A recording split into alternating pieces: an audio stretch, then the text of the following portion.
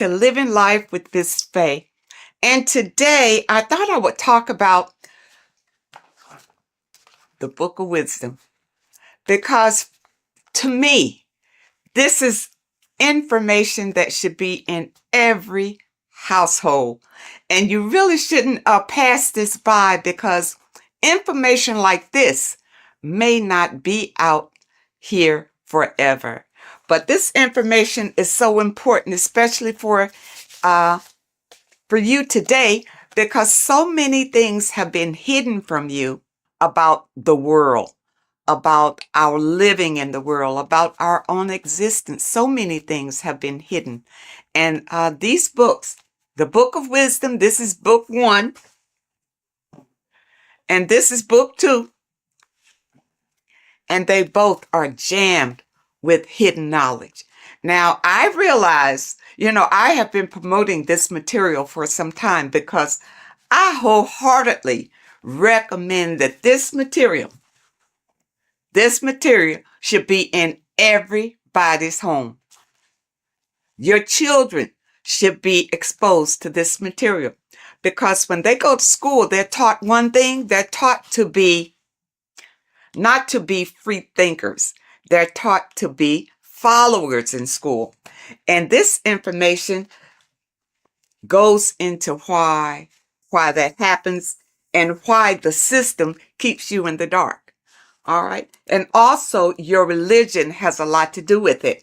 Now, even in your religion, a lot of things have been misconstrued, and some of it is just downright lies that have been told to you. But in this material, it tells you exactly what's going on. It really does. And it tells you the meanings behind a lot of the artwork that we've seen, and the beautiful figures and the way that the chapels are painted. There's a meaning behind all of that we are not privy to. But this information reveals it. These people have really dug deep into finding the truth. And I am a truth seeker. So I am all about finding out the truth. Now, in book 1, it's an overall summary, and it really opens your eyes about a lot of things. Look at this. Know thyself.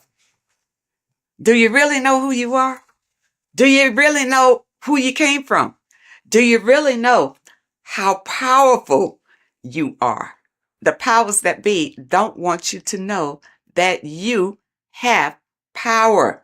They want you to live your life in fear, number 1, because when you're fearful of everything, then it's easier to control you, easier to manipulate you.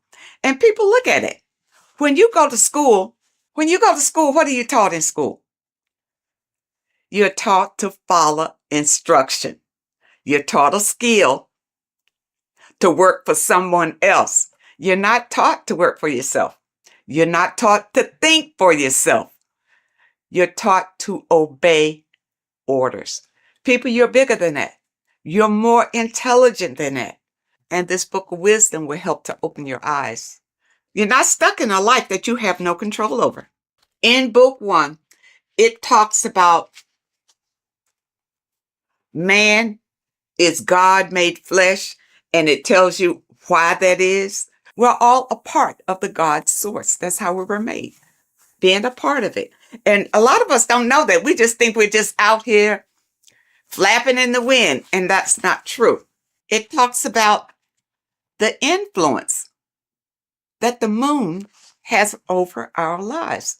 In a full moon, you realize that there's a lot of activity that goes on during the full moon because it energizes people. It energizes, and a lot of times there's a lot of crime that goes on because people are energized. They don't know what to do with that energy, but they're being affected by the moon. And it tells about Saturn and what Saturn has to do with your religion and what Saturn has to do with our existence. Okay? This book goes into all of it. And what it does, like I said, book 1 is more of an eye-opening summary of it all. And it says here, this discerning wisdom doesn't merely offer easily assimilated insights. It serves as a guide, illuminating the intricate threads weaving between our essence and the cosmic expanse.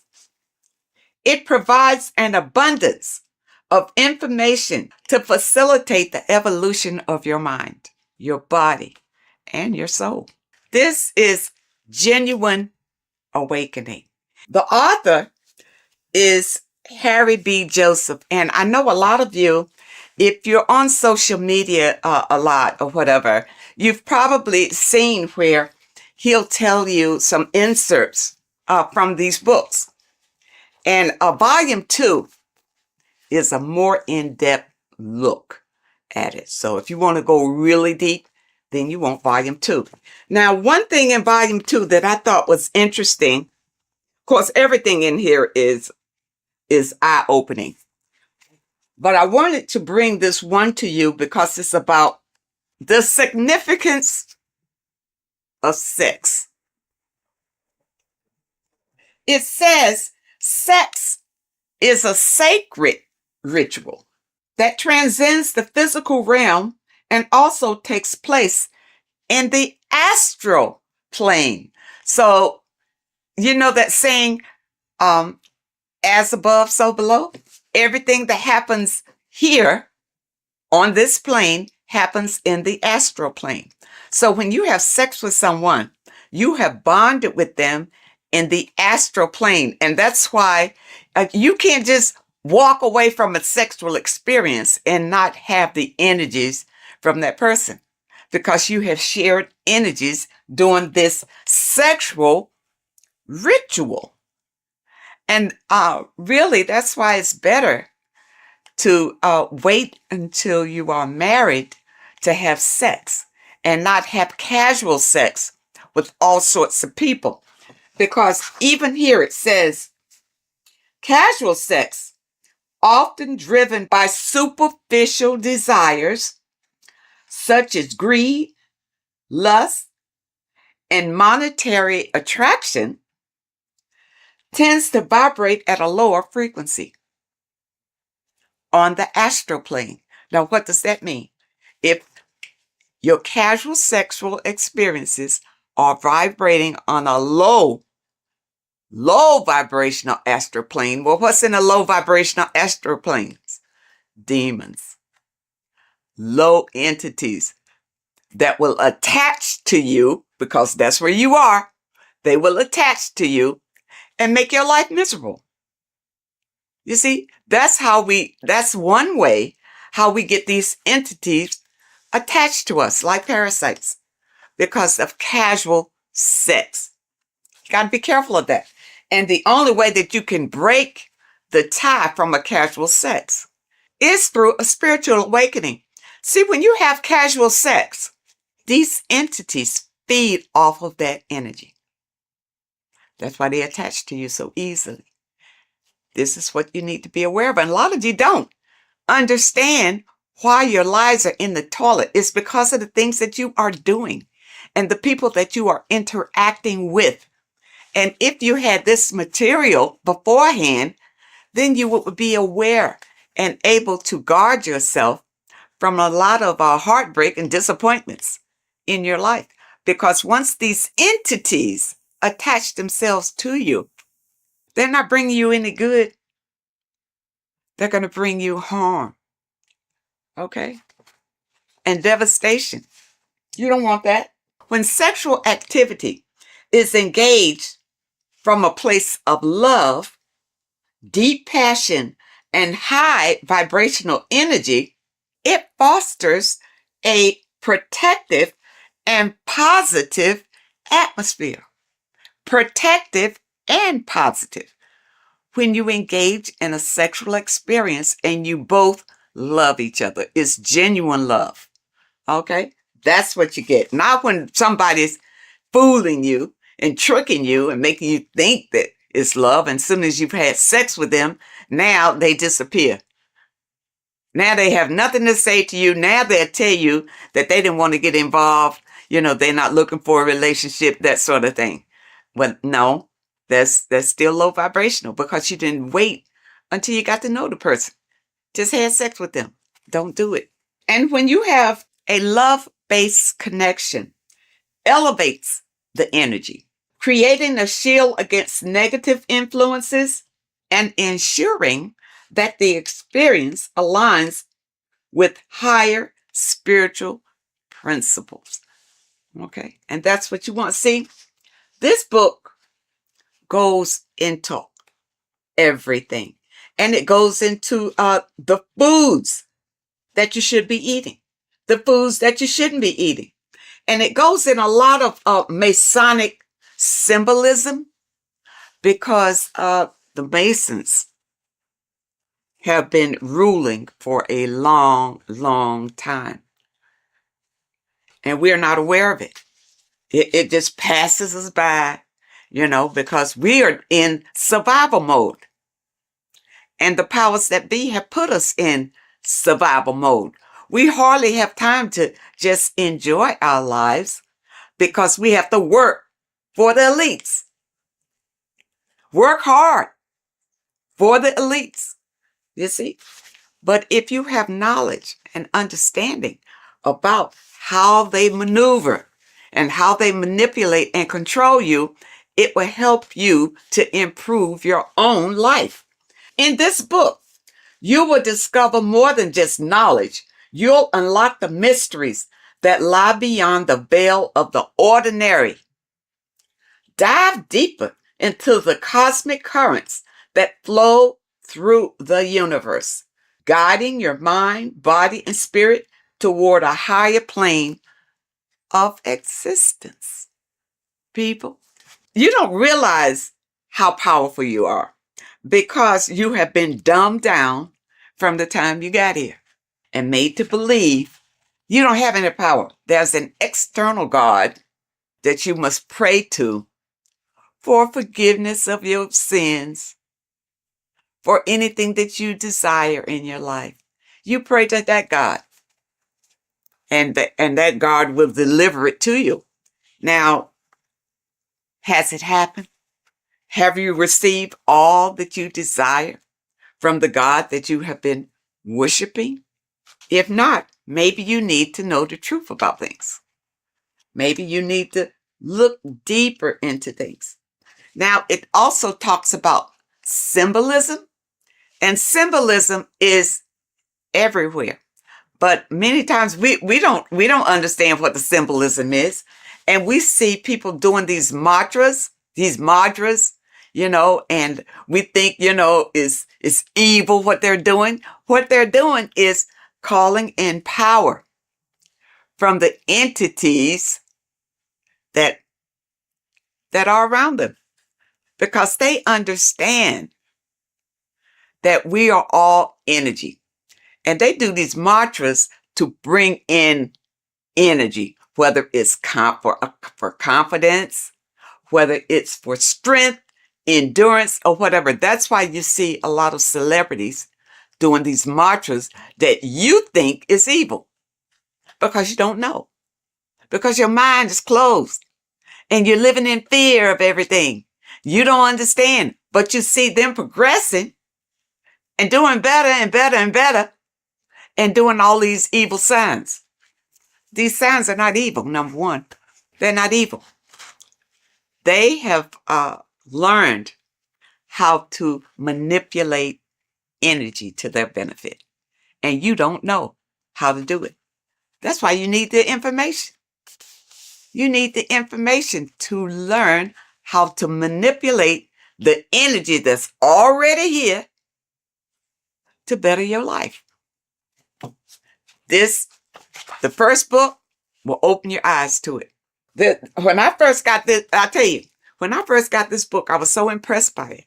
I bought my people a book, sent them a book, whether they can understand it or do something with it or what. But I think it's so important just to have it in your home, because somebody is going to pick it up And this information will resonate with them and put them on a path of enlightenment. And those of you who have your book, spend a little time every day reading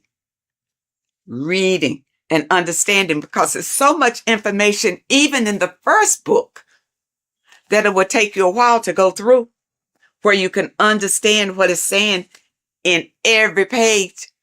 The advertisement on social media talks about this book. You know, he goes through some key points, but don't think that he's covering all of this information. It's too much information to cover in a 1 or 2 minute stint, but it's information that can change your life. This is the thing, people. It's worth every penny. Even if you don't have much, you need to save enough to get these books. Get both of them. You see, I got both of them. Start with this one. If you never dug into this kind of information before, start with this one. This tells about the black cube.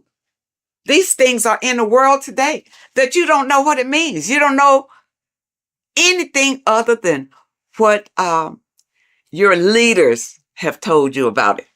Well, who's to say they're telling you the truth about what it is? Okay? It's all here. Okay? All here. It talks about the scam.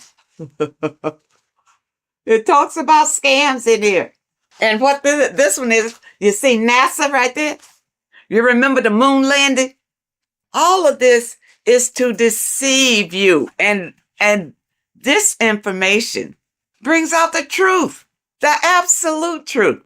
And volume 2, you see volume 2 is thicker than volume 1 because it goes deeper. It goes deeper. And even if they come out with a volume 3, I'll be ready for that one too. This one opened my eyes to so many things that I had questions about, you know, as far as heaven, hell, the gospel, the Bible. You know, for a long time, I just rejected the Bible totally. I rejected it because the stories in the Bible didn't really make sense to me. It really wasn't logical. Going through this material, I realized that the Bible is written in parables. All right. It's like morals to a story. It's like lessons that you learn from the stories that they tell. Okay. Because think about it. In the Bible, it says that, the apostles wrote these chapters in the Bible. During those days, those apostles couldn't even read or write. So how they write that? Okay. But from whichever documents that they pull certain information out and put the Bible together. All right.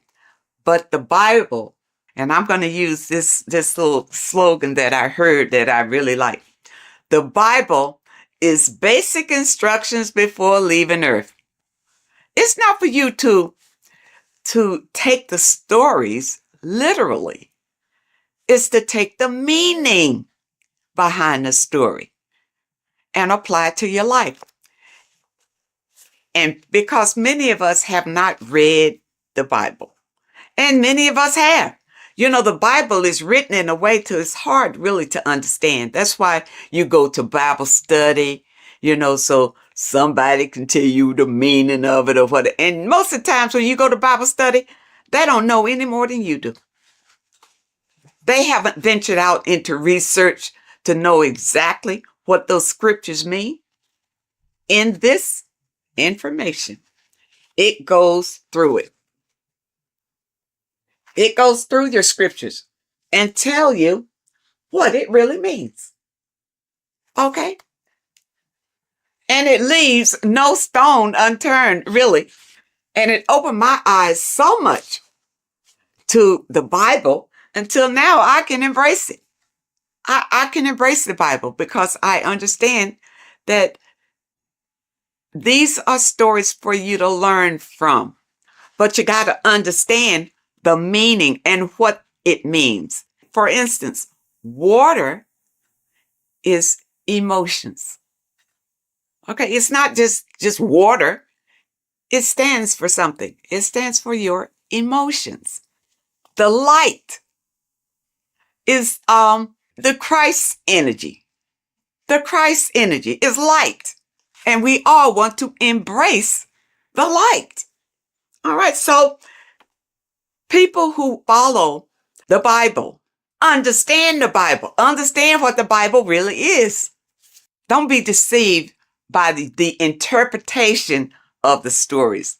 Many of the interpretations that you are given is to put you in a subjective role, a slave than a master.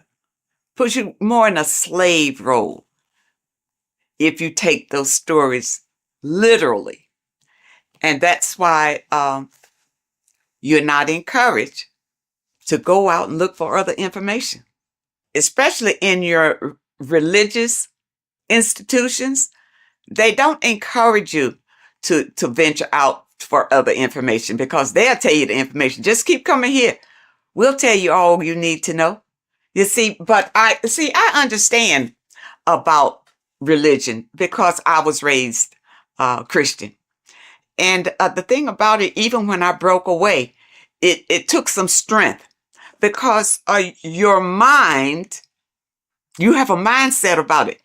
Being raised as an infant in the church, that's all you know. Every Sunday, you go to church. Yeah, you go to church. Your body is used to going to church. But then when you decide, well, no, it's not working for me. I'm not, my life is not changing. My life is the same. You know, I just come here on Sunday maybe to be entertained and maybe not, but it's really not worth it. And then you listen to your pastor or whoever is delivering the message. And what he's doing is giving you the spiel that was given to him in theology school. That he's doing. He's giving you the interpretations that he was given. That's all he's got. Because he hadn't done any research on his own. He didn't know any different. You see? And there are many people out here who feel like ignorance is bliss. I know you've heard that. Ignorance is bliss. No, it's not. Especially in today's world with so many changes coming down the pike and fear is leading it. Fear is right in front, leading all these changes down the pike. And fear is leading it so that you won't buck against it. So that you will be so afraid you'll just hold on tight and hope that you come out okay on the other end. But if you get this material under your belt, it will give you strength and a way to grab the power that you have inside of you so that you won't feel desperate and you won't feel afraid. You'll feel empowered. And that's what we all want. That's why I feel like everybody should have this material in their home. Everybody. And your kids should grow up reading this before they go to school and their little minds be manipulated to believe whatever the system wants them to believe. Because really, they're just grooming them to be little worker bees.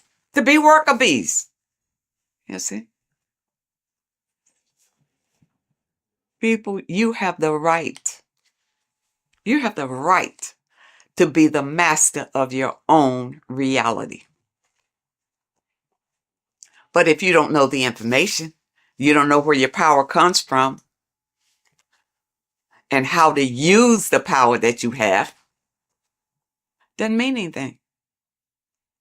All you got to do is open yourself up to new information. That's all it takes. And your life could change drastically. by just the information that is revealed in these pages. And I tell you, it's funny because years ago, I guess I was, oh, geez. I was in the Christian faith when I ran across information from one of the folks who contributed to this material. And when I heard him talking about it, it resonated. Something he said resonated in me, and I never forgot it. And then when I found this material again and I saw his name, I think his name was Santos Benucci or something. I don't want to destroy anybody's name, but I know he is referenced in some of this material. This is it. When he talked years and years ago about it, and now here it is in printed form. People, do not let this pass you by. This is your life right here. You think your Bible is? The Bible is great, but it's in parables. You can't understand it the way it should be understood. Okay? But with this being your companion, it will open your eyes like they've never been opened before. And I know a number of you out there have purchased the book. Leave us a comment and tell us how you feel about it. But take your time. These are not fast reads. Either one. And the thing about it is, I keep going back to them. It's not the kind of material you read one time, put it aside and forget about it. You put this on the coffee table and read a little bit all the time because it reinforces your soul and helps you to manifest the life that you desire. Okay, people, I hope that you understand, and I hope that it helps. And of course, I will leave a link in the description where you click on the link and you can get either one. You can get book, this volume 1, or you can get volume 2. And the volume 2 is in hardback. You know, when I first got it, it was in the soft cover, but I love hardback. So I have this in the hardback too, because the hardback I absolutely love. And because the books that I purchase, I want to pass them on to my people when I'm gone. They mean something. Stop wasting your money on stupid magazines and crap that doesn't mean anything. You buy a book, buy one that's going to change your life. Oh, and also, when you click the website, you'll notice that there are courses on there that you can sign up for, for those of you who want to go really deep. And also, there's a PDF on food. And I'm waiting for them to come out with the book on that. I don't want a PDF. I want the book. And once they come out with the book on foods that you eat and foods that you don't eat, I will be the first one to get that one. So I encourage you to add these to your library. This is the best material that I have found to date that opens your eyes to what life is really all about, and also opens your eyes to who you are and the power that you have to create your own reality. I thank you so much for joining me today, and I really hope to see you next time.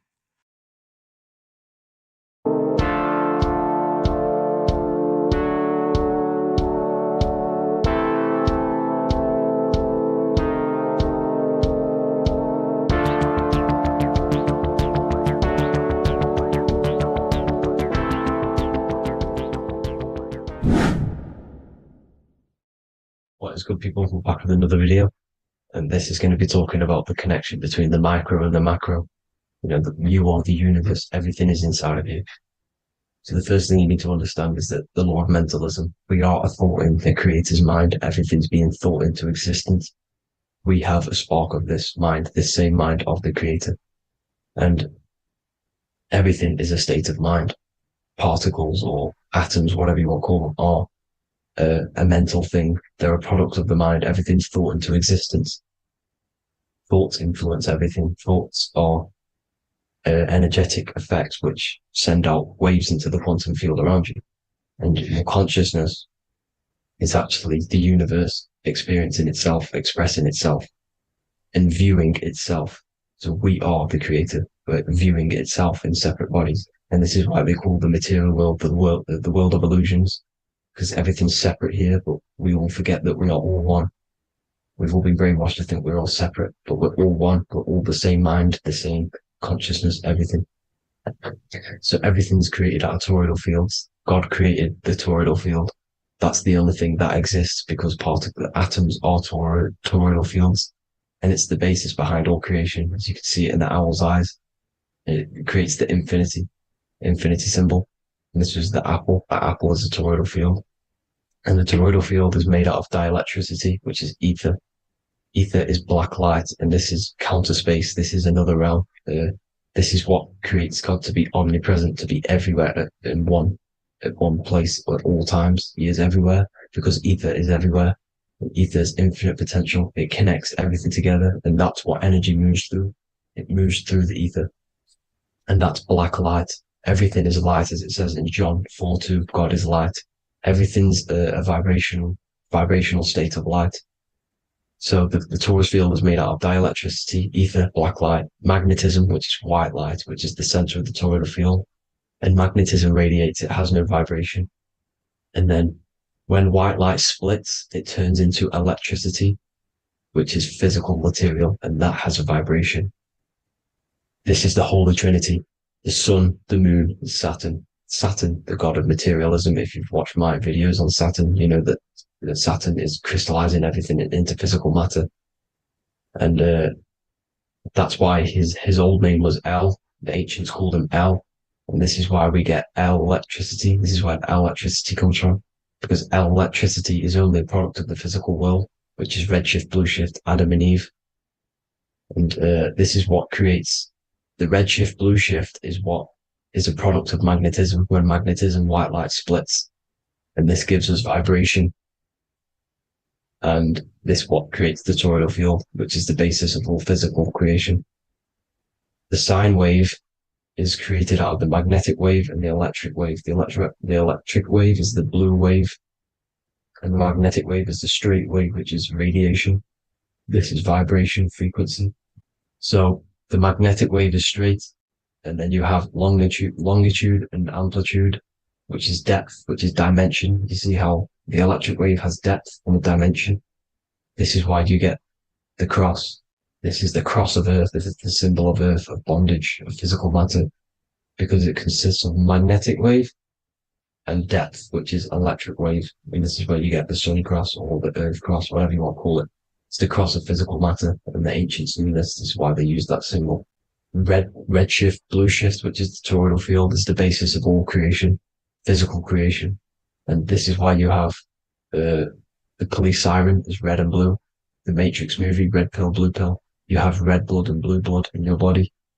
The Democrat and Republic, the two parties, red and blue. Like your taps on your taps, you have a red and blue tap. One's generative, one's destruction. Fire, destruction, water, generative. So this is the basis of all things. And electric wave has dimension, like I've already said, depth, material, and it's measured in hertz. It's measured in hertz because it hurts you. It decays because the electric wave has a vibration, and vibration always has to go back to a standstill point. This wave cannot go forever, but the magnetic wave will go forever. It's radiation. Magnetic is radiation. It radiates forever. It pulses. But the electric wave will at some point come back to a standstill point, and that's why it hurts. It decays. That's why our physical body decays, because we contain of electricity. This body is an electric body, and it will return back to stillness like a guitar string. If you vibrate a guitar string, you pull it, it will vibrate, make a sound, and then go back to a standstill point. It's the exact same with every single toroidal field within the body. It will decay, and this is why our bodies decay, and everything in creation decays. So we're born into sin, the sin of Eve. The sin of Eve is always biting into the tree of knowledge of good and evil, which is the systems in the body. And the sin of Eve is biting into the sine wave. We bit into the sine wave. The sun moves in a sine wave. Our DNA is a sine wave. Time is a sine wave. Everything in this creation is a sine wave. This is why the dollar bill is a sine wave. Magnetism and electric waves in one. And this is the sun doing its sine wave, which creates, when you go bowling, it kind of creates that pin that you hit over. That's the pin of the sun. The zodiac sign is a sine wave because the zodiac sign is an expression of the toroidal field, because magnetism unfolds into 12ness. And that's why you have 12 zodiac signs, 12 systems in your body, 12 cranial nerves in your head, in your brain. So if you can imagine this, see where my pointer is. Always starts with Aries. Aries is the head. It's the first thing that's created in the womb. And this is Aries, the ram. And this is why it's called a cerebrum in your brain, which is the first thing that creates when you're in the womb. And what's the element of Aries is fire. Fire is the first element. Fire, first, because it's the first thing on the wheel, the first expression of energy. As you can see here, my pointer, this is the center of the toroidal field. It would go Aries, Virgo, Capricorn, Pisces, Scorpio, Cancer. Then we go back to Libra. Libra would be center. But you see how the toroidal field is the expression of the 12 energies. That's what the constellations are, the energy expressions of the toroidal field. So it would go outwards, starting from Aries here, all the way back to Pisces, which is beyond the bottom half. But Libra would be the center. That's why Libra is the equinox. It's the equinox. Libra is when it goes from summer over to autumn. It's the equal. It starts to transition into the winter side. Equinox, equal, which is Libra. And that's why Libra has the two scales. It's symbolized with the two scales. That's because of the sun moving over. It's being judged. It's equal now, but then it's going to tip over into the winter. That's why Libra is here, the center of the sine wave. And like I said before, magnetic energy unfolds into 12ness. Magnesium is number 12 on the periodic table. It's the sacred number. And this is why the scientists are NASA is trying to bring in another constellation to destroy the holy science of astrology. So Aries rules the head, which is Mars. Taurus rules the neck, the lower head. Gemini, the two twins, which is your lungs, your two twins, your arms, two twins. Cancer, the breasts, the chest area.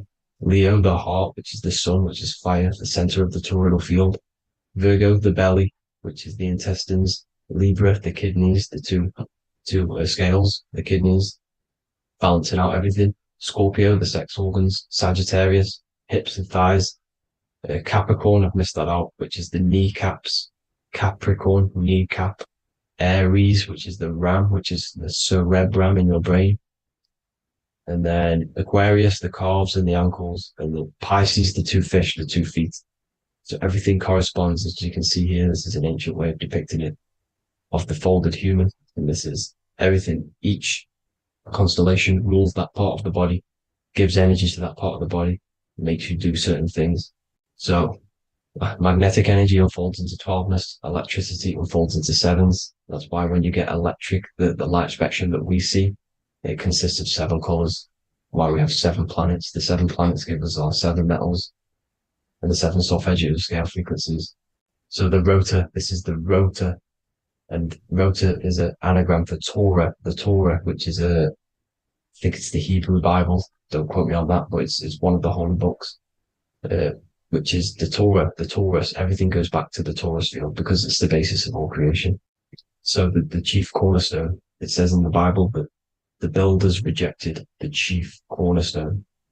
The chief cornerstone, you are the builder. You decided to incarnate into the physical world, into the electric world, El, the world of El, Saturn. When you are created in the womb, it takes you 9 months for you to be created. So, for example, if your parents, if you went into the womb here it'd take you 9 months. So let's say you're born in Scorpio. So you'd go back 9 months, 1, 2, 3, 4, 5, 6, 7, 8, 9.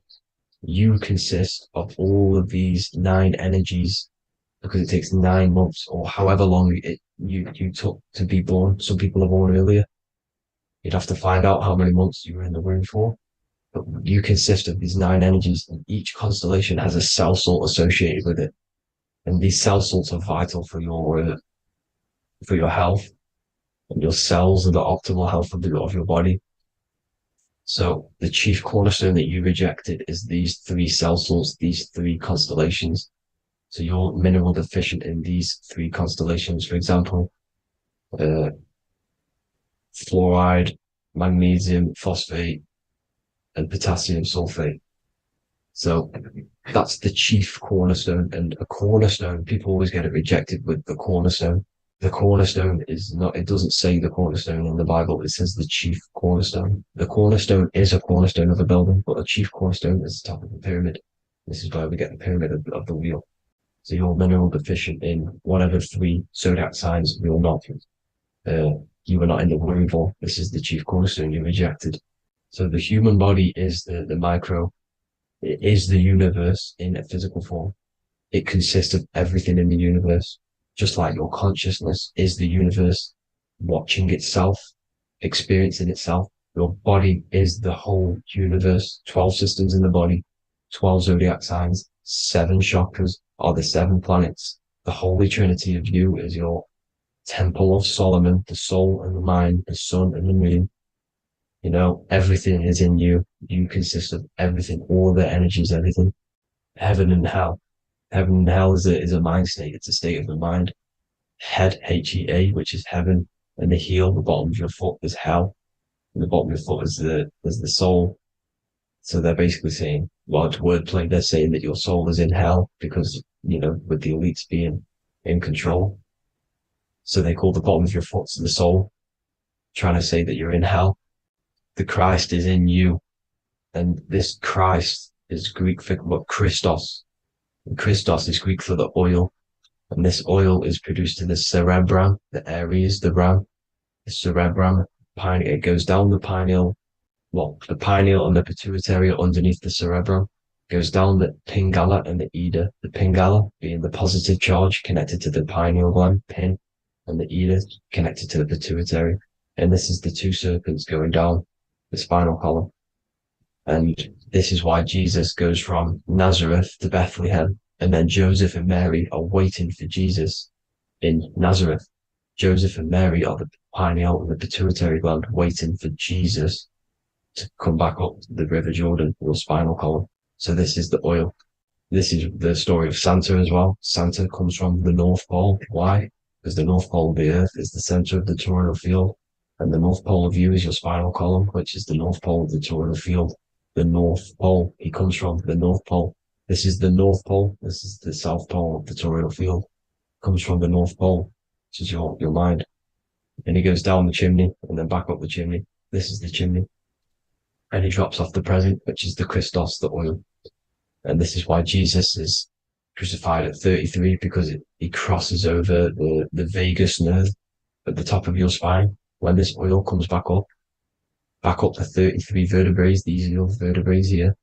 When it goes up to the 33 vertebrae, it gets crucified at 33 because it crosses the vagus nerve, and he's crucified on the cross at 33. This is the story behind Jesus and Santa.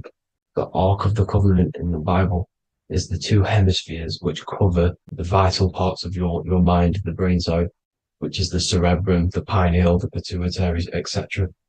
So the 2 hemispheres are the 2 angels, the Ark of the Covenant.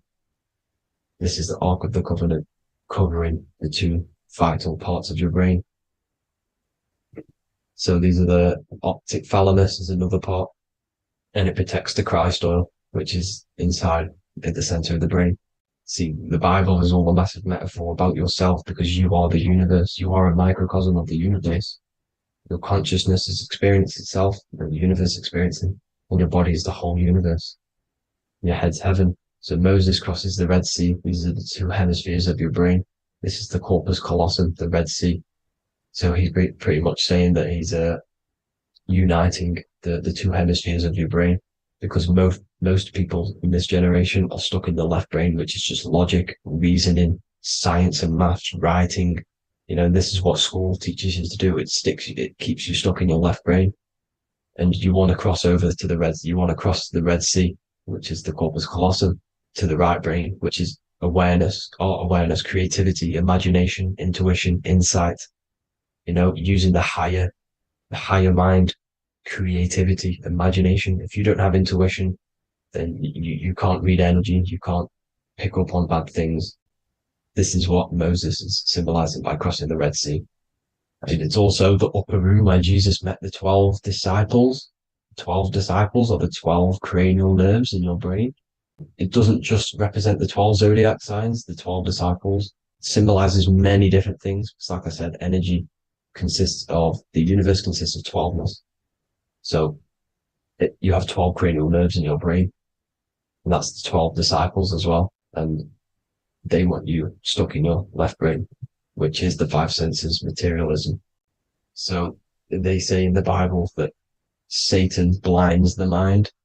Satan is Saturn. If you've watched my videos, Satan is Saturn.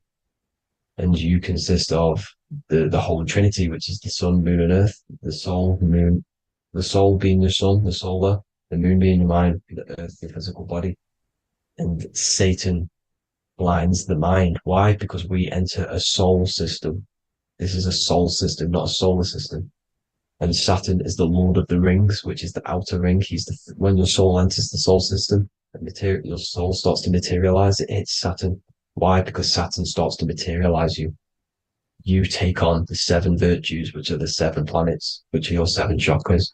And to get out of this soul system, you must get out of your lower nature, your animal nature, which is lust, desire, greed. The number of the beast, 666, which is Saturn, Satan. So you enter the soul system, you take on the 7 energies, which you turn into physical matter. And this is your descension from heaven to what you say hell. And then you must raise back up from matter to spirit. They say Satan blinds the mind. Why? Because your mind gets materialized, your soul and mind get materialized. And when you get materialized, it's an intense experience. You lose the divinity within you. You forget the divinity. So Satan, which is the first planet, the first energy you take on, the material body, he blinds the mind. He makes you forget everything, your divinity. Then you must remember, ascend up Jacob's ladder, the 33 vertebrae, to heaven. And this is a microcosm of the macro, because you will ascend back up to heaven if you do this, when you leave your physical body, when your body decays. So when it talks about in the Bible, completely destroy them, the Hittites, the Amorites, the Canaanites, all the ites, this is what God says to the Israelites. It says completely destroy them. It's basically symbolizing saying destroy your lower nature. The Canaanites, cannibals. We're under a Canaanite system now, which is cannibalism. And this is flesh eating, lust, greed, all the demonic stuff, all the lower vibrational stuff, the lower nature, eating, sex, and survival, the lower 3 chakras. You must get out of these lower 3 chakras and return back to spirit, which is heaven, which is spirit, love, being holy, being truthful, being passionate. Going back to Satan blinding the mind, all of the planets are made out of these 3 symbols. Satan blinds the mind, and that's why Satan's symbol, this is the symbol for Saturn, Satan, the symbol for Saturn is the cross, which is physical matter, the earth, over the moon. The moon is your mind. So the Saturn symbol saying matter over mind. He blinds the mind. Satan blinds the mind once you enter the soul system. And you must remember, in the Bible, it talks about the Genesis, which is Eve, the sin of Eve, which is biting of the tree of knowledge, with the serpent, which wraps around the tree. It says the serpent placed himself on the tree. Well, the serpent is the spinal column. It's the serpent telling you eat from the tree of knowledge of good and evil, which is your nervous system. And eating from the tree of knowledge of good and evil is doing bad things. For example, over-sexualized, overeating, eating the wrong food. That's eating from your nervous system. It's decaying you. and it's preventing you from achieving the God self, the God consciousness. This is the symbolism of, the tree on the serpent, telling you to eat from the left brain, with the left brain being the sinister. Sinister is Latin for left. That's sin. Sin is left. And left is lefty Lucy, Lucifer, right, righteousness, right, God, godly. The tree of knowledge of good and evil, which is your nervous system, because it determines good or bad. That's the only thing you experience in this world is your nervous system. And then the tree of life is the cardiovascular system, and the Garden of Eden is your body. So that's it for this video, people. I hope you've got a greater understanding of how you are the universe and everything is inside of you. Just keep in mind you are the universe experience in itself, and your body is a reflection of everything. The 12 constellations, the 7 planets, everything's inside of you. This world is an expression from the inside outwards. You can't affect the outside world to manipulate reality. Everything's inside of you. I hope you got a greater understanding of this. God bless.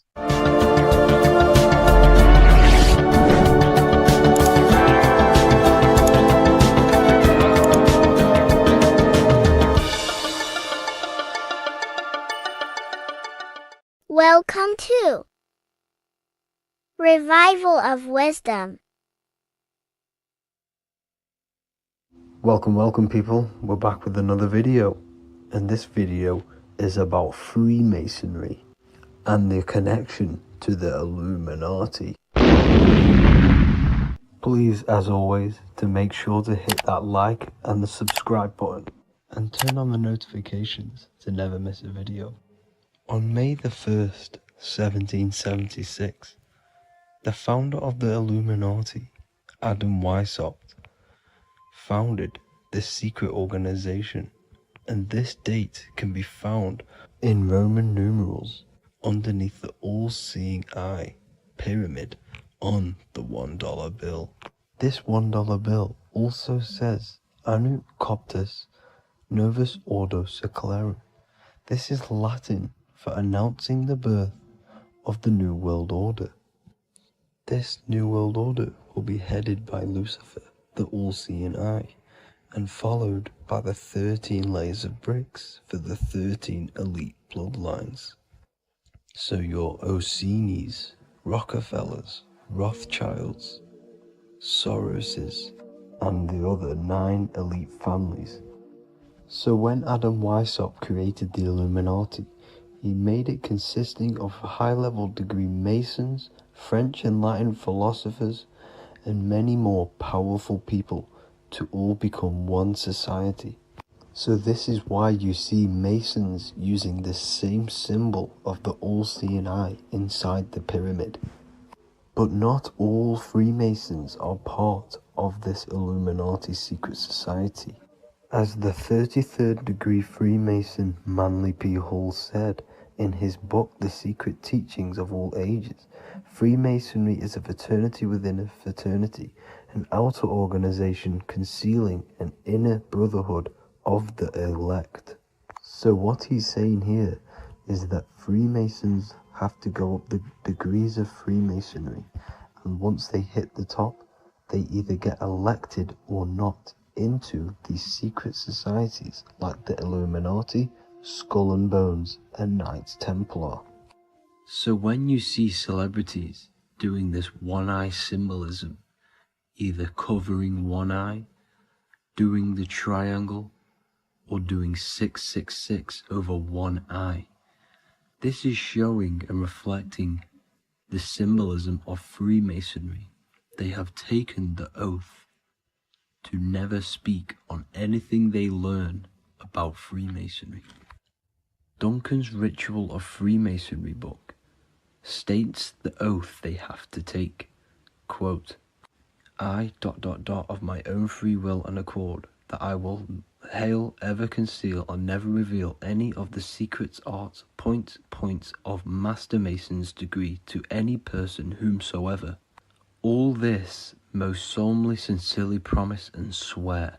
Now, this is what happens when they break the oath, stated in this book. Quote, myself severed in two, my bowels taken from thence, and burnt to ashes.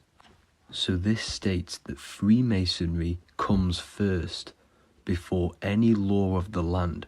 It has the right to kill you if you break your oath. This is the hand gesture they have to do every time they enter the ritual room inside the Masonic lodge. This is the cutthroat symbol, showing you and reminding you of the oath and what will happen if you break it. Now in this book, Richardson's Monitor of Freemasonry, it states, if you break your oath, binding myself under no less penalty than to have my throat cut across, my tongue torn out by the roots, and my body buried in the rough sands of the sea. If they do not decide to kill you, this book states this by pointing him out to the world as an unworthy vagabond, by opposing his interest, by dearranging his business. In other words, they have the power to frame you and destroy your reputation to the world, and destroy your business if you break this oath. So yes, they do kill to keep this truth hidden, because this truth of this reality is what keeps them in power. They have the ability to manipulate people, because people do not know what manipulates them. This is why they call themselves the government. They govern the ment, which is the mentality, because the mind is the root cause of reality. They control what you perceive to control what you manifest. By knowing the truth, you are set free, and you no longer need no controller above you. So this is why they are willing to kill and do whatever it takes to keep the truth concealed within these high-level degrees of masonry and these secret societies. However, going back to Manly P. Hall's book, it states, part of the symbols are displayed here to the initiate, but he is intentionally misled by false interpretations. So this is saying even Freemasons are intentionally misled and told lies to conceal the truth, to make sure the truth is hidden in the high degrees of masonry. So that's it for this video, guys. Thank you all for tapping in. Please leave a like and a subscribe. God bless.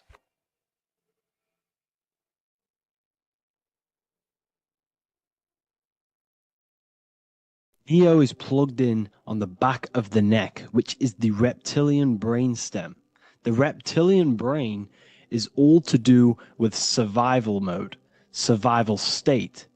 It's always scanning the environment for safety, whether that's physically, emotionally, or mentally. It does not think. It is instant. For example, do I smack the guy or run off? If something happens to you, like a car's coming really quick to you, you do not think about this. The reptilian brain is the animal instinct that will instantly move your body and the instant reactions. Hence why it's the closest brain to the rest of the body. It has instant access to the electrical nervous system to control the body at instant reactions. Now, Neo is plugged in on the back of the neck, which is the reptilian brain. Therefore, the matrix is the body itself. It is the lowest state of consciousness. This is what it represents. The word matrix means womb. It translates to womb because your body is a womb. Your body is a vessel for universal consciousness, for God consciousness. And the body is also a womb where you can be born again outside of this body by raising your consciousness, by awakening the neocortex.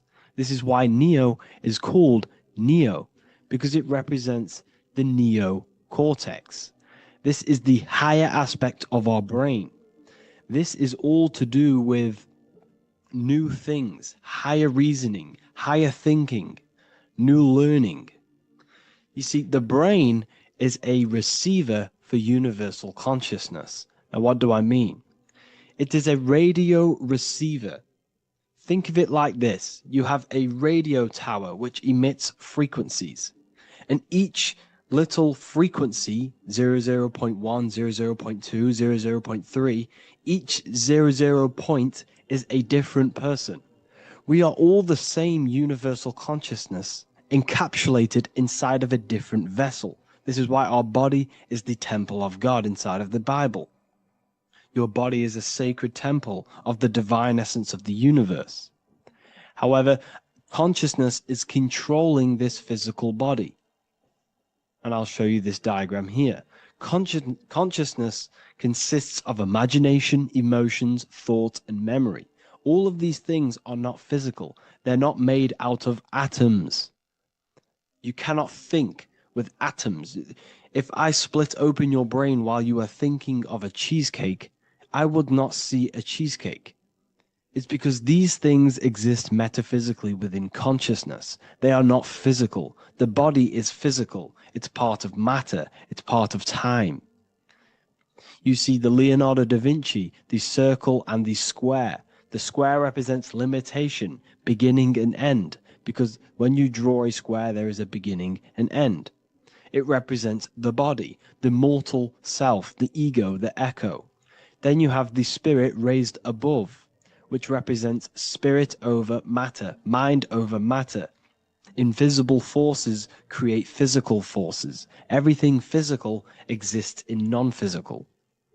This is also the Freemasonic square and compass, why the square is below the compass, because the compass creates the circle, which is spirit or mind. Then you have the square, which is matter. Mind and matter are the same substance. Mind creates matter through thought. Everything in this physical universe manifested through thought. Everything began as thought. So you are spirit and matter. You have a material body and a spiritual body.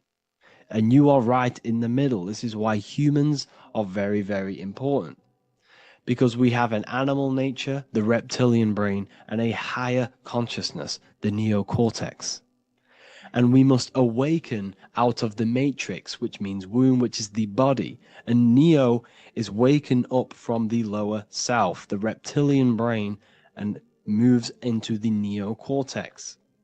Because the brain is a radio receiver for consciousness. Now, what do I mean? I went over this before. Your consciousness is controlling the brain. The brain is a computer. And when our consciousness, our imagination, our emotion, our thoughts, and our memories are all contributing towards just survival things, food, safety, fear, all of these things, and our consciousness is locked into a survival state, we are using the reptilian brain. We're no longer thinking. You don't think with the brain, but the consciousness is thinking, which activates the different parts of the brain. When we think for higher reasoning, we use the neocortex. It stimulates the neocortex. When we think about survival, we're using the reptilian brain. So therefore, when Neo wakes up, he wakes up to the higher aspects of consciousness, which is only utilized by the neocortex, by learning new things and expansion of the mind and expansions of consciousness. Okay? So the whole matrix is to keep you designed, well, the whole matrix is designed to keep you in a survival state, in the three-dimensional awareness. They want you constantly scanning for safety, scanning for food, scanning for emotional safety in relationships in other people. You see, they do not want you to think. They want you stuck in that reptile, that animal state, that beastly state that most people are in. Most people, all they do is eat, listen to music, consume, have sex, lust, desire. This is all the reptilian brain. So when we say the world's being ran by reptilians, it's symbolic. There is no physical reptilian humanoid beings controlling, manipulating human consciousness. We are all the same consciousness. However, there is a corrupted state of consciousness running this world. And this consciousness worships the physical plane. and they control the physical plane.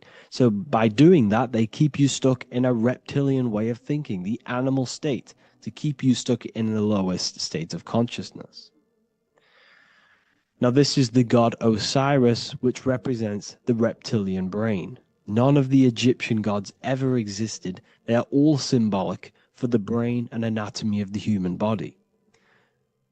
Osiris represents the reptilian brain. As you can see, this anatomy compare to the brain stem and Osiris statue found in Egypt. And we also see an ancient artwork of Osiris with green skin and two reptile crocodile alligators next to him, which also symbolizes the reptilian survival state of human consciousness and the activation of the reptilian brain. This is what it symbolizes. Now, this is what the Matrix is all talking about. It's talking about the awakening, the expansion of consciousness. The word divine is dive in because you connect with the divine by diving inward. There is no man in the sky going to save you. You must connect with the self. Know thyself. Truth comes from within. All of these things I'm telling you comes from within you. I'm just pointing it out. All of this is self-realization. A lot of people say, well, what are my sources? My sources is knowing thyself, observing thyself, using the neocortex of critically thinking, sitting down and thinking about yourself and having deep realization of yourself. You can realize that your thoughts are not of this physical world. It's quite simple. The brain does not think. The brain does not imagine. The brain does not hold memory. All of these things exist in consciousness, the one consciousness, but we are all fractal, infinite parts of. This is the eye on the triangle, consciousness being given down to the rest. This is separate. Consciousness is separate from the rest of the pyramid. The pyramid is your body. Neo is the one consciousness. This is the Egyptians symbolizing the one consciousness giving Ankh, which is life, to all the different life forms.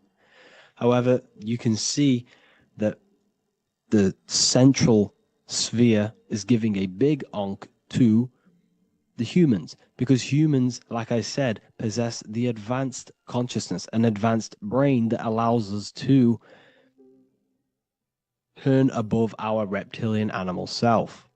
For example, we can go against our reptilian lower animal nature and turn to our godly nature. Animals cannot do that. They are stuck in instinct. They are stuck in a reptilian animal way of thinking and operating. Everything they create is to survive. We can turn against our lower nature and create for amazing things like buildings, architecture, technology. We can use our creative consciousness for anything we wish, not just survival needs. And it's the same with your spiritual journey. You can raise your consciousness beyond this animal state that they try to keep you in through fear, consumption, food, and the reptilian brain. We must awaken, start to think critically, and awaken to our divinity. Because the mind, the consciousness within you has infinite potential to expand. There are infinite fields of knowledge that you can explore. The mind can never be filled. It can never ever be full of knowledge. It always expands, and that's why you are alive. That's why you are part of this universe. That's why the science always says the universe is always expanding, because the universe exists in your mind, and the mind is always expanding into new fields of thought, new fields of knowledge and information. And that is your whole sole purpose, of expansion of mind and expansion of consciousness, and the exploration of the mind of God. We are living in the mind of God. You are a thought in the mind of God. You must awaken out of this body. This is why Jesus says you must be born again to see the kingdom of God. You must be born again. You must raise your consciousness beyond physical limitation and awaken to your divinity. And this is pretty much it for this video. I hope you all understand this, that this is all symbolic for consciousness.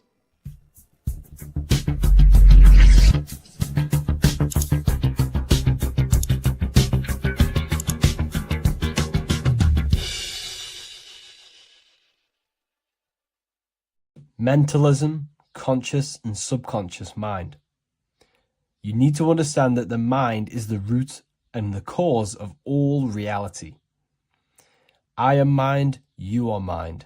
Every single living creature in this physical plane expresses and manifests mind.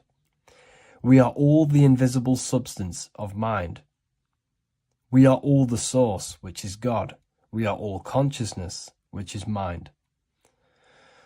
Before we manifest something physically, we manifest it within the realm of thought, which is the mind.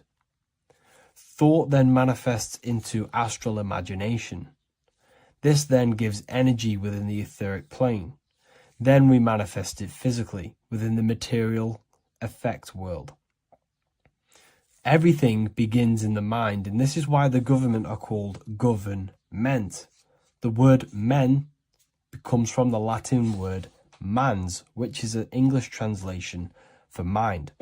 We see this word in entertainment, government, mentality. It means mind. Govern means control. They are controlling the mind through information. Information creates perception within our minds, and so do the words that we use and the language that we speak. It all creates perception within the mind. It is our perception that creates reality, and our reality is a level of realization. Your reality is realization.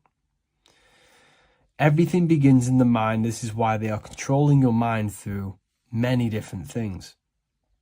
Okay? So essentially, they understand how the mind works. So this is why they manifest all things through mentally and not physically. Okay? You have a conscious and a subconscious mind. The conscious mind is what you are consciously aware of. It is the 10% of your mind. It is the mind that keeps you alert. A part of your conscious mind is for survival. A part of it is your visual field. A part of it is your just five senses. It is basically what you are consciously aware of right now. Your subconscious mind is the 90% of your mind. The subconscious mind is what holds all of your memories, your programs, and all things that you have ever experienced is all stored within the subconscious mind. It is this part of you where you draw memories from, where you draw your words from. I am consciously speaking, but the words that are coming out of my mouth are not thought about consciously.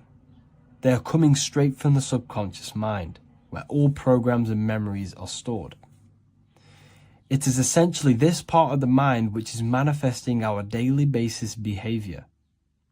Because the subconscious mind stores the programs which we are operating our life off. For example, if you tie your laces, you do no longer have to consciously do them. Your hands literally just know exactly what to do because you've done it that many times. So essentially, you create these programs within your subconscious mind through repetition and emotion. These are the two main ways your subconscious mind is programmed and installs things that you do on autopilot. The subconscious mind, like I said before, manifests 90% of your daily basis actions and 90% of your daily basis thought patterns. For example, if you were in a car crash 10 years ago and you had a very traumatic event, that car crash and that emotion that you felt in that time impressed your subconscious mind with a program. And even to this day, 10 years later, you are still wary about entering cars because of that program. Even though you may be not thinking about the car crash, you are still wary about entering cars because of that program, because of that emotion impressed upon the subconscious mind. You see, everything you say, everything you think, and everything you feel is telling your subconscious mind, that is what I want. The subconscious mind takes everything literally. Even if you are talking about someone else, your subconscious mind only knows you, and it only knows yes, and it only knows the now, the present moment. So this is why the golden rule back in the ancient days was treat others like you want to be treated. Because the way you treat others is telling your subconscious mind that is how you want to be treated. And this will create subconscious programs within you, affecting you. So, before you go to sleep every single night, what you want to do is to impress your subconscious mind with thinking and feeling of something that you want to become. Become that reality. Think and feel that reality. And by doing this, you are impressing your subconscious mind, and you will wake up in the morning with ideas. Because when you install a program within your subconscious mind, like I said before, it manifests into at least 50% of your thought patterns. So let's say I created a program within my subconscious mind of how to become financially free. Well, I created the program that I am financially free. My conscious mind will start to slowly think about that program and how I can achieve that program, because the conscious mind operates on survival. So if you create a subconscious program of I am financially free, your survival conscious mind will start to operate and think and act on this program subconsciously. You won't even know that you are doing it, but you are. And this is the power of the subconscious mind. You have to reprogram it properly. You have to be careful of the things you think, say, and feel, because all of this is contributing towards molding your subconscious mind, which essentially molds your reality. It draws things to you. What if I told you the devil is closer than you think, and it's not actually a real person, force, or spiritual entity outside of you, but a being and an aspect of your own mind and psyche? In this video, you will learn exactly what the devil is and the true esoteric meaning of the devil. The first thing we need to understand is that the universe is a mental universe. Look around you. Every action, every building, everything you see around you was begun first as thought in the mind, then manifested. We use the mind to build and shape our reality. The universe, the world, only exists inside of our mind. Therefore, God and the devil exist inside of our own psyche. So first of all, the devil is not a literal being, but a symbol of the lower self. It represents the unmastered, ego-driven part of the human mind, a symbol of destructive thoughts, emotions, behaviors, lives in realms of chaos, fear, hatred, lust, and ignorance. This is why we see the devil as red, because red is the lowest vibrational color on the color spectrum. It also corresponds with the root chakra, which is all to do with survival instincts. Red represents chaotic and intense emotions like hatred and anger. When we are angry, our face turns red. The devil represents our animalistic fundamental needs, our instinctual needs, our survival state of consciousness. We have a survival state of consciousness and a godly state of consciousness. Our godly state of consciousness is creating, not just experiencing in the animal state, but consciously creating reality.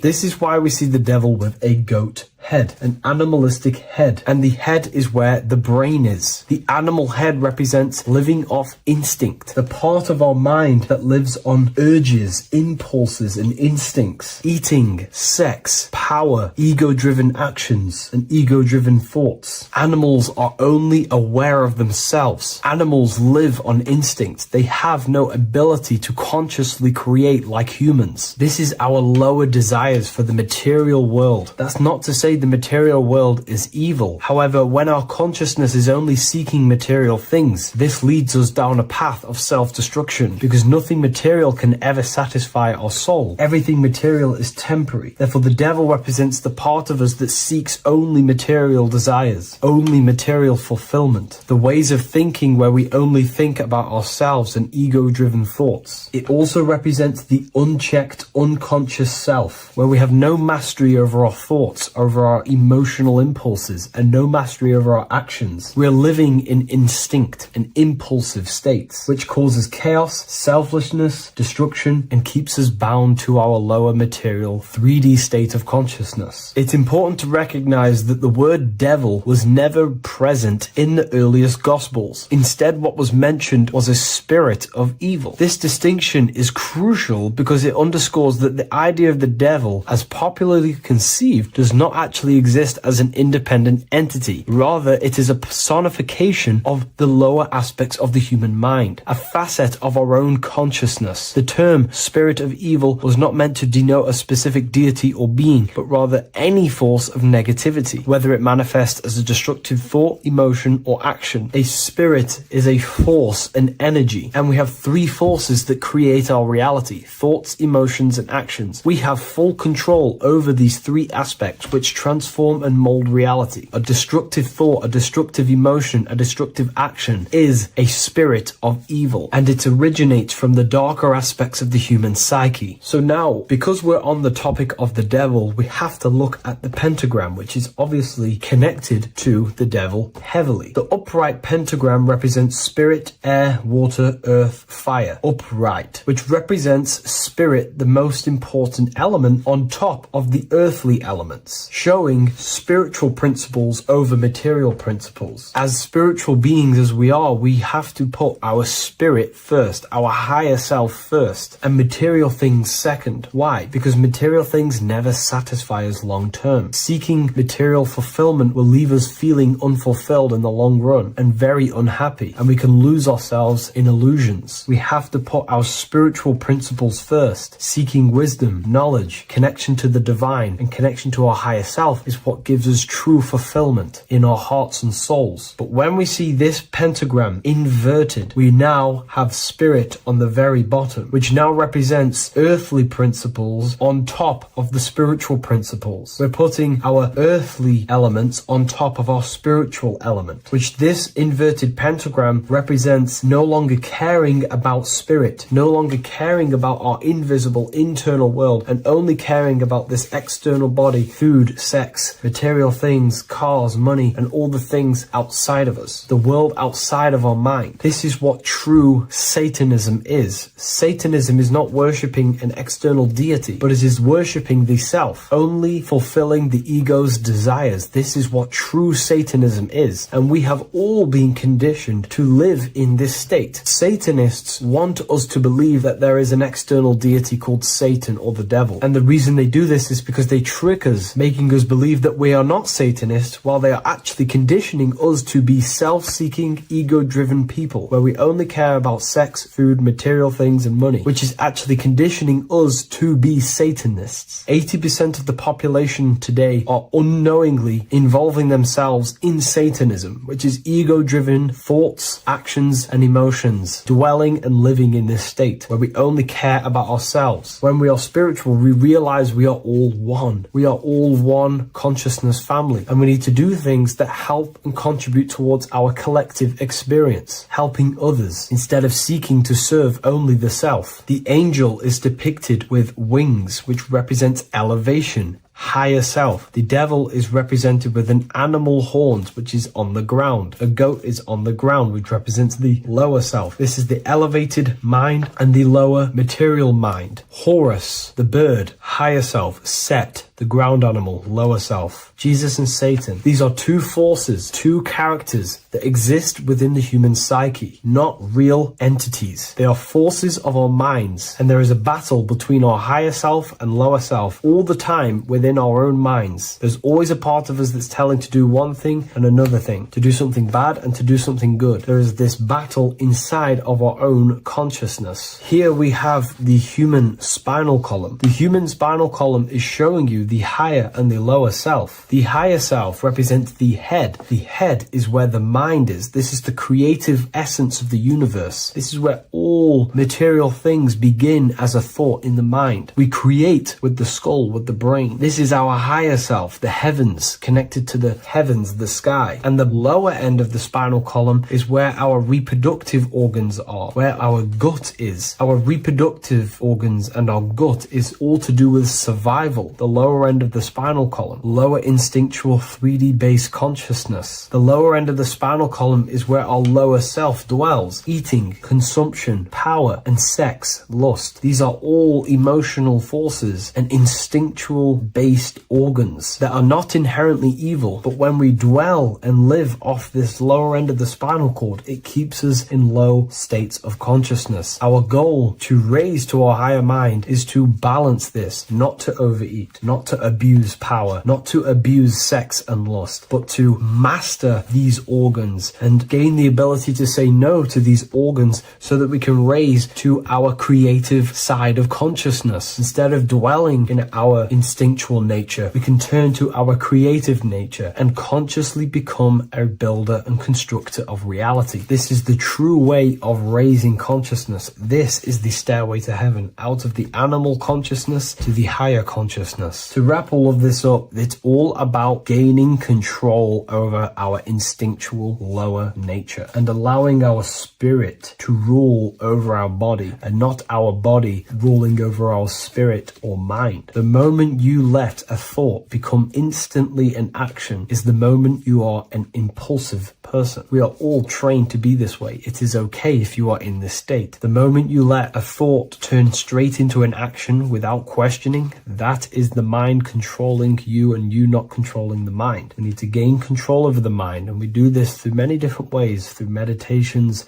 affirmations, and discipline. We slowly gain control over our minds. And once we gain control over our minds, we gain control over our thoughts, and we gain control over the attention that we give certain thoughts. We can then start to uplift our mind, our thoughts, out of our instinctual state to the higher mind. If you wish to learn more about consciousness, I'll leave a link in the description for the Book of Wisdom, Volume 2. What if I told you that you are under a spell?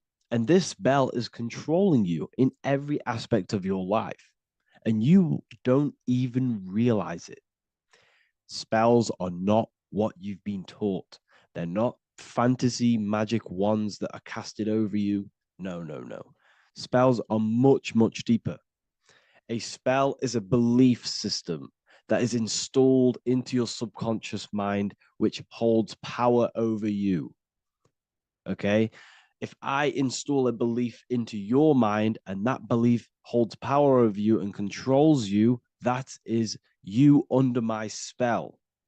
A spell is a belief that someone has installed into you. Okay? You have a subconscious mind. The subconscious holds power over 90% of your daily basis behavior, thought patterns, and overall emotional state. Because the subconscious is the back end of our mind, the mind that we don't really have access to. It's the shadow self, where all of our programs, all of our memories, all of our traumas, all of our everything that we've ever experienced is recorded and kept in this vast database called the subconscious. Now, the subconscious is the 90% of our mind. We are only aware of 10% of our mind, which is the conscious mind, which is what you're using now, what you're consciously aware of. But there is a subconscious mind that holds power over your conscious decisions, and you don't even realize it. For example, as a child, you had a very, very traumatic event happen. Let's say as a child, you were not loved enough by your parents. And this feeling of you not being enough for your parents and feeling alone as a child implanted this seed. And this seed was planted by your emotions, a strong emotion. And over time, as you grew older into an adult, this seed grew and grew and grew.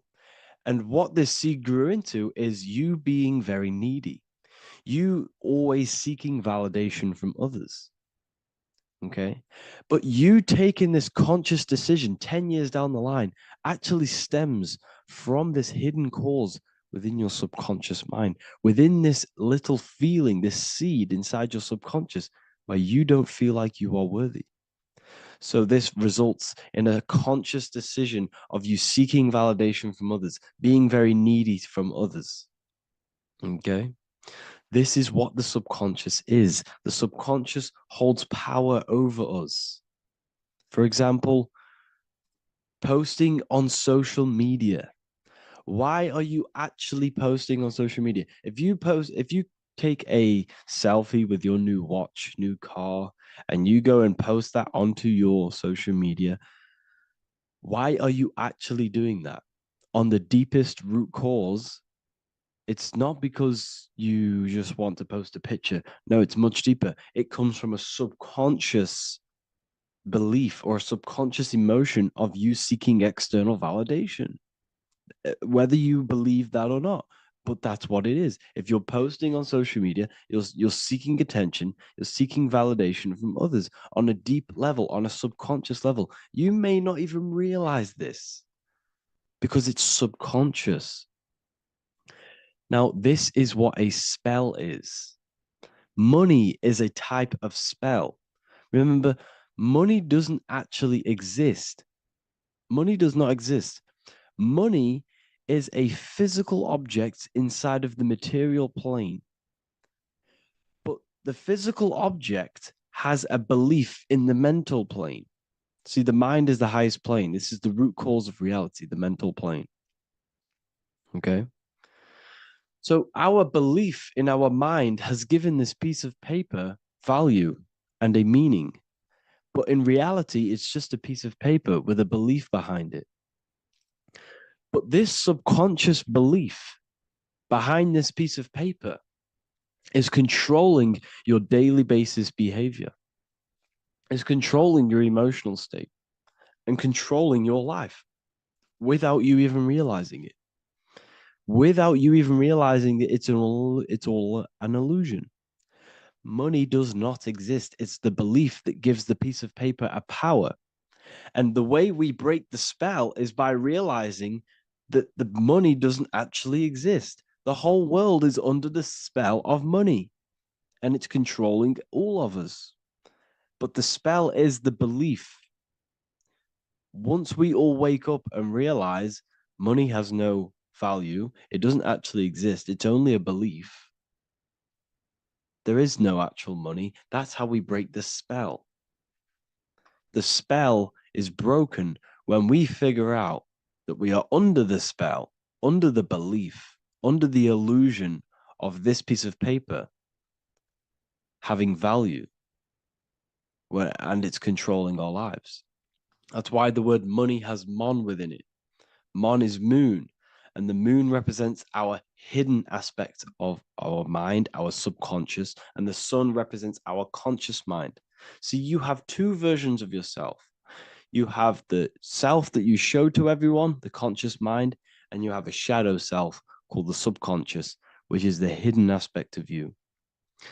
For example, do you really love your partner who you're with, or are you just with them for, is there a subconscious fear of being alone? Do you really want to be with this person, or is it stemming from, are you staying with them because it's stemming from this fear of being alone, of being lonely? Or are you just with them because you have a subconscious sexual addiction? And all of your conscious decisions are actually coming from this little seed of wanting sex or not being alone. You have two versions of yourself, the conscious mind and the subconscious, the shadow self and the self that you show to everyone else. Okay? And the subconscious is what's holding power over you. When you drive your car, you don't consciously have to think about changing gear. You've done it that many times. It's on autopilot. That's the subconscious doing it. You can be walking down the street. Your conscious mind can be thinking about what you're going to cook for tea later, but your subconscious mind is controlling your body and walking your body. You don't have to think about moving the body. You just do it because you've done it that many times. It's a program. It's a belief in the subconscious that's giving this movement power. You see, the subconscious holds a lot of power over you. Our beliefs hold power over our daily basis behaviors and actions. Okay, like I said, posting on social media, this is seeking external validation. There's a subconscious stem, there's a subconscious urge bringing this desire into conscious reality.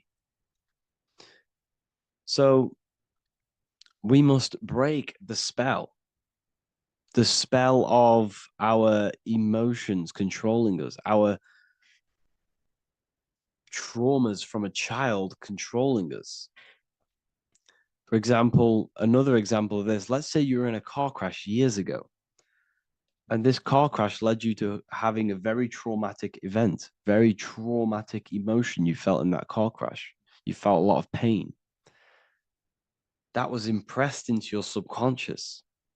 And even to this day, you're probably scared of going into trains, going onto cars, going inside of vehicles.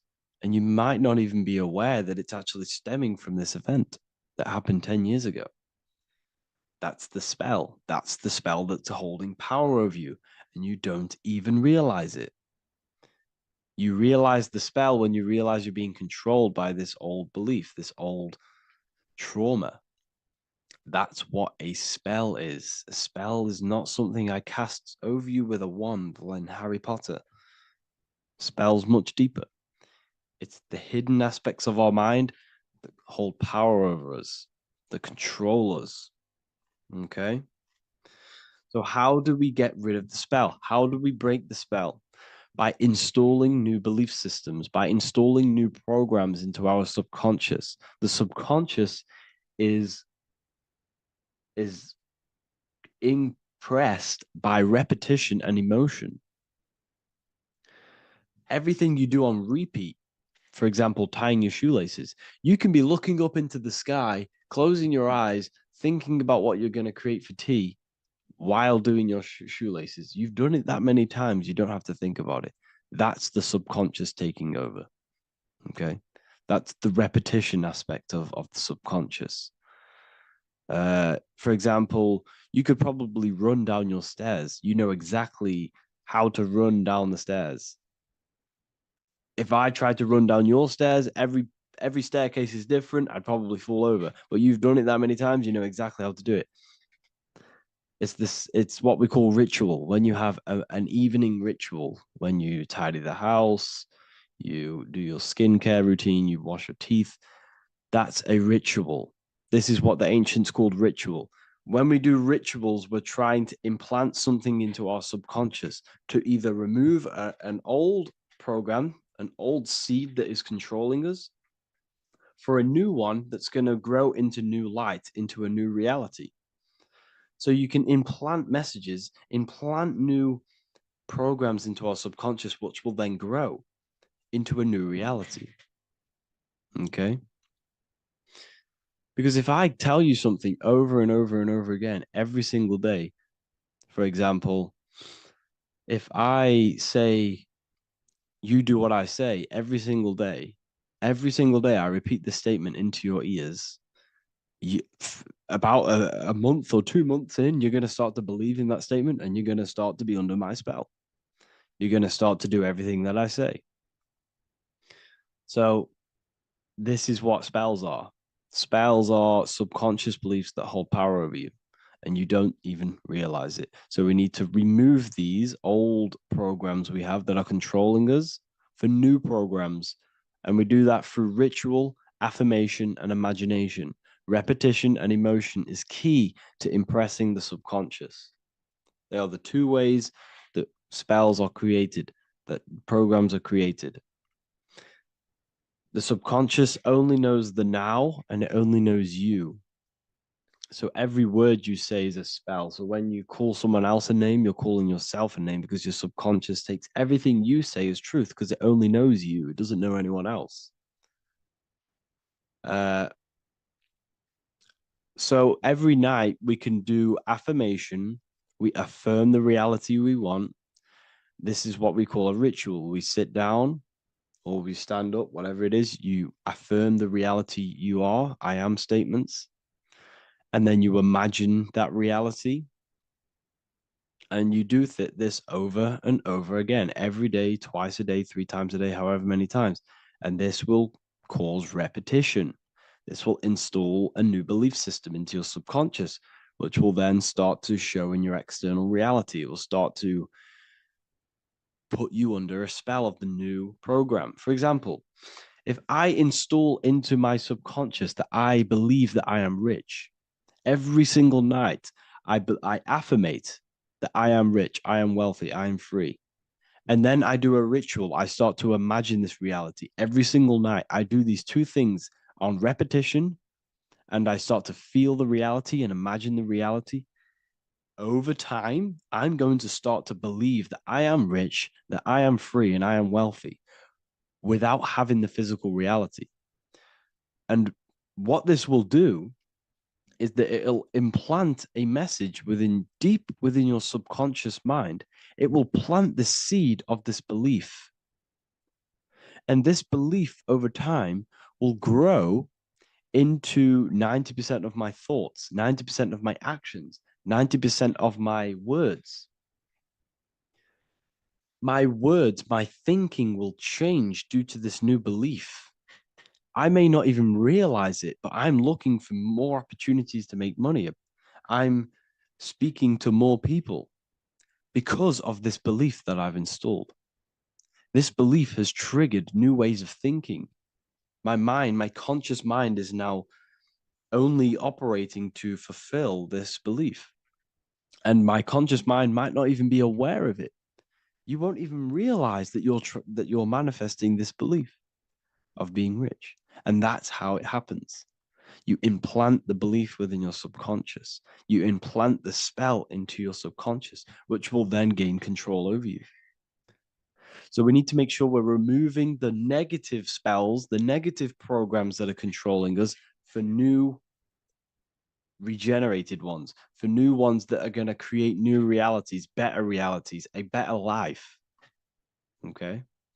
You don't want negative traumas, negative seeds controlling you and growing into your life. If you don't cut them off, they will continue to grow and grow and grow. Your anxiety will get bigger and bigger and bigger. Your depression will get bigger and bigger and bigger. But it's all actually stemming from one belief system or one trauma. Okay? So this is important. Everything in this physical plane is an effect of the higher planes. It's a shadow of the mind. Everything we think, all physical objects began as a thought, then an imagination, then energy, then a physical reality. So we must change the mental plane. We must plant seeds into our mind to change down into our physical material life. It's about manipulating this higher plane so we can create change and effect in the physical external material plane. That's what magic is. This is what spellcasting is. This is all what it is. It's not fantasy. This is the manipulation of the higher planes of consciousness, which your mind has access to. You have access to these higher planes. Okay? This is exactly what I teach in my university. I teach different rituals. I teach specific rituals to get rid of certain things, certain belief systems. I teach all different rituals, all different ways for you to create your own reality and live the best reality you want. We also have all of these different courses. We have activating the inner eye. This will teach you exactly how to lucid dream and activate your inner vision of imagination. We have the sexual alchemy course. This will give you the power of transmuting your sexual energy into creativity. We have electromagnetism studies. We have esoteric exchange, an exclusive live call that we do every single week. And I connect with all of the students. They can ask me questions, can speak with me one-on-one inside of these live calls. We have the real numerology section. We have the health section. We have a lecture section. Look at all of these lectures we have on occultism, symbolism. All of these lectures are designed to gain you power, to give your personal power back to you, to make you realize things about you. We have a meditation section. We have a library section where you can download all of our library, all of our books, different books on occultism, symbolism, Freemasonry, astral projection. And of course, we have the Manifestation Mastery course, which teaches you exactly how to create reality so you can live that desired reality that you want. This is the last chance to lock in the price of $55 a month. This is less than $2 a day. You can really level up your life. because the price is going to increase as the value of the university increases, because there's a new symbolism course coming out. And if you join now, you'll get this course for free, because obviously when this course releases, the price will go up. The symbolism course will teach you the language of esoteric and occult symbolism. I'll leave the links in the description. Make sure to leave a like, comment, subscribe to the channel if you want to see more content. Thank you all, people. Have an amazing day.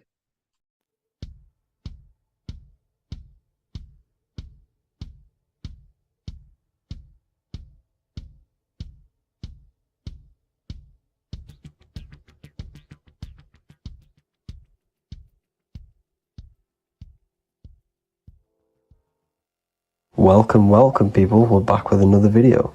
I will now be keeping track of my YouTube and trying to upload every week. In this video, we'll be talking about the chakras. The chakras are the 7 attributes of God, and they are the 7 planets. These are literally vortex portals within us that connect us to these vices and characteristics of God. Each one of these energy centers are a spinning whirl of energy which controls the cells and organs in that particular area of the body. For example, it's literally a mini brain for that area of the body. Each chakra has a vice which you need to turn to a virtue in order to climb up through the system. They work like a stairway system. You have to go through each chakra in order to unlock the one above. This process is turning matter into spirit, as you descended from spirit to matter. Saturn is Satan, that's why it's the lowest chakra, and that's why the devil is red, because red is the lowest vibrational color. When you are in these lower states of consciousness, you are in your animal nature. This is your physical side of your nature, and you are mainly being driven by your animal instincts, or your ego. Moving back to your higher self or your spirit self is not an easy process, it takes a while. However, with discipline, consistency, and motivation, you can achieve this, and this is what the ancients called Christ consciousness. Once you have achieved this, it is basically a state of mastery of the mind. You no longer lust for the lower animal nature things. Now, let's start with the root chakra. This is located at the base of your spine, and you can feel this chakra by tensing your anus.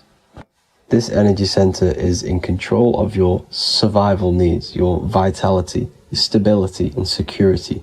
Now, if this chakra is unbalanced, you will feel insecure, fear, anxiety, unstable, low self-esteem, anemia, over or underweight, and constipation.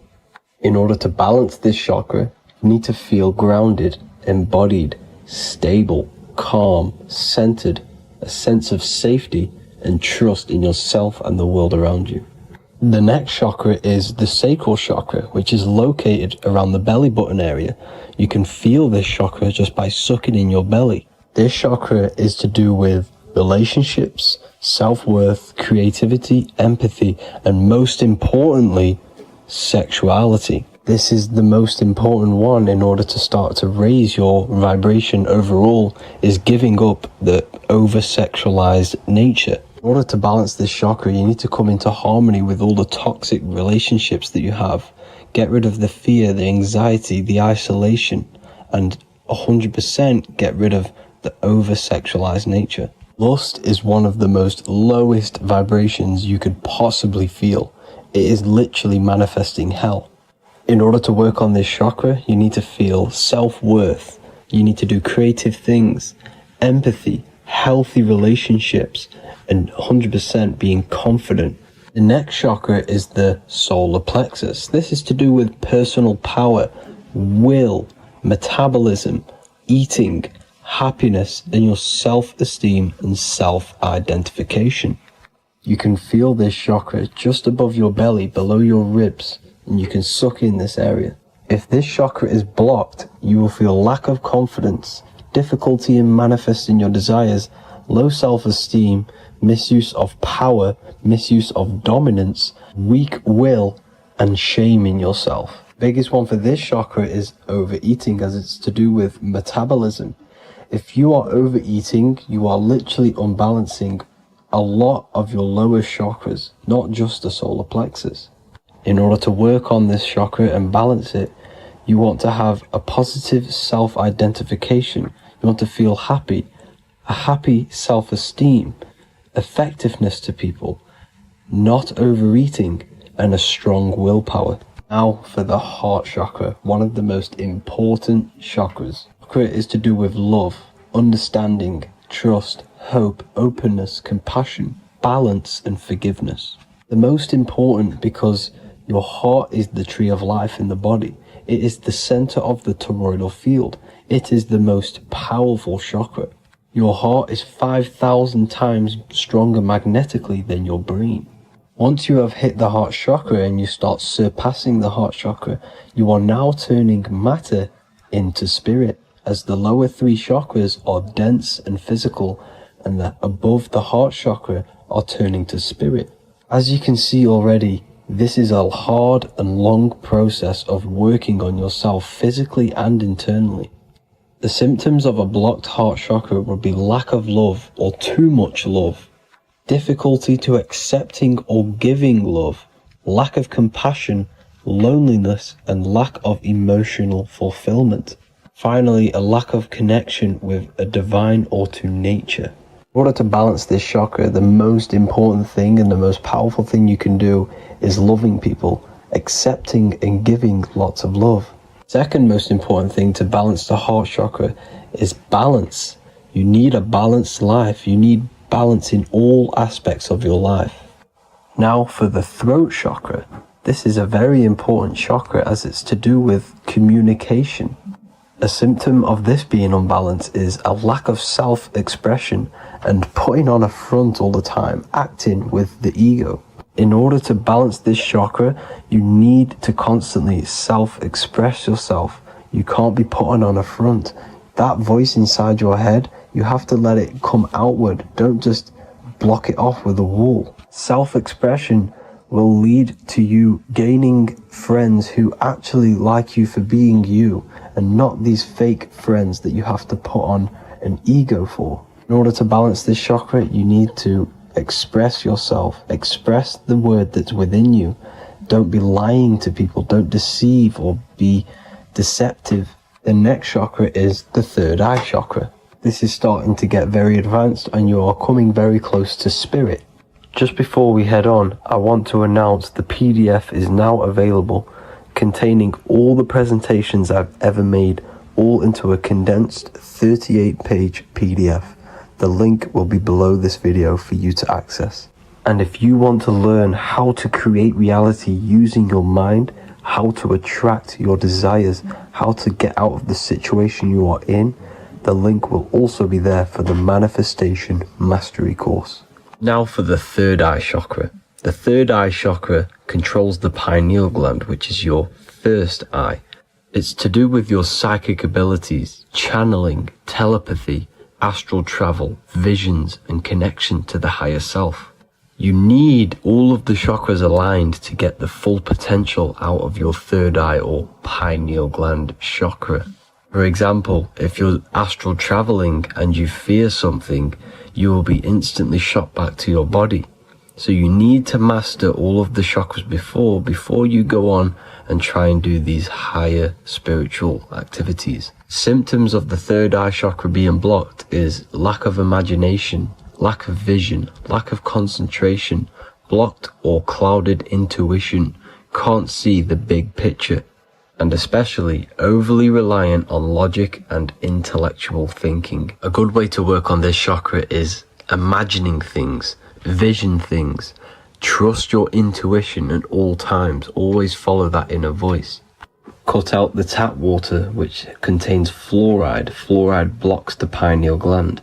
And cut out all junk food because all of this is affecting your pineal gland. When in meditation, you want to focus your eyes and your attention to the center of your head between the two eyebrows. This is where the pineal gland is located.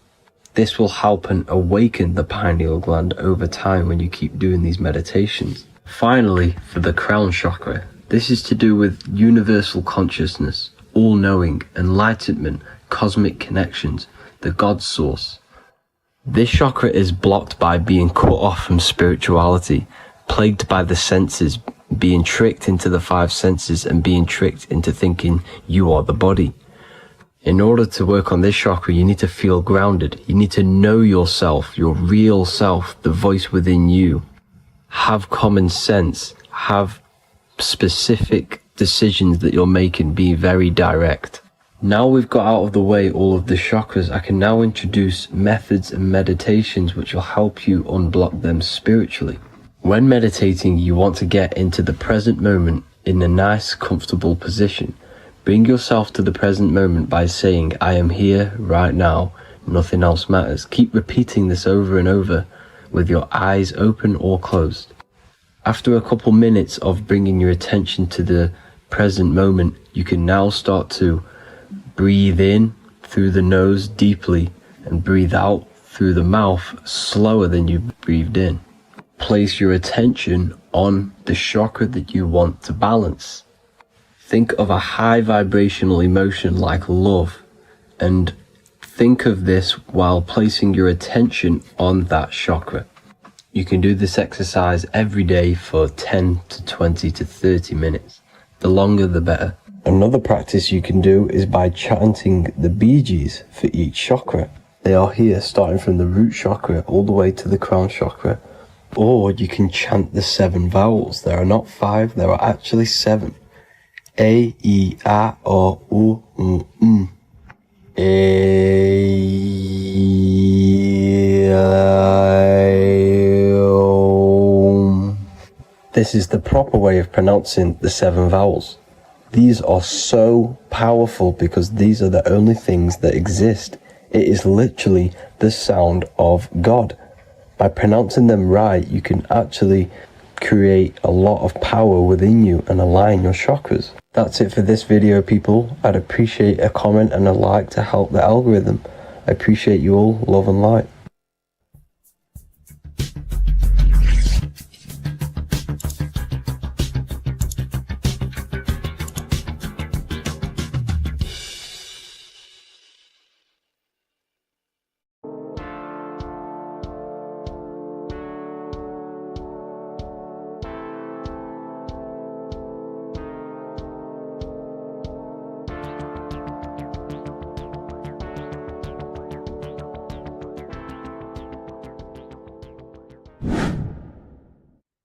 How are we all doing, people? It's Revival of Wisdom from the Wisdom Academy.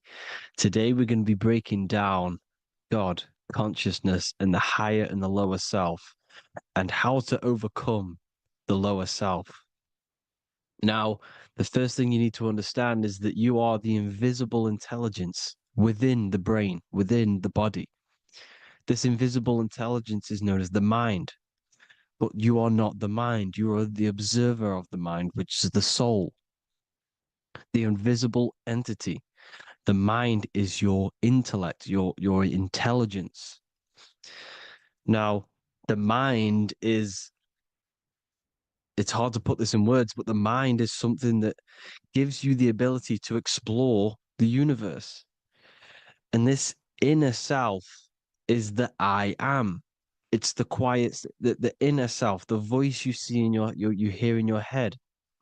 This is why within spells high twin, inside, internal. The I is also the number 1, which is one line. Because the one and only, is the inner self, which is the I am. This is why you say, my name is Harry. You are not Harry, you are the I, the inner self, the intelligence. Okay, this is why Jesus in French is I am. You look with the 2 eyes and you see with the inner eye. I and I, the same thing. Okay, because the I inside is what gives you the perception of what you're looking at. So when someone's trying to explain something and then you catch on saying, I see now, it's because you're seeing with your inner eye, the one that gives you perception, gives you intelligence, gives you the ability to understand things. This is the internal eye, the invisible self. which the physical body is nowhere near as complicated as this inner self. Is in infinite potential, infinite potential. God, God, generator, operator, destroyer, soul, mind, and body. Brahma, Vishnu, Shiva, the Father, the Holy Spirit, and the Son. They're all. The reason why you see God is always a triad is because it represents yourself. Your invisible intelligence is God. Me and you are the same invisible intelligence. We are the invisible intelligence experiencing the program being ran by the central nervous system and the brain. I always say this in my videos, but I have to, in order for you to understand the things that I'm going to say later on in the video, you need to understand this concept, is that you are the consciousness experiencing the nervous system, the tree of knowledge of good and evil, which is you here. You would be in this invisible intelligence right here in the center of the brain. Now, this is why the ancient Christians show God is in the brain. This is the brain stem. This is the brain. This is also the brain stem and the brain. The brain stem and the brain. It's all depictions of the brain because the brain's the computer, the electrical, electromagnetic computer, which decodes the demands created by the invisible intelligence, the I, the inner self, you, your true self. The person moving, if you observe what someone moving, this is going to sound, but if you observe someone walking, it's not the body. The body is moving, but the thing telling it to move is the invisible intelligence. Before you kick a football, a decision is made within your invisible intelligence, your mind.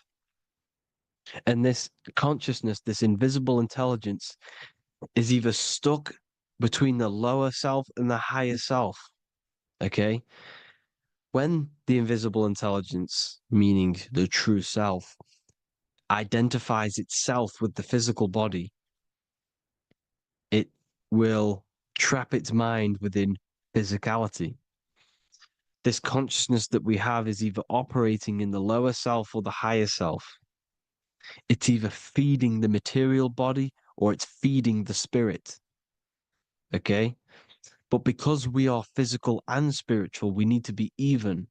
We don't want to be meditating all day long because we do have a physical body as well whilst we are here. We are playing a game in physical matter. Okay? Now, the reason that you incarnated here is to learn a lesson because the mind can manifest anything it wants within the astral planes, within the world of imagination. It can manifest anything it likes, but it incarnates into matter, into this game, so we can understand labor, because anything in matter, you have to labor to manifest. But in the astral, you can manifest at the click of a finger. You come here to learn the knowledge of good and evil.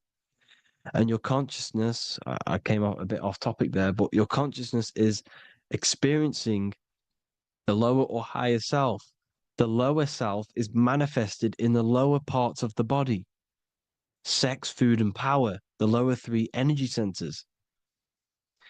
These centers are like mini brains. You are literally thinking with these centers.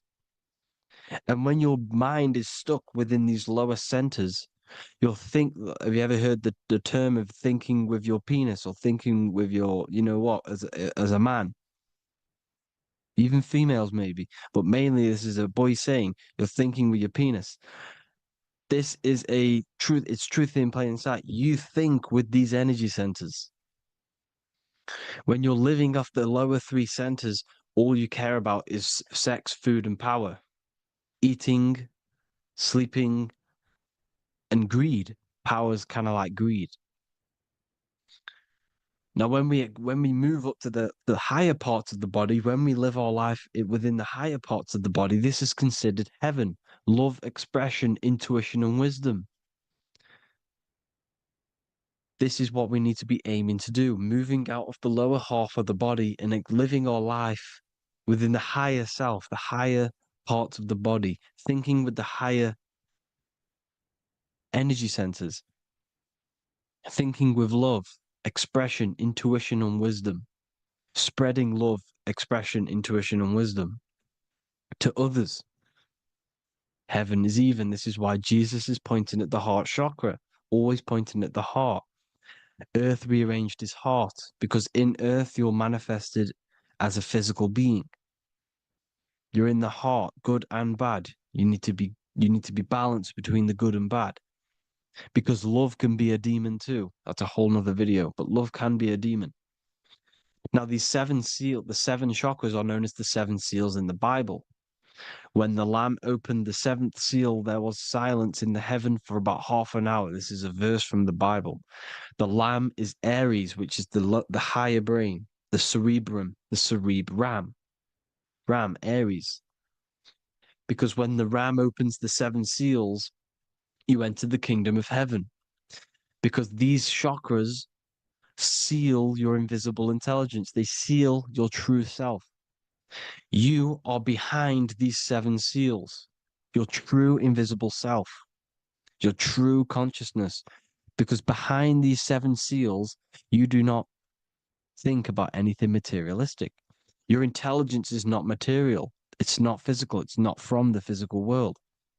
It does not desire the physical world. The body is the beast. The body's the animal, the lower self, which can corrupt our intelligence. It can corrupt the intelligence. Okay? Now, we need to balance these chakras so that we gain a deeper connection between this intelligence and the brain.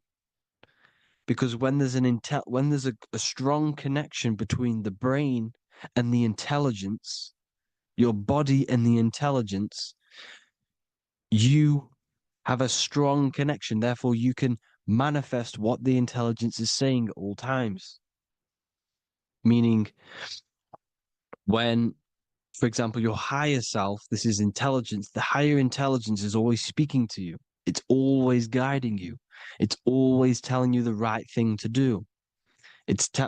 You can feel it when you're doing something wrong. You can feel that you're doing something wrong because this higher self, this intelligence knows what it needs to do here.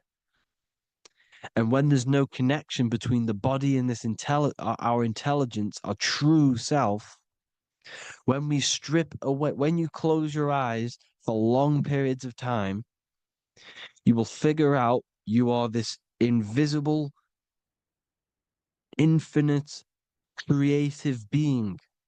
There's no words that I can't describe what it is, but it's the voice inside of your head that you can feel when you close your eyes. You are this being inside of the heaven, because this is heaven, this intelligence. And when there's a strong connection between the body, you can manifest everything it's saying. When everything is balanced, when you're no longer thinking with the lower centers, when they're all balanced, you're not thinking in particular with every center, you balance them all, you can manifest everything it says. Your body will act out what the intelligence is always saying. This is God in the brain, the intelligence, trying to touch Adam, representing the lower self. This is why they're not touching. Notice how Adam is resting, but the intelligence is always reaching out, stretching, symbolizing metaphorically saying it's guiding. I'm always reaching out. The intelligence, your intelligence is always guiding you. It's always reaching out to you. But Adam is ignorant of it. The lower self is ignorant of it. And that's why he's so relaxed and God is so stretching out. Because at our highest self, that when you think of when you want to better your life, that highest true version of yourself is God. When you're manifesting this, your highest self, this is God. Your truest form, your most perfect form, that is God. Your highest version of yourself, that is God. Emotions, Emotions are not what you've been taught. Emotions are not something that should be reactive, okay?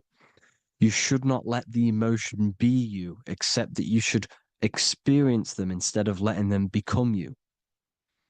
You need to understand there's a separation in our consciousness. You have the soul, which is the person who is observing your thoughts. When you think a thought, who's the one observing that thought? The soul, you, the I am, the I, the inner self, the one and only.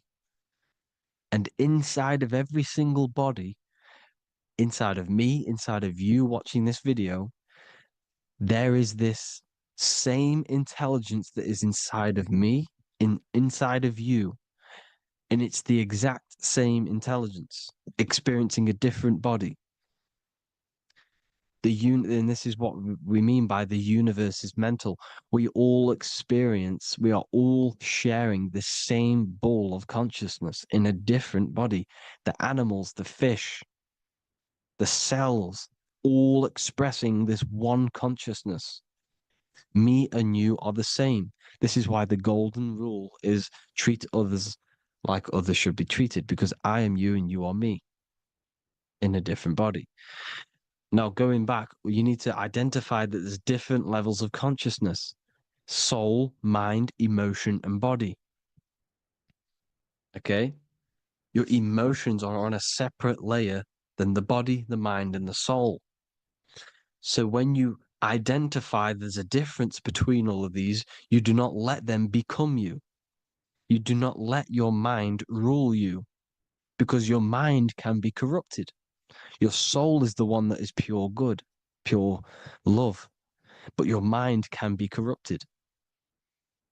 Okay? Your emotions can be corrupted. The body can be corrupted, but the soul can never be corrupted, only layered on top. You can only throw piles of programs within the subconscious, layering the soul down, but deep, deep down inside of it, every single one of you, there is a loving being. Because the love comes from the heart. Love is the universal emotion, expression. Now, your thoughts can become bondage, your emotions can become bondage.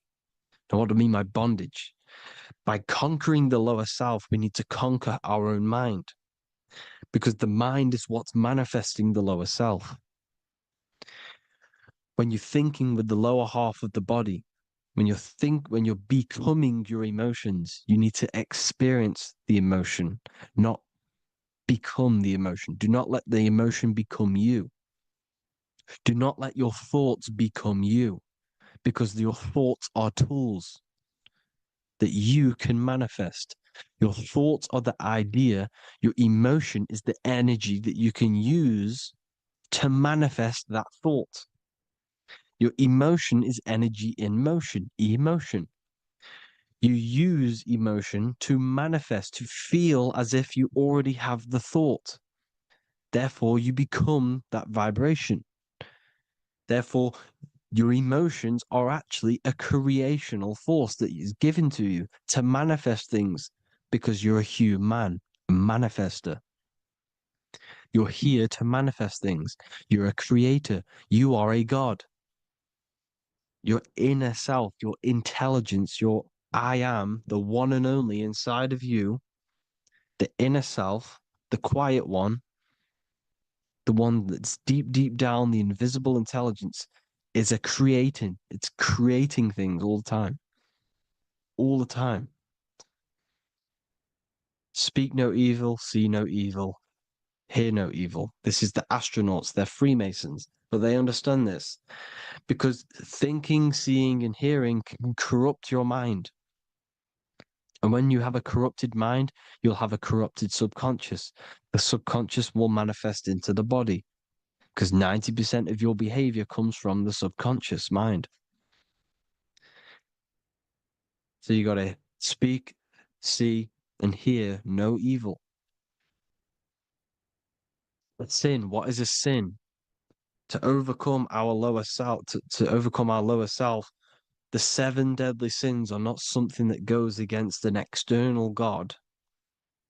A sin is something that goes against your inner guide, your inner conscience, the inner self that is always speaking to you. It's always telling you the right thing to do. A sin is something that goes against this inner guide. And this is why you can feel something where you can feel you're doing something wrong. Because the inner guide is speaking constantly. And when you commit these 7 deadly sins, which are 7 internal states which keep your invisible intelligence bound to your physical body.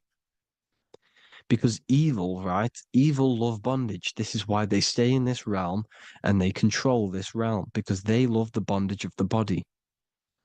They like matter. They want to stay in matter for eternal life. They don't want to ascend back into the heavenly realms where you do not have a physical body. You can explore the universe within the astral planes. They stay bounded to the body, bounded to the 3D construct of the physical world. They have greed, lust, envy, gluttony, wrath, sloth, pride. They want all of this. And if you want that, that's okay. But deep, deep down, you don't want that because your soul is always telling you the right thing to do. Your soul knows what to do to get out of here. It needs to detach from the external world.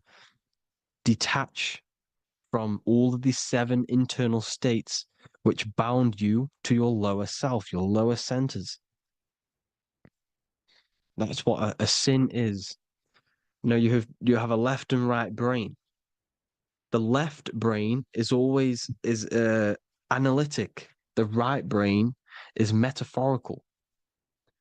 So the right brain is producing a holistic view of reality. Now, what do I mean? And not view, perception. When you see, because your eyes are parts of the brain, so when you look at something and you look, that image is produced in the back of the brain in the visual cortex. And then the right brain produces a perception, a holistic, it breaks down what you're seeing into a holistic image, a holistic perception. So, for example, if you're in a woods, the right brain sees the whole woods as one big woods. The left brain is breaking that perception down into individual trees, branches, and leaves. So the left brain's to do with duality, the right brain's to do with wholeness, unified. The left brain's dualistic, analytic. This is necessary so that we can pick things up and manipulate them and break things down. We need the left brain, we need the right brain. I'm not saying any of them's bad, but the left brain, sinister in Latin, means left. Because when you're left-brained, you see everything in dualistic. You see everything is dual, when everything's actually one. We need to be focusing and strengthening our right hemisphere. I'm not saying sit in the right hemisphere all the time, but we need to be strengthening our right hemisphere. And this is why left is sin and right is right. Because when you focus on the right hemisphere, you see the holistic perception of creation. The right hemisphere sees humanity as one unified consciousness. The left hemisphere sees everyone as individual persons and egos. Because the left hemisphere is dualistic. And this is why the Bible says, cast the net onto the right side of the ship and ye shall find. John 21:6. What does that mean? Cast your energy, cast your perception into the right hemisphere of the brain, and ye shall find unified consciousness. You shall find your higher self, the one and only. If then you have been raised with Christ, seek the things that are above, where Christ is seated at the right hand of God. Wow. Powerful. What does this mean? Seek the things that are above, where the Christ is seated at the right hand of God. God is your consciousness, your invisible intelligence between the two hemispheres. The right hand of God is the right hemisphere. Seek the things that are above the heart. Love, intuition, expression, and wisdom. Seek the things that are above the heart, the higher self, the higher part of the body. Because when you seek the things of love, expression, intuition, and wisdom, you create a strong aura. You attract the same frequency. And this frequency is heaven, God. This is the Sumerian artwork showing the lamb. This is a step symbolizing stepping upwards, raising up. He's stepping over the lamb up to the bird. His hand is going to the bird. The lamb symbolizes the lower self. Okay? The bird with the wings is in the sky. It represents the higher self. This is why angels always have wings, because it represents the higher self in the sky. The lamb is a ground animal, symbolizing the lower self. He's stepping over the lamb to the bird, his higher self, his invisible intelligence. Horus and Set, Jesus and Satan. Look, Horus has an evil brother, Set, just like Jesus and Satan. Horus is a bird, higher self. Set is a ground animal, lower self, which is the devil and the angel on your shoulder. You see? The right and the left hemisphere, the two wings. So the devil and angels always speaking to you. The higher and the lower self. It's the battle between the higher and the lower self, between the invisible intelligence and the physical body, because the body's the one that wants the sugar, it wants the pleasure, it wants the sex, it wants the porn, it wants all of the materialistic things, it wants the 7 deadly things. Okay, it wants this. There's a battle between the higher and the lower self, your intelligence and the body. This is why you need to become balanced, so that there's a deep connection between the body and the invisible intelligence, that I am. You need to master your mind with discipline, and you gain a connection between the brain, the body and the intelligence. Resurrection, transmuting sexual energy. Okay, this is important. Res is Resh, which is Hebrew. The early Hebrew Resh symbol is the head. This is the head.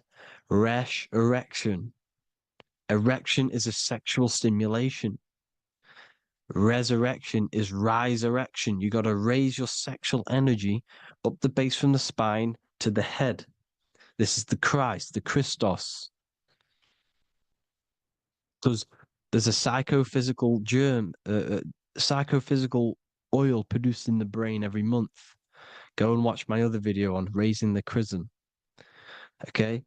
And every month there's this fluid produced in the brain, which takes 2 trips, because one's produced by the pituitary, one's produced by the pineal, magnetic female, magnetic and electric charge. And it takes 2 trips down the spine to the solar plexus, the bread of life in the Bible, or Bethlehem in the Bible, because the River Jordan's your spine. Goes down to Bethlehem. It gets born in Bethlehem, just like Jesus. Because when this oil travels to the solar plexus, it creates the seed, the seed of life, and it feeds the body, all the central nervous system, all the cells. It regulates the blood, does all sorts of good things for the body, this oil. Now, when you save your sexual energy and you raise your resurrection, you awake the Christ, you raise it from the solar plexus or the sacrum bone up to the brain, you activate 100% of the brain, and this is the true resurrection of Christ. Instead of wasting the energy and giving away your sexual fluids, because behind the fluids is the energy. So when you release that fluid, the energy is out there. You've released the energy. Your sexual energy is the most potent emotional force a human could possibly feel. Same with any animal or anything. The sexual urge, the sexual emotion is the most powerful, potent emotion that you can feel. It takes over the whole body. When you feel sexually aroused, it takes over everything because it's so potent. And when you fight the serpent, when you fight the sexual energy, which is shown here in the Egyptians, the cat cutting off the head of the serpent, or Hercules fighting the serpent, or in the Greek mythology fighting the seven-headed dragon, the seven chakras. The serpent is your sexual energy because it symbolizes your kundalini.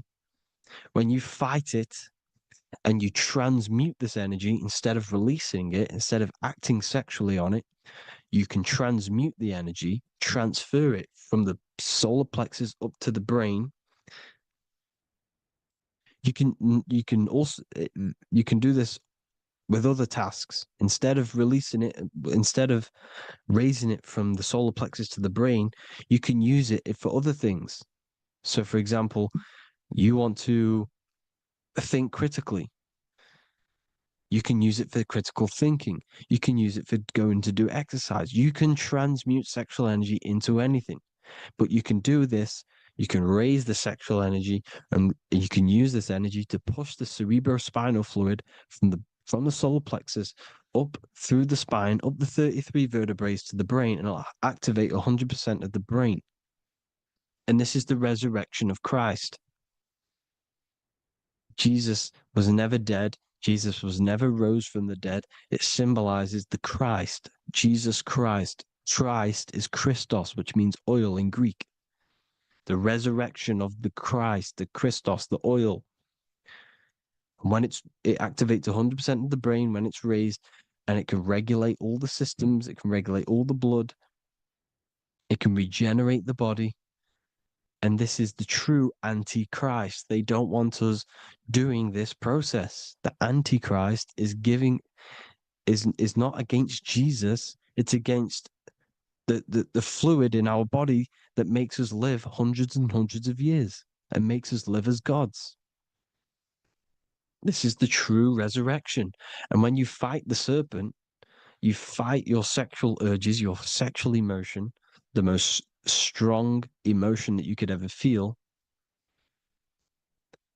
You can do this process. And this is the true secret of transmuting sexual energy. Because when you transmute the sexual energy, you can become a god. And this is why Hercules is fighting the serpent. Notice how the serpent is low. He's reaching down to it. It represents the lower self. Because the lower self wants the lust. It desires sex. The body desires sex. There's a fight between the higher and the lower self. But when there's balance, there's even. Heaven is even. When there's evenness between these, this is the kingdom of heaven. This is when heaven is on earth. So at our highest levels of ourselves, the highest level of our intelligence, this is God. God is something that we manifest. We need to achieve Christ consciousness by battling the body. There is no battle outside of the physical body. It's an internal battle. Jesus and Satan have been externalized. Nothing exists outside of you, because I explained in the beginning how you are the consciousness experiencing the central nervous system. Therefore, there is nothing outside of you. It's all internal. Jesus and Satan have been externalized. Why? Because it's business. The church is a business. It's all a business. They've created these figures to be historical when they're not historical. The Bible's not historical. It's all externalized. It's called exoteric when the truth is esoteric, internal teachings. So anyways, people, balance the chakras, balance the two hemispheres of the brain, balance the conscious and the subconscious. Balance is perfect, the yin and yang. You are spiritual and physical. You live in day and night. You need to be balanced, oneness, seek oneness. And this is the true kingdom of heaven. And when we all realize that we are all the same intelligence, the same consciousness expressed in different bodies, when we all realize this, we all realize we're all one. Doesn't matter what race you are. It doesn't matter what race you are, where you're from, your nationality, because none of you are actually from here. None of you are from the physical world. You're manipulating the physical world through the physical body. You are the I am. We all have a soul. Every single one of you has a soul. We all have souls. The reason why they say some people don't have souls is because they're trying to suppress your mind. They don't want you to know that you have a mind. That sounds crazy, I know. But a lot of people haven't realized that they have an infinite intelligence called a mind. And behind that mind, if you can observe your thoughts, the person who is observing the thoughts, you have a soul. Everyone has a soul. Don't listen to all these people saying some people don't have a soul, some people do. We all have a soul. Every single one of us. So anyway, you need to break the lower nature of yourself. At our highest levels, we are gods. Our intelligence, our universal intelligence, the I am, the intelligence that's inside of the brain, is God. Our minds are being corrupted within believing that you are the body, and by the result of this is a society like today, because everyone thinks they're the body, and everyone's living in the lower nature of self, where everyone only cares about themselves. But when we realize we're all one big consciousness ball, we're all the same consciousness expressed in different bodies, there will be peace. So thank you all, people. If you do want to learn more, if you do want to read my book, it's called The Book of Wisdom. I'll put it in the description. It's an amazing book, people. It's going to give you the best understanding possible about creation, yourself, and the world. It's amazing. The Bible, everything. I have just launched a new cymatic library. A friend of mine has just added this to the website. He creates beats, and he creates the purest beats. So they are actually the frequency that it tells you. Most of the stuff on YouTube and Spotify and Apple Music it says it's a certain frequency, but we know these major platforms are all playing with the frequencies of the app. So if you want a real binaural beats, solfeggio scale frequencies to meditate on or listen to throughout the day, join the Occult Library. You can get a 2-day free trial. I'll put the link in the description. Thank you all, people. Hope you all enjoyed this video. God bless you all.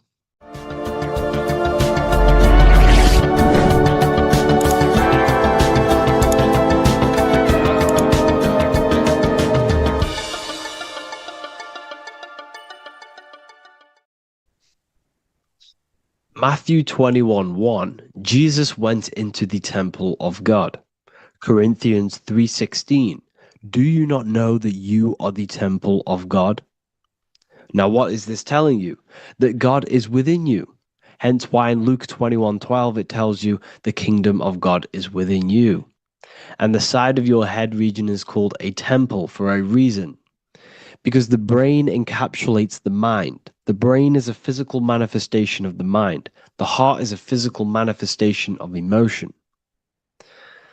So we have these different layers of our consciousness. We have an intellectual, communicative aspect of our consciousness, which we would call the mind. We have an emotional aspect of our consciousness, which is the heart. And to communicate with the divine, it's all to do with the mind. Hence why the ancients always symbolize the mind being God. This is why Michelangelo always placed God inside of the brain on top of Sistine Chapel in the middle of the Vatican. He understood that God is in the brain. God is within you, not outside of you. The church tells you that God is in the sky. because they are creating a externalization of the truth to create a business and a distraction, so that you don't find the divinity within you, so that you don't find your power. Now you have Adam, the physical man, the physical body, the ego, the lower self, and he is resting. He's not trying to reach to God, but God is reaching, because the higher consciousness within you is always trying to communicate with you. It's always trying to wake you up to your divinity. But the lower mind, the lower self, Adam, the physical self, is always in ignorance of truth, always in ignorance, and stays in a materialistic way of thinking, which is the lower animal self. And this is what we call a sleep, or an NPC. This is the lower mind of man. But all you have to do is to move your finger to touch God. You have to look within yourself, within the brain, meditate, and you can find God. This is why in the Bible we see many references to the human body and anatomy to truly connect with God. Kings 6:8, the door to the middle chamber was in the right side of the house, which is the right hemisphere of the brain. The middle chamber is the pineal gland, where the seat of your consciousness is, where the seat of your higher consciousness is, the mind. And they went up the winding stairs, which is your spinal column, into the middle chamber, and out of the middle chamber into the third. So they went up the winding stairs. This represents raising your consciousness up the winding stairs. Your spinal column acts as a stairway of consciousness. Depending on what sort of consciousness you are operating in, depends on what part of the spinal column you are using.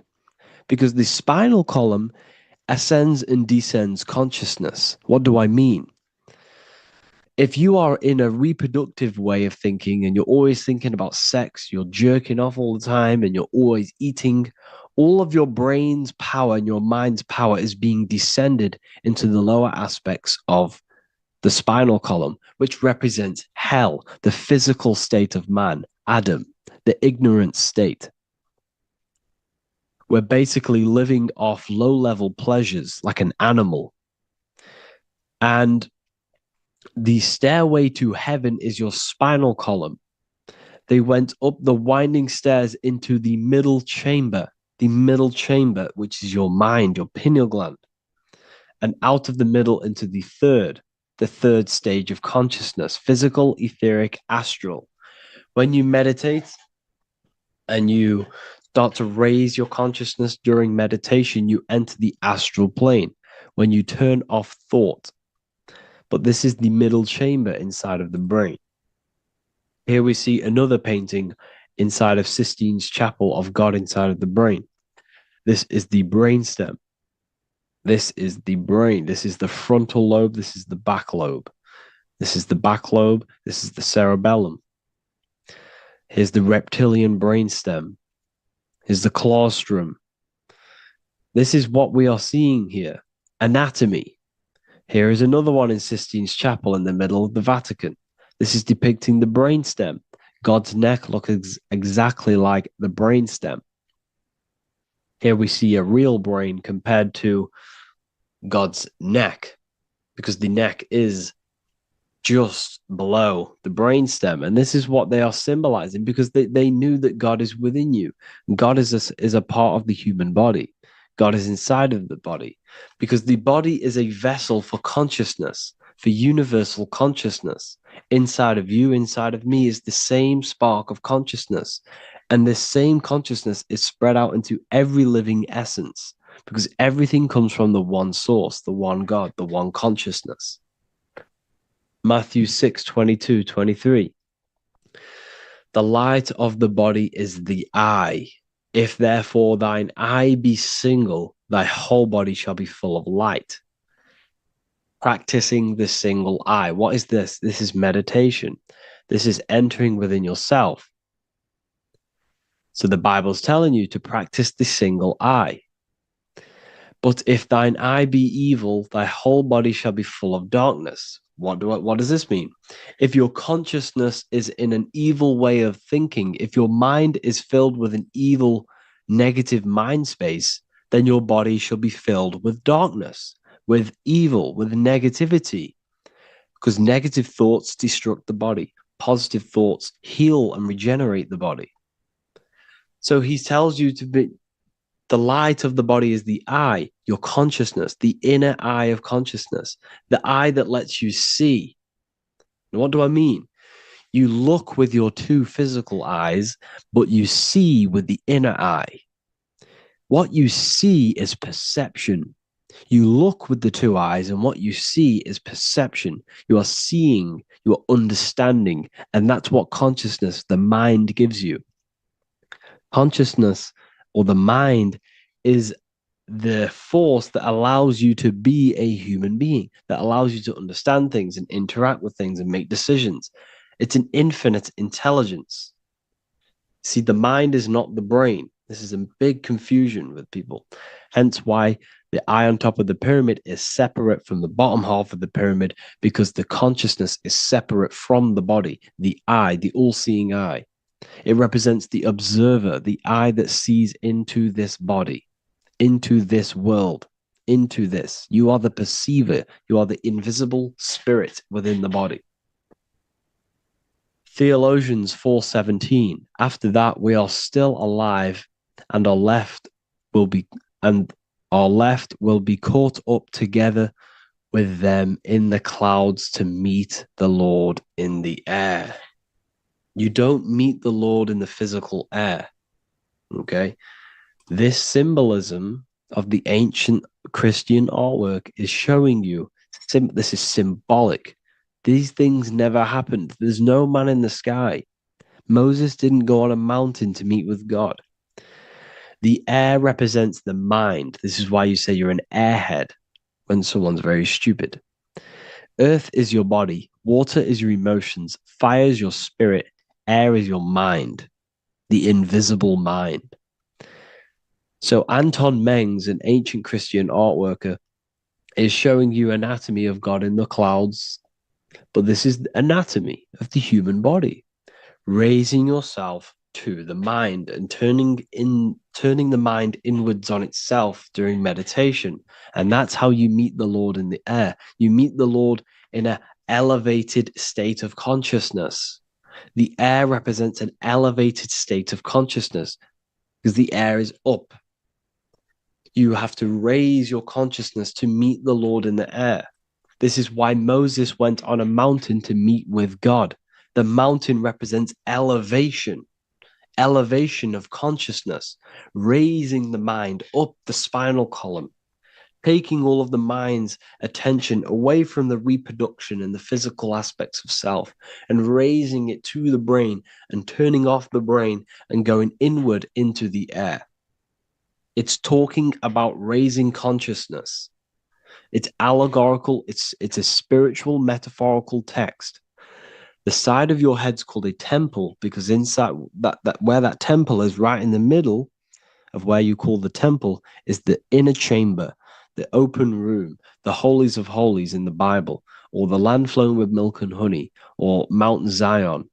There's so many different names for the brain, or the upper room where Jesus meets his 12 disciples, the 12 cranial nerves in your brain. This is the temple of God. Your body is a temple of consciousness. It encapsulates the consciousness. It encapsulates the mind and soul. John 10:30, Jesus states, I and the Father are one. Psalms 46:10, be still and know that I am God. He's talking about the I am within you, not within Jesus. Everyone refers to ourselves as I. I am God. When you say I, you're referring to the highest aspect of yourself, the aspect that is above all thought, above all emotion, and above all things. When you say I, you're referring to your pure awareness, your pure consciousness, the highest aspect of yourself. and anything after I is egotistical. I is God. The letter I is the Roman numerals for one, because there is one God, one consciousness. The letter I is one line, just like the number one. Matthew 6:3-4, take no thought. Therefore, take no thought. Take no thought. He says this 5 times because you must turn off the 5 senses and take no thought to connect with God. Be still. This is telling you to meditate and know that I am God. The I am within you. I and the Father are one. I and God are one. You, who you think you are, is a completely wrong. The body is matter. Your name isn't you. Your job isn't you. Your reputation, your trauma, your memories, your friends, family, worries, bills, interests, dislikes, goals, passions, anything to do with the thinking mind is not you. Who you think you are is a part of your thinking aspect of consciousness. But once you remove thought, you are no longer your name. You are no longer your body. You're no longer your reputation. You are the I. You are pure awareness, pure consciousness. Pure consciousness. And this pure consciousness has latched on to this name, this job, the body, and your traumas. Your pure consciousness has attached itself to this character who you're playing in the physical world. And this is essentially who you think you are, but you are not. You are the I, you are the self, you are pure awareness. So, in order for you to detach from these things, you must learn how to detach from your name, your job, your reputation. And you do this through meditation by turning off the thinking mind. Turning off the thinking mind allows other aspects of your consciousness to open up. What do I mean? Your whole life you've been thinking, and all of these thoughts has attached you to this physical body. You haven't allowed your consciousness to open up. And you can only do this by taking no thought. That's why Jesus tells you, take no thought. When you turn off the thinking mind, other aspects of your consciousness starts to open up. Other aspects of your being can open up. And this is how you astral project. This is how you do all these mystical things and things to do with consciousness. It's taking no thought. Imagination, emotions, thought, and memory are all to do with consciousness. These things are not physical. You can't touch thought. You can't touch emotions. You can't touch these things because they are not a physical thing. So you must turn off these things for other aspects of your consciousness to open up. Okay? So essentially, the Bible is a metaphorical, astrological, numerological, metaphysical, spiritual, encoded text that talks about human anatomy, spirituality, and the true nature of the human experience. Everything they teach you in school is to make you think that you are this body. Everything they teach you in church is the externalization of the true teachings of Jesus. Jesus was telling you to meditate. Jesus was telling you to practice the single eye. Jesus was telling you to look within yourself and find God. He wasn't telling you to pray to him. Mark 16:19, he was taken up to heaven and sat at the right hand of God, the right hemisphere of your brain. John 21:6, cast the net onto the right hand side of the boat and you shall find fish. Fish is understanding. The boat is your body, your brain. Cast your awareness into the right side of your brain and you will find understanding, because the right side of your brain is all to do with the creative aspect and the intuition and the spiritual sides of your consciousness. This is why God is here. This is why Michelangelo depicted God in the right hemisphere of your brain, because this is all human anatomy. And I speak about all of this in the brand new Book of Wisdom, Volume 2. which is now available. The start of the revolution has begun. This book is truly going to change the way people see the world. It's got so many more topics than the last one. It's truly a revolution. It's written in so much detail. It's very practical. I cannot wait to share this one with you. I just want to say thank you for the opportunity for me to create this book, because without you, I couldn't have created this. And I just love sharing my work with you.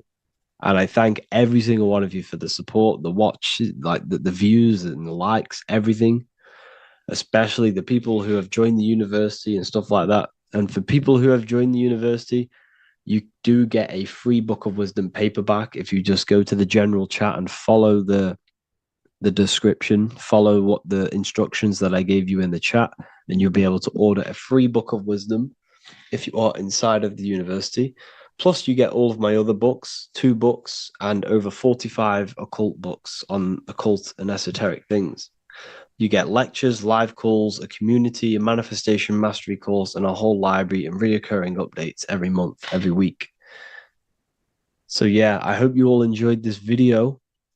Thank you all. Please leave a comment to help the algorithm, and leave a comment on what videos I should make. And yeah, I'll get to uploading on the YouTube a lot more now the second book is now released. I have a lot more time on my hands. No longer using my energy to create the book. I'm now going to redirect this mental energy into the YouTube. So there will be a lot more content coming. So I need some content ideas. So feel free to comment some ideas, some YouTube videos that I can create. Thank you all, people. Have an amazing day.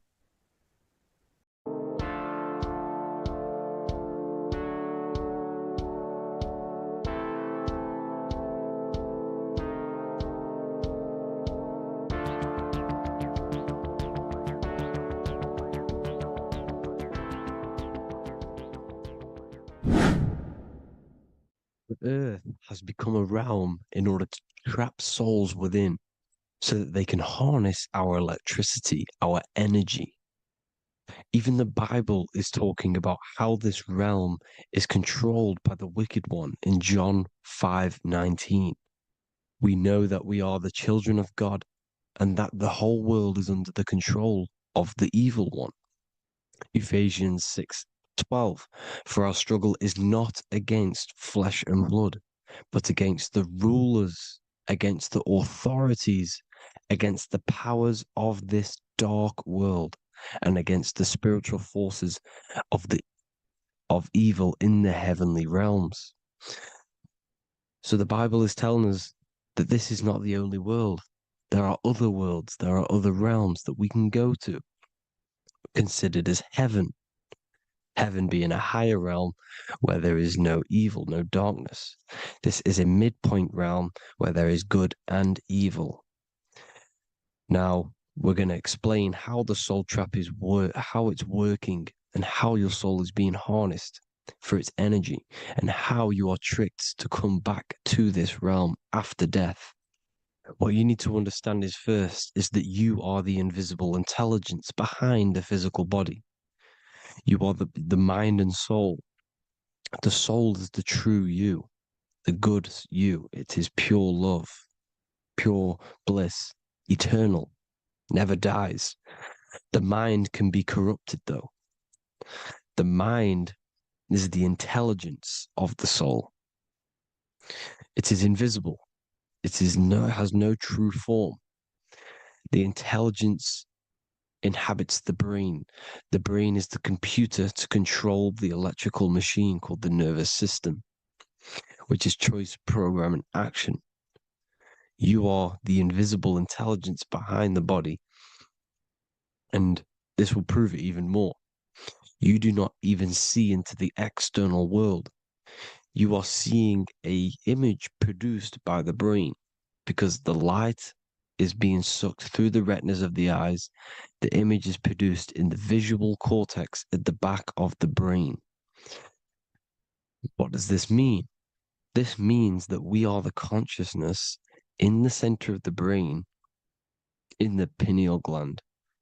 that is experiencing the program being ran by the central nervous system in the brain. This is the sigil of Lucifer. Lucifer in Latin is Lucy. Lucy is light in Latin. Lucifer is known as the light bearer. This is how the eyes work, people. It's not a demon or a devil. The sigil for Lucifer is how the eyes work, and how the left eye is controlled by the right brain. The right eye is controlled by the left brain. There is a crossover. It's the same with the body. The left side of the body is controlled by the right brain. The right side of the body is controlled by the left brain. There's a crossover with our hemispheres in the brain. Now, this empty chamber in the center of the brain is where this universal cosmic intelligence is held, known as the most holy place in the Bible, the throne of God. Okay? This is above the 33 vertebrae on the spine. As you can see here, you are the being in the center of this point. All of the nerves are being sent back to this one particular point, which is the seat of our invisible intelligence. You can see it's an empty chamber. Our consciousness, our intelligence is not a physical thing. This intelligence is the true voice inside of your head. This is why your head is heaven, your heart is earth, your heel is hell. Your head is heaven because this is the seat, the throne of God. God is in heaven because the consciousness, this divine intelligence that's controlling the body, is sat in the center of the brain. The brain is taking commands of this invisible intelligence. When you close your eyes, you can feel your awareness, your consciousness, your intelligence is all in the brain. Your awareness is not in the feet, the heart, the legs, the arms. It's all in the center of the brain. Now, if you meditate deeply, you will find that you are beyond the mind. You are the being observing the thoughts. You are the soul observing the thoughts. Now, with this being said, you are the consciousness experiencing the program being ran by the central nervous system in the brain, because you're not seeing into the external world. It's an image, it's a simulated image produced by the brain and the central nervous system. You do not experience the external world. You do not feel the external world. You feel electrical impulses on your nervous system. Your nervous system is decoding what you are feeling. So the only thing that you truly feel is the electrical impulses on your nervous system. This is why the nervous system is the tree of knowledge of good and evil, because it gives your invisible intelligence, your mind, the knowledge of good and evil. It can detect good things, it can detect bad things. If it's hot, if it's warm, if I need to go, the nervous system is doing this. It is the tree of knowledge of good and evil. Okay? Now this universal intelligence is symbolized as the single eye. Okay? Matthew 18:9. It is better for you to enter life with one eye than to have two eyes and to be thrown into the fire of hell. What does this mean? It's symbolic, it's metaphorical, people. It is metaphoric.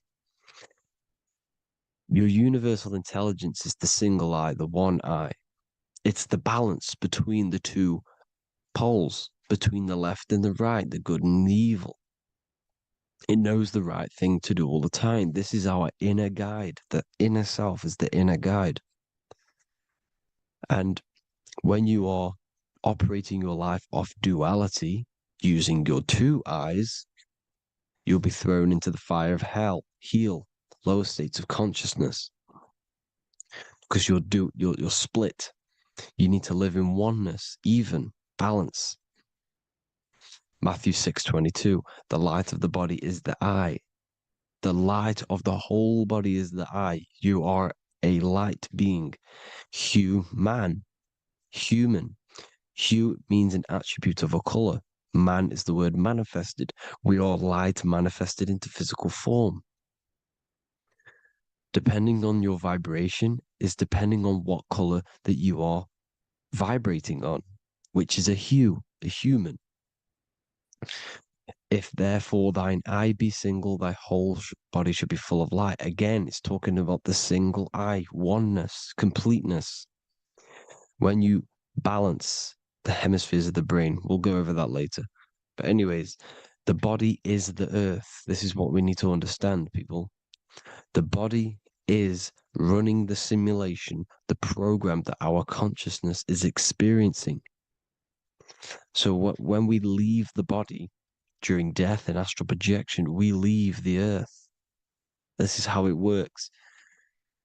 The body is the vehicle for the earth, for this realm. Everything exists within our mind. You have the soul, mind, and body. The soul is the observer, the watcher, the true being. This is why she has many different heads, because the soul inhabits different bodies. This is the serpent, which means knowledge, which is the mind, wisdom. And this is the body, soul, mind, and body, Brahma, Vishnu, Shiva. The mind is the bridge between the soul and the body. So what do I mean? When you astral project, you are using your mind to project your awareness, your observing consciousness outside of the physical body. The mind is the projector, projecting consciousness. By using your mind, you can project your consciousness outside of the body, which is known as the astral realms, which is known as walking on water. Jesus was never walking on physical water, people. It's metaphorical. Believing the physical body. The water is the ether, which is the veil between the physical and the astral realm. It's a fluid substance. It's on either side. It's physical and astral. The ether is the fifth element that they hide from us. Why? Because they're trapping you in the physical. They are hiding all of these realms. Etheric, astral, and mental. People think their mind is their brain. It's two separate dimensions. These are completely different dimensions. The mind is way more intelligent. The mind is formless. There is no form to the mind. You can think anything you want. You can manifest anything you want within your mind. It is not a physical object. The physical realm is being controlled by the mind. Everything's being controlled by the mind. Everything exists within the mind. This is why the Egyptian says the universe is mental. So when we project our consciousness outside of the physical, we go to the astral. The ether is the water that Jesus is walking on. This is the veil between the physical and the astral world. The word together has ether within it because it joins the two worlds together, together, the astral and the physical. The word either is ether because the ether is on either side, physical and astral, physical and spiritual, physical and non-physical. In the astral realm, the mind can manifest anything we want. We incarnate to restrict our minds. This is why Saturn, if you go and watch my video on Saturn, how Saturn is this simulation, okay, our minds can manifest anything we want in the astral plane in the click of a finger. However, when we incarnate in matter, we now have to labor for our manifestations. This is why Saturn's known as the great teacher in astrology, because he teaches you a lesson. When your mind incarnates into matter, it's teaching your mind a lesson, the knowledge of good and evil. This is why the Bible says you shall be gods and know the knowledge of good and evil. When you incarnate here, you have to know the knowledge, you need to know the knowledge of good and evil to become a god. Okay? Now, the square is the physical plane, the triangle's the ethereal plane, the circle's the eternal plane. The circle has no beginning, no end, it's eternal. The physical plane is the square. It's limited. Square is limited. The cube is the geometric shape which gives rise to matter. Now, the term think outside the box has truth in plain sight.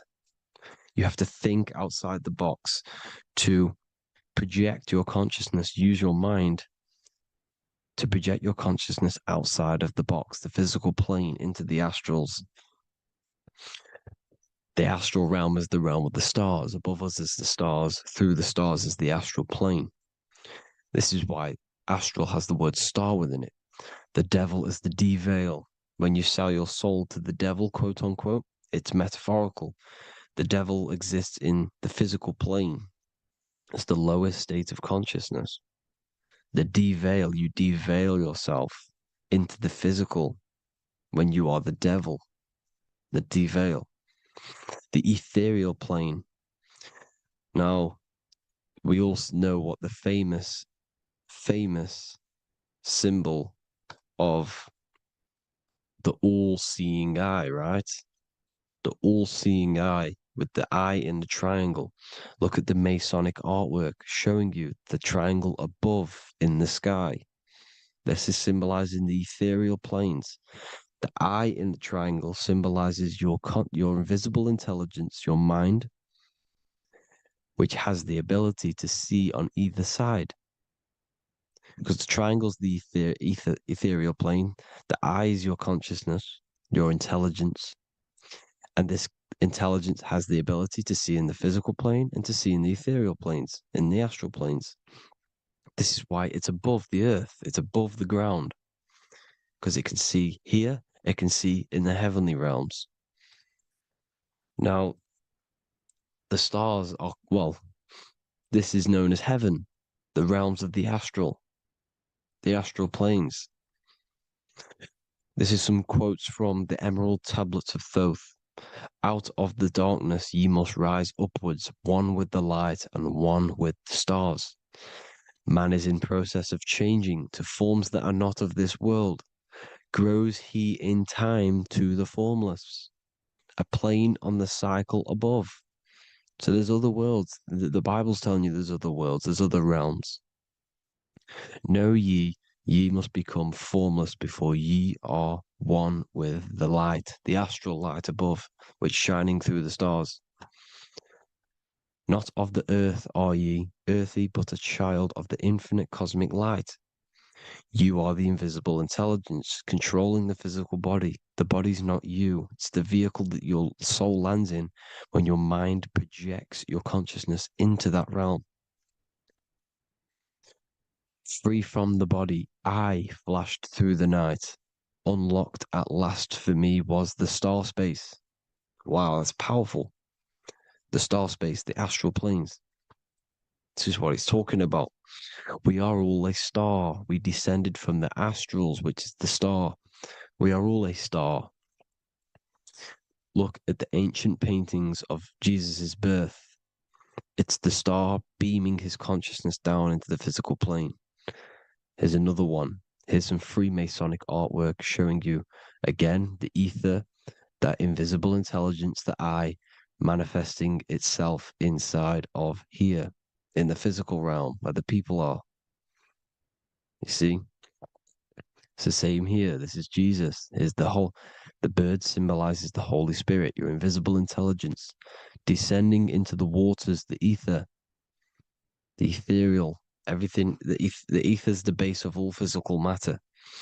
Here's truth in plain sight. Mr. Bean, the famous TV program in England, in the UK. He begins the program like we all begin the program for falling from the stars. He falls down with a beam of light. And this is truth in plain sight. This is false. The aliens don't exist. They're a lie, alien. But this symbolizes the star beaming our consciousness. And when we die, this star will suck us back up. Just like this UFO is doing. It's truth in plain sight. So, this is some more Freemasonic artwork going from duality to singularity. sun, moon, masculine, feminine, right hemisphere, feminine, left hemisphere, masculine, the consciousness in the center, the balance point. Here's another more Freemasonic artwork. The two pillars, left and right hemispheres, and the invisible intelligence between the left and right hemispheres, the light of the body. This is why light's coming off it. Because it's light, it's pure light. The blazing star. The stairs go from the checkered board, the duality, up to oneness, in between the sun and the moon, the masculine and the feminine. This is symbolizing going into oneness. What did the Emerald Tablet say? You've got to become one with the stars, one with the one with the self. Balancing the two hemispheres so that you can gain, because when the two hemispheres are balanced, you can gain a more deeper connection with your invisible intelligence. Same with the chakras.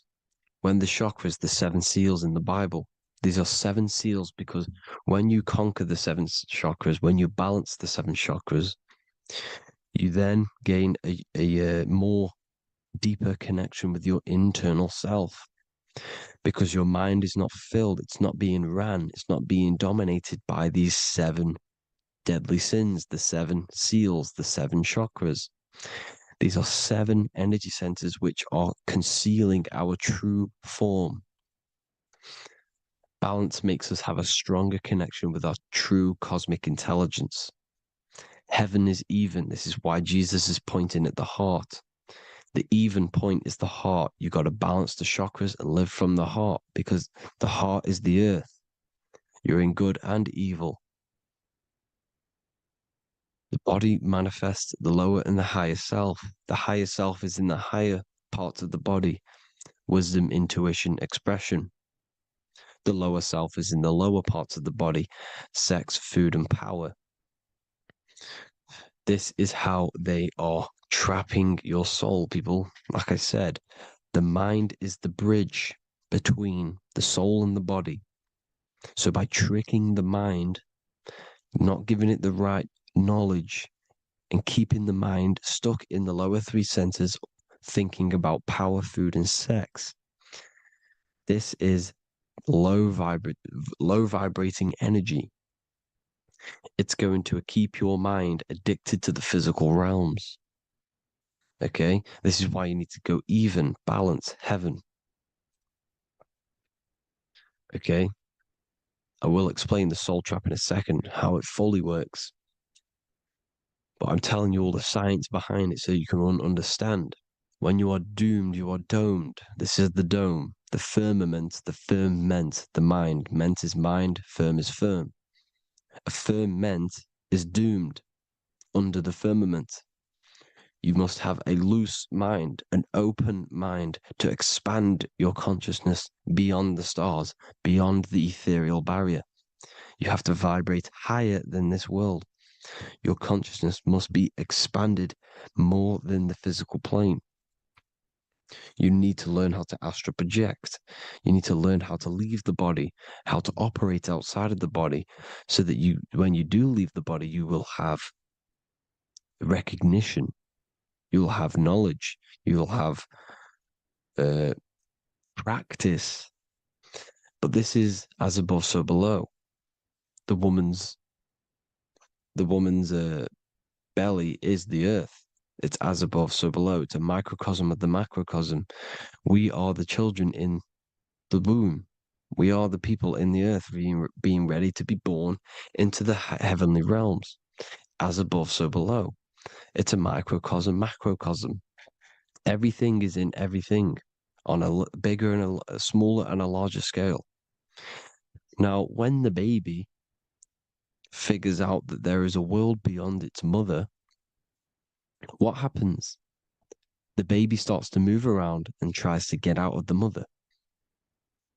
Because once it starts to hear the external world, starts to hear people, it's going to wonder, what's outside of why am I in here? What's outside? So the baby will force its way out of the mother.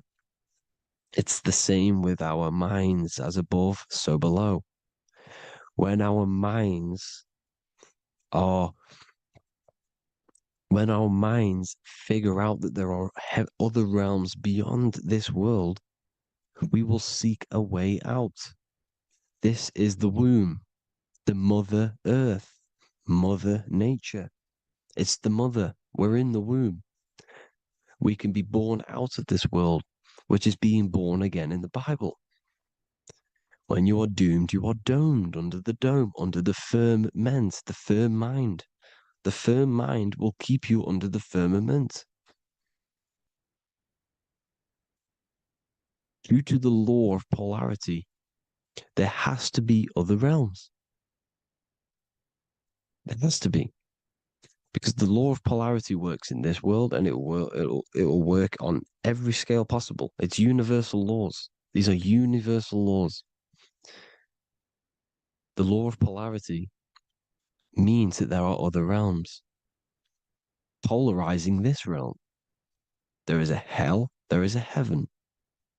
There is a midpoint, which is Midgard, which is the one we are in now. Earth, heart. Earth is the heart. Heart is the center, good and bad. The balance between good and bad. Your reality is your level of realization. Your mind realizes other worlds, you will seek a way to them worlds. It's that simple. The soul trap is to keep you stuck in this physical body, which is the earth. This body is the earth. It's running the program, like I said at the beginning. It's running the simulation that your consciousness is experiencing. You are an electromagnetic being, and you're hidden in a cage, your rib cage, and you're stuck in cells, a prison cells. Look, you're in cells. We produce electromagnetic energy. Your soul produces this energy. And by trapping your consciousness inside of this physical realm, they harness this energy within the astral realms. They're using you to manifest demons, because your mind creates demons through emotions and mental thought energy, which is a whole nother video. I can make a video on that. You're manifesting everything for them because they're trying to create a hive mind. This is why they want everyone to believe in one belief system, one government, one belief system, one religion, because they're creating a hive mind. This hive mind will manifest and be summoned within the astral planes, because the mind manifests the astral plane. The astral plane is the realm of imagination. The mental plane is the realm of just thought alone. The etheric plane is the energy. The physical plane is the matter. So all of our minds together are manifesting these demons within these subconscious realms, the astral. Now, how are they keeping you stuck to this realm? Well, when you die and you're stuck in your lower three chakras, okay, when your mind and soul detaches from the body, which is the earth, when you leave the earth, you're still going to have these mental addictions to the food, the sex, the materialism, the phone, the cigarettes, everything. This is why they get you addicted to everything possible. The TikTok, the YouTube, they get you addicted to as many things possible. Because when your mind is addicted to these things, and when this mind leaves the physical body, you're still going to have these addictions. Okay? You're still going to have these thoughts. And you will be manifested into the lower astral realms because you're thinking materialistic, you're thinking negative, because your level of realization was your reality. You were manifesting hell on the earth. When you leave the body, you're going to manifest hell in the astral planes, which means you'll be vibrating on the very low, which will put you in the lower astral realms. So guess what? You're going to come back. You're going to come back into materialism. You're going to reincarnate. Because you haven't prepared for life after death. You must detach from the external world. Okay? Moon is mind. The sun is the soul. The earth is the body. The moon is the mind. This is why we say lunatic In your mind, you have a specific moon. Money, M-O-N, is the moon. Money exists in the mind. They get you addicted to the money. The Bible's telling you this. Do not conform to the pattern of this world, but be transformed by the renewing of your mind. It's telling you of this world, but be transformed by the renewing of your mind. Who knew that the Bible was this deep? Matthew 16:26, what good will it be for someone to gain the whole world yet forfeit their soul? James 4:4, don't you know that friendship with this world means enmity against God? Therefore, anyone who chooses to be a friend of this world, of the world, becomes an enemy of God. John 4:4, dear children are from God and have overcome them, because the one who is in you is greater than the one who is in the world. It's talking about the invisible intelligence. It's greater than the physical world. John 2:15, do not love this world, nor the things it offers you, because this world will create you to, if your mind has attachments to what this world offers, sex, money, and power, pretty much, you will reincarnate here. You will come back here, because when you leave the body, your mind will still have these addictions. Do not love the world, nor the things it has to offer you. All of this is in my newly published book. The paperback versions are now available. Finally, for all the people who have been waiting, the Book of Wisdom. All of this knowledge is inside of the Book of Wisdom. The paperbacks are available. There's worldwide shipping. You can get it anywhere, pretty much, any country. My new website, it's amazing. There's going to be some amazing products coming on the new website. But I thank you all for the support.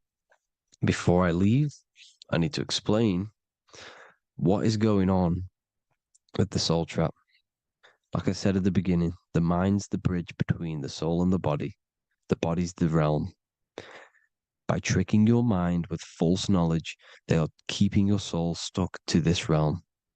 They get you addicted to all the physical things, and that is it. As soon as you're addicted and you die, you're going to come back. So by tricking your mind, which is the bridge between the realms, they keep your mind stuck within this body. They keep you in physicality. They deveil you, the devil, the deveil. Thank you all for the support, people. If you do want to join the Academy, all the links will be posted below this video for the book, The Academy. Thank you all for the support and have an amazing day.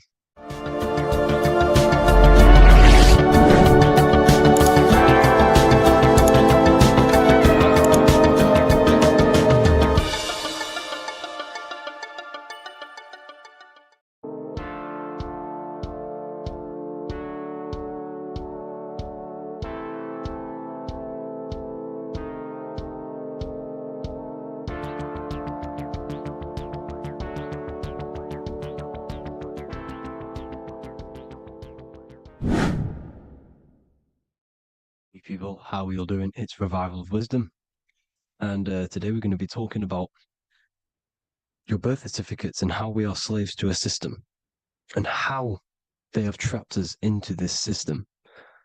Okay, so the first thing you need to understand about this system is there are two types of laws. You have the law of water, which is admiralty law, and the law of the land.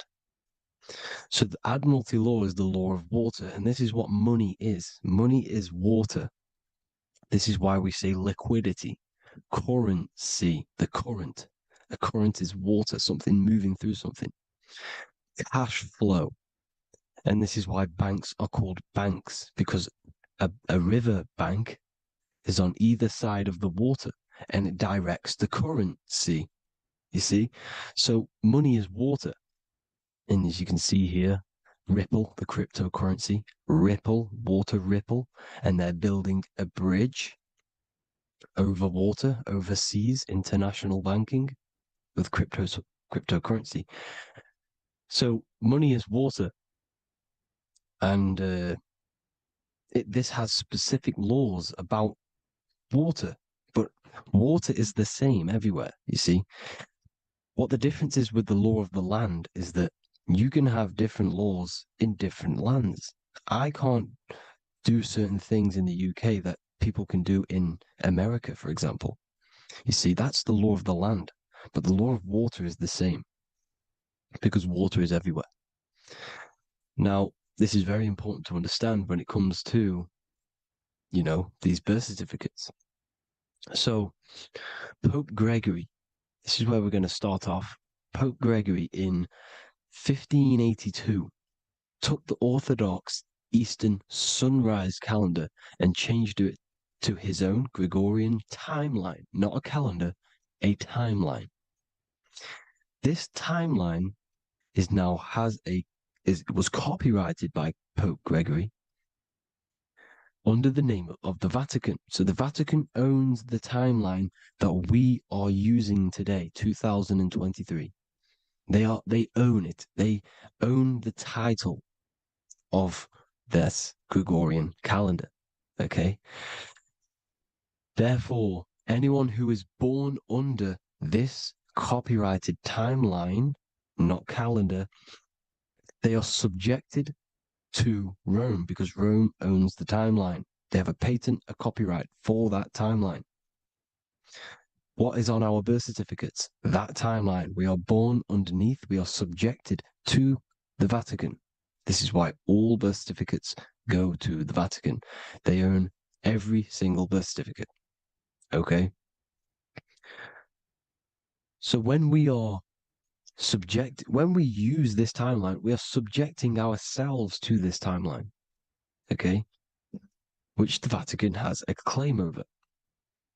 This calendar or timeline is set to sunset, not the sunrise, which is associated with death, darkness, and the moon, lunatics. You see, so this is a sunset calendar timeline. Okay, this is now, they've changed a couple things, right? They say that the new year is January the 1st. Okay, when we know this is in winter. January is winter, which is associated with darkness, death, the death of nature. So this is a death cult, people. These people are evil. They're so evil. The Vatican. And this is why we use April Fool's Day, because April is in Aries, and Aries is always the start of the zodiac. This is why Aries rules the head region. 12 zodiacs, 12 systems of the body. Each zodiac is associated with each part of the body, and this is why Aries is the head, cerebrum. But we're not going to talk about it in this video. But yes, that is what April Fool's Day is. They're putting it in your face. April Fool's Day is the real start of the year, when the sun starts to rise again, when the risen Savior is resurrected, when it's born again. This is when the Jews celebrate the Passover. This is when the Christians celebrate the resurrection of Jesus, and they eat lamb. The Jews eat lamb because we're in Aries, the new year. The sun is now born again, our risen Savior, the light of the world. So yes, this is what April Fool's Day is. It's the first day of the year, which they changed. Pope Gregory changed. So you need to understand is that you are in the womb. You are inside of a ship, because every ship, literally a ship, every ship is female. This is why they say she delivers the product, because she does deliver the product, you, the baby. Same thing with a ship, they deliver products. They are a she.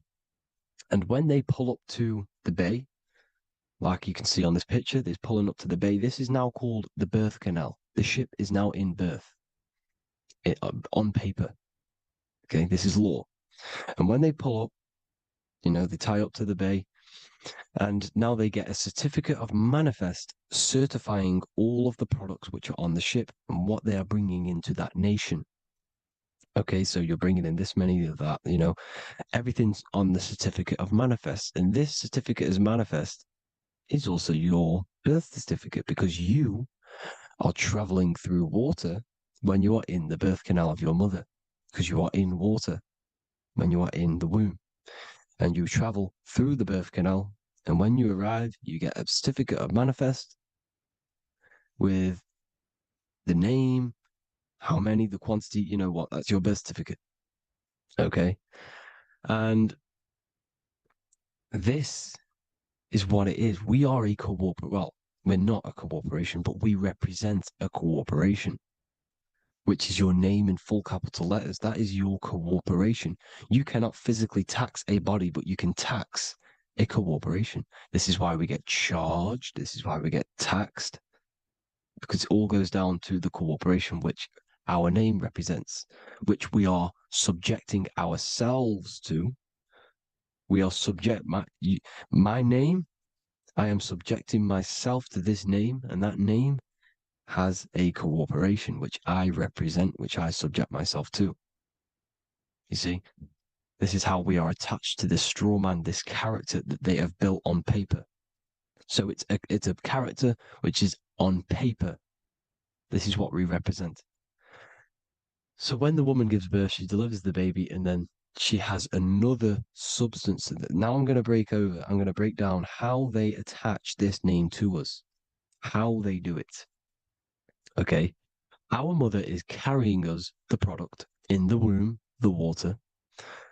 And it goes, for example, it goes from the United Kingdom into a state-owned, corporate, federal-owned hospital, which is government-owned. She does not declare the package when she enters the building. Aha, so keep that in mind. When she delivers the package in the federal territory, she does not declare the package either when she leaves. Therefore, there is no evidence that we exist when we arrive. On paper. On paper, there is no evidence that we came into the building or left the building. We have not been declared. So we do not exist on paper at this point. When the woman gives birth, she delivers the baby, and then she has another substance, which is called the afterbirth material. Okay? This afterbirth material has the same DNA as our physical body, with the body, mind, and spirit. Okay? This is how they get this corporation. Hold on. The afterbirth material does not get claimed by the mother nor anyone. Therefore, they salvage that substance, because we are under the Vatican. Every state is all Catholic. Your birth certificate is Catholic. No matter what religion you think you are, every single birth certificate is Catholic, because we are subjected to Rome. All roads lead to Rome. Rome runs all of this. Okay? We're still under the Roman Empire. Okay, so Rome are Catholic and they believe in salvation. This is how religion comes into this. This is how they use religion to get this. So they salvage the afterbirth material and they claim it, and they salvage it and give it and charge it to Rome. And they give it a name. Here's the legal term, born alive. Here's what it says. Each product of such birth is considered live, born, and fully recognized as a human person. So each product of such birth, so that could be anything, the afterbirth, the person who actually comes out, the baby. So your afterbirth, which we do not take with us, we take the baby with us, they keep that in the hospital, they collect the afterbirth, and they salvage it, and they give it the name, which it is us. We are a representative to that afterbirth material, which they put the name on, they claimed, which is subject to Rome. So we are walking around our whole lives as a representative to that claimed salvaged afterbirth material, which the federal state have. Okay. We are under the Catholic Church, Vatican. Therefore, the afterbirth material is a child of God. See, on paper, therefore, they believe in salvation and salvage the afterbirth material. This material has no mother or father. The state pick it up. It becomes a war to the courts and gets charged to the state. So we are a representative to that character they salvaged because it is the exact same DNA as you. Subject is the name or the title, and the matter is the physical aspect left behind in the hospital, which represents us. You see? So now we're moving on to Unum Sanctum. Unum Sanctum was in 1302, a very, very important year. Very important year. Unum Sanctum says this is basically how they claim everyone in the world. So the Vatican had all this power, all this gold, all these people under them. They need to get a claim for them so then they can rule over them and make them slaves. So what they did, they created Unum Sanctum. Pope Boniface VIII did this. And it says, the spiritual man judges of all things, and he himself is judged by no man. The spiritual man, keep that in mind, unless he invent like Manichaeus, two beginnings, which is false and judged by heretical, since according to the testimony of Moses, it is not in the beginnings, but in the beginning that God created heaven and earth. Furthermore, we declare, we proclaim, we define that it is absolutely necessary for salvation that every human creature to be subjected to the Roman pontiff. So they are claiming us in Unum Sanctum, and it's in the vaults in the Vatican. They will put a spell on it because they are sorcerers, they are magicians. They put a spell on it, they lock it up, and whatever goes on that piece of paper goes. And this Unum Sanctum is claiming all of us. So what does it say in the beginning? The spiritual man judges of all things, and he himself is judged by no man.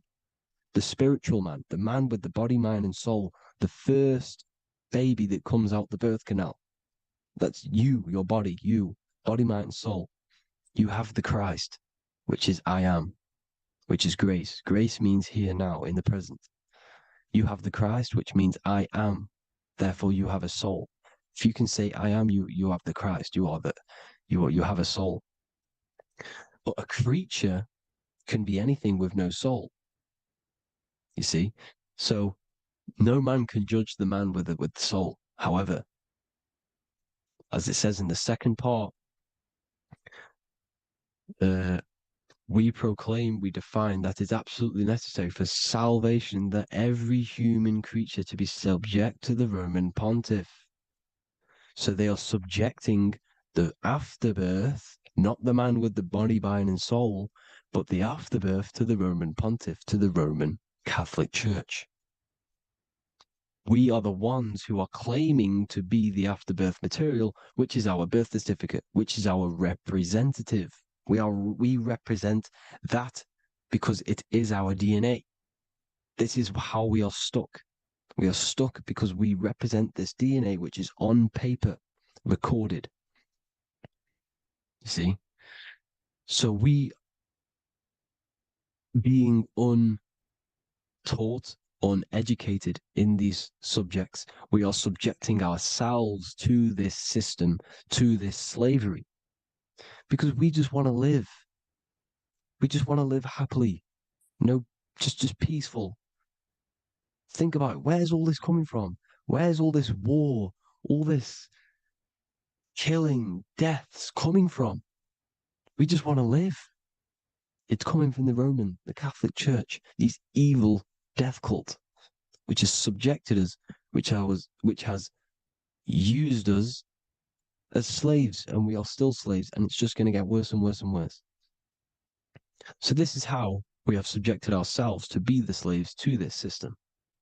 It's a lot to take in, and there's a lot more deeper stuff which goes into this. I'm just going over the surface. I'm going quite deep, but there is little details that I still need to learn myself. But this is the general how that we've been stuck to this slave system. So we are batteries, okay? This is why we get charged. When you go in a court, you get charged, okay? Because you're a biological battery. This is why cities look like motherboards, because we are feeding energy to this matrix, Okay?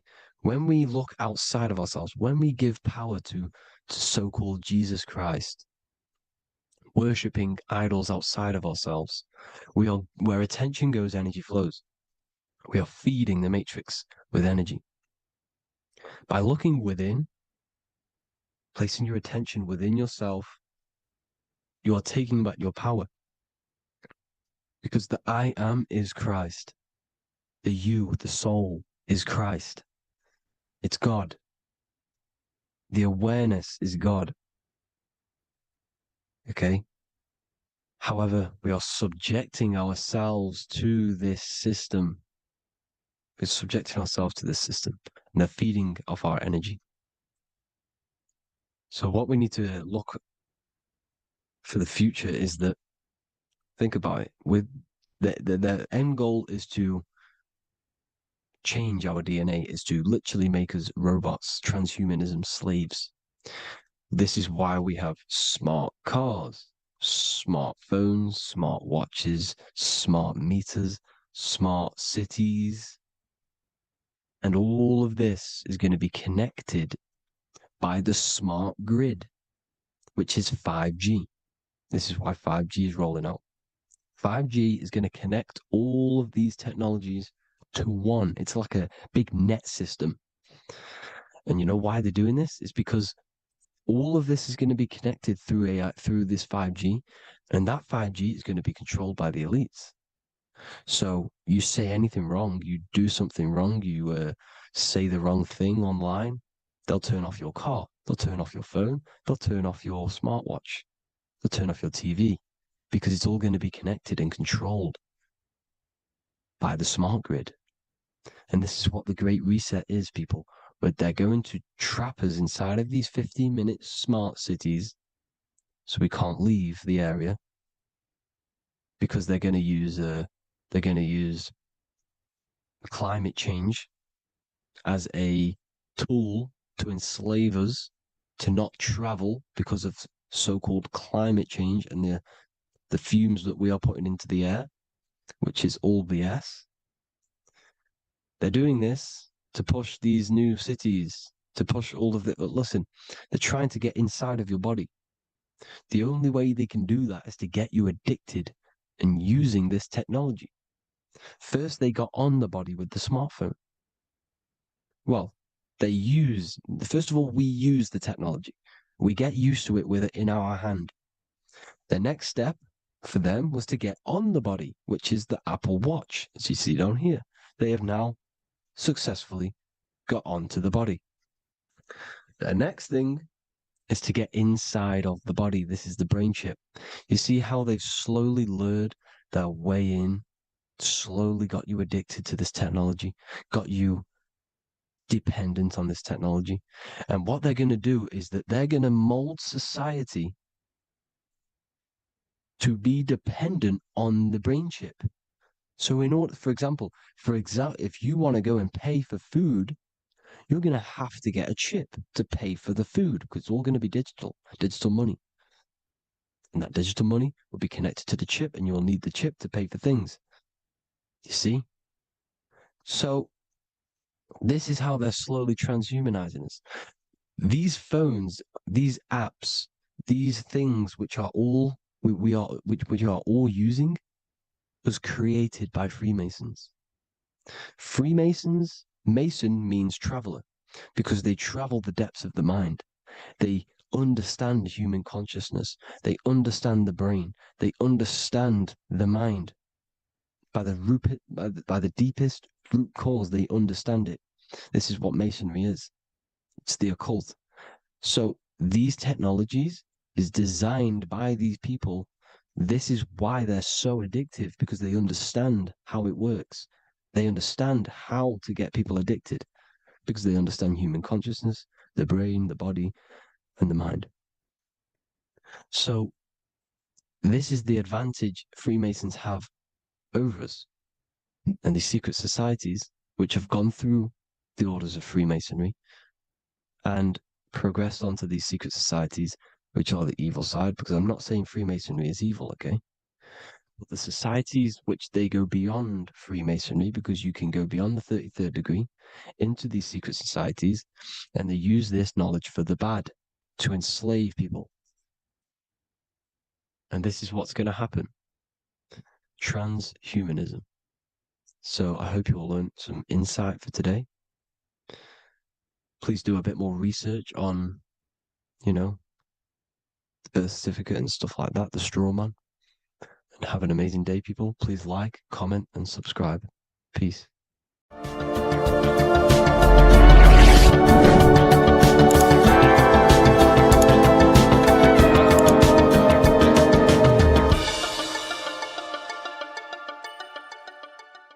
There is a secret meaning behind the number 666. 666 is 3 sixes. The number 3 in occult and esoteric numerology represents the 3 aspects of human consciousness. We see this symbolism in the all-seeing eye with the light and the triangle. The triangle is the number 3. The eye represents consciousness, observation, and the light represents the light of consciousness, because consciousness is pure light. The 3 aspects of our consciousness is thoughts, emotions, and actions. Every thought creates a feeling, and the feeling creates the action.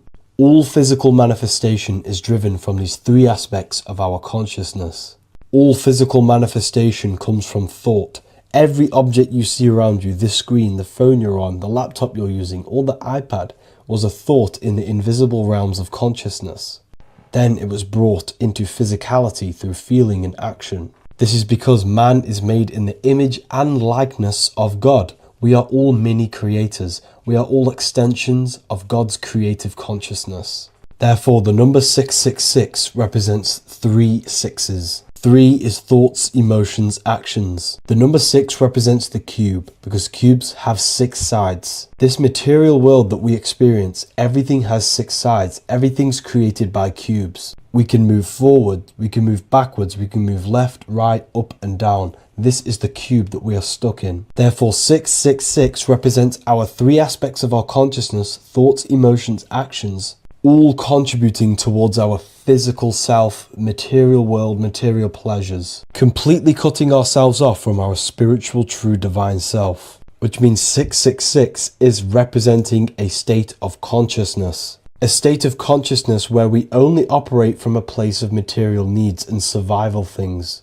As humans, we possess a physical material body in the physical material external world, but we also possess an invisible inner world, which is what we call spirit. When we disconnect ourselves from our inner worlds, we become lost in this materialistic way of thinking and acting, which can lead to no life purpose, a feeling of emptiness and voidness in our hearts. Humans possess the ability to transcend our animal instinctual natures and turn to the divine mind, to the spiritual inner world. It is our inner world that is projecting our outer world. The outer world is just an effect of our inner state of consciousness. It's important as we go through this human life to not lose ourselves and look for our validations outside of ourselves. The external world is simply just a mirror, mirroring with mathematical precision what happens inside our consciousness. When we change our inner world, we produce effect in the outer world. To get back on track about this number, this represents when we are lost in our material self and we are completely cut off from our true divine self. The devil is always having goat horns, which represents a ground animal. This is the lower animal self of man. He's always red. The frequency of red is the lowest vibrational color, and it also represents the root chakra. This is all to do with survival mode and our physical needs and physical self. Red represents chaotic and intense emotions like hatred and anger. This is why the devil is always red, because it represents anger and an uncontrolled state of emotion and consciousness. You see, we've been taught in the church and all through religion indoctrinations that the devil is an external deity which influences humans. And in fact, this is nothing but a metaphorical story. The devil is a character which represents an aspect of the human mind. the lower aspect of the human mind, a facet of our own consciousness and psyche. The voice that we have in our head that tells us to do these negative things is not an external deity pushing us to do something bad. This is an aspect of our own mind.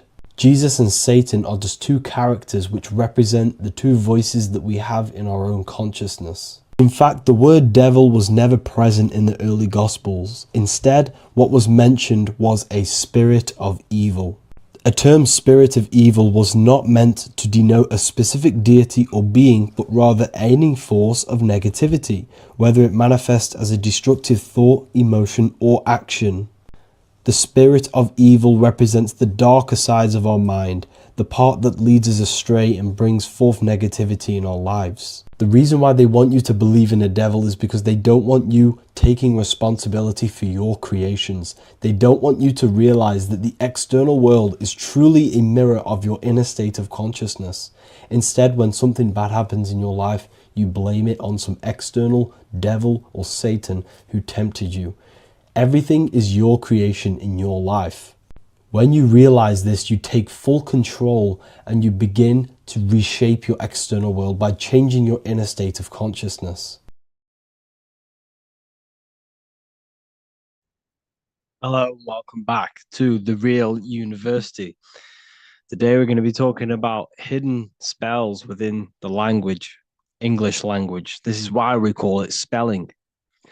A lot of people are already aware of this. However, I'm going to go over some words that have double meaning, meanings to them, behind them, which trick your subconscious mind.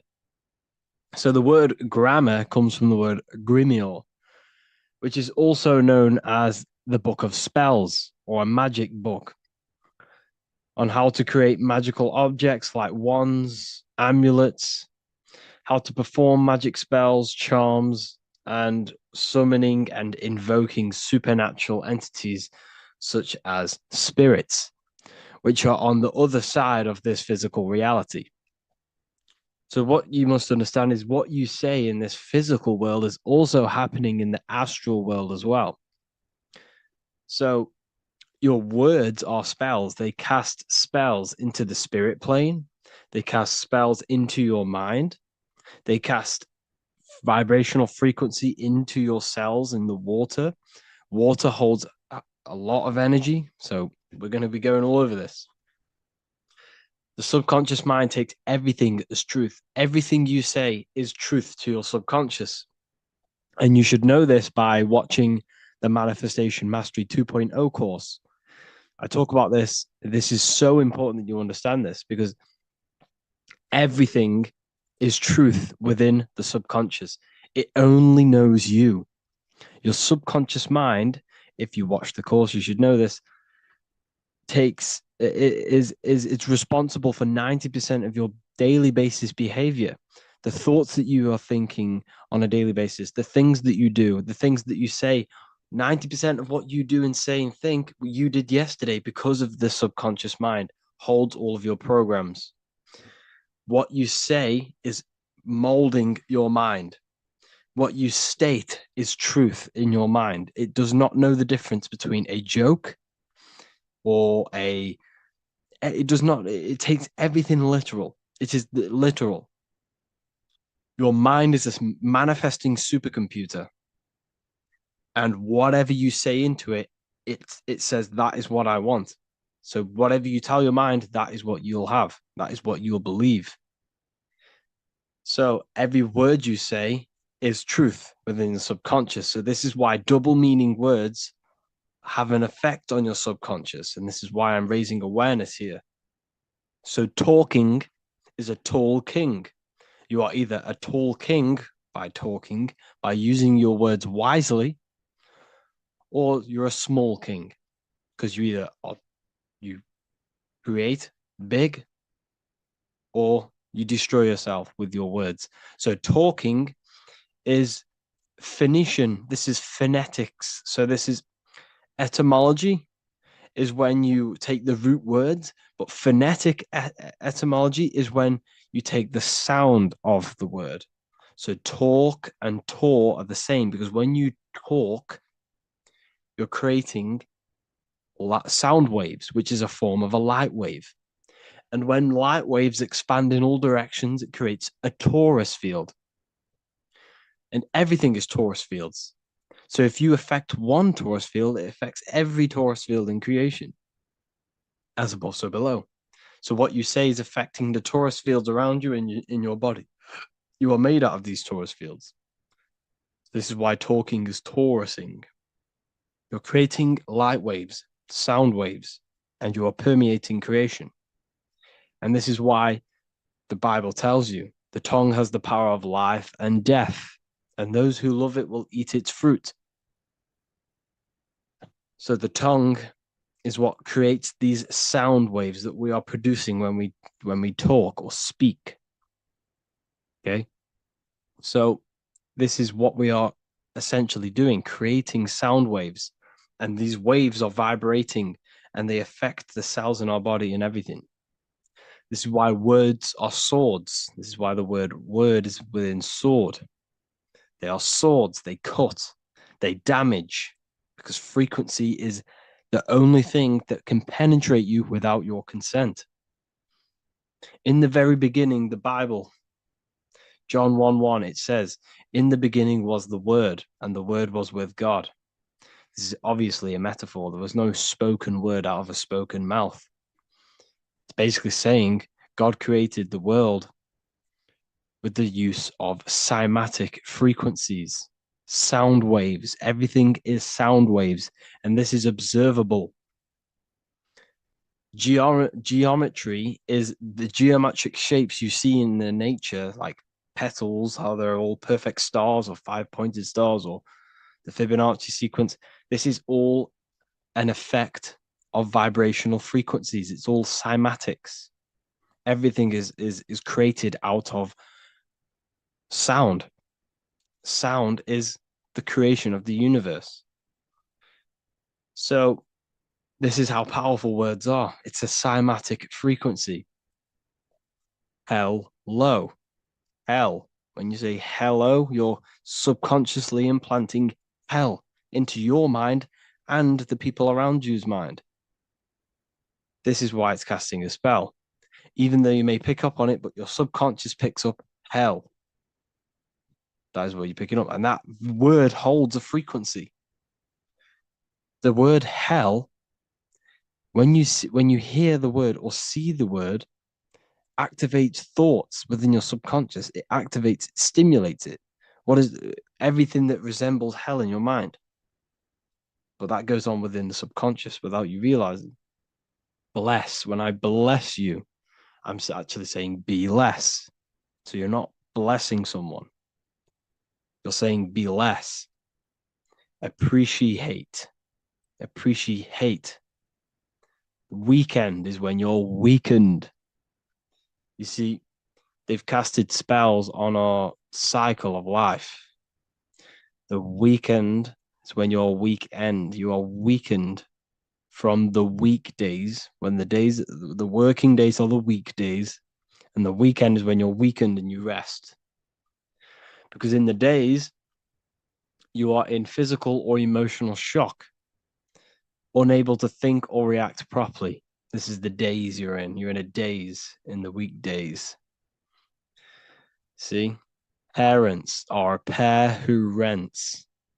Because you don't, well, in this, we do own our children, but in the system, we technically don't. You're a pair who rents.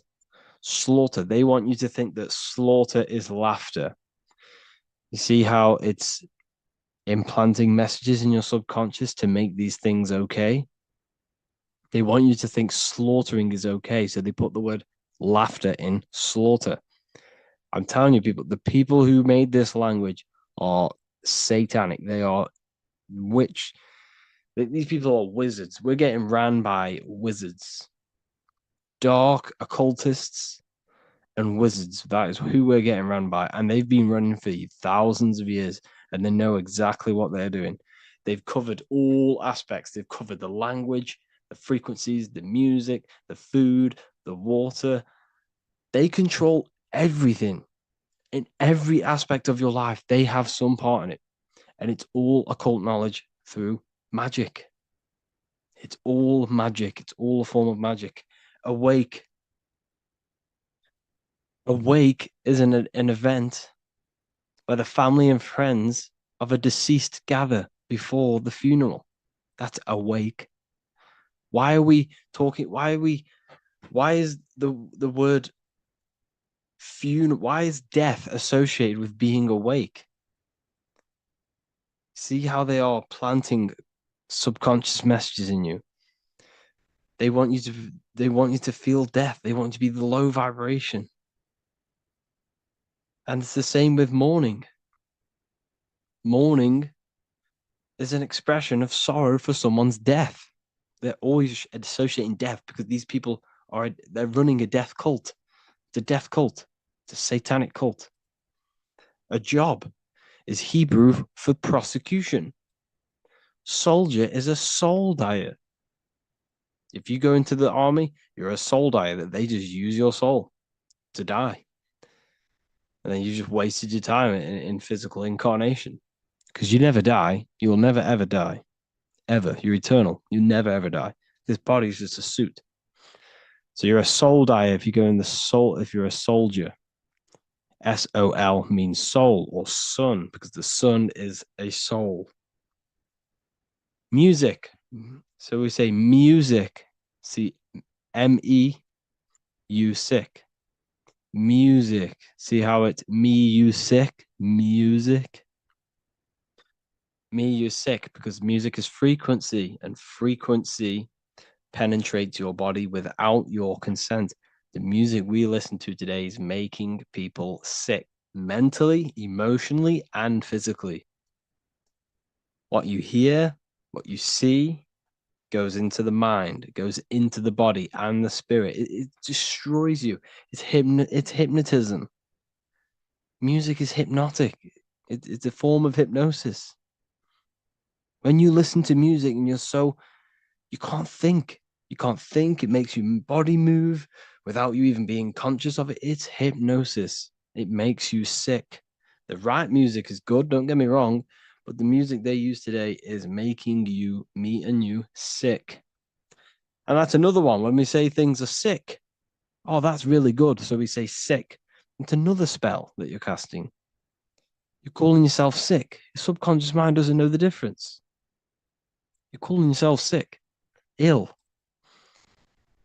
Spellcasters will often use the word abracadabra when spellcasting. This is because the word abracadabra in magic means I create when I speak.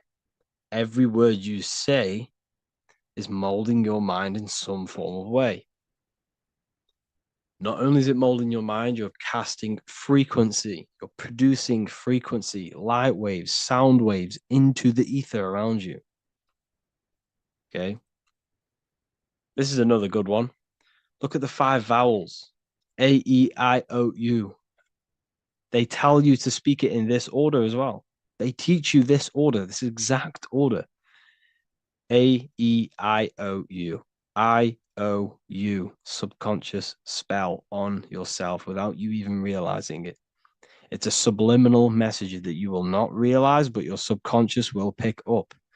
We are taught to speak them in the specific arrangement because the last 3 letters have a double meaning.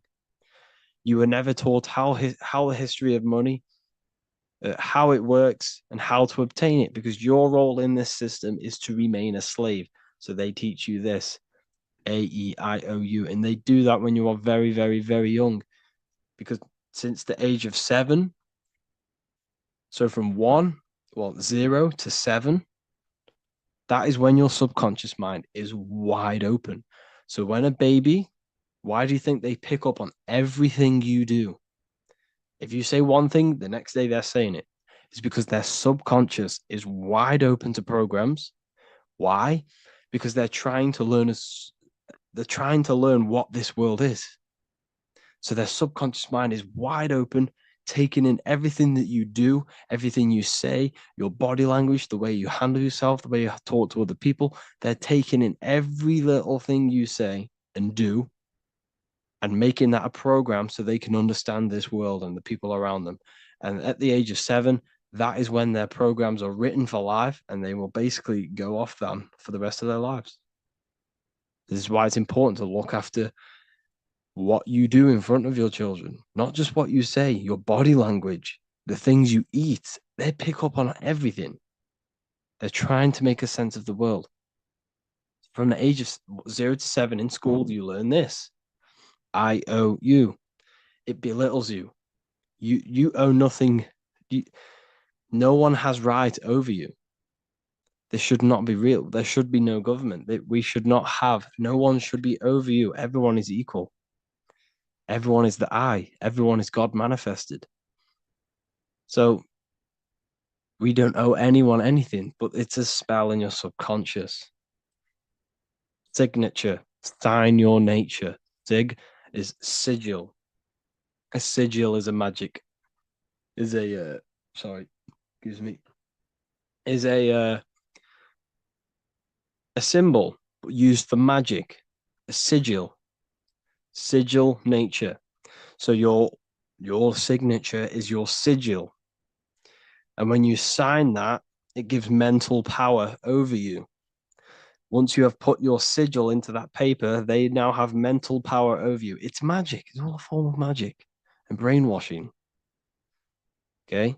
When we say the word the, we're saying we're trying to use God to manifest that. Okay? Because the comes from theo in Greek, which means God. So when we say theology, ology means the study of. Theology is the study of God. That's what theology is. Theo, when we say the, I am the, we are using God to bring it into existence. God is the I am. The I behind you, the I am, that's God. That's what manifested everything in your life. Everything in your life, that invisible creator inside of you has manifested everything you physically see. You are the invisible architecture, the invisible artist behind your life. The I, that's God. The only one. So when we use the word I am, this is how to bring the power to yourself. When we say I am strong, I am wealthy, I am free, I am financially free. When we say this, that I am, this is when we are bringing, we are directing vibrational frequency into our own being, into our own magnetic field, and into our own life. This is how we direct vibrational frequency and direct our word. So when we say I am directing my frequency into myself to manifest something external. Also known as the chi or the prana. It's just basically your magnetic energy. So speaking has the ability to change your genes and DNA expressions. When we listen to affirmations over and over and say them over and over for a long period of time, your genes will change. And your genes are a code for your external world, pretty much. Anything that is written in your genes will manifest into your external world. Okay. All of this is just done by your intentions, thoughts, and what you say. And if you think this is a conspiracy theory was a term invented by the CIA to discredit, confuse, ridicule, and disqualify any alternative information that contradicted the mainstream narrative. That's what a conspiracy theory was. It was created by the CIA for any belief that went against their mainstream narrative. Hollywood, the biggest spellcasting scheme cult in the world. Hollywood. I'm going to make a whole lecture on this. Hollywood is holy wood, which comes from a holly tree, which the ancient Phoenicians and magicians used to take the holy wood. It was called holy wood because it was the best wood to make wands out of and cast spells. That's why they get their name. And what is the films? All the films, all the music that comes out of Hollywood, it's all a form of magic, subconscious spells. to fill your mind with ideology, fill your mind with this narrative. That's what they're doing through the movies and the music. Anyways, I hope you like this lecture. Thank you all for joining the Real University. I hope you're all learning a lot here, and looking forward to making some more awareness for you and more knowledge. Have an amazing day, people.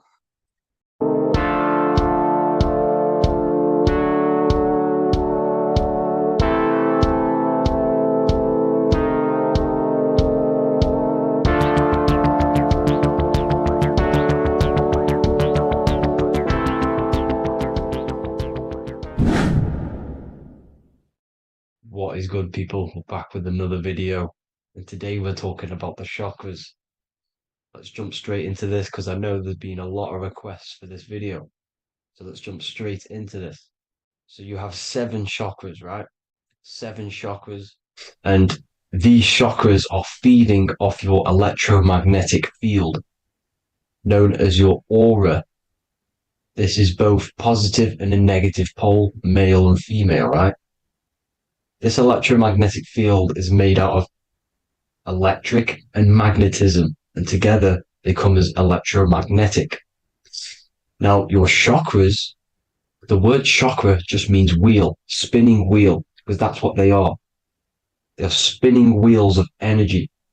They do not exist on this physical plane. They exist on the etheric plane. Okay. Now, these energy centers are known to regulate your emotions, and each energy center controls the organs and cells in that particular area of the body. So, for example, your sacral chakra will control the cells and organs of your sexual reproduction area. Okay, the navel chakra or solar plexus will control the digestion in your body. Same with the heart, same with the throat, right? So they are like mini brains for each center of your body.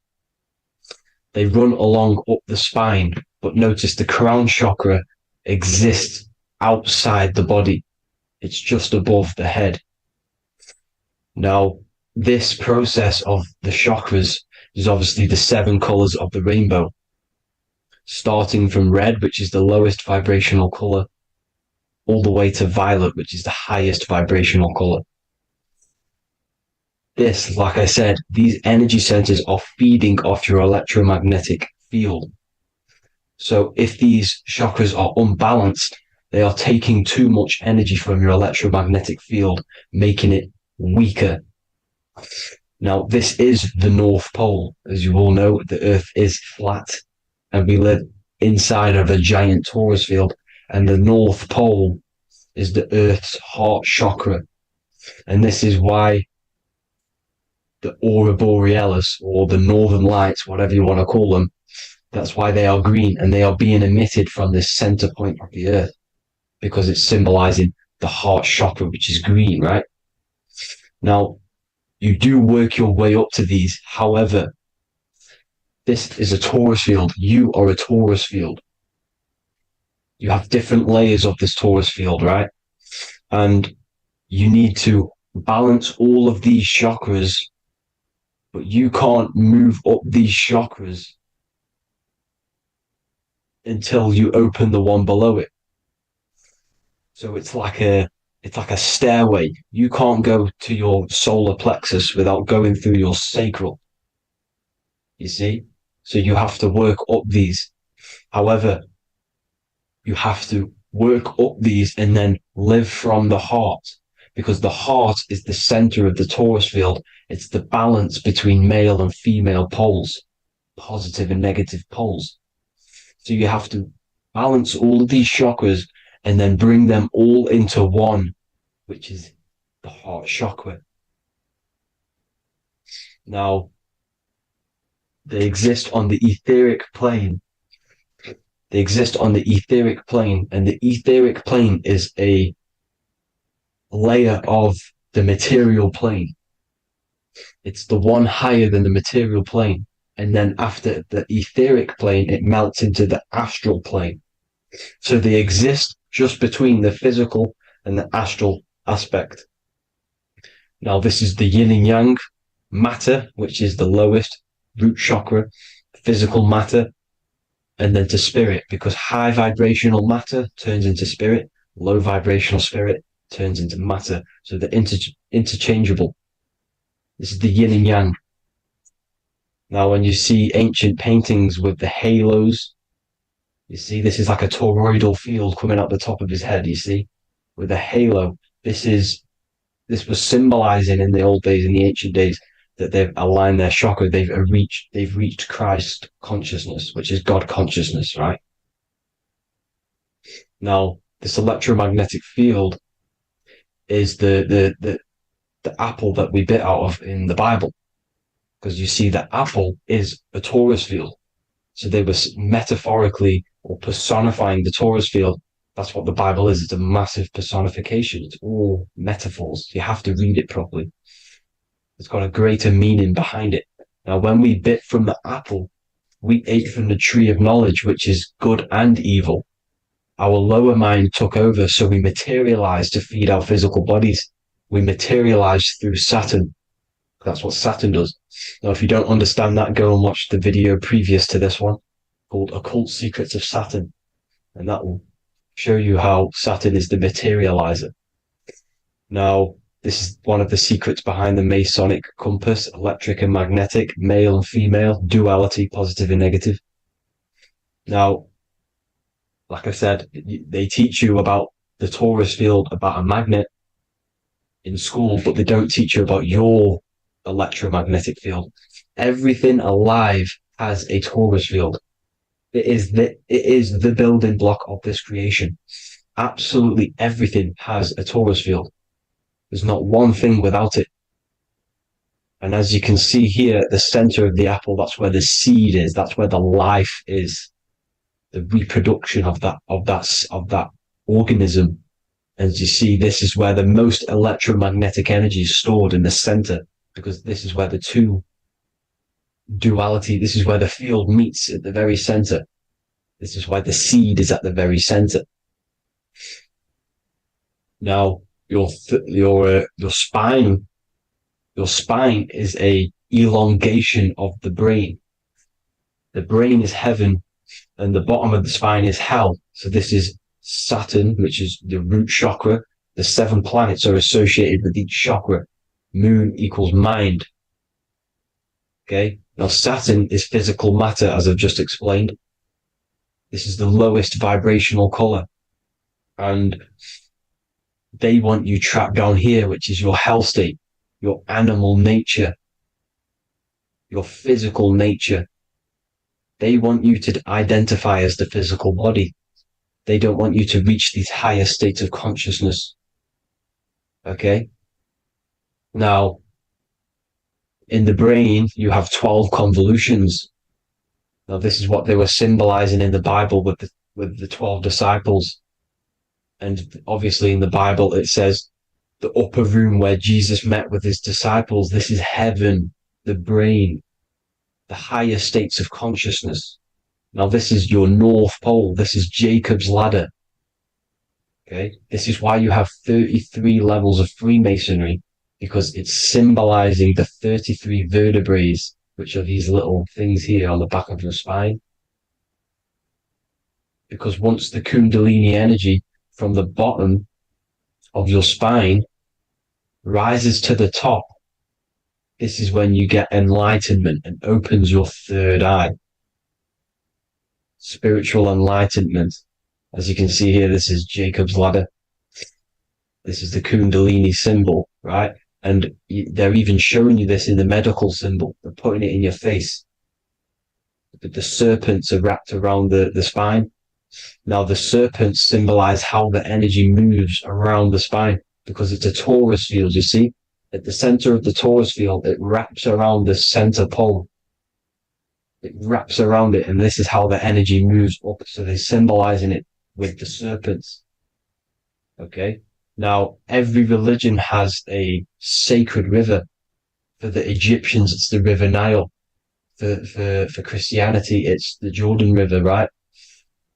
This river is the canal the energy canal at the center of your spine, all the way leading to heaven, to the Holy Land.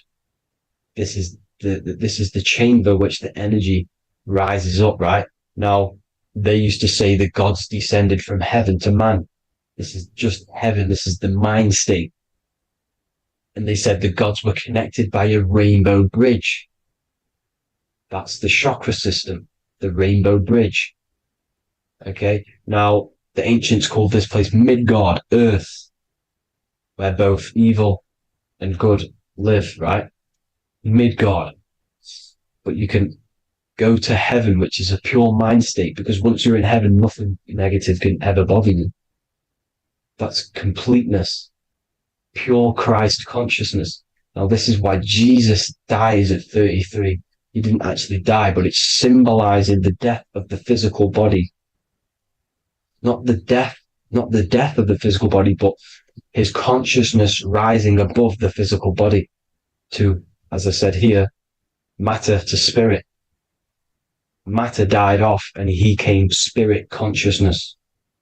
This is symbolized by the 33 vertebrae, which is obviously the 33 levels of Freemasonry. And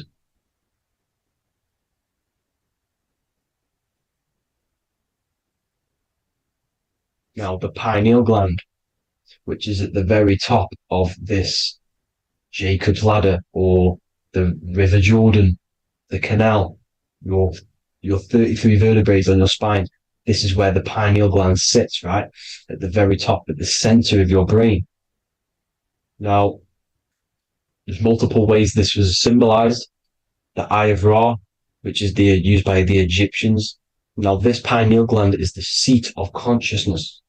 This is where your consciousness is stored, right? And the ancient Sumerians used the pine cone, hence why it's got the word pineal gland, the seat of the soul consciousness. It produces DMT, dimethyltryptamine, which is known as the spirit molecule. And the pineal gland is wrapped in microcrystals, and we all know crystals transfer frequency and energy. Now, radios use crystals. A radio is a frequency transmitter, turning a frequency into a frequency that we can hear with our ears, right? Because all the radios are actually playing right now in your ears. However, our ears can't pick it up, so the radio transmits it into a frequency that we can hear using crystals. So this is the power of crystals, and this is what our third eye is wrapped in, crystals. Now, this third eye is not actually your third eye, it's your first eye. When you're being materialized in your mother's womb, this is the first gland that is produced, and everything's built around it, because it is the consciousness. It is your consciousness. Your consciousness never dies, ever.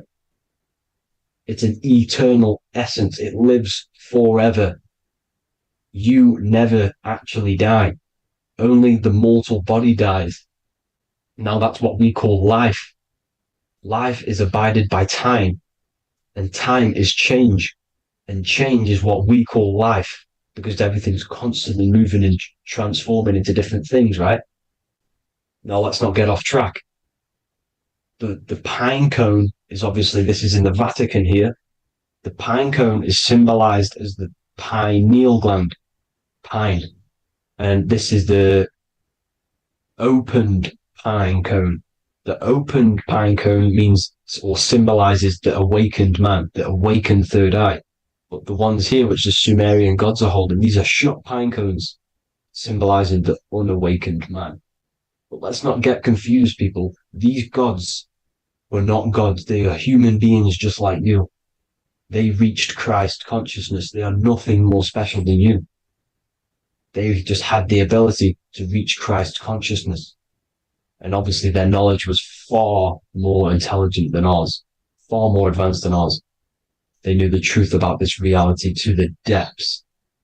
Now, the ancient Hindus had a goddess called Kundalini, which is said that she descended by the means of a ladder or a cord from heaven, which is symbolizing the spinal cord.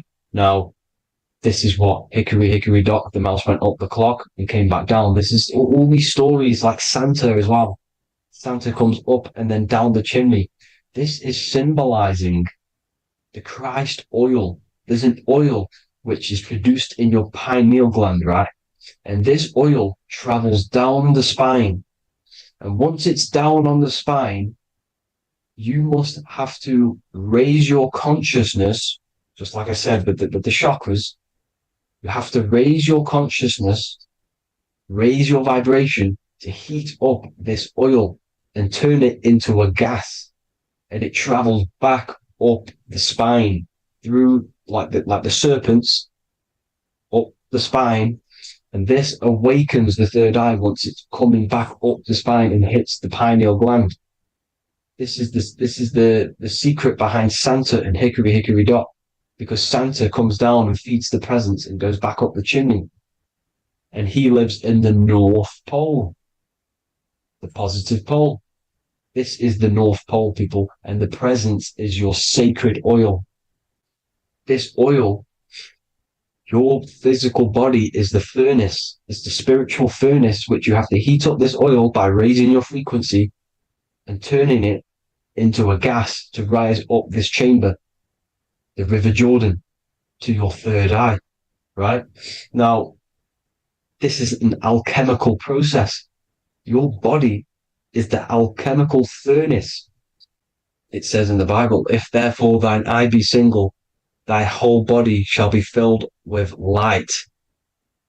I shouldn't have cut that out, but that's what it says.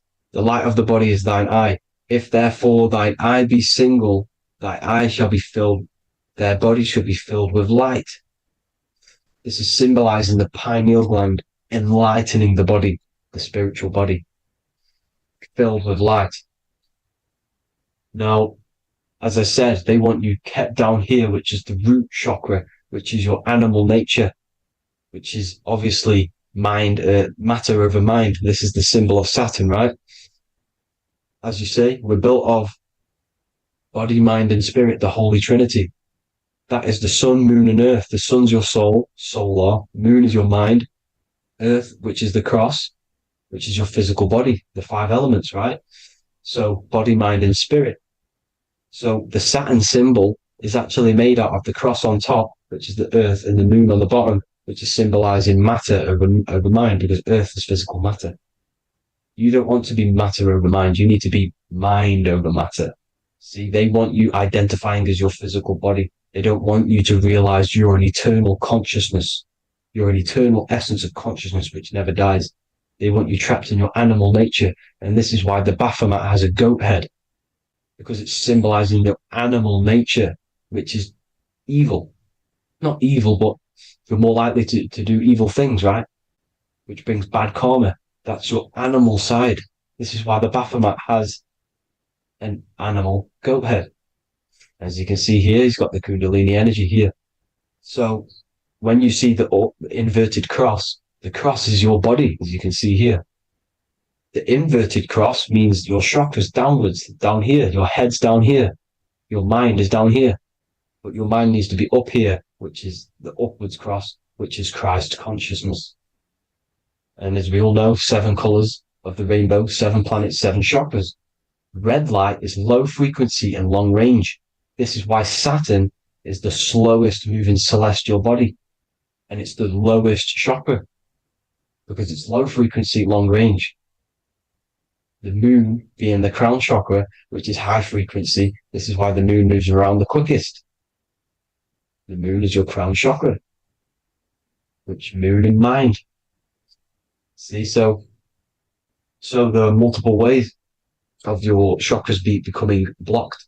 Now, each chakra has a specific intelligence. It has a specific thing that it's doing for the body, right? Now, this can be overused. It can be abused. For example, masturbation. That keeps you down here in your sacral chakra, because you're abusing the energy center. You're abusing your sexual energy, which is then becoming unbalanced. So this is how energy, this is why these centers are pulling more energy out your electromagnetic field, because these centers are wheels. The chakras just mean spinning wheel of energy.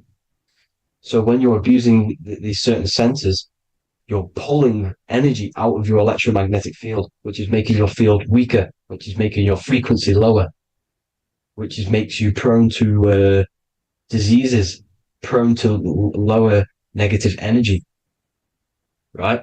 So you need to align these chakras. You need to unbalance them. And as you can see here, you can screenshot these to see how they're blocked. I'm not going to go over each one because it'll take me forever, but have a little read yourself. This is why they're blocked. Now, the ancients used to say Aum when they meditated. Now, these are the 7 vowels. There's not 5 vowels, there's actually 7. Now, when they say Aum, they're aligning all their chakras by saying this when meditated. This is where the Aum originated from. Now, emotion is energy in motion. So if you're feeling a certain way, that's the energy you've put in motion. It's a reflection. We live in a mirror reality. Everything's mirrored. Everything's mirrored. As within, so without, as above, so below. Everything's a reflection of some sort. So whatever you're feeling, you're doing something wrong. It's telling you're doing something wrong from the root cause. Because your energies are the effect. You're feeling the effect of something you've caused. The law of cause and effect. Nothing escapes it. Now, the Jehovah's Witness believe that exactly 144,000 faithful Christians go to heaven or be resurrected, right? This is not true. This is symbolic. 144,000 go to heaven. Now, the petals on the chakras, this is the root chakra, this is the crown chakra.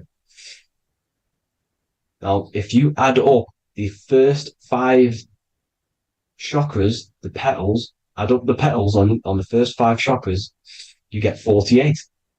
And then you get to the third eye, which has 2 petals. 48 times 2 equals 96. 96 plus 48, which you got from here, equals 144. The last chakra has 1,000 petals. Times 144 times 1,000, you get 144,000. This is a frequency. This frequency is the frequency of the ascension up your chakras.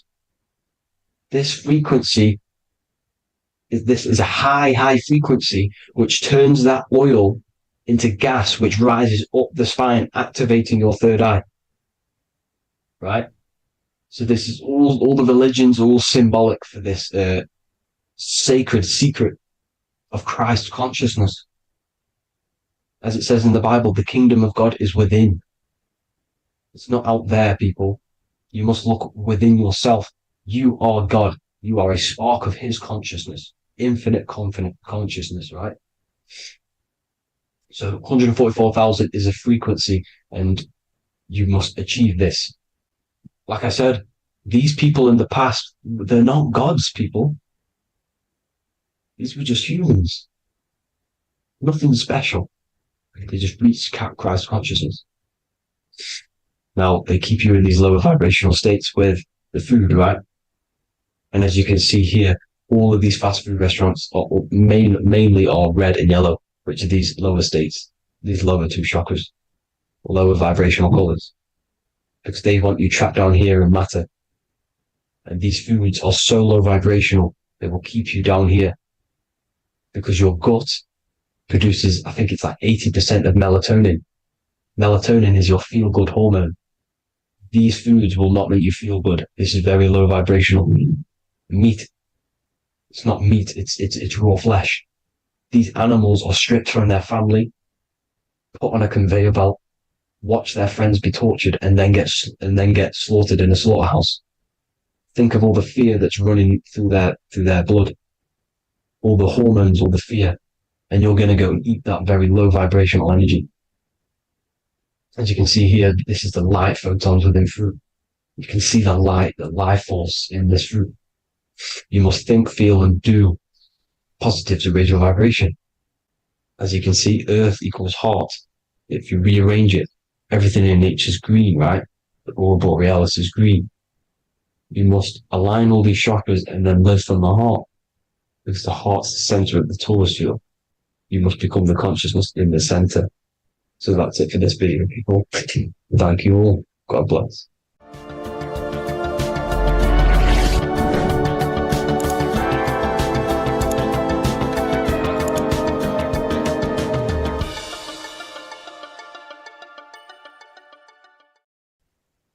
As above, so below. This is one of the most crucial teachings within esotericism, occultism, or what we like to call it today, spirituality.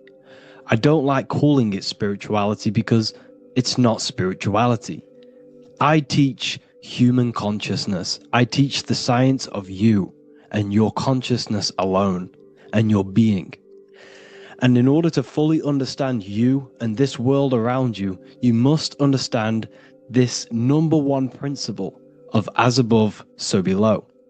There is many misconceptions of this, and there is many simple teachings of this, but I'm going to break it down today from the most simplest to the most complex, and you will see the connections between all things. This is the most important lesson you could ever learn, and I'm going to teach it you today. So what you must understand is with the term as above, so below, it applies with everything you see in this world and about yourself. We have something called the macro, which means the bigger scale. On the bigger scale, we have the whole earth. If we look down from the sky on top of rivers, this is what we see.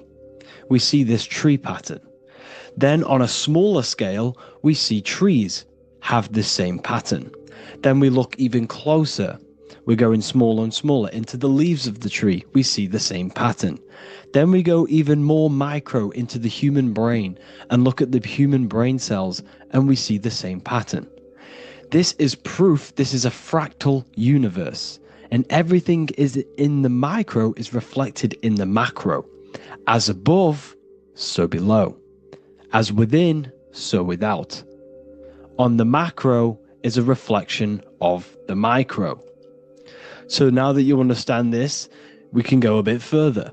A yearly cycle of spring, summer, fall, winter is a macro. A micro is a daily cycle. So a day is a mini year. The summer is the midday. Autumn is the evening. Night is the winter, and spring is the morning. This is a macro, a reflection. We have a miniature cycle of the zodiac every single day. And this cycle is also reflecting the cycle of life and death. We live, we are born, which is the spring. We live, which is the summer. We then age, which is the autumn. And then we die, which is the winter, and then we are reborn again. This is the cycle of life and death, and you do this every single day. You see, death is a macrocosm of sleep. This is why we say sleep is the cousin of death, because you die every single night. You do this process of life and death every single day. As above, so below. What's in the micro is in the macro. So when you go to sleep, you are essentially dying. And then in the morning when you wake up, you are then born again. This is a fractal cycle that we live in. Everything in this whole world is fractal. Everything applies to as above, so below. We have the sun, we have the moon, we have the day, we have the night. We have the life, we have the death. We have the conscious, we have sleep. As above, so below. We have the conscious mind, because now we're diving into as within, so without. As above, so below more refers to the external world. As within, so without is referring to your inner world and the outer world. What you must understand is about yourself. You exist in two realms. You're an individual. The dual nature of you. You exist in two realms at once. You have an inner world of your thought, emotion, This is the inner world that no one else can see but yourself. And you have an outer world with a physical body which everyone can see. So you exist in two worlds. You have the inner voice, you have the outer physical voice, which I'm speaking to you with now. But I also have an inner voice, which no one can hear, only but me. So you exist in the light and you exist in the darkness. The sun represents your external self, your physical, conscious mind. The moon represents your shadow self, the inner self, the psyche self, the spirit self. There is an as above, so below. The sun is within you. The moon is within you. Everything is within you. Now that you understand as above, so below, what is your body? Your body is a miniature earth. Let me repeat, your body is an earth. Your body is the earth. Okay? Because like I say many times in all of my videos, you are not in the world. The world is you. You are the universe. Your brain is a computer creating this reality. What you see with your eyes is produced in the back of the brain called the visual cortex. You don't look into the world, the brain produces the world. The body produces the world. When you touch something, you're not actually touching something. This is the electrical nervous system. When you touch something, what you feel is actually electrical signals on your nervous system reporting back to your brain. Therefore, when this body dies, you leave the earth because this body is the earth. Okay? As above, so below. You have the mental plane, the astral plane, the etheric plane, and the physical plane. This is essential for understanding reality and the teaching of as above, so below. Everything in this material plane began in the thinking mind. For example, the microphone I'm speaking into, the phone you're watching this video off, or the laptop or iPad. Where did this begin? It didn't begin in the factory. The first ever place this item begun was in the mind of an individual. The invisible realms of mind is where all physical things and physical items begun. Essentially, this physical plane is the effect of the thinking mind. This world is the world of effect. It's the world of outcomes. When you see something, it is already manifest. It is already being manifested. It is an effect. And in the effect of the cause, which is the thinking mind. Therefore, the mind creates thoughts, which is the mental plane. Then after thoughts creates imagination, which is the astral plane. These two are spiritual. They are non-physical. So spirit kind of means non-physical. Then you have the physical planes, the etheric and the physical plane. As above, so below. What happens in the mind is manifest on the physical plane. Like I said, the phone that you are holding, it was a thought, and then it brought down into a physical reality. As above, so below. You change the mind, you change your reality. Your environment, the word environment has ment in it because your environment is mental. So now that you understand this, so what is the world around you? The world around you was created by the mind of God. It was manifested through God's thought. So you are living in the mind of God. You are a thought in the mind of God. God thought you into existence. But like I said, we are all fractals. Everything is fractal. If God exists, this means that you are God. As above, so below. God created you through the thinking mind, and he gave you a thinking mind. So God created the macrocosm. God created the macro, the whole world. He designed the whole world, the sun, the stars, the moving. He designed this.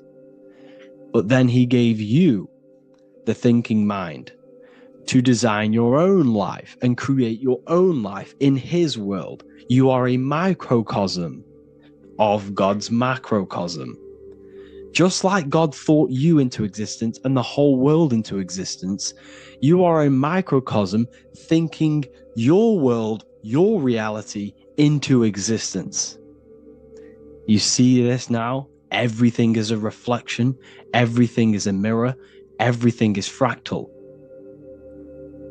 So in order for you to change your reality, you must change these higher planes. Your thought and imagination are the two key aspects of creating physical reality.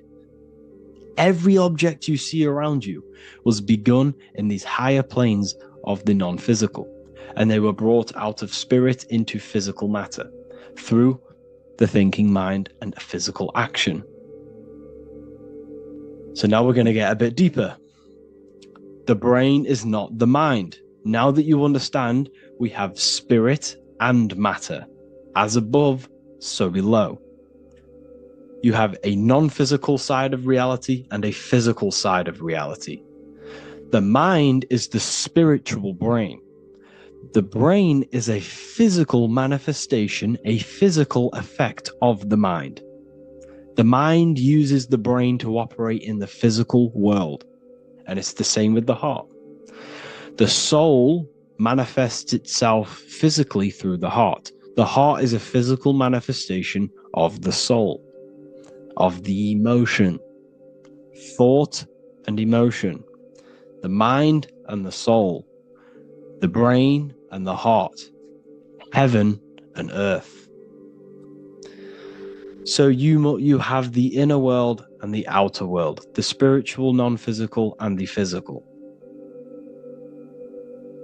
So we are all on this process of awakening, an expansion of our minds into new fields of thought, into new fields of awakening ourselves.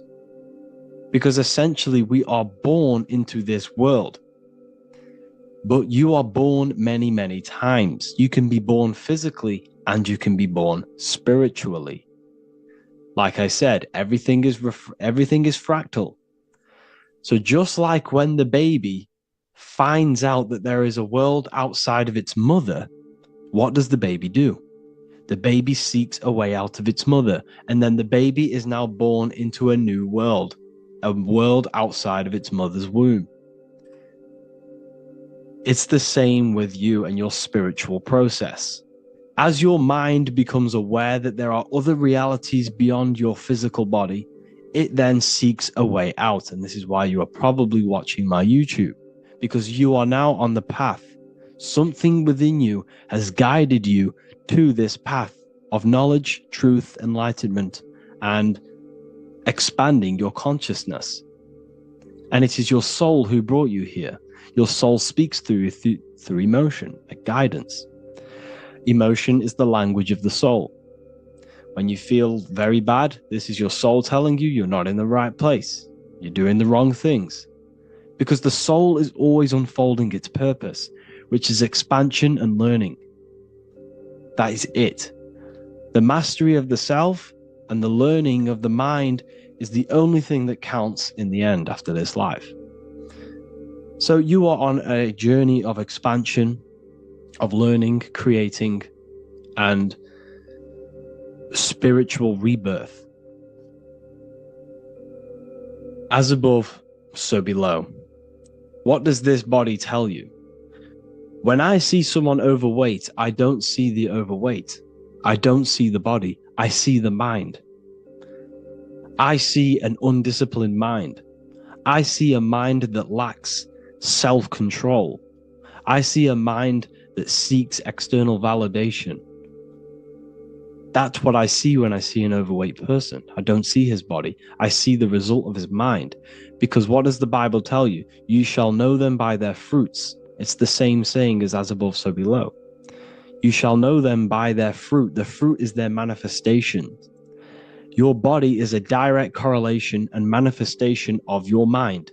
Your inner world projects your outer world. As within, so without. As above, so below. Now, what do you see when you see this man's body? I see discipline.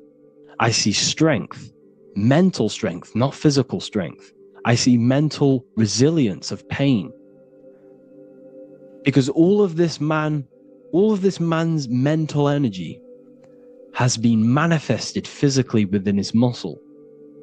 This body is a direct manifestation of this man's mind's pain and suffering, and it shows discipline. This is why people instantly respect you if you are in shape.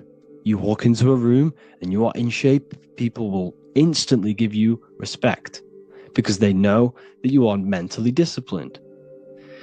The body is a reflection of your inner world, and it's the same with your friends, your family, your connections with people. If you think about yourself very negatively all the time, and you don't have a good connection with yourself, you don't have a connection with your true self, this will manifest into every single relationship you have in your life. If you don't have a good relationship with your inner self, you don't have a good relationship with the people and the friends around you. Because as within, so without. If you think negative about yourself, you will only pick up the negative in other people. If I think very highly of myself and I think very happy and good things about myself, I will then see the good things in other people. Because it's as above, so below. As the inner world is, so is the outer world. It's the same with your life circumstances. Your life is a direct correlation of every thought you thought in the past. If you possess millions of pounds, millions of dollars, this is because you have thought this into physical reality. You live the life you are deserved. You live the life that you manifest through your thought. If you live a very poor life, this is a reflection of your mind. This is a reflection of what you have thought into physical existence. Because like I said, everything begins in the mind, as above, so below. And this is even present within the body. So where is the head? The head is at the very top of the body. And where does all manifestation begin? In the mind. That's where the mind is, in the head. And then the thoughts we think travel down the body into the heart, which is the emotion. Every thought we think is in the emotion. Every thought we think creates an emotion. This emotion then drives the action. Where does the action come from? The feet, because the feet move our body. We move with our feet to take action. Our hands. You see, so the body is even a reflection. I can't even say it. Reflection of the order of manifestation. This blew my mind when I figured this out. You see, the head, the thoughts begin here. This is the beginning of all manifestation. Then it comes down to the heart. This is the emotion. Then you take the action. The thought and emotion then sparks the action, which is taken with the hands and the feet. And where's the lowest point on the body? The feet, and that's touching the physical earth. So the head is where the thought is, the non-physical, and the lowest point on the body, which is touching the physical earth. So the head represents spirit, the feet represent matter, spirit and matter. Your room, if I walk into your room and I see a messy room, I don't see the room, I see a messy mind. The room is a reflection of the mind. If you have a messy room, this is your mind. It's an externalization of your unsorted mind, undisciplined mind. So like I said, we are all God, and we must find the God self within us. And I teach all of this inside the Book of Wisdom, Volume 2. This is not just a book, this is a revolution. This is the beginning of a new age with this book. If you have read it, I congratulate you. You should feel very proud of yourself if you have an open mind. You should feel proud of yourself for watching these videos, because not many people have an open mind. Remember this, people. You are special if you're watching these videos. You have the mind. You have the ability to see through the illusion. And I take my hat off to you. You want to take this to the next step? Read the book. Or if you want to take it to the serious levels, join the university. The university, you gain access to every piece of my material that I've ever done, all of my books, all of my lectures that are hidden from YouTube, that are hidden from everywhere else, the lectures that give you real power. And if you feel alone on this journey, we have a conscious community where you can connect with like-minded individuals, because I've been there. I've been there when you feel lonely, because you feel like no one else is thinking the way you are feeling. You can't talk to people about these things because people just think you're crazy. That's why I put together this, so we can connect, so we can unite, so you can connect with people, so you don't feel crazy about thinking about this stuff, learning about this stuff. And if you truly want to level up your life, people, and take your studies serious, this is for you. We do live calls, we do lectures. There's a whole library filled with books you can read. It's the perfect place for the truth seeker. I thank you all for joining. Please leave a like, a comment, a subscribe. Let me know any future videos you want me to make in the comments. Thank you all. Have an amazing day.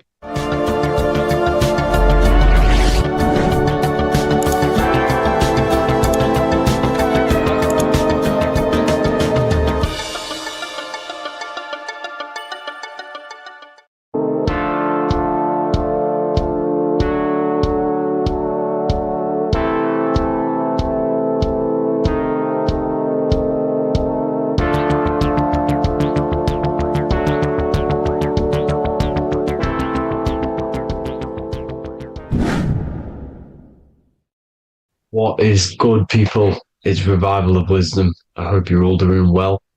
And this video is how to raise your holy oil or your kundalini. Let's get straight into this. So this is a monthly cycle. Every month, when the moon is in your zodiac sign, this oil is released. Now, the moon is in control of monthly cycles. For women, it's the menstrual cycle, and as well, this holy oil cycle. The moon changes sign every 2.5 days and passes through the zodiac signs in 27 days. So the moon tells the day, the sun tells the time, the stars tell the month. This reality is a massive clock, if you like to say. It's a cycle. Okay. The moon controls the night, emotions, water, fluids, and the mind. Okay. So this oil is produced in the claustrum. It's produced in the claustrum, which is here, right? This is where you get Santa Claus from. Now, the claustrum is at the center of the brain, and it is next to the pineal gland and the pituitary gland. Once it starts in the claustrum, this is the holy present. This is the present that Santa gives to us, Santa Claus. And it goes to the pituitary gland and the pineal gland. And what's connected to the pituitary gland and the pineal gland is the Ida and the Pingala. The Pingala is the pineal gland's nerve, which is the honey, which is the positive charge, electric. And the pituitary is the Ida nerve, which is the magnetic charge. This is the milk, the land flowing with milk and honey. This is the brain, the heaven, okay? And it travels down the spine using these two nerves, these electromagnetic charge. And this is what the ancients symbolized with the two serpents wrapped around the spinal cord, the Ida and the Pingala. And this travels down to the sacrum or the solar plexus. Okay. So once it's here, okay, the spine is an elongation of the brain. So the spine is pretty much the brain. It's an extension of it. And it's kind of a microcosm of how we descended from heaven to physical reality, to physical matter. which is our consciousness has done. Our consciousness has descended from heaven into physical matter, and this is a microcosm of it. Okay. So once we're in the sacrum bone, this holy oil, like I've just explained, this holy oil starts in the Santa claustrum, goes down the chimney to the sacrum. This is the sacrum, the solar plexus, and drops the present off at the sacrum. Now, once we're at the sacrum, we need to raise our vibration to take this oil back up the spine. Okay. And the River Jordan symbolizes this in the Bible. King Herod wants to kill Jesus in Nazareth, which is here, this is the River Jordan, is Nazareth. He goes to be born in Bethlehem and then goes back up to Nazareth to Joseph and Mary. Joseph and Mary, the pineal gland and the pituitary gland. The Bible is huge symbolism. It's all metaphors for this sacred process which goes on inside of your body. You are the Temple of Solomon. You are the Holy Land. The Holy Land is your brain. Once this oil is at the sacrum, you need to raise your vibration in order to take it back up. Once this oil has gone back up to the pineal gland, it activates the crystals which are wrapped around your pineal gland. Your pineal gland is this tiny little beam here. This is the claustrum. This is the pineal gland. And it's wrapped in crystals. And when this oil travels back up the spine by raising your vibration, back to the upper room where Jesus met the 12 disciples, or the 12 cranial nerves in the brain, and it activates and it turns on this pineal gland. And once it's turned on, it illuminates all the cells and the nerves in your brain and turns them all on and activates the higher God man, the God consciousness, Christ consciousness. And it regenerates the whole body. This is the secret to regeneration. It regenerates all the cells in the body. And this is how the ancients lived for thousands and thousands of years, as talked about in ancient texts. They lived for hundreds and thousands of years because they knew this secret. And this fluid, this brain fluid, the secretion, or the Christos in Greek, which means gold, because this is the alchemical process from turning lead to gold. Your body is the alchemical furnace. Now, the ancients knew about this center of the brain because they symboled it.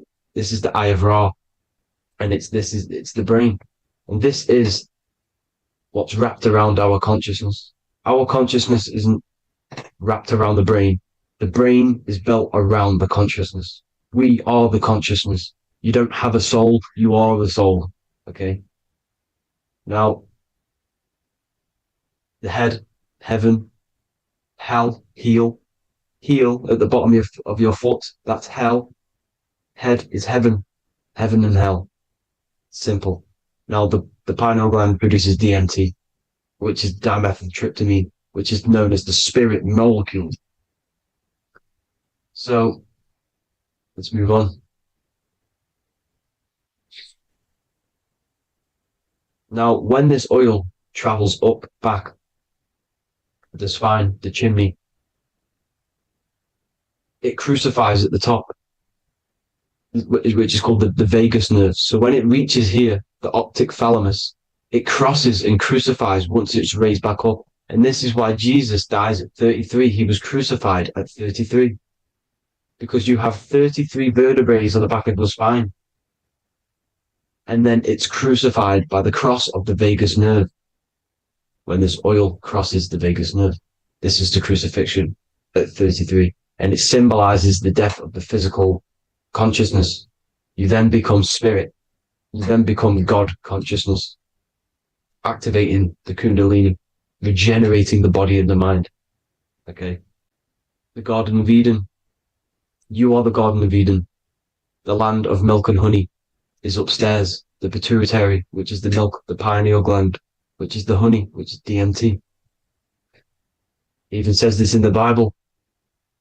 As he brought us into the place And he has given us this land, a land flowing with milk and honey, which is also symbolized as the sun and the moon. The Bible also says the light of the body is the eye, not the eyes, the eye. If therefore thine eye be single, thy whole body shall be full of light. This is the activation of the pineal gland by raising this oil back up to the pineal gland, to the center of the brain. Neither shall they say, see that here, or see there, for behold, the kingdom of God is within you. So he's saying, don't look out there. Nothing is out there. It's all inside of you. Everything's inside of you. You're the universe. Now, how to raise this oil back up to the pineal gland? Every month, like I said, the moon controls the cycle. The moon controls monthly cycles. When the moon is going into your zodiac sign every month, this oil goes down the spine and you must raise your frequency to get it back up. You must retain your seed. This is the most important. Your fluid, your secret, your holy fluid, your life force. You can't let that go. That life force is the reason you're alive. This holy oil is the reason you're alive, because it feeds all of the systems in your body. It feeds all the systems in your body. You have to retain your seed, alkaline diet, positive thinking, and meditation. Okay? When you retain your seed, you will live longer. The moment you release it, you're killing yourself. You're killing a piece of yourself every time you release your seed. Every single time. You're killing a part of yourself. Okay? Now, this could be why this could be the illumination, the single eye on the Illuminati's symbol, the Freemasonic symbol, the illuminated eye, the triangle, which could symbolize the body, mind, and spirit, but the eye illuminated. Now, in the Bible, it talks about the two trees, the tree of knowledge and the tree of life. The tree of knowledge is the tree of good and evil, which is the most important system in your body, which is the nervous system. The nervous system, the most important. The tree of good and evil. And the tree of life, which is the cardiovascular system. Now, this oil, when it's released every month, feeds these two systems, and these two systems feed everything. Now, it's important you understand that. Okay? The ancients knew all of this knowledge. The Bible's telling you this knowledge.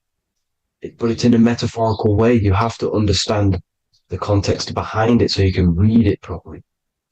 Now, eating of the tree of life, which is what it talks about in the Bible, eating from the tree of life is actually symbolizing a bad diet, ejaculation.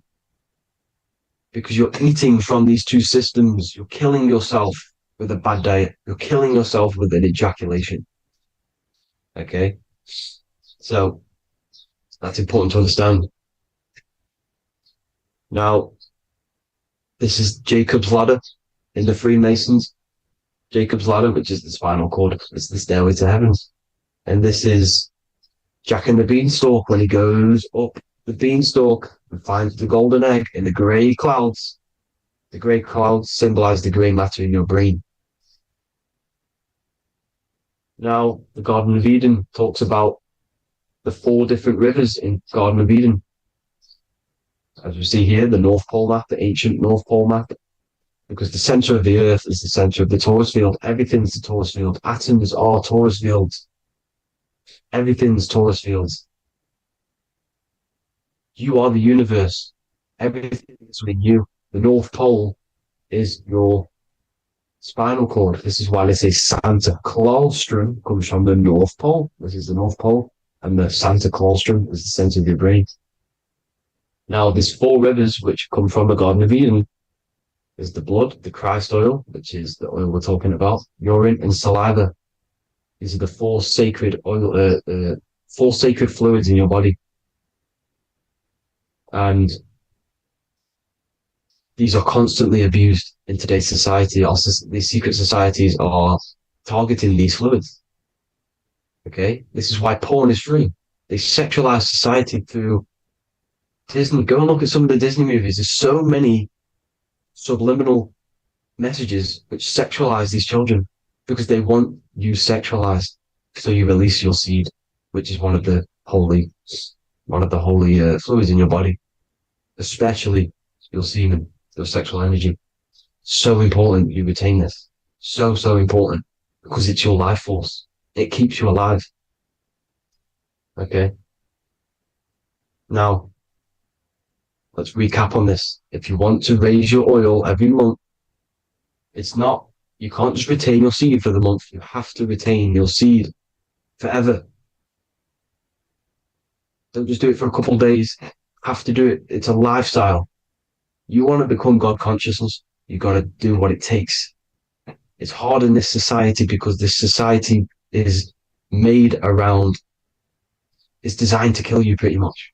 It's designed to keep you in these lower states of consciousness with all the bad food, the chemicals in the food, the chemicals in the water, the sexualized TV programs, sexualized adverts, sexualized TikTok and apps, videos, subliminally stimulating you because that is your weakness, sex. It's your weakness. Now, you have to retain your seed, meditation, and an alkaline diet. Why alkaline? Because acidic is low vibrational. This is the color spectrum. And what's the highest vibrational color? Violet. It's the lowest, red. You have to have an alkaline body in order to raise this oil. When you drink, when you have a bad diet, when you drink alcohol, when you smoke, this destroys the oil. It destroys the oil in your sacrum and it can't be raised again, can't be raised up. This is why it's so important. Without that oil, you don't live. That oil makes you live. It feeds everything in your body. It's crazy how we're not taught this. It's insane. But that is how you raise the oil, people. I hope you all gain some knowledge out of this video. And I hope this assists you on your journey, your spiritual journey. And please like and share this video. We need this knowledge out to the public to wake up humanity. Thank you all, people. God bless.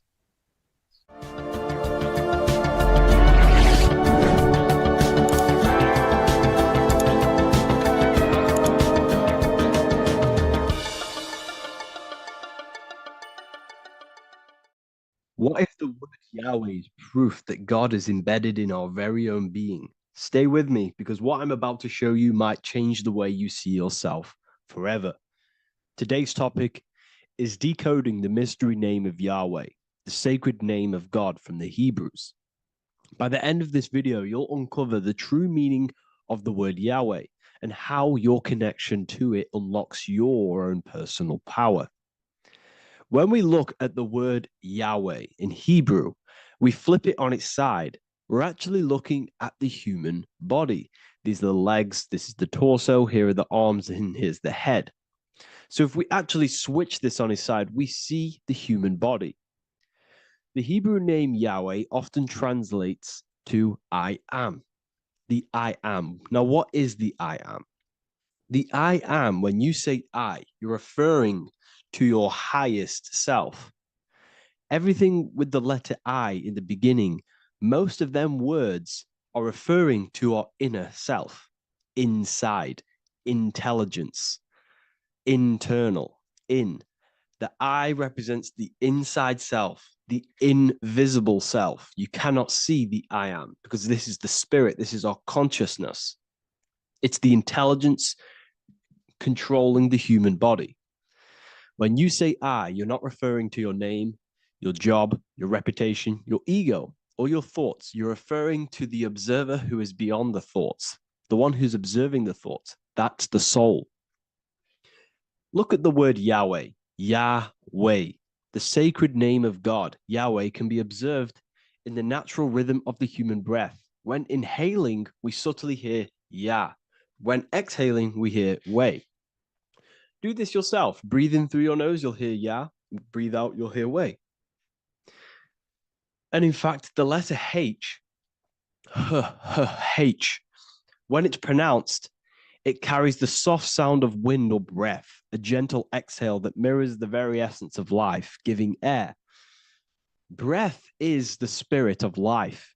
It's what connects us with consciousness. If we stop breathing, we lose consciousness. The body shuts down.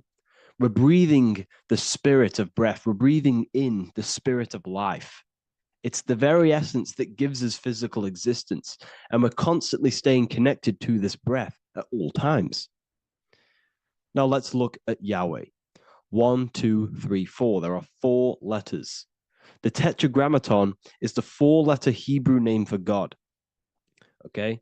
Tetra meaning 4. We have 4 gospels of Jesus. Jesus is depicted with a cross with 4 sections. Jesus has the 4 sacred animals around the side of him, always depicted with these 4. A bull or an ox, an eagle, a man, and a lion. These are the 4 fixed signs of the zodiac. Aquarius, the man; Scorpio, the eagle; Leo, the lion; Taurus, the bull or the ox, which are related to the elements. Leo is a fire sign. Aquarius is an air sign. Taurus is an earth sign. Scorpio is a water sign. These are the 4 elements. And the 4 elements correspond to the 4 bodies of consciousness, as we see here. This is fire. This is air. This is water. This is earth. So we are made out of the 4 elements, which represent the 4 bodies of consciousness: mind, emotion, spirit, and body. The soul is incarnated into 4 sections. Hence why Jesus has 4 gospels. Hence why Yahweh is a four-named word, because we are tetraform. We have 4 bodies of consciousness. There are 4 pillars to reality: the mind, emotion, spirit, and the body. So what we're actually looking at here is the name of the very essence of the self. Yahweh represents the universal consciousness that we're all tapped into, because the body is like a radio. The body is basically a radio antenna, which is picking up the stream of consciousness, and we're all the same consciousness, just experiencing it in a different body. And Yahweh is the name for this intelligence that we're all acting out, that we're all manifestations of. So now let's look at the word Yahweh, where we read it this way in Hebrew, which is 10565. 10565 in the Hebrew letters and the numerical values. And the DNA is made up of 4 bases. These 4 things which create the DNA. This basis is the genetic code for all living things. Each DNA strand is held together by sulfur bridges that appear in a repeating pattern of 10565. This pattern matches the numerical value of the Hebrew letters of Yahweh, Yod, He, Vah, He, which are 10565. This means the structure of DNA, the code of life, follows the same number sequence as the sacred name of God, Yahweh. This is a factual observation. So we're looking at 10565. So let's look over this one more time. Yahweh represents the breath, Yahweh, inhale, exhale. It translates to I am. It's written in our DNA. The word Yahweh on its side looks like the human body. Now, this is where things get a little bit deeper. 10565 adds up to 26. The number God, well, the word God adds up to 26. Allah adds up to 26. There are 206 bones in the human body, 26. 26 adds up to 8. 8 is the number of infinity. We are all the infinite consciousness. Consciousness will never die. It's immortal. It's infinite. We are all infinite. We are not these skeletal structures. We are Yahweh, the universal consciousness. The creator of all things is our essence. We're all God with individual identities, but the highest versions of ourselves is God. The ego is our own personal experience of God. Does this make sense? So in conclusion, Yahweh is not the name of a separate God from us, but rather the reflection of the divine consciousness manifesting through the human form. The human body is like a receiver acting as an antenna that tunes into the infinite intelligence and life force we call consciousness or God. This means that rather than being external, the divine presence is within us, expressed through our very existence. It's very interesting when we look into this, and what religion has done has flipped all of this knowledge. All of this sacred knowledge has been externalized. They've externalized God so that we worship God and we view God as something separate from the human experience. They do this so that we don't find the God within us, so that we don't find that we have the power of creation. The mind is the creative force of God. The body is the will to act out that thought. They don't want us to figure out that we are creators and we're all creating our own earthly experience. We're all projecting this reality. And they don't want us connecting with the divine intelligence within us because they want to be the creators. They want to keep this knowledge. They don't want the masses to wake up to this powerful knowledge. So what they've done is that they've taken the scriptures, they've externalized it so that we start worshiping and giving away our power to these external things. And when God is external, we start to fear God because we start to think that God has power over us. He can send us to hell or heaven. So this is what's going on. They've been externalizing this for thousands of years to keep us in a suppressed state.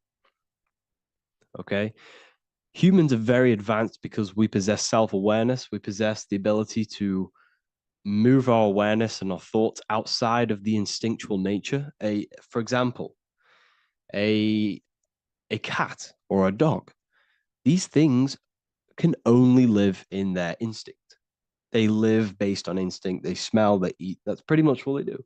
But humans, we have the ability to rise above that nature and turn to our infinite selves, our higher selves. We can move beyond our instinctual nature and create very advanced things.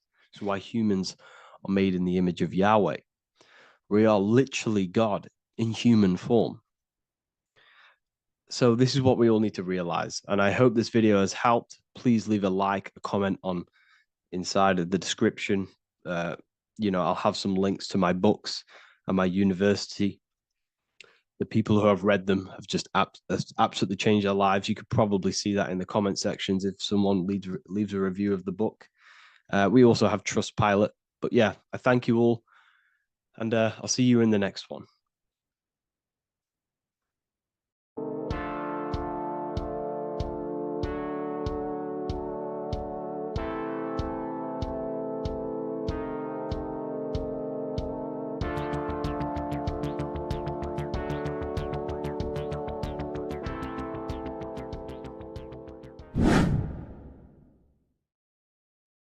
How are we all doing today, people? It's Revival of Wisdom, and today we're going to get real deep. This video is going to get real deep. A lot of people are not going to be ready for this sort of knowledge. Okay, you really have to do is to really deprogram the mind, because everything we've been taught is a complete lies to keep us trapped. Okay, this is really advanced knowledge. Now, let's get straight into this. All of the ancients depicted other worlds, and they called this place Midgard. Midgard is the mid-garden, the middle garden. This is why the Masonic symbolism on the floor is always a black and white checkered board, symbolizing the polarity here, the good and bad, because we're in the middle garden, the heart. Earth rearranged spells heart, because we're in the heart of this system, or whatever it is, a super quantum computer, whatever you want to call it, simulation. Now, in the Quran, it talks about the 7 layers of heaven. All of these ancient artworks are depicting these different layers of reality. Okay, and look at the Egyptians here with the boat outside of the firmament. Boats travel on water, and this is exactly what the Masons are doing. So they're still using the same symbols. Why? Because it's the same knowledge, just hidden. The Egyptians have the same knowledge as the Freemasons. It's just hidden. Now, this cosmology that they're showing here, which was probably made maybe 100 years ago, this painting or artwork, is the exact same as the one we see here with the arch, the boat. It's similar because the boat is symbolizing traveling these other worlds, because the ether is also symbolized as water. Because if you look up at the stars through a telescope, it looks like it's water. It's shining through water because this ether, whatever this substance is outside of this world, was symbolized as water. Okay?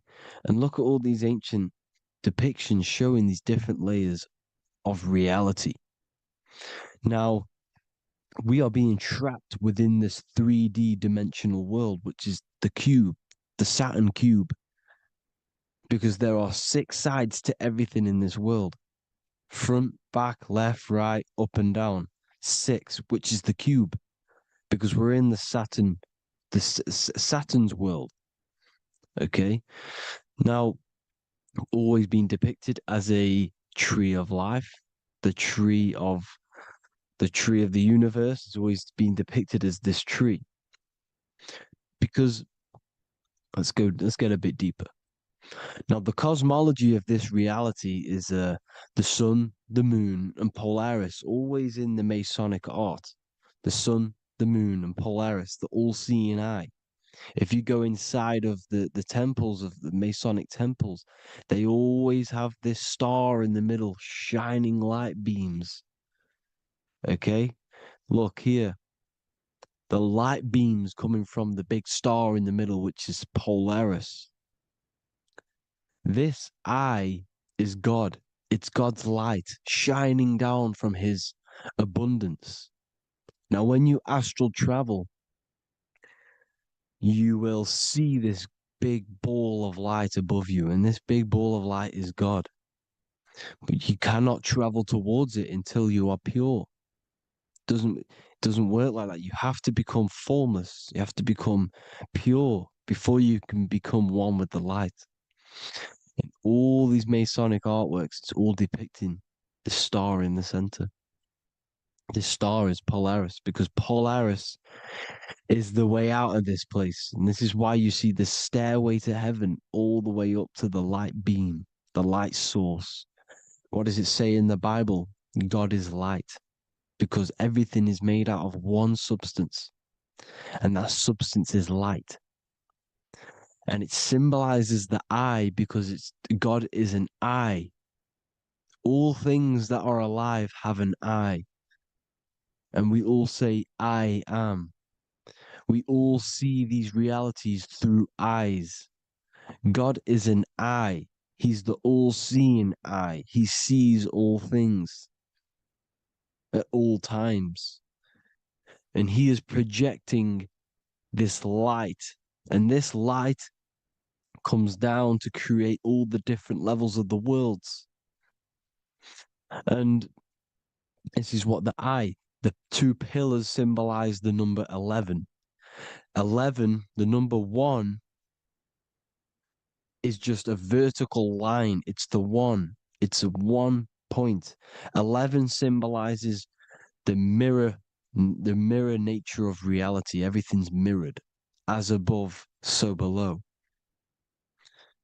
Now, the 11 also symbolizes openings, doorways. And as you can see here, an opening to the all-seeing eye. And you see here again, an opening to the stairway all the way up to the light. This light is the light of God in the astral worlds, beyond this world. Now, Polaris has also been symbolized as the UFO. They put the truth in plain sight. So, you know, in the films, how the UFOs suck people up. That's what Polaris is doing if you ascend beyond this world. if you do not ascend beyond this world, you will be reincarnated in this world. The whole thing is to outgrow this consciousness to the plane above. And I'm not just making this up, I'm going to be bringing in scriptures after this. But you can see with the Christmas tree, we always put a high, big star at the center, at the top, which is the star of Polaris, which is exactly what the Masons are doing here. The star at the top. And it's on top of our Christmas trees. And all of these symbolize the other stars, because Polaris is the most high star. And all the other stars are wrapped around the firmament lower than Polaris. And that's exactly what the Christmas tree is. And it's a triangle. It's a triangle, just like light beams travel from one point in the triangle, just like the all-seeing eye. It's a triangle. The light is coming from one point and sending its rays downward. You see, it's kind of like you see here with the water.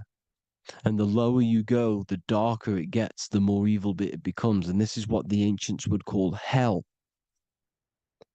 Now, this all-seeing eye is Polaris.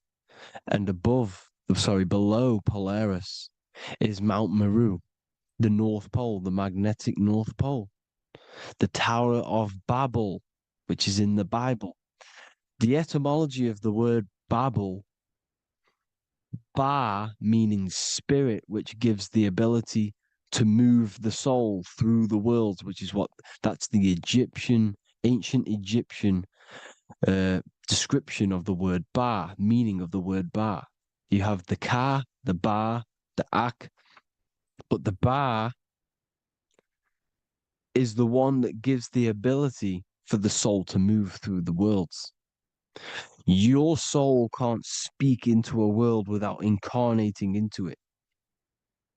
Now, the Tower of Babel symbolizes Mount Meru because it's the word Ba is the spirit which gives the ability for the soul to move through the worlds. The Tower of Babel is the magnetic North Pole, Mount Meru, which gives the ability to move through these different worlds. And you can see the ancient Tibetans always showing this depiction of these different worlds coming from the center. Because we have to ascend our consciousness. It's not about how good you are to reach heaven. It's about how you expand your consciousness, you expand your mind.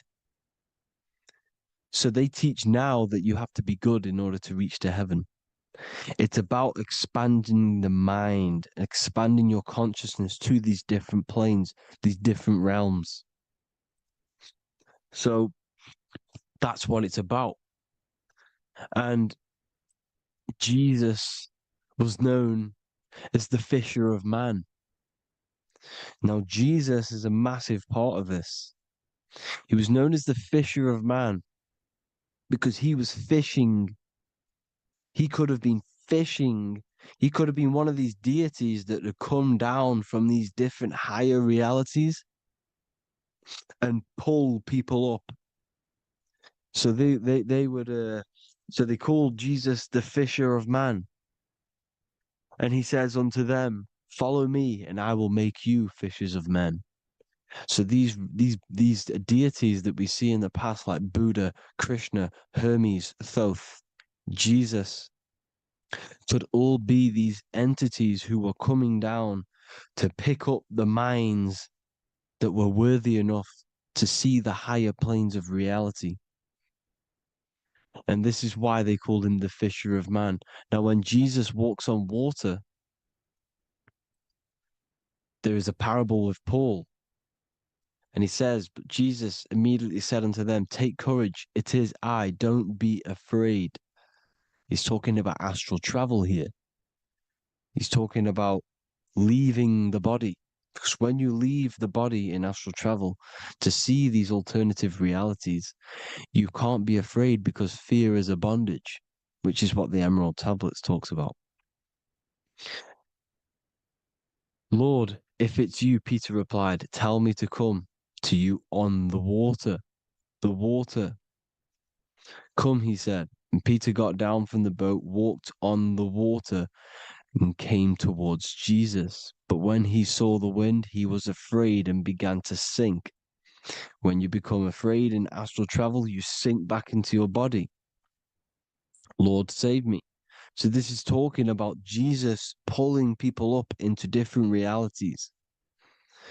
And you can see the fish is the symbol of Jesus, is another symbol of Jesus, a fish. Because fish symbolize deep occult knowledge, because fish travel the depths of the ocean. And they symbolize us because we are fish underneath the ethers. And Jesus was pulling people up.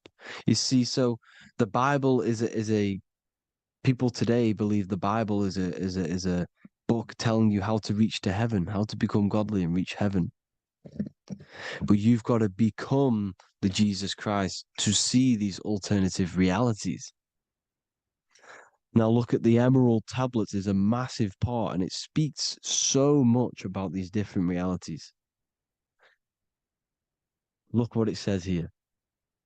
This is in Emerald Tablet 3.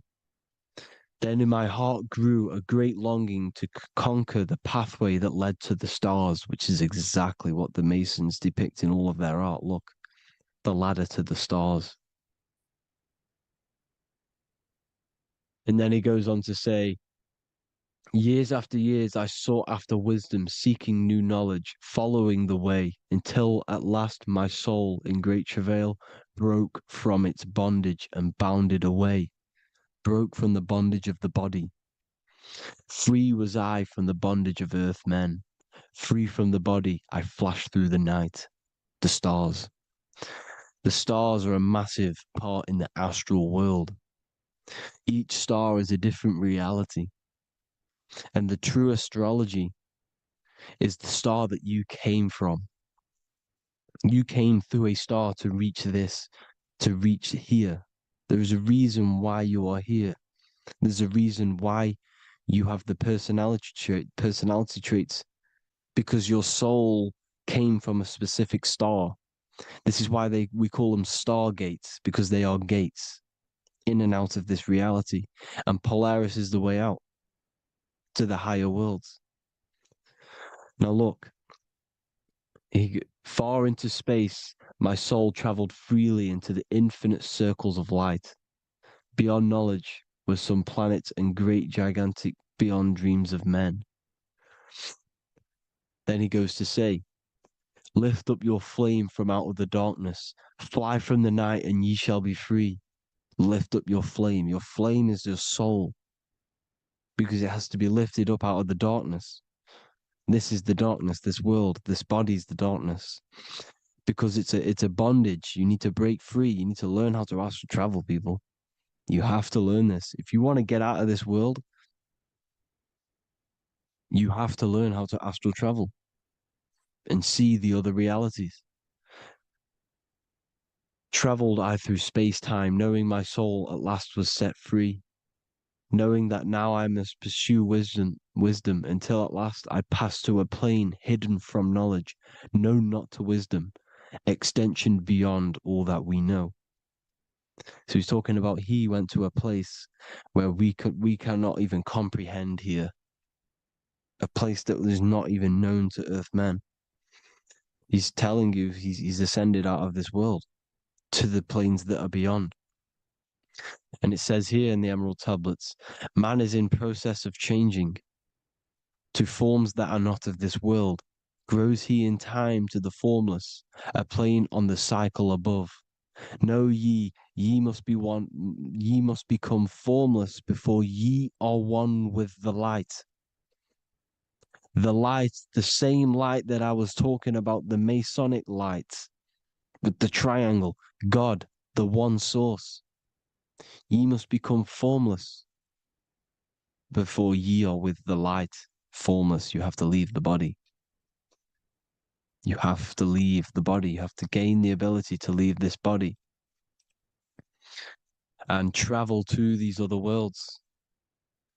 Now, it says here, not as man am I, for free have I become of dimensions and planes. In each I take on a new body. In each I change my form. Know I now that the formless is all there is of form. You see, all things created come from the things that, all things that you see come from the things that you cannot see. All of us have the same spark of consciousness, the same I am. Every dog, every animal, every human has this same I, this same thing which sees through the eye. It's formless.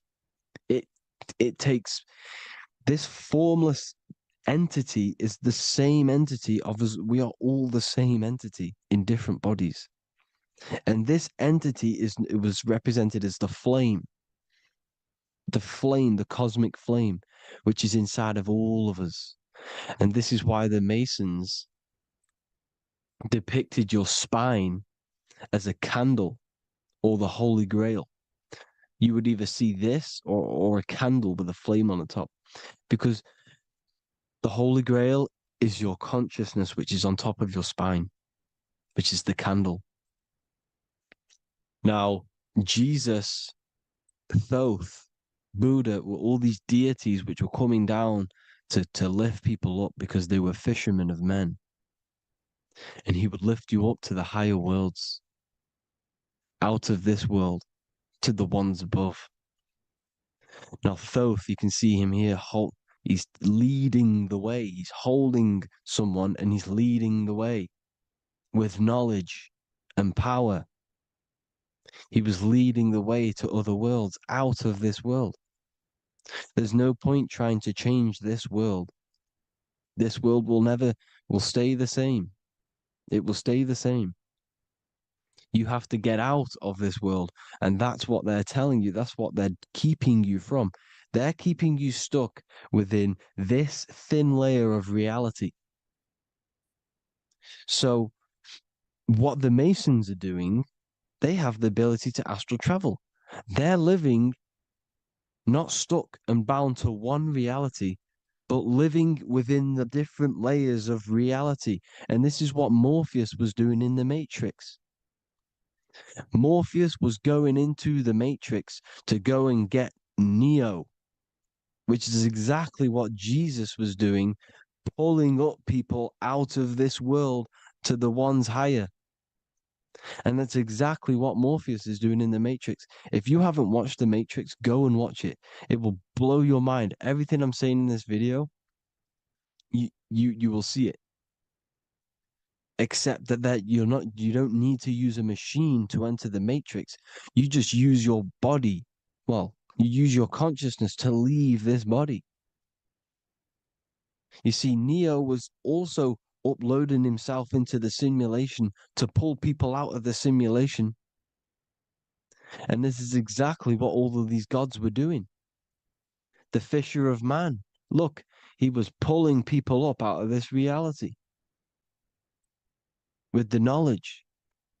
Now, Jesus was always depicted with the mushrooms. Look at all this mushroom art. Mushrooms were literally the origin of Christianity. You can see it everywhere. There's mushrooms in all of the ancient art. Every single one of these paintings you see here, there's mushrooms on them. Mushrooms have the ability to see alternative states of consciousness. Now, if you go and do them and you go to sleep, if you pop mushrooms, you go to sleep and you will wake up in another reality. You will wake up in another reality. Don't try it if you don't want to do it. But if you've got the heart to do it, do it. Eat them and go to sleep. You'll wake up in another reality. And Jesus was handing out mushrooms to the bright minds, to the minds that he wanted to fish out.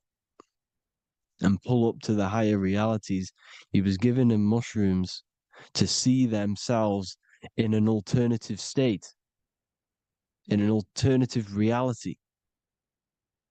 This is why there was so much mushroom art, and it's not just ancient Christians; it's Sumerians, it's the Mayans, the Celtics, the Egyptians, all used mushrooms, all of them. Look at all this art; it's on stones, it's everywhere, because mushrooms. See, everything in nature is a micro macro. Look at the form of a mushroom. It's literally your spine and brain because they alter your consciousness. Your body is just a radio receiver. Everything that you're experiencing is a program being ran by the central nervous system, and your consciousness is experiencing this program, these electrical impulses of the nervous system, because it's all feeding back to one point, which is the pineal gland. And this is the candle with the light on it. Type in Masonic candle and you'll see it. It's your spine with your spark of consciousness on top of the spine. And it's a mushroom because this sends you to alternative states of consciousness, alternative realities. Now, they were all doing this, the Egyptians, the Mayans. Now, there's more symbolism which goes into this. Look at the Christmas trees we use. The Christmas tree with the presents underneath them. Magic mushrooms grow under trees. And these are the presents under the trees that we symbolize today with Christmas. Santa's red and yellow for the red and yellow mushrooms. The same mushrooms Mario has to collect. And when he gets enough mushrooms, he levels up. And then what does he do when he go past the world? When you win that world in Mario, you go to another reality. You go inside of another world. It's truth in plain sight. And it's using mushrooms. It's using mushrooms. Everything, all of the characters in Mario, well, a lot of them are mushrooms. Look at this one. The presents, black, yellow, and red and white. Red and white mushrooms. And the bow on the top is the mushroom head.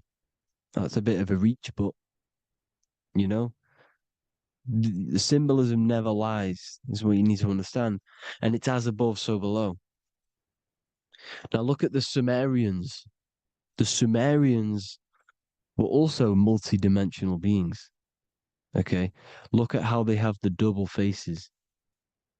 They had 1 foot in this reality and 1 foot in another reality. And look at this one, a double-headed god inside of like a portal. You see?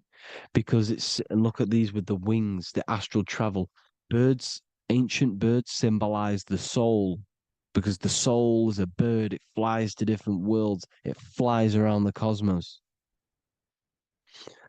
And mushrooms gave you the ability to see these alternative states of consciousness, these alternate realities, because you exist in infinite realities. You exist in infinite realities. Now look at the 33rd degree Ordo Ab Chao badge. You get this badge when you become a 33rd degree Freemason, and it's a double-headed eagle. A double-headed eagle. And you can see this in Sumeria first. Sumeria have the same symbol, a double-headed, bird. You can see it here as well. And the Masons are still using this symbol today. And when you become a 33rd degree, 33 vertebrae on the back of your spine, above the vertebrae is your consciousness, and it's a double-headed eagle. One reality in one, you become a multidimensional being in the 33rd degree. And I've heard many interviews of Masons say it becomes Luciferian. You see, they speak in code. These Masons can't tell you about what they learn about, but they will speak in code. They said it becomes Luciferian. The word Luciferian is lucid.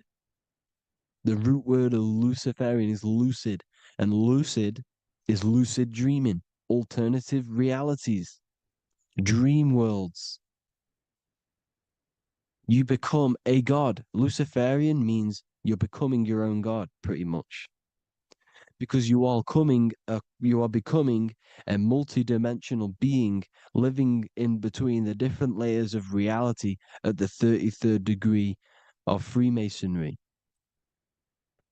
And look at the double-headed eagle, because the birds symbolize the soul. And they reach high, they fly high, just like the soul wants to fly high to the light, to become one with the light, like the Emerald Tablet says. Now look at Janus. Janus was another god, and he's known as the god of doorways. Janus always depicted with a double head.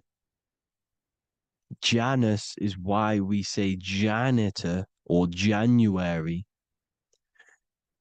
And January is entering a new year. Janus is known as the god of doorways with keys, always got a key, because keys open doors. That's why the janitor holds all the keys.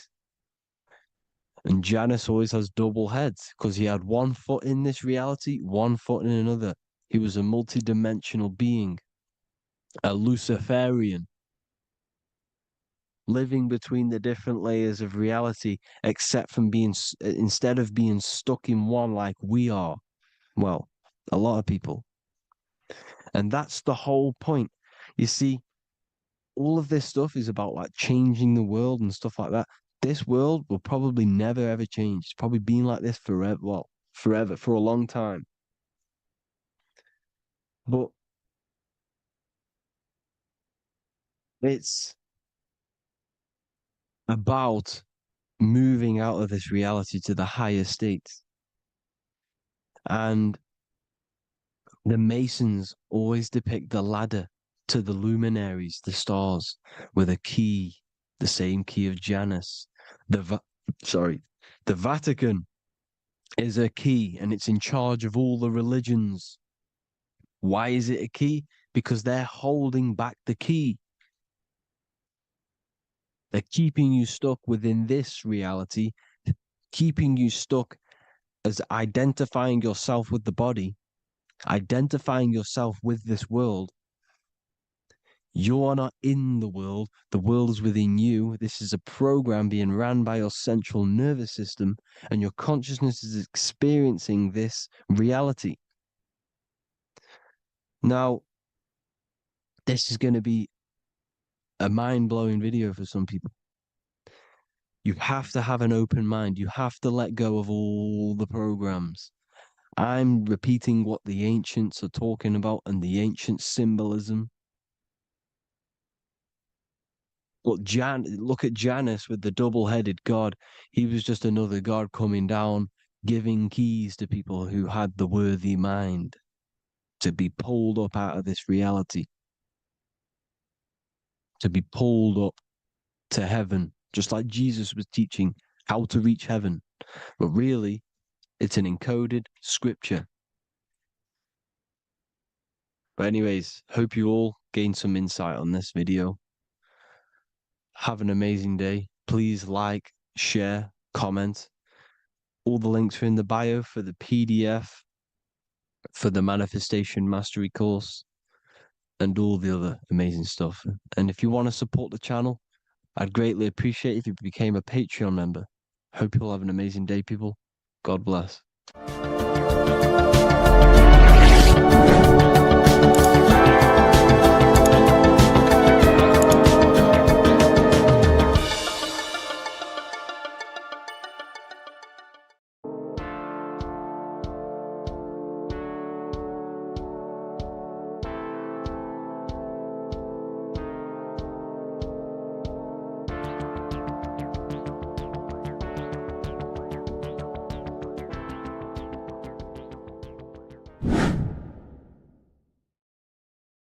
still doing, people. Survival wisdom. Today we're going to be breaking down the Bible and its real, true metaphysical meaning. All of these slides within this video is taken from my book, The Book of Wisdom, so you can get all of these slides.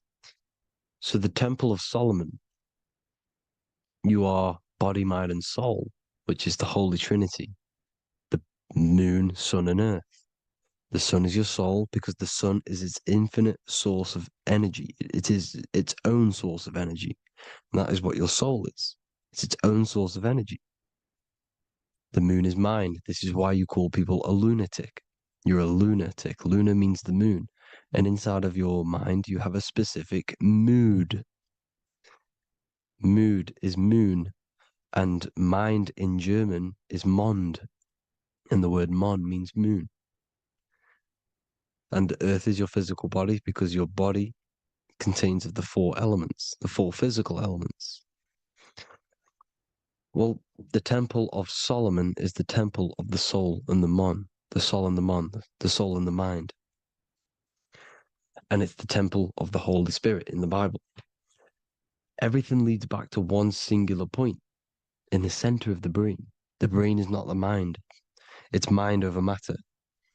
Okay? The brain is the physical manifestation of the mind. The brain is the electrical computer which decodes the light waves given to it by the mind. This is why everything in the body leads back to one singular point. And we'll go over this in a minute. But this is controlling the physical body. This is the within. If you rearrange within, it spells high twin because within you is your twin, your true self. And it's just an entity in the center of the mind. And if you shut your eyes, you can feel it. Your awareness is in the center of the brain. So there's just an empty chamber in the center of the two cherubs, the two brains. They are two separate brains. They're two hemispheres. And the empty chamber, when scientists chop it up and see it's just an empty chamber, well, because you can't see in that plane of reality. You cannot see the mind. You cannot see thoughts. It is invisible to the human eyes, to the visible light spectrum, to the two eyes. The reason why we call it the third eye in the center of the brain, it's not the third eye, it's your true self. It's the mind and soul. It's an eye because it does see. It's the all-seeing eye that you always see here. There's some Masonic artwork showing the two pillars, the two cherubs, the two hemispheres of the brain, and the inner eye. This is the eye that sees all things. What do I mean by seeing all things? Not physically. It sees the mind. It's what, because your soul is watching the mind. You can observe the mind. You are not the mind. And if you meditate deeply enough, you can go beyond the mind.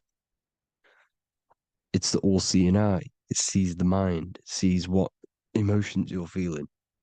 It sees what you're thinking. It sees what you're seeing with the two eyes. It's the all-seeing eye. It sees all things. It's omnipresent. It's everywhere. Because the mind can be anywhere. The mind can switch itself into any place it wants. There is no limitations with the mind. So there is two hemispheres in the brain. And in the Bible, there is a quote saying the most holy place between the two cherubs. The two cherubs is the two hemispheres of the brain, and the most holy place is between them, which is what the Masonic artwork is showing. This is the all-seeing eye, the soul and the mind in the center of the brain. And you will not see this with the two eyes. So when scientists come to seeing the empty chamber in the center of the brain, they wonder because they do not understand the occult side of the world. They do not understand the layers of reality. How the two eyes, everything physical comes from the unseen. Everything seen comes from the unseen. Now, the two hemispheres of the brain play a major role in our lives. The right hemisphere is the artist. The left hemisphere is the scientist. The right hemisphere controls the left side of the body. The left hemisphere controls the right side, so there's a crossover. Now, the right hemisphere is to do with your feminine energy, creativity, unification, metaphors, visualization, intuition. The left hemisphere is to do with sequencing, facts, materialistic details, language, and logic. So they keep us normally trapped within the male aspect of our mind, which is the left hemisphere. You know, if you listen to Spotify, Apple Music, and radio, they're all tuned to 440 hertz, which shuts down the right side of the brain, makes you left brain dominant. And we learn, well, 90% of people learn to write with their right hand. They're taught to learn with their right hand, which is to do with the left brain. You see, so we are being trapped within this left side of the brain, which is all to do with logic, thinking logical, not creative. You know, very analytic. But the right side of the brain is to do with your creativity. So the right side of the brain is perceiving reality as a holistic perception. Now, what do I mean? If you're riding through a woods, for example, if you're riding through a woods, your right hemisphere is seeing the whole woods as one unified woods. The left hemisphere's job is to break down the perception given to it by the right hemisphere and break it down into individual trees. So what am I saying? The right hemisphere is seeing humans and everything in creation as one unified consciousness. The left hemisphere is seeing individual egos. This is why the left hemisphere is the place of the ego, the right hemisphere is to do with the higher self. They're both needed, though. I'm not saying one's better than the other. It's balance. Now, they don't want you to see the unified picture, perception of creation. They want you to think everything is individual, everything doesn't come from the one, because all things come from the one. And we experience the two in this reality, dualism. In order to understand the one, we have to experience the two to advance. So, anyways, let's get away from the two hemispheres. The right hemisphere, like I said, is to do with the higher self. And this is why in John 21:6, it says, cast the net onto the right-hand side of the boat and you will find fish. Meaning, cast your energy, cast your perception into the right hemisphere of the brain, and you will find God, unification, and higher self. You will see things from a unified perspective. How we are all one, because we are all the same consciousness. The same spark that is in me is in you.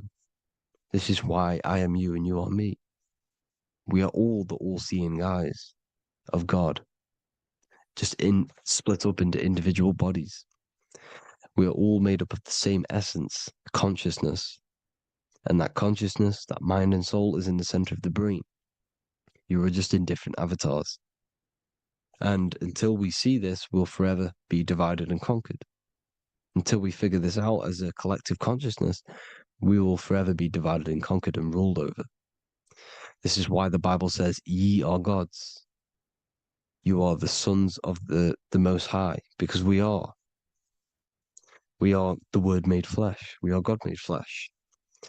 Mark 16:19. So then after the Lord had spoken unto them, he was received up into heaven. Head is heaven, H-E-A, and sat on the right hand of God. God is the consciousness in the center of the brain. Heaven is the head, and the right hand of God is the right hemisphere of the brain, meaning he sees things in unification, creativity, intuition, the higher mind, the higher brain. When Moses crosses the Red Sea is the corpus callosum, moving from the left to the right hemisphere of the brain to see unified perception of reality. Head, H-E-A, heaven, same root word. This is why the ancients always depict God in the center of the brain. Here you see ancient Christian artwork showing God in the center of the brain, the light. Here you see it here. Here you see Ganesh, an Indian god, which is the brain. Here you see the Father, the Son, and the Holy Spirit in the dome, the brain. This is the brain, because you are God made flesh. That's what consciousness is. The upper room where Jesus meets the 12 disciples. It's the upper brain on the upper room.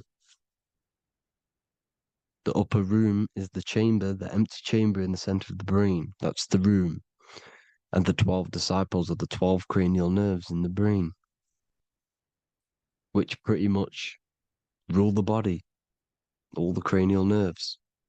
The tree of life, the cardiovascular system. This is why in Genesis it says the tree of life was in the midst of the garden. Midst meaning middle, because the middle of the body is the cardiovascular system, which is controlling all of the systems in the body. The tree of knowledge of good and evil is the nervous system.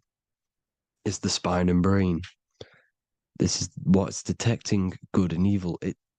The brain is the electrical computer with the left and the right hemisphere, decoding the dualistic world, decoding the light waves given to it by the external world. It is an electromagnetic computer. It is artificial intelligence. It is very intelligent, the brain and the nervous system, the human body as a whole. But the tree of knowledge of good and evil is the nervous system, because it is the tree that detects good and evil, makes you learn good and evil in this dualistic reality. Here you see Adam and Eve around the tree of knowledge of good and evil. Adam and Eve, male and female energies, but the serpent in the tree, and the tree of knowledge of good and evil. Well, this is the spine, the brain, and the serpent is the kundalini of the spine. The serpent is the S. That's why S, serpent, S, the letter S is the serpent. Sex and serpents make an S noise. You know, the Bible cursed the serpent. So we don't figure out the true religion. The true religion is raising the kundalini and becoming God-man and reaching our higher states, our true God self. Because once the kundalini is saved and hits the pineal gland, it activates 100% of the brain, when we're only using around 20 to 10% as of right now without the kundalini awakening. So when you use it, you're activating 100% of the brain. You're activating all the dormant brain cells. You're regenerating the body. And this is the self-consciousness.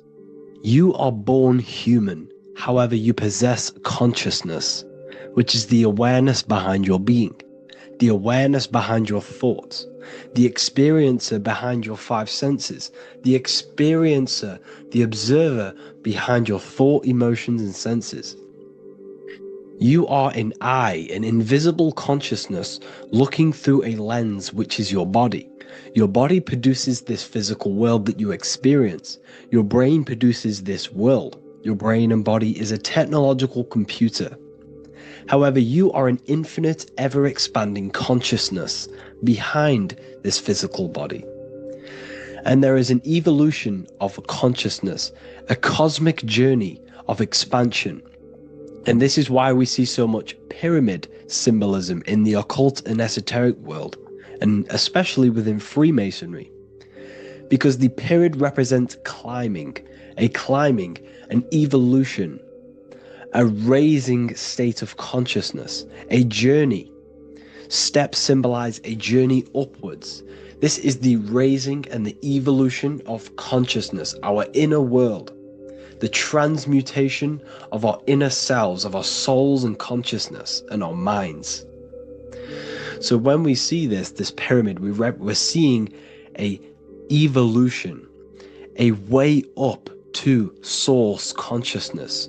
And the eye in the pyramid represents your source consciousness. It represents illumination. It represents divine guidance through this evolution of consciousness. This is why we see the ladder. Consciousness is ever expanding on an infinite journey of evolution. Each individual is a part of this cosmic process, contributing towards the ongoing expansion of both mind and awareness. As we evolve, we collectively explore deeper levels of existence, expanding the boundaries of thought and consciousness. The mind has the ability to expand infinitely into new realms of thought, into new dimensions of mind. The mind cannot be filled up. It is not a physical substance. The body can be filled up because it is a physical thing, but you cannot fill the mind. Therefore, the mind is constantly expanding, ever expanding into new fields of thought. So what we see in Freemasonry, the ladder, is again a journey, an elevation of consciousness.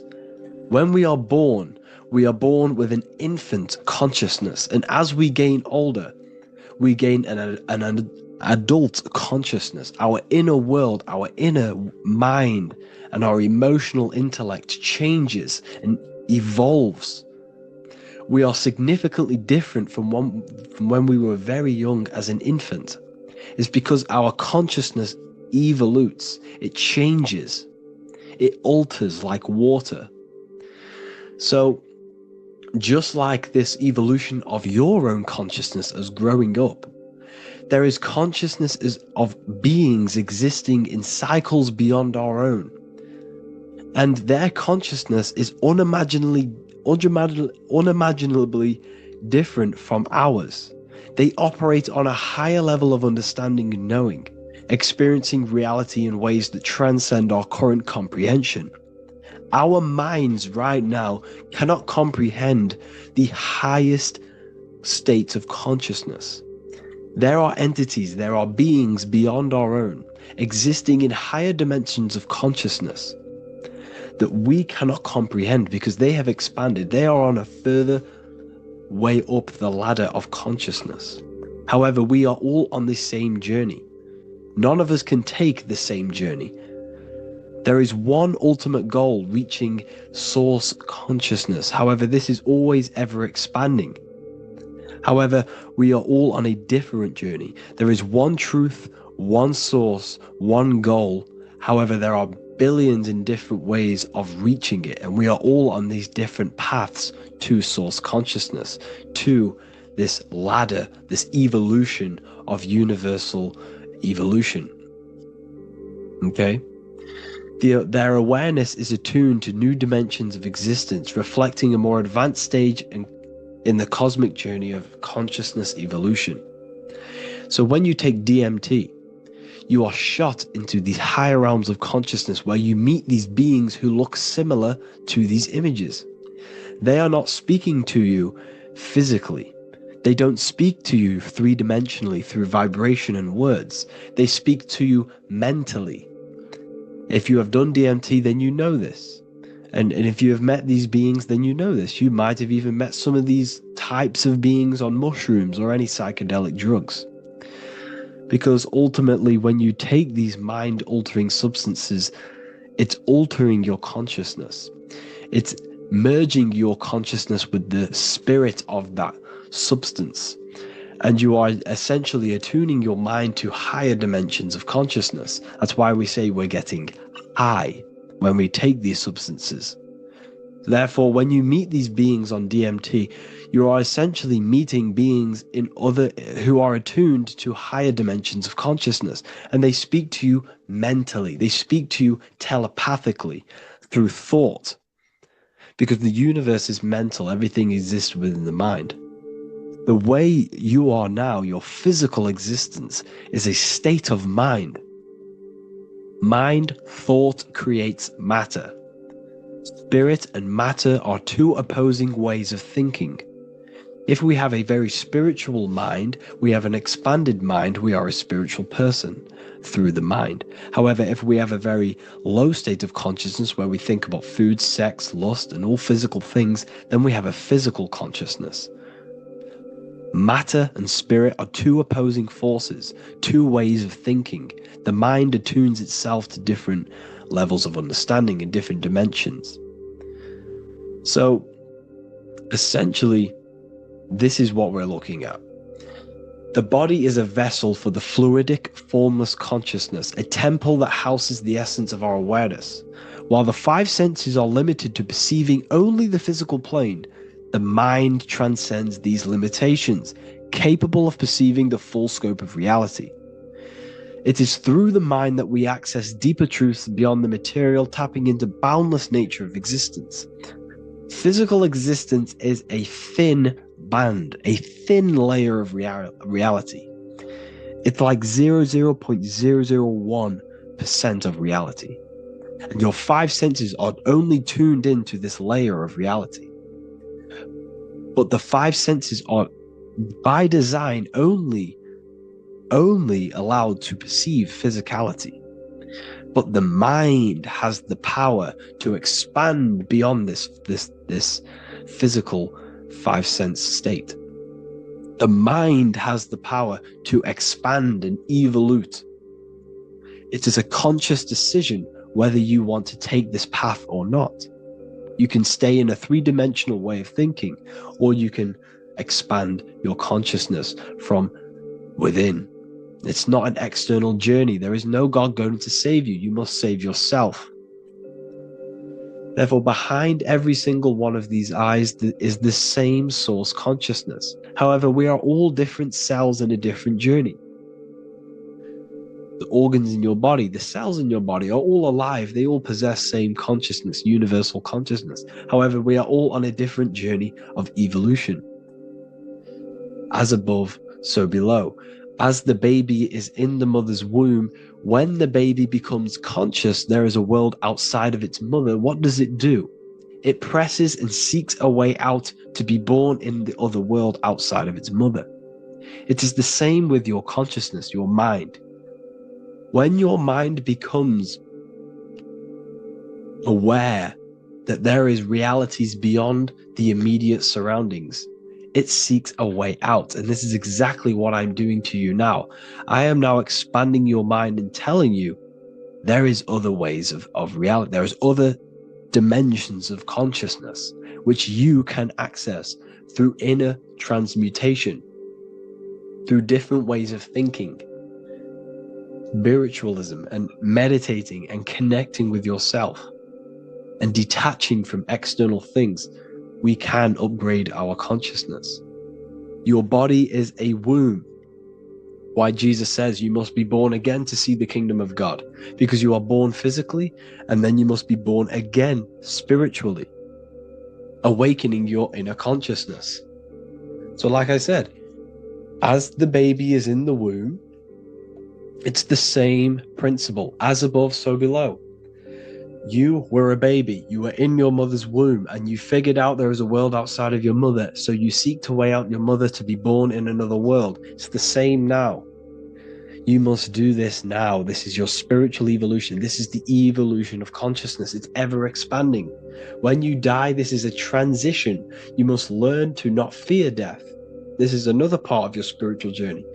You must master death. Therefore, like I said before, the mind has limitless capacity to expand into new realms of thought, continuously exploring uncharted ideas and concepts without boundaries. The mind can ever expand. It can never be filled. It can never ever know everything. There is infinite fields of knowledge, infinite fields of thought. Your current state is just one stage on an infinite pathway. You won't remain human forever. The human experience is a crucial phase where we learn to balance polarities, master the fundamental laws of the cosmos. It is a period of growth and transformation, preparing us for the next stages in our cosmic evolution. The goal is to strive for perfection, yet the true perfection is unattainable. It's like a tunnel, and there is a light at the end of the tunnel. And as you walk through this tunnel, the light is ever moving backwards. You should forever seek to meet that light, but you will never meet that light because consciousness is ever expanding. You should strive for for perfection, yet knowing that perfection is forever unattainable.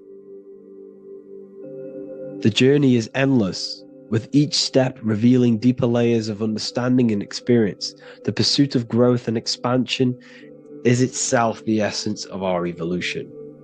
You can find all of this knowledge in the amazing book that I have read for years. I have read this book, The Emerald Tablets of Thoth, the Atlantean, by M. Dorial, translated by M. Dorial. I'm telling you now, this book, now that I've told you this, you have some context on the book. The whole book is about evolution of consciousness. He's talking about higher dimensions beings. He's talking about how you can transcend this physical plane. It is truly the most amazing book you will probably read. One of the best spiritual texts you'll see. It's hard to understand, so you must read it over and over again. And the more your mind progresses, like for me, I read this every couple months. And the more I learn about consciousness, the more I expand my own consciousness. And every time I read this book, I pick out something new that just completely blows my mind, because you can only understand this book to your level of consciousness, to your level of understanding. So now that I've told you all this information, go and read this book and it will absolutely blow your mind. And so will the Book of Wisdom Volume 2, which is now available. I released it the other day. I'm just going to read a page out now. This page is called Spirit and Matter. The Earth is not merely a dense, lifeless rock drifting through space. It possesses spirit, a living essence that animates its form. But what do we mean by spirit? Spirit in esoteric terms refers to the energy, the life force, animating the principles infused in matter. So essentially, what this page is talking about is how everything has spirit, consciousness within it. You are the middle, you are spirit and matter. You have the ability to expand your mind to the God self and raise above our animal instinct, our material self, and know the divine and expand. Animals cannot do this. Animals are not self-aware. Humans possess self-awareness. We can observe our consciousness. We can say, why do I exist? We can look in the mirror and know that we need growth. And this is what Anunnaki means. Anu means above. Anu was the supreme god of the sky, which is a metaphor. He represents spirit above, heaven. Anu came down to earth and married Ki, the goddess of the earth, which represents matter. It's a myth, it's an allegory. Anu married Ki and gave birth to the Anunnaki. Spirit came down and infused with matter and gave birth to the human, which is you. You are spirit infused in matter, Anu and Ki, Anunnaki. You are the Anunnaki. And this is just one of the teachings in my book. Honestly, this book is absolutely amazing. If you truly, truly want to expand your consciousness, give this book a read. And obviously, if you're inside the university, I give you this book for free. A paperback version. If you join the university, follow the steps inside of the general chat, you'll be able to download this book. Sorry, not download it. Order a paperback for free. All you have to do is pay for the shipping. You'll also gain amazing knowledge inside of my library, where your mind will just be overblown with the amount of esoteric books. There's over 45 rare occult books, plus you get a PDF of the Volume 1 and Human Health Guide. You get reoccurring updates where I expand on symbolism, occultism, where you will just feel absolutely amazing once you understand esotericism in yourself. You'll also learn how to create the dream reality that you want with the Manifestation Mastery course, where I teach you how your consciousness creates reality. You'll have a real lectures where I post lectures on symbolism, occultism, esotericism. There's a conscious community and live calls and Q&A where you can ask me questions and I'll answer your questions. I just want to say thank you to everyone who has joined the university. Thank you for even liking and watching this video. Any support I just appreciate every single one of you. Please, if you can, leave a comment and a like on this video and let me know any videos you want me to make in the future. And I will start uploading a lot more to the YouTube. So yeah, thank you all for tuning in today. Have an amazing day. So this is known as the bag of the gods. This symbolism is widely known, but no one knows what it truly symbolizes. We see this in ancient Sumerian artwork. We see this in the Mayans' artwork. We always see this bag with the gods. What does this actually represent? Okay, so the bag itself represents carrying. Carrying what? It represents information, it represents knowledge. Your mind is the carrier of the information. So this is why in his left hand, he carries the bag, and the right hand has the pine cone. This represents carrying of information. Why is it a bag? A bag can be passed on to someone else. The information can be taught to someone else. This is the information of activation of the pineal gland or higher consciousness of humans. Because as humans, we all possess an animal nature, the nature that tells us to eat, to steal, to gain material wealth, to survive, to hate. This is our animal self. This is our animal behavior. But we also have a divine nature of consciousness, which we have access to, the higher planes of consciousness, the planes that manipulate this material world and create all things in this material world. The human mind has access to. The animal does not. The animal has no idea he exists. The animal has no inner dialogue, but humans have the inner dialogue. Humans can create infinitely. We can expand our minds infinitely into new realms of thought. So we have this higher divine nature and a lower nature. This bag of the gods is basically just representing the knowledge they possess of higher consciousness, of the higher aspect of life. Okay? Which is the activation of the pineal. The pine cone. The pine cone is in his right hand. The right represents wisdom. The left represents intellect, knowledge. Knowledge and wisdom are two separate things. Wisdom is applied knowledge. It's a feminine aspect. Knowledge is just gained information that you know, which is masculine. So in his right hand, he holds the pine cone. The pine cone can be opened and shut. The shut pine cone represents the asleep human being, the human being that exists in his lower nature, that just basically survives, lives on eating, consumption, material lust, living in chaos with his emotions, living in a place of hell. This is the animal nature. Then we have the awakened human, the one who has consciousness of himself, the one who looks within himself, the one who knows there is more to him when he looks in the mirror. He is far more than just the physical body. He is a divine spiritual being, a divine being who has limitless potential of creation into the material plane. So this represents the awakened. This represents the asleep. This is why he carries the pine cone in his right hand. It represents applied knowledge. This is the information. This is the intellect he possesses. And this is the applied knowledge of the awakening, of activation of the pineal gland. Because remember, the pineal gland is not your consciousness. The pine, pin, pineals, the same root word. Pine cones were always symbolizing the state of consciousness one was living in, whether he was asleep or awake. We see this at the Vatican. We see the pine cone over the two pillars. This is the two pillars of Freemasonry, and the dome. This is the Royal Arch of Freemasonry. This represents your head.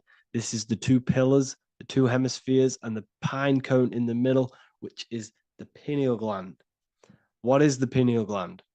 The pineal gland is not your consciousness. It is not the third eye, and it is not the mind. It's not the mind's eye. The pineal gland is a radio receiver. This is your body. Your body is an antenna. Most people think they are this body. This body is nothing but a receiver and a downloader of consciousness. Your brain does not produce consciousness. You are not this brain in your head. This brain is a downloader of consciousness. Consciousness comes from a way higher divine plane, which is what this image is showing here with the clouds. The mind is light. Consciousness is light. And this light is coming down into the material plane, and your body is basically a crystal antenna which is receiving and downloading this consciousness. So you can experience a three-dimensional reality. So God can experience himself in a divided, separate state. This is what this represents. Now, the pineal gland can be activated, okay, and stimulated, because the pineal gland has physioluminescent crystalline jagged shaped cells on it. And obviously these are crystals. Crystals are on your pineal gland. And what do crystals do? Radios use crystals. Your phone uses crystals. They tell you that crystals are woo-woo and pseudoscience because they don't want you to know the power of crystals. Your body is basically a giant crystal. Your pineal gland is a radio receiver for your consciousness. So if they can ruin your pineal gland and damage it, this will damage your connection to the divine, to your true self, to consciousness, to God, whatever you want to call it, the source. There is all one source consciousness, and we're all collectively connected to it. And this is our connection. This is our antenna. So what a radio does, a radio has an antenna, and the frequencies are all around us because all the radios are playing in your ear right now. But what the antenna of a radio does is tune into a specific frequency to pick up that frequency and play that frequency. It's the same with your consciousness. You're all a fraction of God's consciousness. So that is essentially what we are looking at here. We're seeing knowledge, intellect in the left hand, and applied knowledge, activation of waking up to higher consciousness, to the higher human form. Because we can reach beyond our physical form. We can turn our animal self into a divine being, into one of these so-called gods. These gods are nothing but human beings. The Anunnaki were not gods. They didn't come from the sky. These are normal, regular human beings who activated their higher consciousness. This is what we have here. This represents spirit. Birds represent spirit. So do we have any questions? I'll take some questions now. That was just a short lecture on what that symbol truly means. Okay, so if we have any questions, feel free to go ahead and ask some questions. Anything that you don't understand, anything that you want to know. Okay.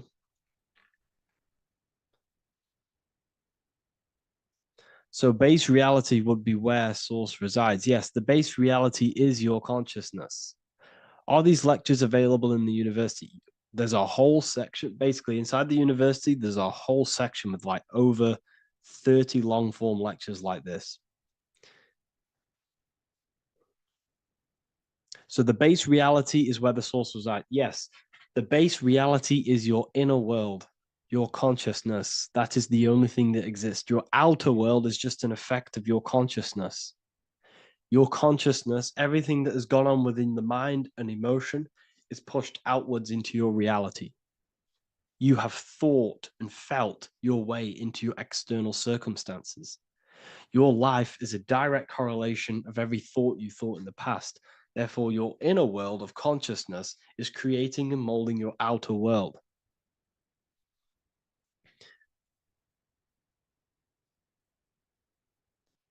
The best way to keep connection consistent, the best way to keep your connection to the divine or the higher planes of consciousness is through meditation and through imagination. Imagination is the fourth dimension. It is the astral plane. That screen that you have in your mind is not a physical screen. That is the divine plane of the astral. And this is essentially where all objects of this material world comes from.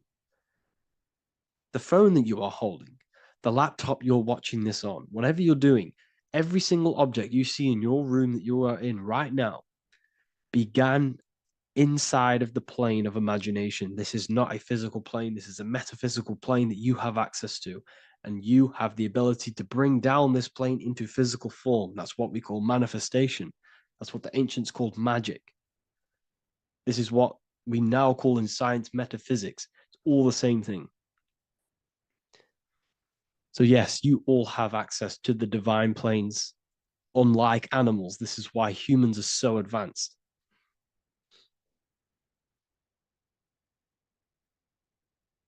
Okay. Is the pineal able to constantly activated, or is it just a temporary experience? I don't fully understand that question, unfortunately. Maybe you could word it in a different way. The real meditations on the university, legit, y'all, yes. In order to connect to consciousness, you need to sit in meditation and turn off your feelings, and the feeling of unity will come. Do I understand correctly? Yes, that is correct. So when you sit in silence and in stillness, I highlight the word stillness because stillness, when you are still, no information from your nervous system is being decoded by the brain. So when your body is still and does not move, your nervous system starts to relax and comes to a balanced state. Your brain starts to relax, it comes to a balanced state. The left and the right brain stop working, the nervous system stops working. Then, once the body, the material body is shut down, you then have access to consciousness. You can't access consciousness if the body's in such a busy state. If electricity is being fired every 2 seconds, your whole body's electrical. When you move your foot, that's electricity being fired from the brain to the foot instantly through the nervous system. The brain, your whole body is a technological machine. So you must shut down the technological machine to access the divine that exists beyond the technological machine. Do you understand that? Did we create ourselves from the higher plane? When you say yes, you created yourself, you manifested yourself in this material form for a reason in this specific time and place. Wisdom books, are these available inside the university? Yes, they are. So anyone who joins the university, they all gain 50% off the store. So you can get anything off, anything you want inside the store for 50% off. Plus, you get the Book of Wisdom Volume 1 PDF for free. You get the Human Health Guide. Plus, you get all of the library books. There's a loads of different books on occultism, symbolism, esotericism. Do you need to place your attention somewhere specific during meditation? You can do. Okay, you can do. So if you struggle, when you first start to meditate and you struggle to turn off the thoughts, think of the back of the brain, the back of your head. Don't think of it, place your attention on it. Okay, so when you place your attention on the back of the brain, this now shuts off thought because the back of the brain doesn't have any activation to do with thought. The front brain does, the neocortex. That's all to do with activation of thinking. So place your attention on either the back of the brain or your breath. What's more important, creating yourself or finding yourself? It's a balance of both. So in order for you to create fully, you must have awareness of self and awareness of thought and control over the mental dialogue, the inner voice inside of you. Okay? When you control that inner voice, that is when you gain power. That inner voice is what brings commands into physical reality. Before you kick a football, there is a change in consciousness. There's a decision made in consciousness before the body takes the action. Therefore, every physical manifestation is a change of inner consciousness before it's a physical reality. You can have the reality you want through consciousness before physically having it. That's the secret to creating. But you must believe it like you know the sun is going to rise in the morning. That's how much you should know that you have that reality in consciousness through feeling and thought and imagination. And that's how you can truly create in your reality. Shrooms help with consciousness or ego. I can't really talk about that because I'm maybe uploading this to YouTube, unfortunately. But we need to clean our pineal gland first from calcification. Yes, definitely. You should go on a detox the body. Because you can't really connect with consciousness if your body is in such a dirty state. Because the brain is, your nervous system is in a state of fight or flight, trying to fight off all these toxins. So when you meditate, you're probably going to be having thoughts all the time because your brain's firing, your nervous system's being attacked through toxins. So you must detox to have a true connection with the divine. Your diet plays a big role in your spirituality and mentality. What is the most optimal food for pure consciousness? Fruits and vegetables. They possess consciousness. So when you place them inside of you, they're syncing with your consciousness. How to check the cleanliness of your body, your skin, your teeth, your tongue, your mouth. If your skin has spots, different colors on it, you're not clean because your skin is a reflection of your inner organs. Coffee's not the best for you. Coffee gives you fake energy. Okay. So what coffee does, that buzz you get off coffee is actually the toxic effect of the chemicals reacting with your body. If I'm inside the university and wanted to buy your book, you said it would be 50% off because we are your student. Is that automatic or we need to have a code? You will have a code. Yes, I'm going to releasing a code for all the students after this. Caffeine equals neurotoxin. Yes, it fries your brain. It fries your nervous system. It fries your dopamine receptors. Will the Q&A last week about money symbolism be posted? Oh, I didn't post that. That's my bad. I totally forgot. I will post that after this. Thank you for reminding me. How to detox the body. The best way to detox the body is going through a week cleanse of fruit. So only consume fruit, sea moss, and cayenne pepper, and lots of freshly pressed juice. Do that for a week or 2 weeks, depending on how you feel, and then start to fast. You will lose weight, but you're not losing weight, you're losing impurities. It's good to do this every couple months, to just go on a raw fruit diet, cleanse the body, push everything out, and then start to fast while, consuming sea moss and having lots of freshly squeezed juices. What is an alternative for coffee? Something with high energy levels. Okay. We're not taught the most simplest thing about the human body. It is an electromagnetic machine. It's electrical. It runs off electricity. The only energy you need is electricity, and that is found in fruits, vegetables. If you want energy, drink pure, fresh, pressed juice. That will give you more energy, more electricity than coffee. Can we cleanse ourselves through oil pulling? Do you recommend it? I do oil pulling every day with coconut oil in my mouth. Celery juice is a good one, very good one. Yeah, celery juice.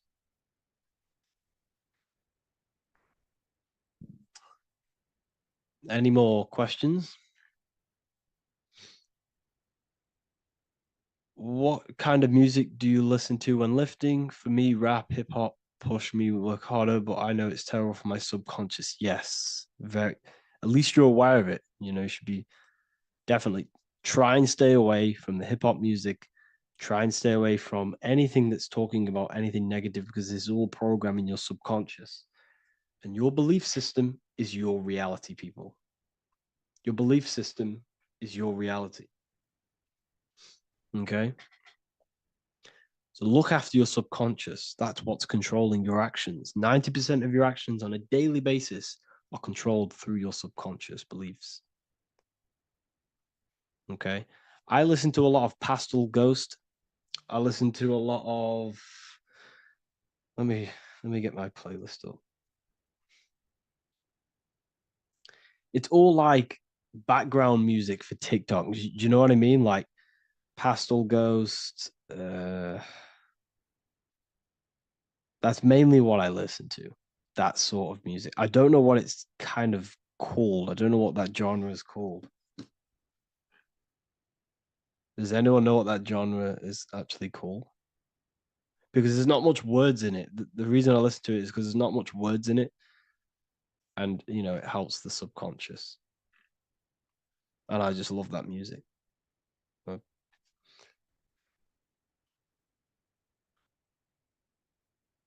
Like lo-fi, yeah, a bit of lo-fi.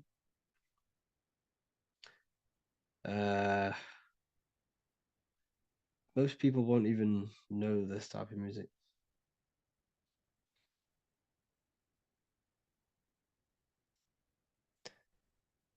Can you tell us how you use cayenne pepper? So I mix it with freshly squeezed orange juice every morning. So the first thing I have, empty stomach, I have a teaspoon of cayenne pepper, mix it in and just down it every morning. And sometimes at night. The feeling you get in your stomach after putting cayenne pepper on an empty stomach is absolutely amazing. It tingles in your stomach. It kills parasites. It kills all horrible organisms.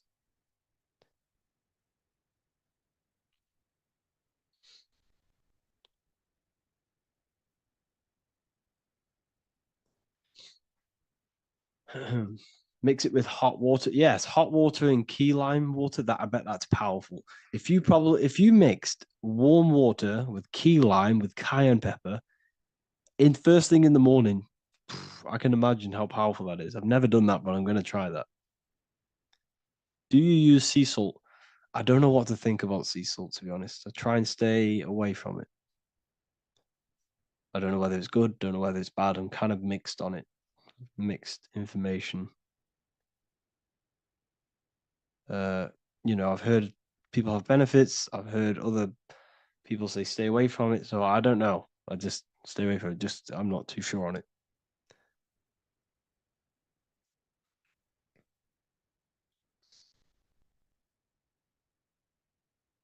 I drink fresh pressed celery juice every morning. Yeah, definitely.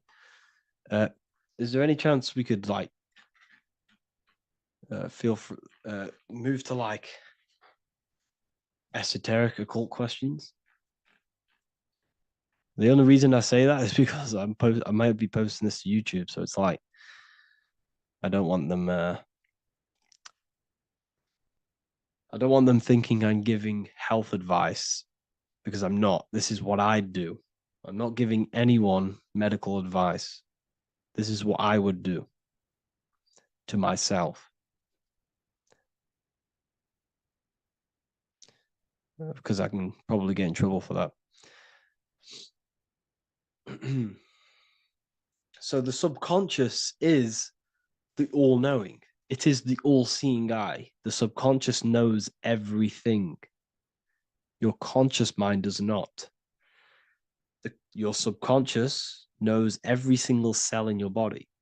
Your subconscious is making your heart beat. It's talking to your heart. It's talking to every organ, every cell in your body is being connected and spoken to by your subconscious mind. It is the all-knowing. The subconscious has access to the astral plane, imagination, the fourth dimension. It has access to the mental plane, thoughts. It has access to the ethereal plane, energy. And has access to your physical body. It's the door. It's the portal. The subconscious is the portal to the divine. You must go through the subconscious in order to access the divine. Any coupon codes for book 2? Yes, inside the university, there will be a 50% off coupon code. Speaking of ancient civilizations, why did they use symbols to give us true knowledge? This is a very, very good question. Very good question indeed. The reason they use symbols is because symbols are their keys. They hide meanings. They hide things. For example, if it was written down, if all of this sacred knowledge that I'm speaking now was written down, it can be easily taken.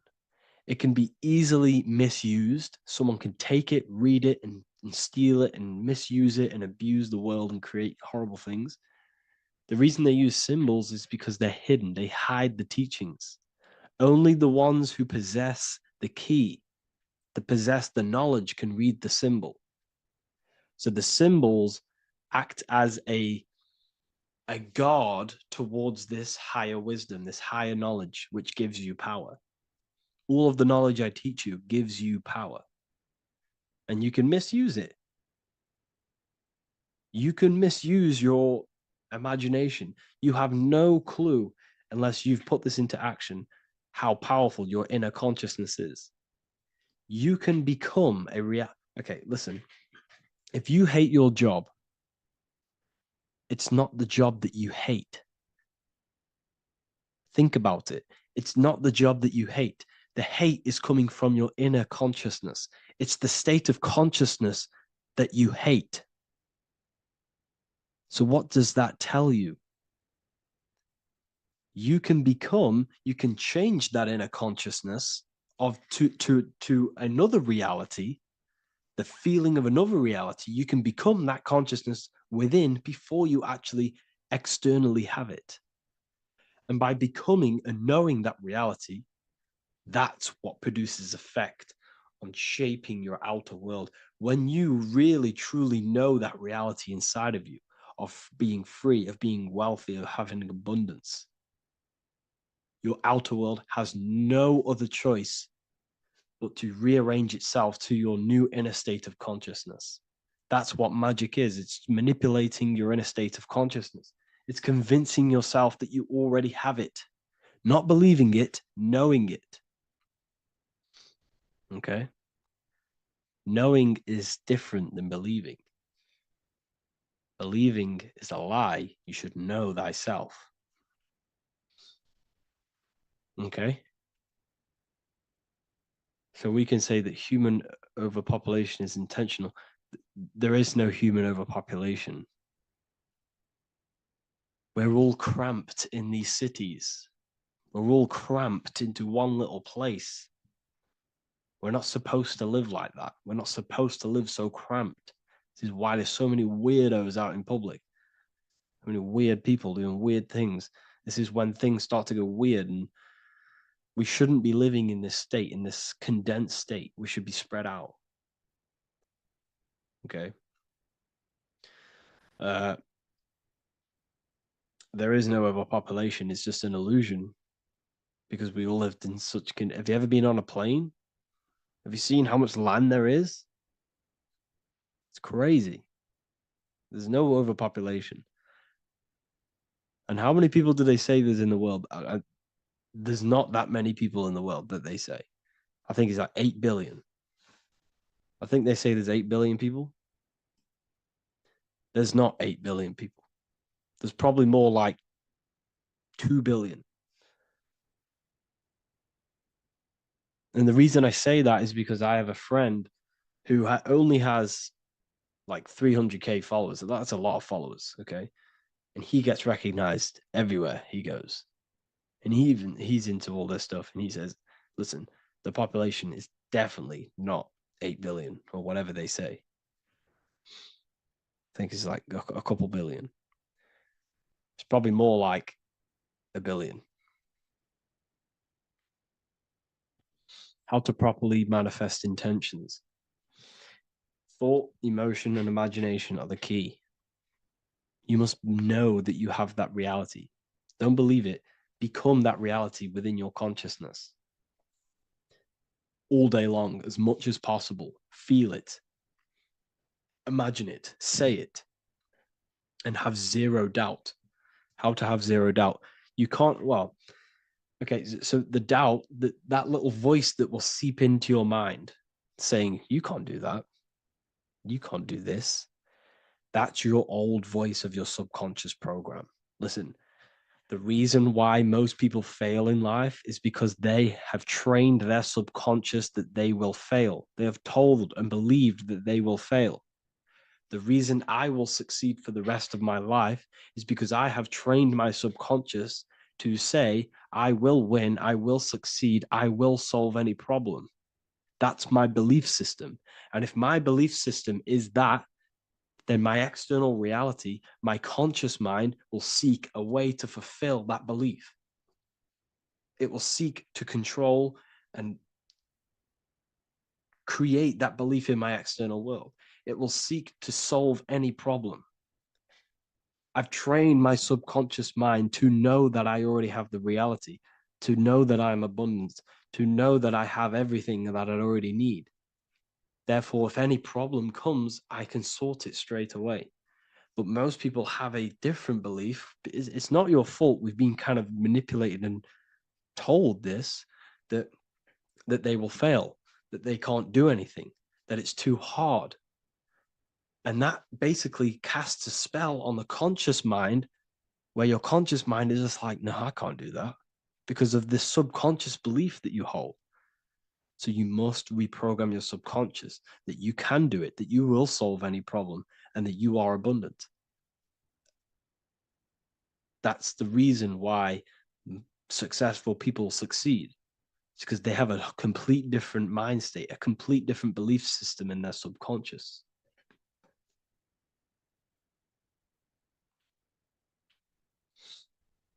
Do you offer mentoring? Yes, I do offer mentoring, but it's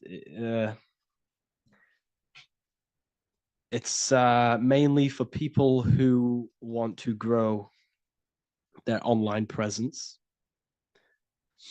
and for the amount of value and transformation that I can place into your life, and the time that, well, the price of my time, it will be a higher price tag, but your life will completely change if you join my mentoring, because I will transmute your life. I will transmute your mind, and I will transmute your whole reality, because I could tell you exactly what you need to do. How to have super genius power pulling information from the source. Okay, so you can do this. I talked about this in Book of Wisdom, Volume 2, if you've read it. This is a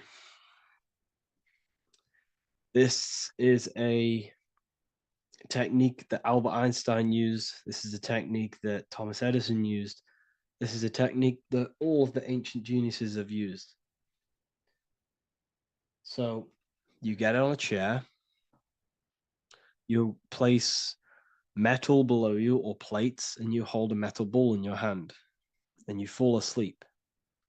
And every time you fall asleep on the chair, you're going to drop the ball because your body will become unconscious, and you will basically drop the ball, and it will wake you up because it's going to hit and make a loud bang on the plate. And every time you go to sleep, basically what this is actually doing is shifting your consciousness from conscious into the subconscious. So from physical into the astral, your consciousness is shifting between these two planes.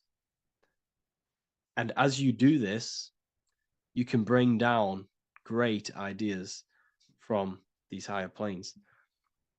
So when you fall asleep, have an intention. And when you fall asleep, you'll drop the ball. And when you wake back up, you'll have an idea, and you just got to write it down.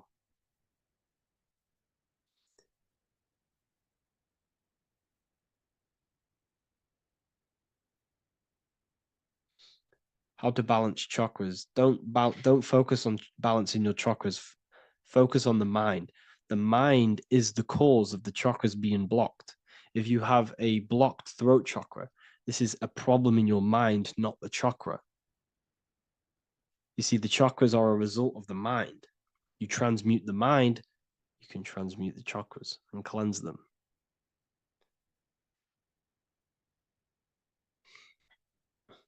So was Jesus a real man that walked?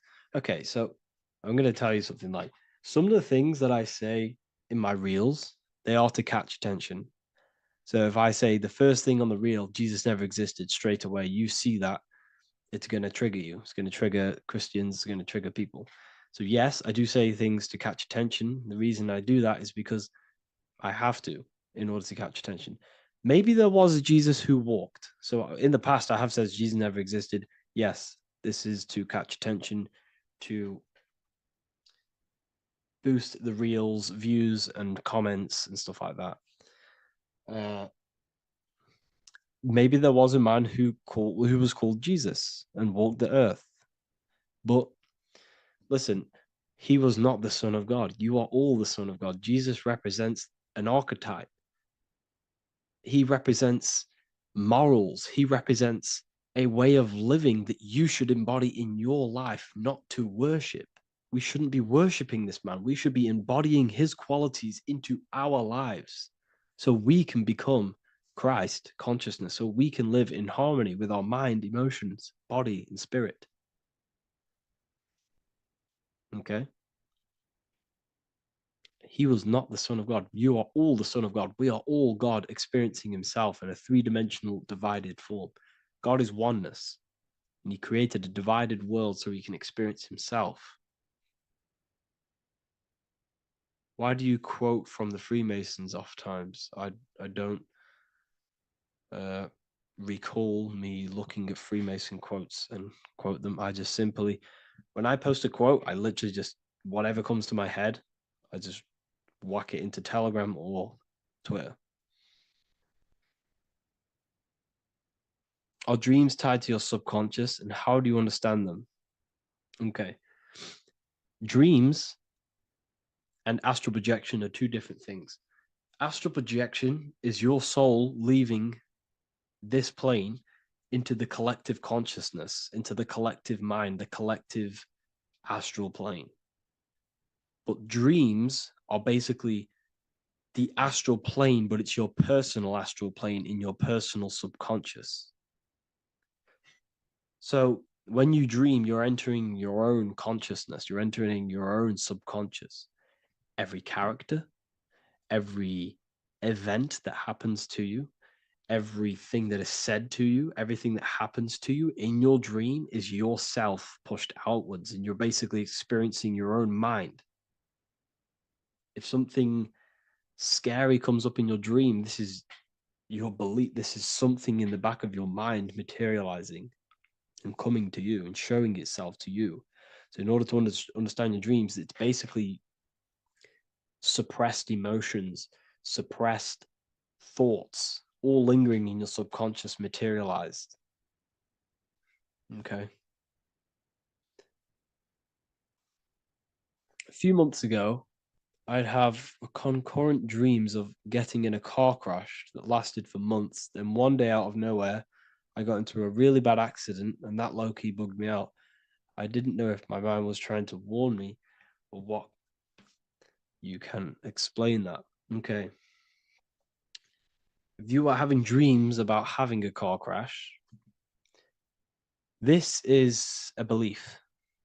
Okay, so let me tell you something. Let's say you're a drug dealer, okay? And you live in fear every single day of the police coming to you. This dealer every day is worried, he's scared, and he lives in fear of the police getting him. He was believing it. This fear, this emotion he was feeling on a regular basis, repetition, and the emotion is basically impressing your subconscious. It's impressed his subconscious that deeply that he now believes it. It's now become a belief. So one day the dealer gets caught and he goes to prison. Let me tell you something. He placed himself there because he created a program, a belief in his subconscious of the police. And his external reality is now in a prison cell. But that prison cell is just an external manifestation of the prison cell of fear he installed in his subconscious mind. The four walls he's now trapped in is just basically an externalization of his own belief system that he created through consciousness, through the subconscious.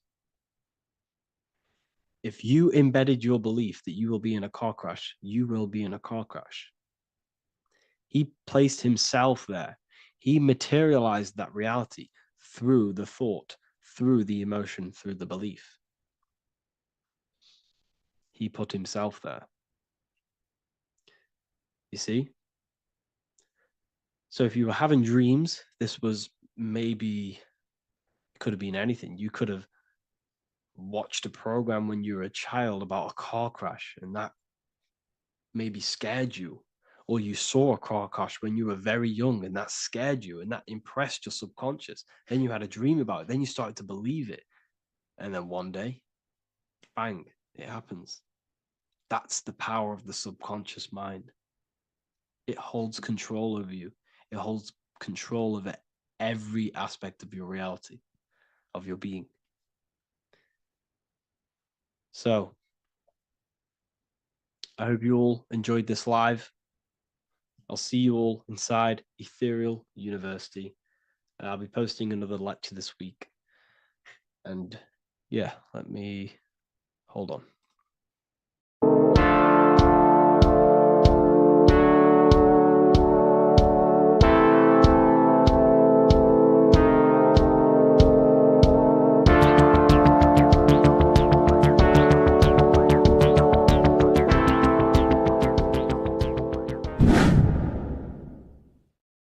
What is good, people? It's Revival of Wisdom. I hope you're all doing well. And this video is how to raise your holy oil or your kundalini. Let's get straight into this. So this is a monthly cycle. Every month, when the moon is in your zodiac sign, this oil is released. Now, the moon is in control of monthly cycles. For women, it's the menstrual cycle, and as well, this holy oil cycle. The moon changes sign every 2.5 days and passes through the zodiac signs in 27 days. So the moon tells the day, the sun tells the time, the stars tell the month. This reality is a massive clock, if you like to say. It's a cycle. Okay. The moon controls the night, emotions, water, fluids, and the mind. Okay. So this oil is produced in the claustrum. It's produced in the claustrum, which is here, right? This is where you get Santa Claus from. Now, the claustrum is at the center of the brain, and it is next to the pineal gland and the pituitary gland. Once it starts in the claustrum, this is the holy present. This is the present that Santa gives to us, Santa Claus. And it goes to the pituitary gland and the pineal gland. And what's connected to the pituitary gland and the pineal gland is the Ida and the Pingala. The Pingala is the pineal gland's nerve, which is the honey, which is the positive charge, electric.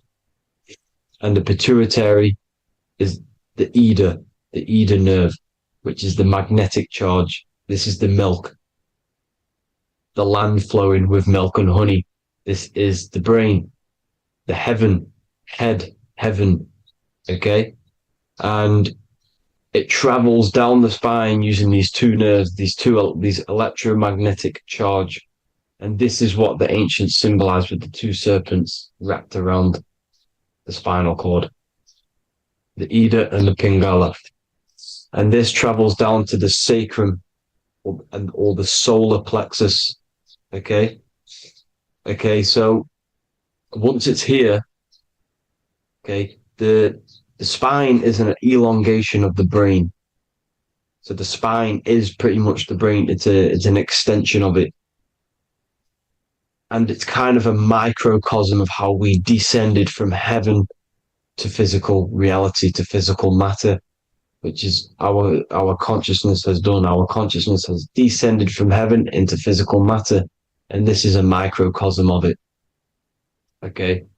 So once we're in the sacrum bone, this holy oil, like I've just explained, this holy oil starts in the Santa claustrum, goes down the chimney to the sacrum. This is the sacrum, the solar plexus, and drops the present off at the sacrum. Now, once we're at the sacrum, we need to raise our vibration to take this oil back up the spine. Okay. And the River Jordan symbolizes this in the Bible. King Herod wants to kill Jesus in Nazareth, which is here, this is the River Jordan, is Nazareth. He goes to be born in Bethlehem and then goes back up to Nazareth to Joseph and Mary. Joseph and Mary, the pineal gland and the pituitary gland. The Bible is huge symbolism. It's all metaphors for this sacred process which goes on inside of your body.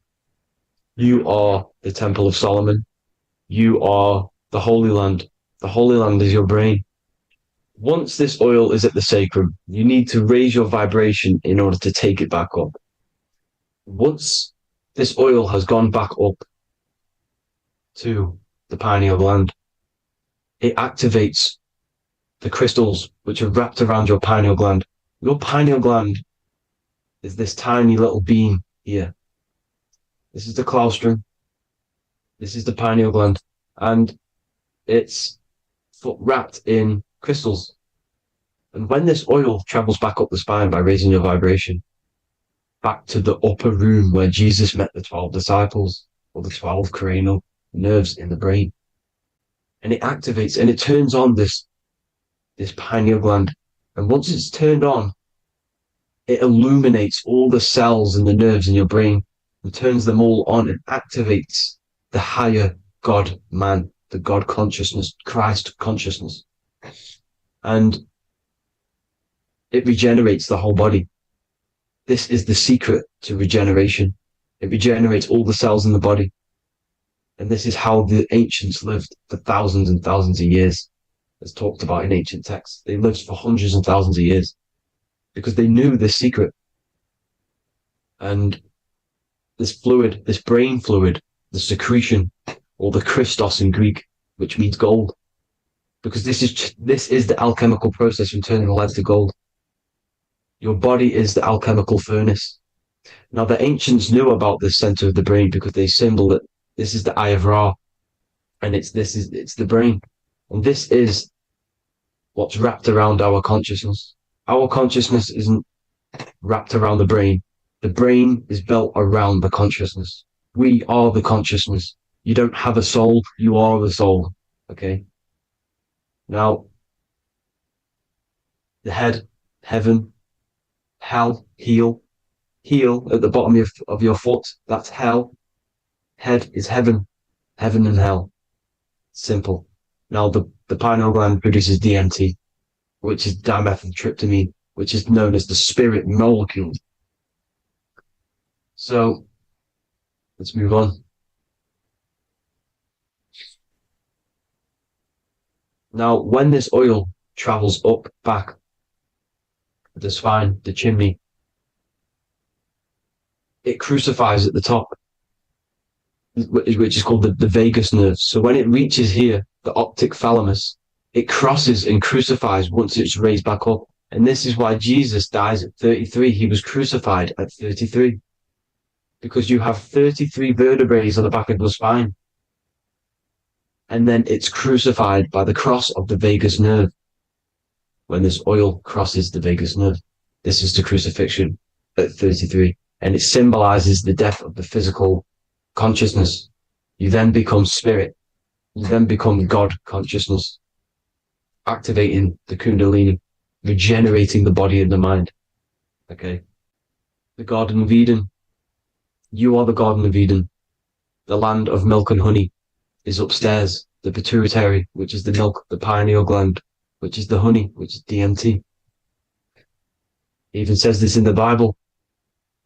As he brought us into the place And he has given us this land, a land flowing with milk and honey, which is also symbolized as the sun and the moon. The Bible also says the light of the body is the eye, not the eyes, the eye. If therefore thine eye be single, thy whole body shall be full of light. This is the activation of the pineal gland by raising this oil back up to the pineal gland, to the center of the brain. Neither shall they say, see that here, or see there, for behold, the kingdom of God is within you. So he's saying, don't look out there. Nothing is out there. It's all inside of you. Everything's inside of you. You're the universe. Now, how to raise this oil back up to the pineal gland? Every month, like I said, the moon controls the cycle. The moon controls monthly cycles. When the moon is going into your zodiac sign every month, this oil goes down the spine and you must raise your frequency to get it back up. You must retain your seed. This is the most important. Your fluid, your secret, your holy fluid, your life force. You can't let that go. That life force is the reason you're alive. This holy oil is the reason you're alive, because it feeds all of the systems in your body. It feeds all the systems in your body.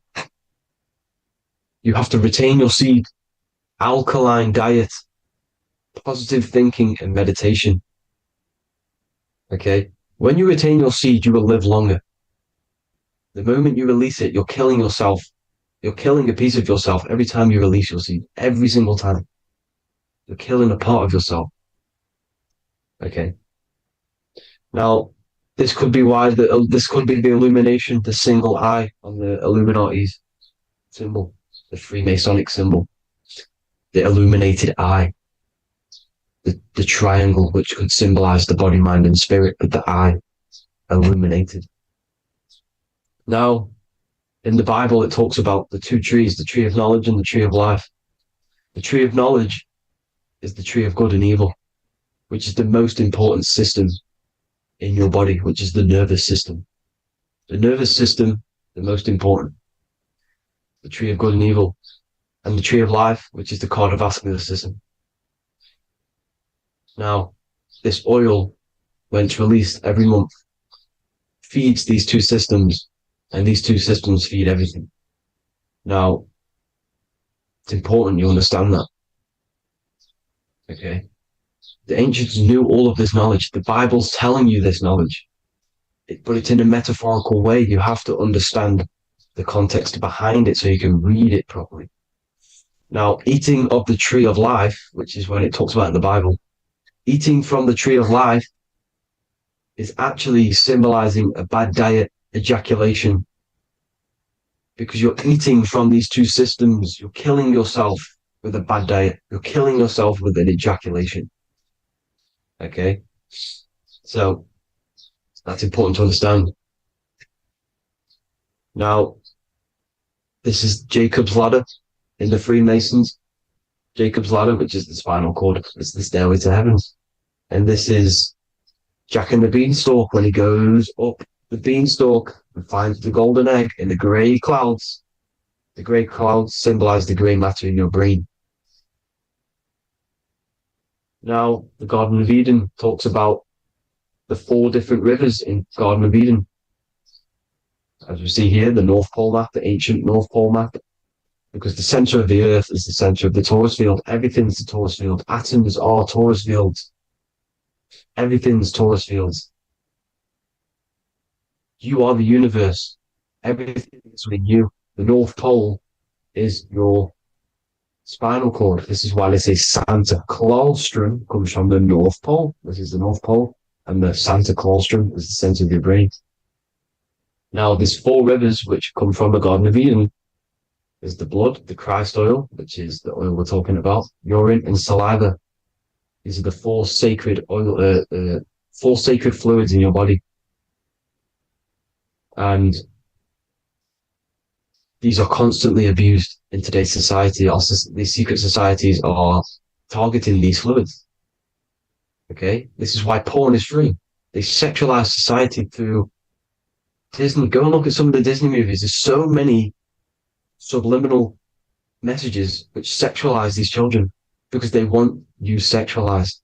So you release your seed, which is one of the holy fluids in your body, especially your semen, your sexual energy.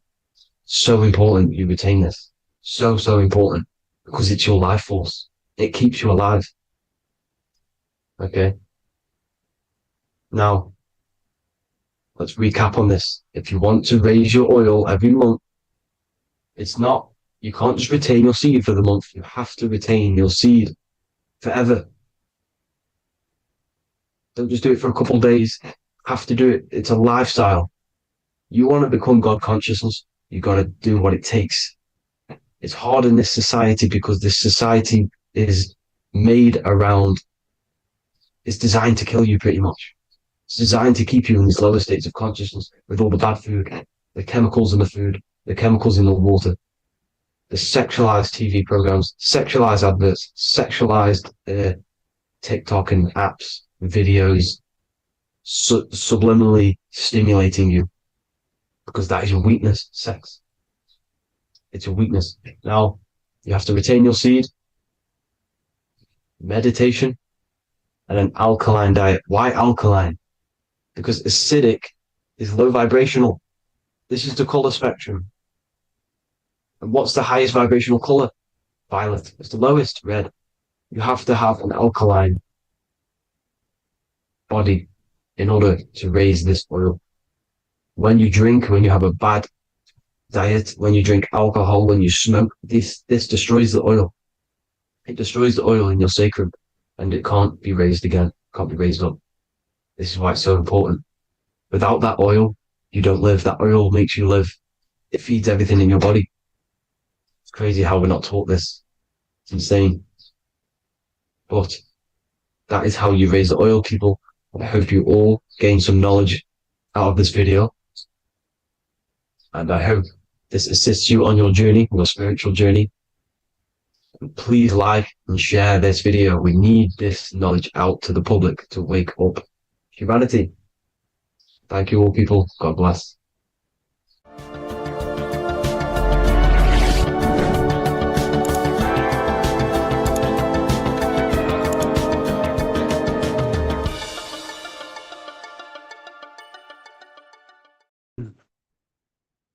The third eye, or the all-seeing eye. This is an important video because there's a lot of misunderstanding when it comes to the third eye. People tend to think that the third eye is the pineal gland. The pineal gland is not the third eye. It is the radio receiver for our eye. It's not the third eye, it's the first. It's the eye where everything begins. So the pineal gland acts as a radio antenna or a radio receiver because the pineal gland has crystals on it.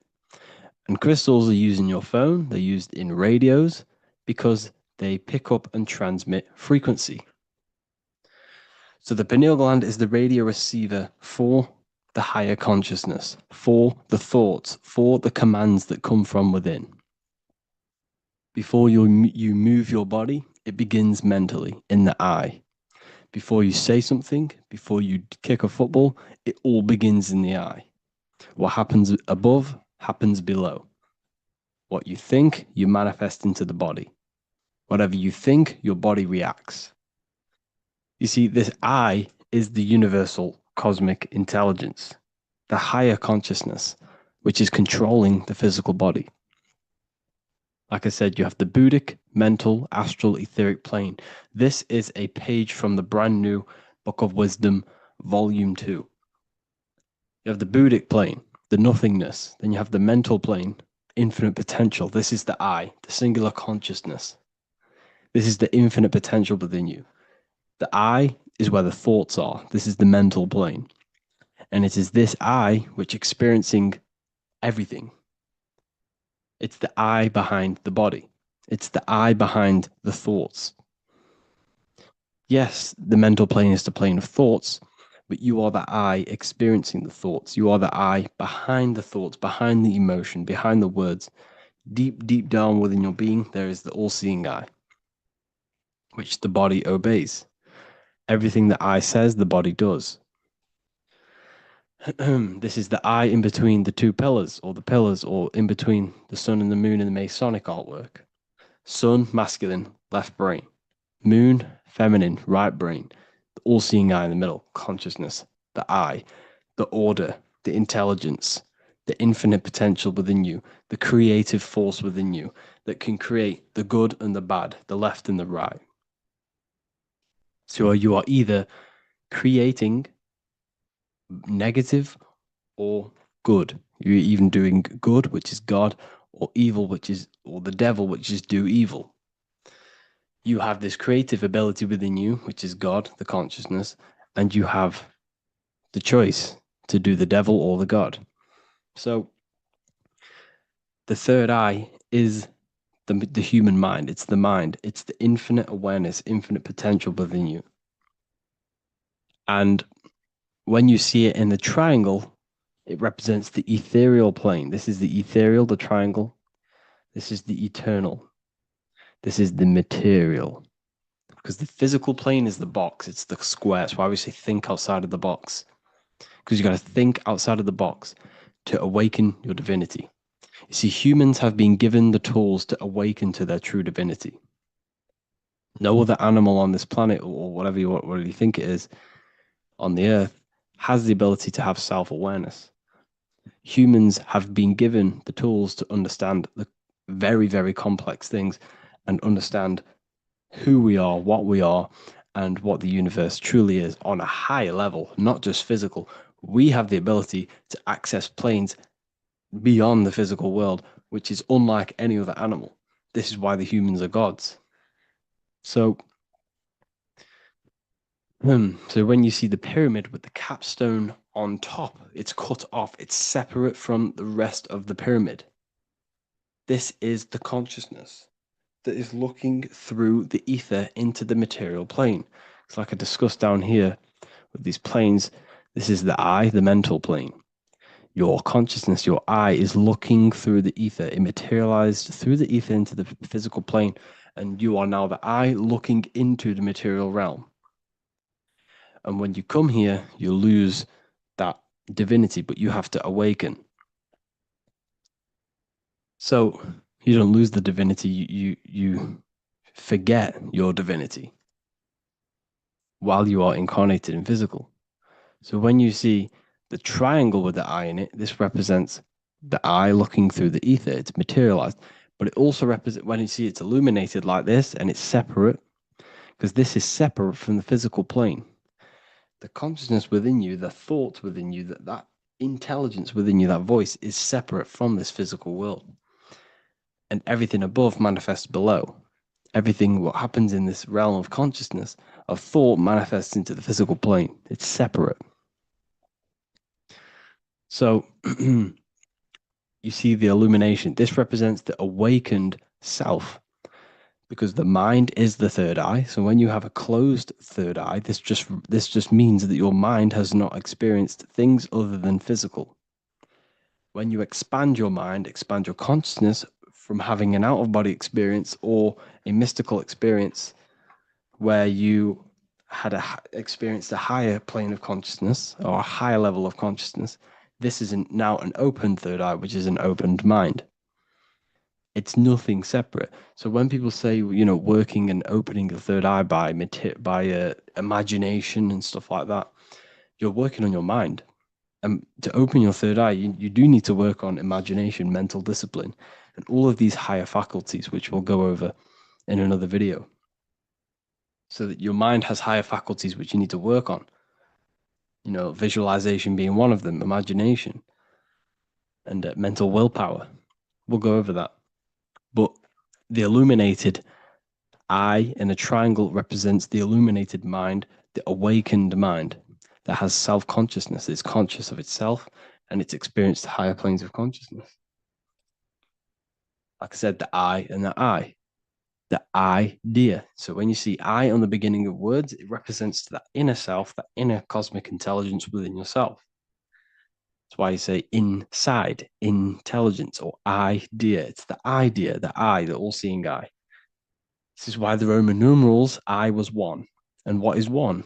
It's one line. The I is also one line. Because we are all the same intelligence with the same consciousness. If the universe is one, there is only one being in the universe, which is God. And we are all expressions and fractals of God. We are all manifestations of God. We share the same creative power as God. We all have the ability to bring non-physical thoughts into a physical reality, which is the word made flesh in the Bible. So when you see covering the eye with the 666, this represents the eye stuck in matter, worshipping the physical body, the God in flesh, which is Satan. Satan represents God in flesh, yourself in flesh, because evil love bondage. And everything these artists and, actors are doing, they're part of these cults. They're promoting materialism to keep your eye, your consciousness, stuck in three-dimensional awareness. So this is what they're promoting. You see that the hand symbol creates 666, which is your body, the carbon. Your body's created out of carbon. And all life forms are created out of carbon. The I in it, the I in the 666, represents I being in material, keeping the mind in material. Matthew 6:22, the light of the body is the eye. Therefore, if thine eye be single, thy whole body should be full of light. But if thine eye be evil, thy whole body should be full of darkness. You see, this is a very powerful verse. A very powerful verse. The light of the body is the eye. This is the first part of the verse. This is where everything comes from. The mind. The infinite mind. The infinite potential within you. Think of anything in your mind. Nothing is impossible in your mind. As soon as you think of it, it's there. It's infinite potential. It's the light of the body, because the mind is what gives life to the body. It manifests its will through the body. It's the light. All the things that the body does happens mentally before it happens physically. Before you move your hand, it is a mental power. Just like when you astral project. When you astral project, you use your mind to move your body. It's mental. If therefore thine eye be single, thy whole body should be full of light. So what does that mean? Becoming one with the consciousness within you. The single eye. Instead of being divided between the left and the right, the masculine and the feminine, instead of being divided between the high and lower self, when you combine all the aspects of yourself to be balanced and connect with the true self, that's when the whole body should be full of light, which is the good, the enlightenment. But if the eye be evil, which means what? Because your eye, your consciousness, your mind has the ability to create positive or negative, devil or the God. And when you think negative, what happens? Darkness goes through the body. Every thought has an effect on the body. What you think goes through the body. For example, become erect. What do? You think of being erect, and it happens, the body becomes erect. What happens in the mind happens in the body. So if your eye is evil, if you are thinking negative, if you feel negative, you're going to produce negative. Your body will be full of darkness. And this is what the all-seeing eye is. It represents you, your consciousness within you that can create anything in this physical world. So yeah, if you have any questions, make sure to contact me, and I will get it created for the university. Thank you all for joining, and see you in the next one.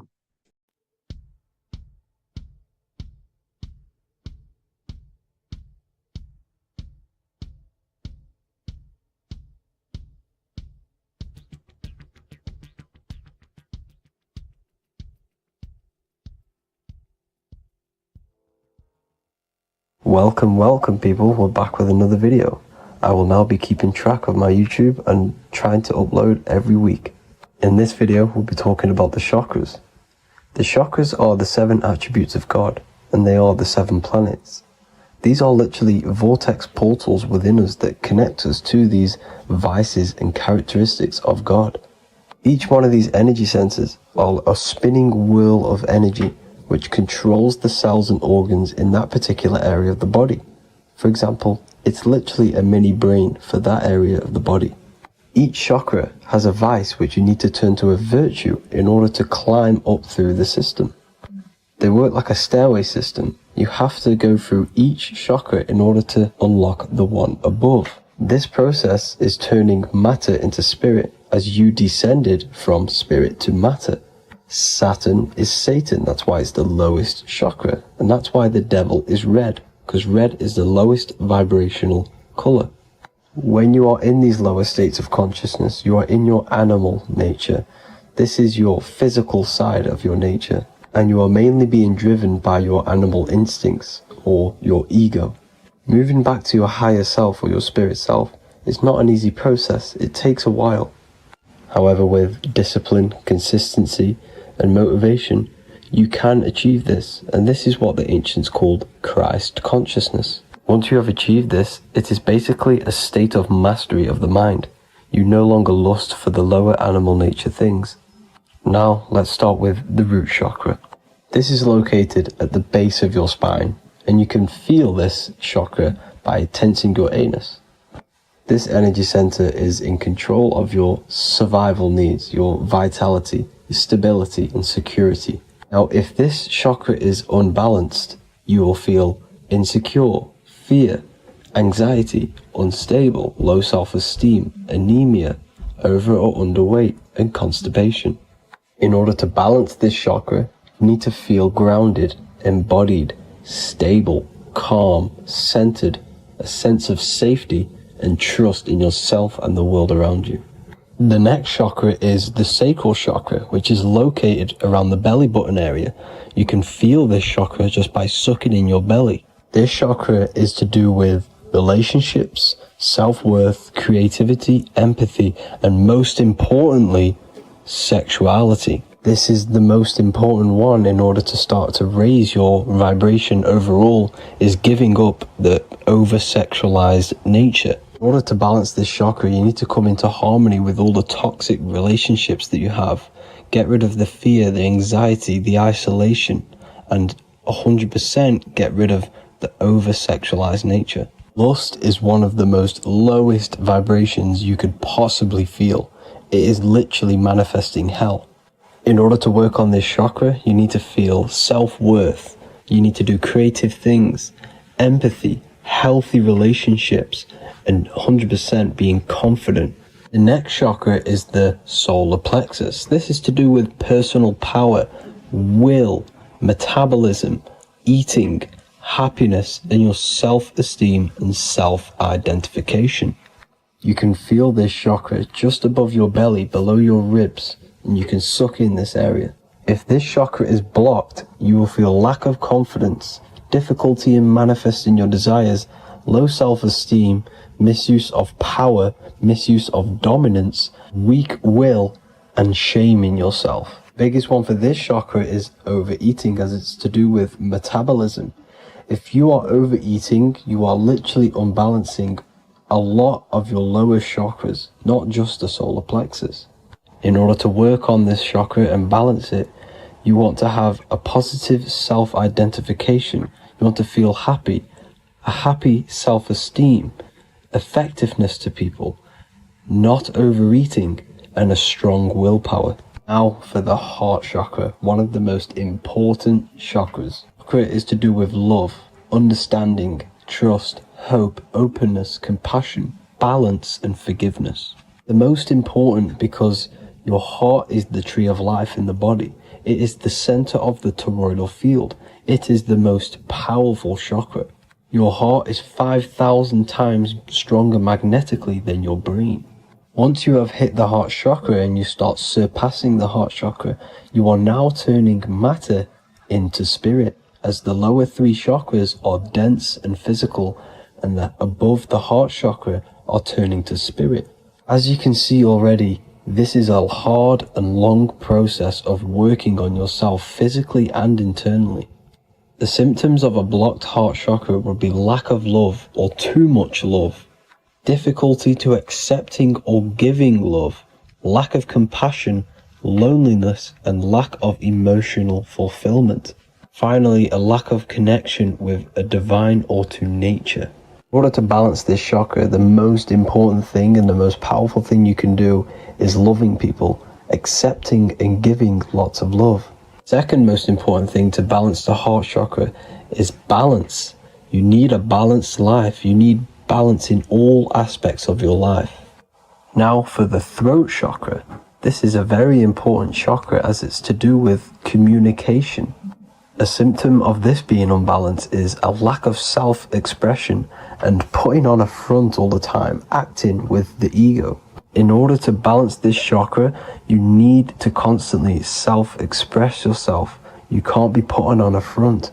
That voice inside your head, you have to let it come outward. Don't just block it off with a wall. Self-expression will lead to you gaining friends who actually like you for being you and not these fake friends that you have to put on an ego for. In order to balance this chakra, you need to express yourself, express the word that's within you. Don't be lying to people, don't deceive or be deceptive. The next chakra is the third eye chakra. This is starting to get very advanced and you are coming very close to spirit. Just before we head on, I want to announce the PDF is now available, containing all the presentations I've ever made, all into a condensed 38-page PDF. The link will be below this video for you to access. And if you want to learn how to create reality using your mind, how to attract your desires, how to get out of the situation you are in, the link will also be there for the Manifestation Mastery course. Now for the third eye chakra. The third eye chakra controls the pineal gland, which is your first eye. It's to do with your psychic abilities, channeling, telepathy, astral travel, visions, and connection to the higher self. You need all of the chakras aligned to get the full potential out of your third eye or pineal gland chakra. For example, if you're astral traveling and you fear something, you will be instantly shot back to your body. So you need to master all of the chakras before you go on and try and do these higher spiritual activities. Symptoms of the third eye chakra being blocked is lack of imagination, lack of vision, lack of concentration, blocked or clouded intuition, can't see the big picture, and especially overly reliant on logic and intellectual thinking. A good way to work on this chakra is imagining things, vision things, trust your intuition at all times, always follow that inner voice. Cut out the tap water which contains fluoride. Fluoride blocks the pineal gland. And cut out all junk food because all of this is affecting your pineal gland. When in meditation, you want to focus your eyes and your attention to the center of your head between the two eyebrows. This is where the pineal gland is located.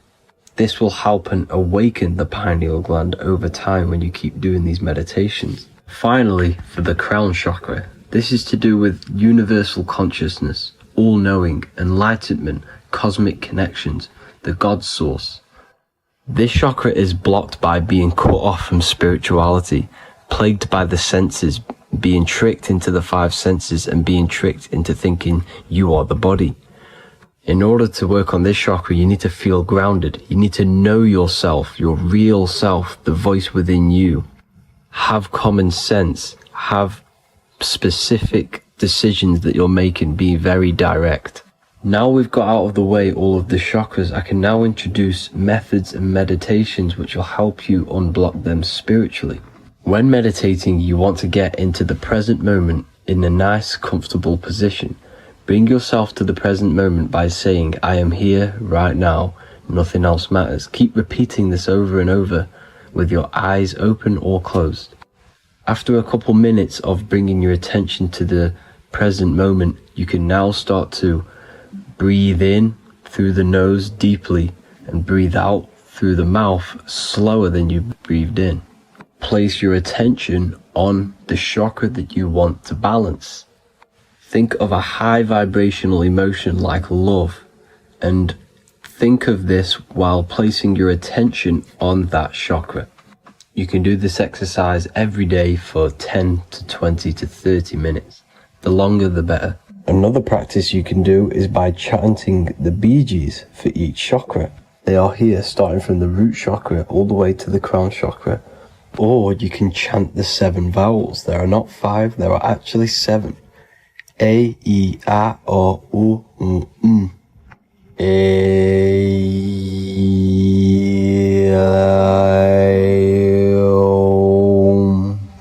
This is the proper way of pronouncing the 7 vowels. These are so powerful because these are the only things that exist. It is literally the sound of God. By pronouncing them right, you can actually create a lot of power within you and align your chakras. That's it for this video, people. I'd appreciate a comment and a like to help the algorithm.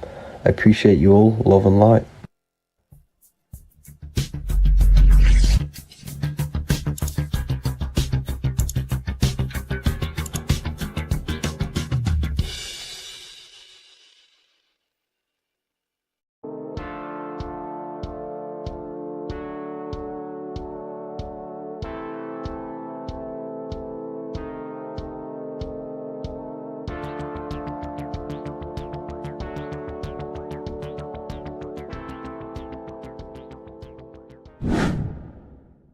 Welcome back, people, to another occult lecture by Revival of Wisdom. Today, we're going to be talking about magic and how it's being used on us for the New World Order. Magic has the word mag within it, which is magnetism. Magnetism is the force. Magic is influencing forces, natural or supernatural forces, and using it for a certain agenda to gain something out of it. Now, magic is not what everyone's being thought. It's not some sort of fantasy thing. It's actually very common, and we all do it, whether you believe it or not. Magic is all to do with the mind. As I said, always say in my lectures, your mind is what creates matter. Your mind is what creates your external world. So it's all about manipulating and planting seeds within the mind, because your mind is a garden, and thoughts and words are seeds which are being planted in that garden. Your life, your physical life, the people you have in your life, your friends, your car you own, the job you have, is all a reflection of the thoughts that you've been thinking in the past. You are where you are in life because of the thoughts that you've been thinking. Therefore, your life is a direct reflection and manifestation of your mind, the Garden of Eden. Okay? The mind is what they are targeting. What you see, say, and hear has a direct effect on your mind. Me talking to you is influencing you. The words I'm saying is planting seeds within your mind. Now it's up to you to consciously act on these thoughts or these words, or to maintain these words. As above, so below. As within, so without. What's inside of me is outside of me. What comes into the storehouse comes out of the storehouse. You have the left, you have the right, you have the up, and you have the down. As above, so below. Whatever is in your mind will be expressed in some sort of way, consciously or subconsciously, spiritually or physically.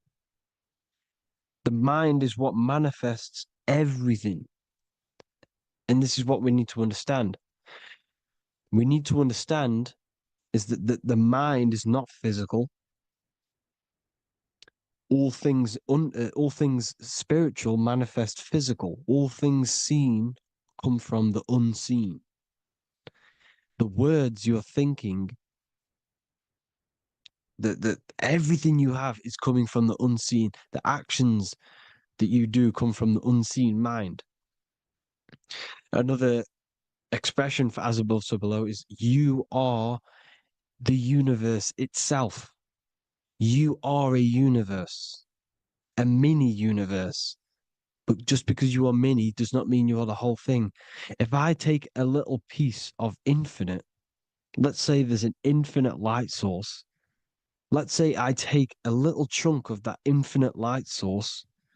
That little chunk I took is still infinite because it's been taken from infinite. You are the universe. Your awareness, your mind is the universe. It's information. You are the universe experiencing itself. This is why we say we are all God. As above, so below. What is in me is outside of me. The sun, the physical manifestation of the sun is your soul. The 12 constellations are manifested in the physical body. The 5 elements are manifested in the physical body. They're manifested in the 5 fingers you have. As above, so below. This is manifested, well, this is a symbolized in Freemasonry and secret societies as the 2 pillars. The mirroring reflection, the reflection of reality, the mirror, as above, so below. What happens in the mind, what happens in the astral, happens in the physical. This is Aleister Crowley. This is all symbolism. This is the 2 pillars with the all-seeing eye and the triangle at the top. Aleister Crowley was a master magician, very powerful dark magician, black magician. There's 2 types of magic. You have white and black, just like the checkered board, the Masonic checkered board. You have white and black. You have good and evil. White magic is influencing natural forces to gain something that will help the collective consciousness, help the collective, help the earth, help other people. Black magic is something you manipulate something so you can get something personal out of it. Doesn't matter if it's good or bad. It's still considered as black magic because you're being selfish. Everything you do should be contributing towards the collective consciousness and helping others. And this is why the ancients lived in a system where everything was in unity. We understood that I am you and you are me. What I do to you happens to me because I am you and you are me. We are the same mind substance on the inside. We're all the same mind substance being expressed in different bodies. So what I do to your mind will have a ripple effect on my mind because all of our minds are connected within the mental plane. So this is why they know all this knowledge. They know all this knowledge. So yeah, this is the mirroring effect of reality, the 2 pillars, or symbolizes the number 11. The number 11. We'll go deeper into that. The technology we're using is magic. It's a form of magic. Television is tell a vision. They're telling a vision into your subconscious mind, into your memory. And when you turn on the television, you get a program because they're telling a vision to create a program within your subconscious mind. You see, the conscious mind is only 10% of your mind, which is to do with your, what you're aware of, your 5 senses. What are you consciously aware of? Well, I'm aware I'm here, I'm talking. I'm aware of what I'm wearing, the 5 senses, what I can hear, taste, smell, hear. What I'm wearing, I'm aware of what I think of. But the subconscious mind is the 90% of your mind. It's the hidden part of the mind, which is telling your heart to beat, telling your body to breathe. It's storing all of your emotions. It's storing everything you see, storing all the belief systems that you have. It has everything. It stores all of the habits you have, the values. It stores everyone's name that you know. All the words that I'm speaking right now is all coming out of the subconscious. everything is subconscious, and it literally manipulates 90% of your daily basis behavior. Most people don't know this. What you did yesterday is what you will do today because of these beliefs and mental programs within the subconscious, stored within the subconscious. So the subconscious is what they're aiming at. They're trying to create programs within the subconscious because the subconscious manifests 90% of your thought patterns, 90% of your actions and words. They know all this stuff. So the subconscious mind is the most powerful part of the mind. Another way the subconscious manifests and influences your life is, let's say you were in a car crash years and years ago, 10 years ago. Let's say you're in this car crash, right? And you really hurt yourself. The emotion you felt in that time when you were injured in that car crash had a great impression on your subconscious mind. You see, the stronger you feel something emotionally, the stronger impact it has on the subconscious. You can remember and recall that moment and very vividly because of the impact it had on the subconscious. For example, you become that terrified of cars that it manifests into your life today, that you are wary to go in certain cars. You don't want to go into cars at all, maybe, because of that moment that stood within the subconscious. And it will manifest into anxiety. It will manifest into not going into cars. It will manifest into depression, maybe. These things, these emotional, very emotional, traumatic events have a great impression on our subconscious and they control your life. This is why you need to meditate and let go deep within yourself and let go of these internal, deep emotions that you may have repressed and keep pressing down and ignoring. But you need to address it and let go of these subconscious impressions you have, which are controlling your life, like anxiety, depression. All of these things are stemming from things that are stored within your subconscious years and years ago, more than likely. Broadcasting. They're casting spells to a broad audience, to news, north, east, west, and south. They're casting spells. No, if you watch the news, everything's red. Breaking news in red writing or the red background. Everything's red. Why? Because red's the root chakra, which is all to do with survival. They want to stimulate this root chakra because they want you down there in survival mode. They want you in survival mode because you're easier to control. They control out of fear. And not only they're casting these spells as if, because most of the things they cast in the news hasn't already happened. They're constantly bombarding you with, there might be a war breaking out, war this, war that, kill here, kill there, murders. It's impressing, it's casting spells on your subconscious mind. So when the event does turn up in real reality, in physical reality, you're less emotional, you're less surprised. You're not as surprised because you've already heard it before. Your subconscious has already heard it all before. If you never heard of a war and then a war broke out, you'd be going crazy. So they subtly program your subconscious mind through the words, because the words they say is impressing your mind. It has an effect on your mind, which will have an effect on your behavior, your words, your conversations you have with people.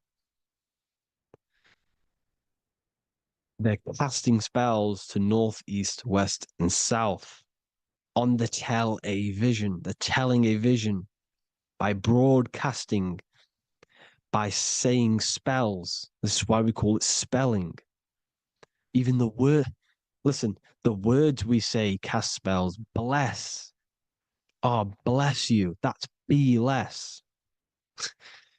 The subconscious mind only picks up literal things.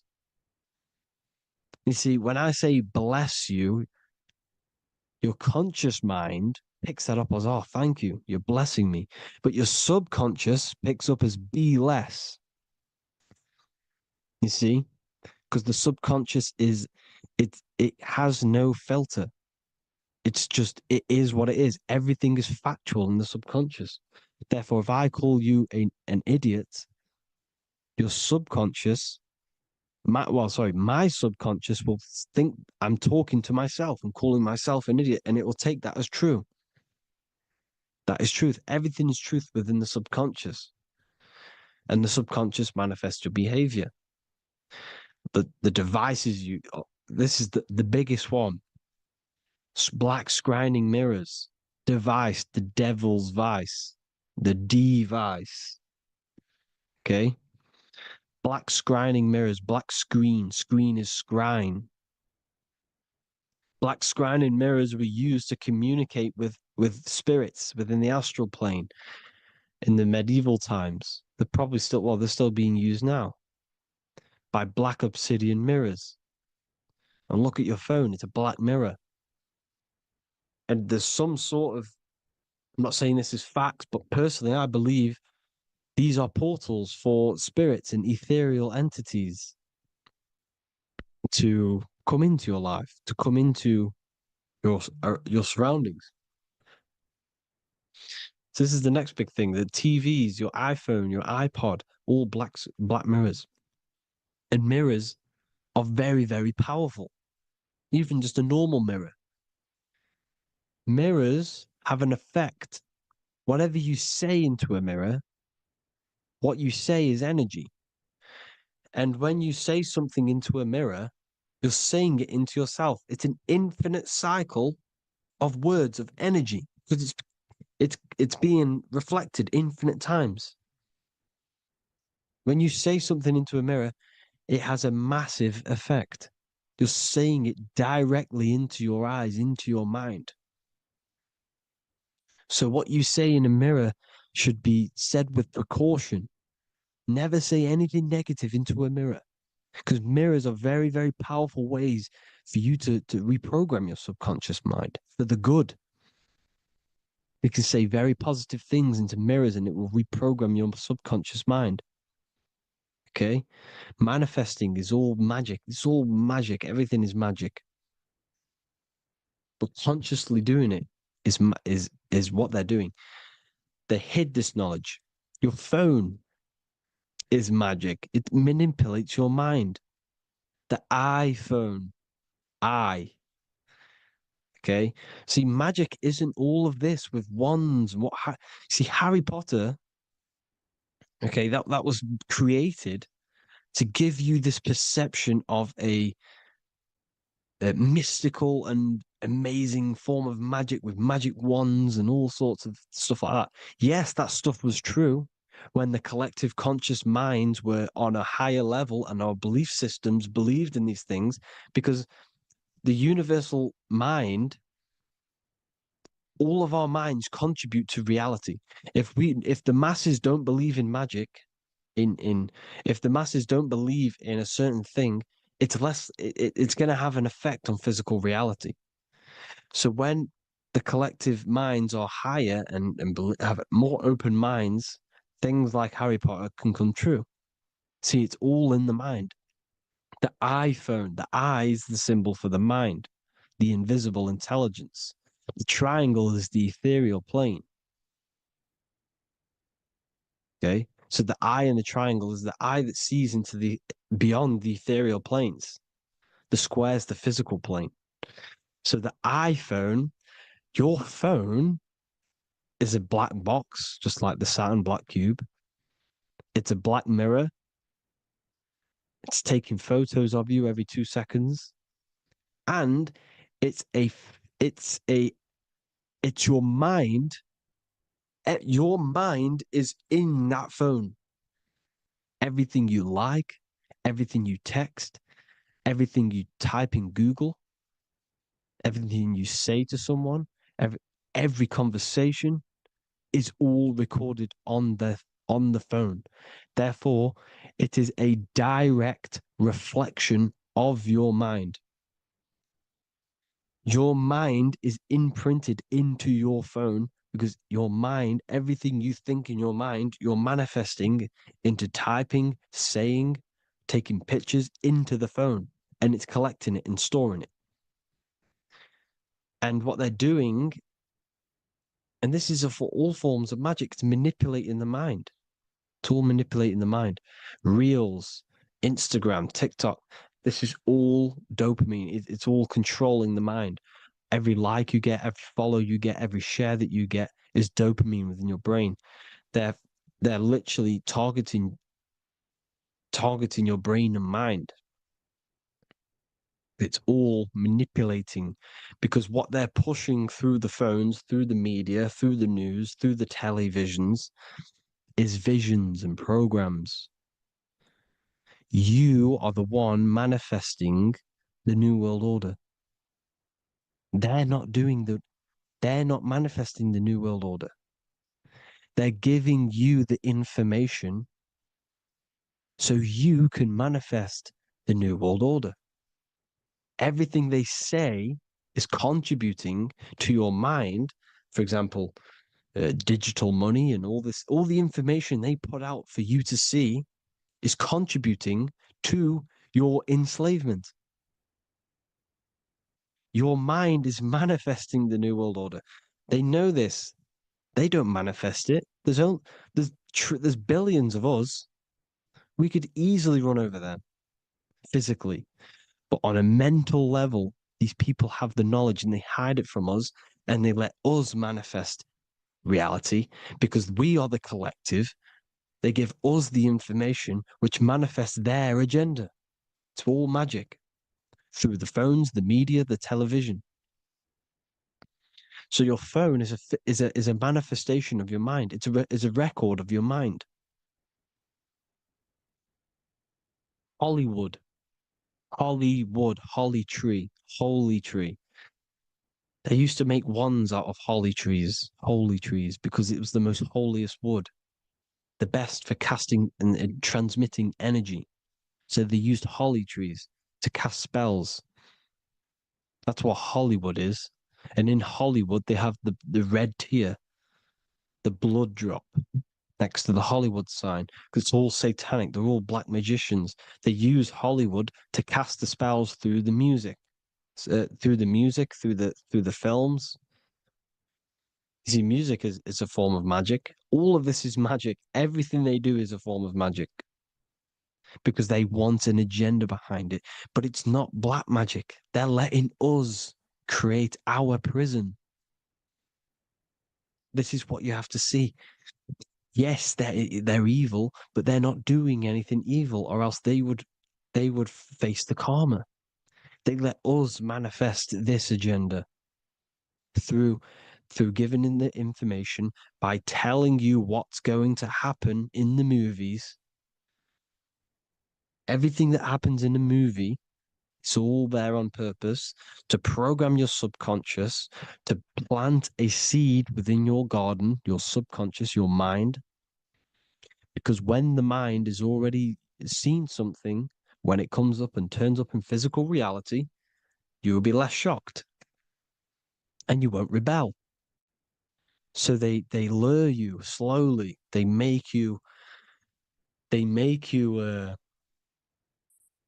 aware of these things over time. They make you gradually think it's okay. Like the technology, we never used to use these phones. How did we become so addicted and reliant on them? Well, because first they gave you a little flick phone. Well, no, sorry, they gave you a phone in your house. And then once you got used to that, they say, oh, here's the newest version of a little flick phone. You started texting your friends.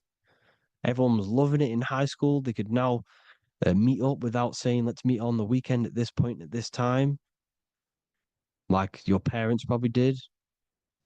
Or maybe some of you watching this, you probably had to tell your friend to meet on the weekend at a certain time because you had no way of communicating. So everyone got these phones and got addicted to them. Then they slowly got addicted to the new iPod with the touch screen. Now they invented touchscreen. Then everyone got addicted to touchscreens. Then because all of this is producing dopamine in the brain, which creates you to become mentally addicted to things and physically addicted, chemically addicted. Because dopamine's a chemical. Your subconscious becomes a program within your subconscious, and your body becomes chemically addicted to these phones. And these phones are the enslavement of humanity, technology. Without this, we wouldn't be in this mess without technology. Because they're creating a hive mind. We're creating a hive mind. So back on track anyways, they program you. Look at the films, 9/11, 9/11, all produced by Hollywood. Here's the 11, like I said at the beginning, the two pillars which reflect reality. What happens in the mind happens in the physical. What happens in the astral happens in the physical. Okay, what happens in the physical happens in the mind. It's the two pillars, the mirrors. 9/11. 9 plus 1 plus 1 is 11. Flight 11 was hijacked. New York is the 11th state. New York adds up to 111. This is not a coincidence. It's all a form of magic. It's a ritual, energy harvesting ritual, because your mind produces energy. Your mental attention produces energy. And they're feeding off this energy in the astral plane, these demons. Music is the most powerful. Personally, I think the music is one of the most powerful forms of magic they're using. Okay? Music is hypnosis. It puts your brain in a hypnotic state. It influences your electromagnetic field through vibrational energy. It reprograms your subconscious mind. Why do you think you remember the lyrics? You see, your subconscious stores all of the memories. Remember, the subconscious manifests 90% of your behavior. So therefore, the music you're listening to is manifesting your behavior. You wondered why some people wonder why they have drug addictions and they can't get out of violence and they can't get out of all this negative mind space. It's because the music they're listening to is creating a negative mind space. The words you listen to have plant seeds within your mind. So the reason you remember the lyrics is because that song created a program within your subconscious. Yes, that is what happens. You can use magic to reprogram your mind, but you can use music to reprogram your mind because it's all forms of magic. It's using natural mental energy forces to manipulate the physical reality. You manipulate your mind, you manipulate reality, physical reality.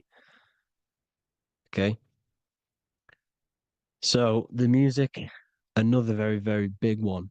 When you turn on the radio, it's just all talks about alcohol, drugs, and sex because they want you down in the lower three chakras.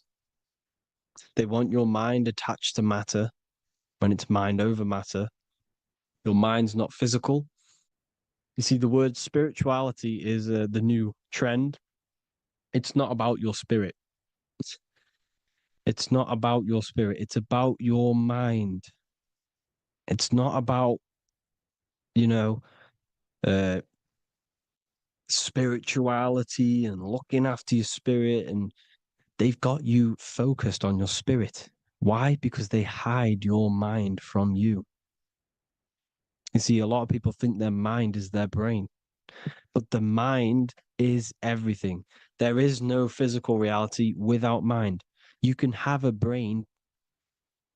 Imagine if you had no mind but a brain. It wouldn't work. The mind is everything. The mind controls your avatar. It begins in the mind before it happens in the brain. Then the brain manifests through the body. The brain's just an electrical computer. So that, you know, they've got people scared, or do I have a soul or not, and all this stuff. Listen, if you have a mind, you have a soul, because you are not the mind. This is why everything is sort of an illusion, because beyond the mind is your soul. But what is the soul without a mind? You can't have a soul without the mind. But if the mind didn't exist, the soul doesn't exist. You are the person listening to your mind. I shouldn't say person, because you're not the body. You're the entity behind the mind. But if you didn't have that mind, you couldn't understand what you even were. You would just be an observer who couldn't think. So yes, we all have a soul. If you have a mind, you have a soul. Everything is mind. Everything has mind. Mind creates everything. God is mind. And then manipulating your mind through TV, your phone, every little thing, the school, it's all about the mind, people. Control your mind, you control your reality. Just the last thing, here you go. Aleister Crowley, the dark magician, Kanye West doing the exact same thing because they're implementing magic in the music. Here's the Beatles with Aleister Crowley in the background. Bet you never noticed that. Aleister Crowley was influencing music and placing magic within the music to influence the subconscious. This is what Baal worship was. This is why they kill children. They sacrifice these children. Why? Well, because in order to ascend, in order to raise your consciousness internally, godly, by being good, God, or being in order to be good and raise your consciousness and to get something in the physical world, you have to sacrifice yourself. And what do I mean by that?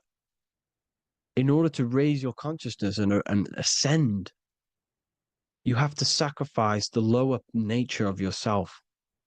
You know, you got to abstain from having sex to retain your sexual energy, to transmute it, or staying away from some poisonous foods like meat. So, staying away from blood. We shouldn't be consuming other animals' blood. We should be keeping our blood pure. We are humans. We shouldn't consume chicken blood, chicken germs. We are the most divine creatures on this creation. We are the most intellectual creatures in this creation. Therefore, we should keep our temples pure. We are not animals. If you want to associate yourself with an animal and go out in the wild, go and find a wild boar and go and try rip its guts out with your bare teeth, because you can't do it. You're not a carnivore. Okay? So in order to ascend, you have to kill and sacrifice your lower part of yourself to ascend up to your spirit self, your mind self, the highest version. And the elites don't want to do this. So they sacrifice other things like babies to kill them, to exchange their life over to the astral plane, so these demigods in the astral plane can give them something in return in physical. They don't want to sacrifice their lower self, so they sacrifice other things for exchange, for physical pleasure. But the godly person sacrifices their lower self for their higher self to do good and ascend. So this is what all the Baal worship is, people, and this is why they're doing it. Hope you all had an amazing lecture. If you haven't already, go and get the Book of Wisdom for more information. You know, I don't go into dark stuff in this book, because all I do is enlighten people in this book. You can get it in Spanish, English, German, Italian, and French. Worldwide shipping, you can get the PDF or paperback. Or there is also a new one called the Human Health Guide 2.0. It gives you a list of all the foods, grains, oils, and nuts, you know, everything that's alkaline and positive for the body and not man-made and hybrid. It tells you all the products to stay away from, how to fast, how to improve vision, how to improve everything, literally. So the Human Health Guide has been released. If you want that, I'll pull all the links in the bottom in the description. Hope you all enjoyed the lecture, people. God bless you all.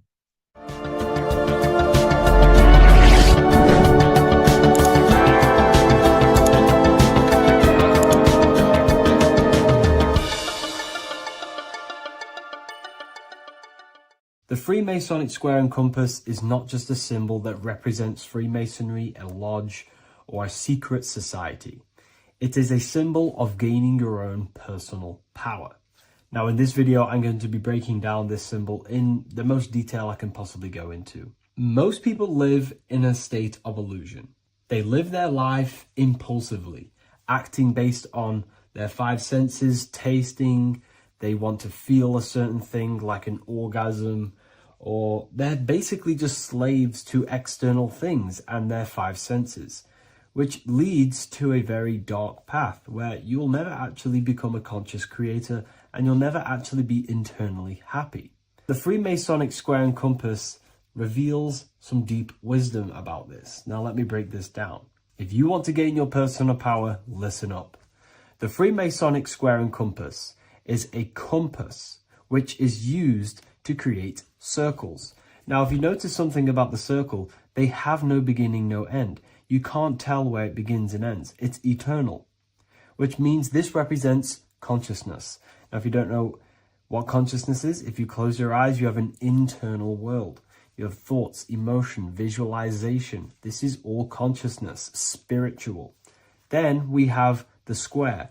The square creates squares or lines, which represents matter. It has a beginning and an end. You can quite see where the beginning of the end is, right? So we can even link this to Leonardo da Vinci, the Vitruvian Man. We see the man in the square with the circle. The circle is the eternal consciousness, and the man is the square, limited to the physical world. But consciousness is not limited. That's why it's outside the square. This is eternal. The body is mortal. The body will die. Consciousness will never die. If we look even closer at the symbol, we notice in this particular symbol, we have the compass overlapping the square. This is very, very symbolic. This represents spirit over matter, also known as mind over matter, consciousness over matter, the circle over the square. Like I mentioned earlier, most people are slaves to their senses. They go through their day and all they do is chase validation and feelings. They eat all day to feel good, which means they're a slave to their taste. They're slaves to their feeling. They masturbate, which means they're a slave to orgasms and external things. They're literally being governed by the external world controlling their internal world. They're literally living life on autopilot. And don't get me wrong, I was guilty of this too. We're all guilty of this when we join this world because we're not taught this sacred knowledge. Until you actually stop and recognize this, you'll be living life on autopilot, literally not even living. You'll be running off subconscious programs, seeking external validation and being ruled by these five senses. The square underneath the compass represents consciousness on top of matter, which means the internal world is controlling the external world. It is the mind controlling matter and not matter manipulating the mind. In the occult and esoteric world, it's very important that you are conscious of every action that you are taking in your day-to-day life. Never act subconsciously. Always be conscious. What are you thinking? What are you acting? What are you giving your attention? All of this is contributing towards creating because you are a creator. Consciousness is a creative force. You need to make sure that the compass is on top of the square, that your inner world is controlling the outer world and not the outer world controlling the inner. As I've mentioned in many videos before, the internal world of consciousness is what's producing the external world. Your life is just a result of every thought and emotion that you felt in the past. Everything you own, everything you possess, your friends are all reflections of your consciousness. They're all reflections of what you are thinking about. When you change your thinking, your external world starts to rearrange itself. On a basic level, this symbol represents the combination of spirit and matter. You are a spiritual being and a material being. You are heaven, the sky, and earth, the ground. You are heaven and earth, spirit and matter infused into one. You are a bridge between the divine and the earthly worlds, and you can bring down these higher realms of consciousness, thought, imagination, and emotions into a physical, tangible reality. To do this consciously, we need to make sure the external world is not manipulating the inner world. Because if your internal world is being controlled by external circumstances, for example, you have a circumstance happen in your reality, an emotion triggers inside of you, and that emotion is a command to create more of that. And the thoughts that you think are creating more of that negativity. So it's a constant cycle of negative manifestation if you let the external world control your internal world of consciousness. So we need to make sure the compass is on top of the square, that the internal world are commands and not reactions to create your external reality. And not only just to create, but to actually enjoy life. If we let the external world bother our internal world, this means that we have some sort of mental or emotional attachment to the external world. We need to detach from the external world.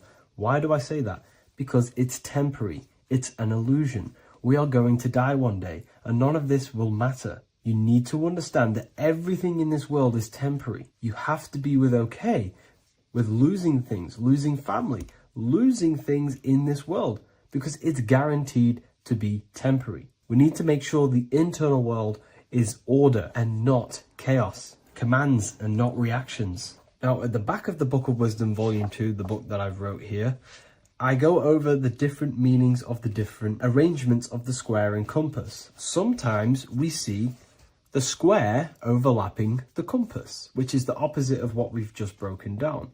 Or sometimes we see one leg of the compass on top of the square and one leg of the square on top of the compass. These are all highly symbolic. When we see the square overlapping the compass, this pretty much represents the beginning of the Freemasons' journey, when their internal world is being controlled by the external. They have a lot of spiritual growth and a lot of learning and inner work to do.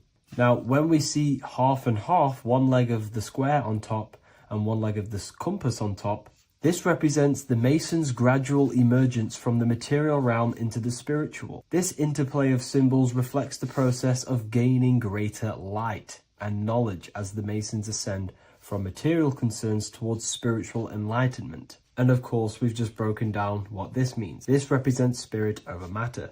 They're not chasing external physical things anymore. They're actually chasing and gaining validation and happiness from spiritual growth, more knowledge and deeper understanding of consciousness and themselves. Most people chase external material things, which actually don't make you happy in the long run. You could be given £1 million today.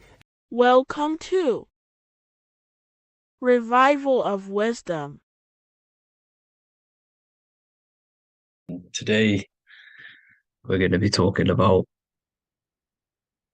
portals, portal symbolism, what portals are, okay, and how they show them to us, because they have to tell you the truth, guys.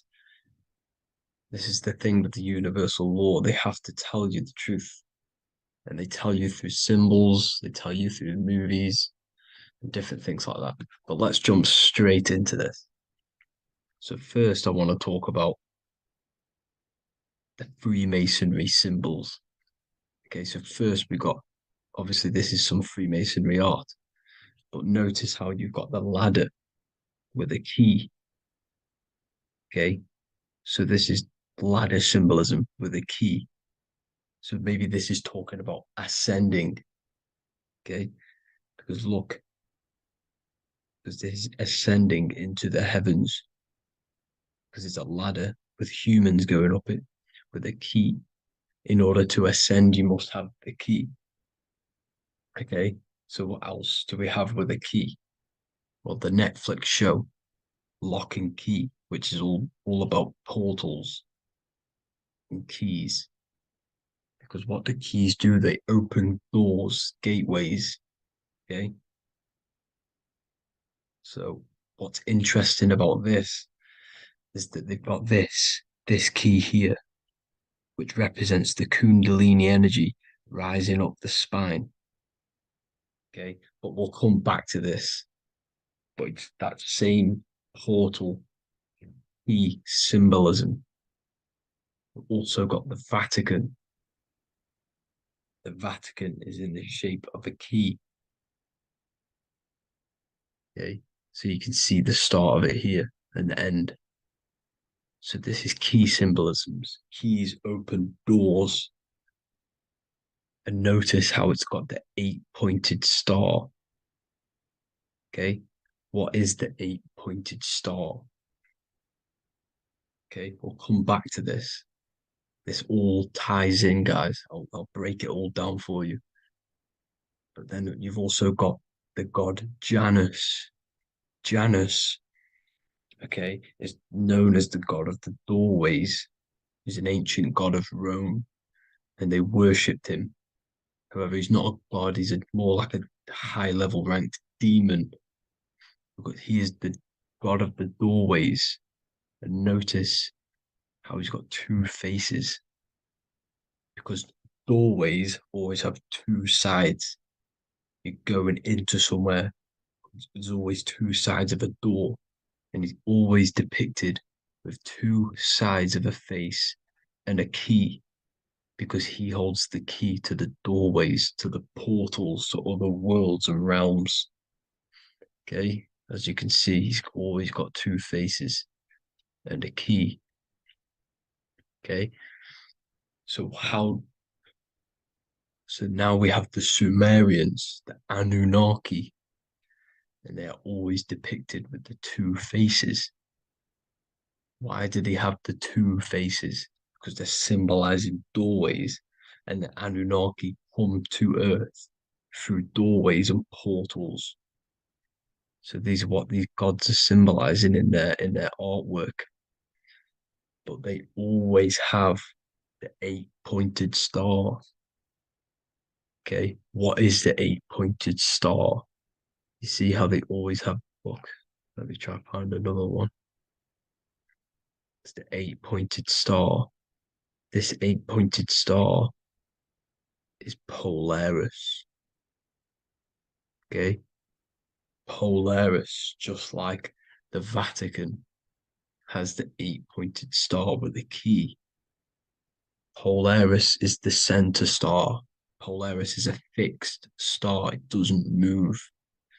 Okay, so the Anunnaki's symbol is also the 8-pointed star. So this is symbolizing the portals and doorways that they come through in order to get to the Earth. But Polaris is that center star which does not move. It's always symbolized with the 8-pointed star, just like a compass. Why is a compass the 8-pointed star? Because at the center of our realm is where the most electromagnetic energy is stored. As you can see, we have an aura field, an electromagnetic aura field. So does the Earth. And in the center, so like our heart, for example, is where the most energy is stored. And like the center of the Earth, this is why all compasses point to the center, because this is where the most electromagnetic energy is stored. It's at the center of our realm. Okay. So like I was saying with the lock and key series, see this here? The Kundalini energy rising up the spine, just like your Kundalini energy rising up the spine. Let me try. I can't zoom in, but you know what I'm trying to say here. Let's go back to Polaris, because at the center is where pole. Can you see the pole of electromagnetic energy? Polaris, the North Pole. It's symbolized, the truth is in the words. It's like a pole of electromagnetic energy. And this is where the aurora borealis comes from. Notice how it's got the word aura in it, because it's the Earth's aura, electromagnetic field, just like you have an aura, also known as the northern lights, because it's coming out of this center hole in the center of our realm, where the black sun is. And this is where the electromagnetic energy is coming up from. And this is what the aurora borealis is, or the northern lights. It's just electromagnetic energy. And it's symbolized through our symbols, the original O, okay? Because it's like a hole through the middle, Polaris. So this Polaris is the sky vault. It's the portal into this realm, because this is what the Anunnaki are always talking about, always symbolize it with the 8-pointed star. And just like a compass is the 8-pointed star pointed to the center, to Polaris. Okay. See here on the Sumerian tablets with the 8-pointed star again. And how we know it's talking about portals with this 8-pointed star is because CERN 666 are opening up portals to the underworld, letting in demonic entities into this realm. How do we know it's a portal? Because their Hydro Collider has 8 points, just like the 8-pointed star. So they are creating synthetic portals to the underworld to let these demonic entities into our realm. But what is the key? Because if we're talking about ascending through Polaris, notice how here on the masonry art, this luminary here, so this is the sun, that's the moon. This is Polaris because it's a luminary with what? 1, 2, 3, 4, 5, 6, 7, 8 beams coming off the luminary, just like the 8-pointed star. So you see the ladder with the key going up to Polaris. It's symbolizing ascending out of Earth. So what is this key that they're keeping from us? Because it's a human holding a key going up the ladder to Polaris. Well, chakras. We have 7 chakras. Okay, so this is what they are telling us in the lock and key symbolism. The Kundalini energy rising up the spine. Okay, just like they have 33 vertebrae on the back of your spine. Okay, this represents the Kundalini energy going up your 33 vertebrae, just like in masonry has 33rd degrees. Okay, so what is the key? Your chakras. Your chakras have to be unlocked. Okay, you have to unlock your chakras, and you can't unlock this one without going through this one. You have to go through them all. It's like a ladder, just like Jacob's ladder. You can't go from the bottom to the top. You have to unlock each one. Okay, just like you have 7 chakras, you have 7 layers of your aura. Okay, you have to unlock your chakras to the highest point in order to reach Christ consciousness. And this is the key that they're talking about. They're symbolizing the organic portal within each and every one of us to ascend out of this realm. Okay, so this is the key that they're talking about, and they're holding back this knowledge to keep us trapped in this 3D realm. Okay, so like I was saying with the 33 vertebrae and the Kundalini energy coming up the spine, 33 vertebrae, you can see this sort of symbolism going up to the light, because it's the light. You see here, your crown chakra turns on and becomes enlightened, just like the Illuminati symbol. Can you see it? But also, Jesus also died at 33. So this is symbolizing, okay?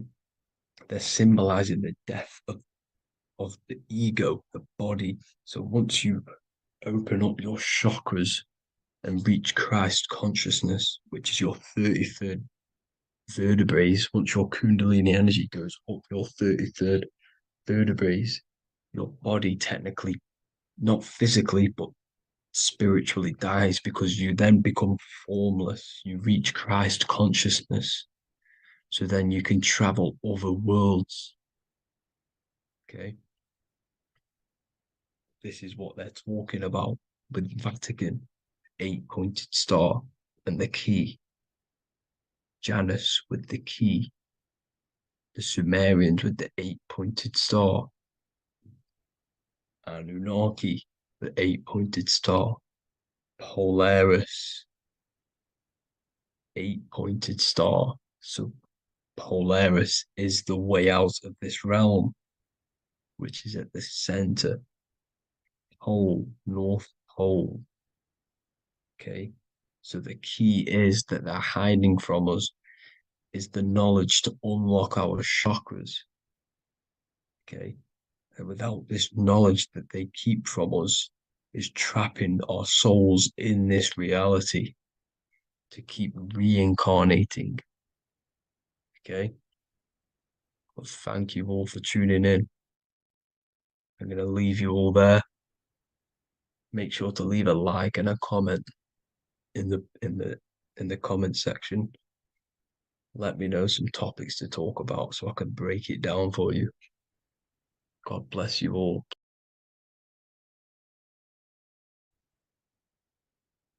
In this video today, we're going to be breaking down some Freemasonic artwork, what we have here on the screen.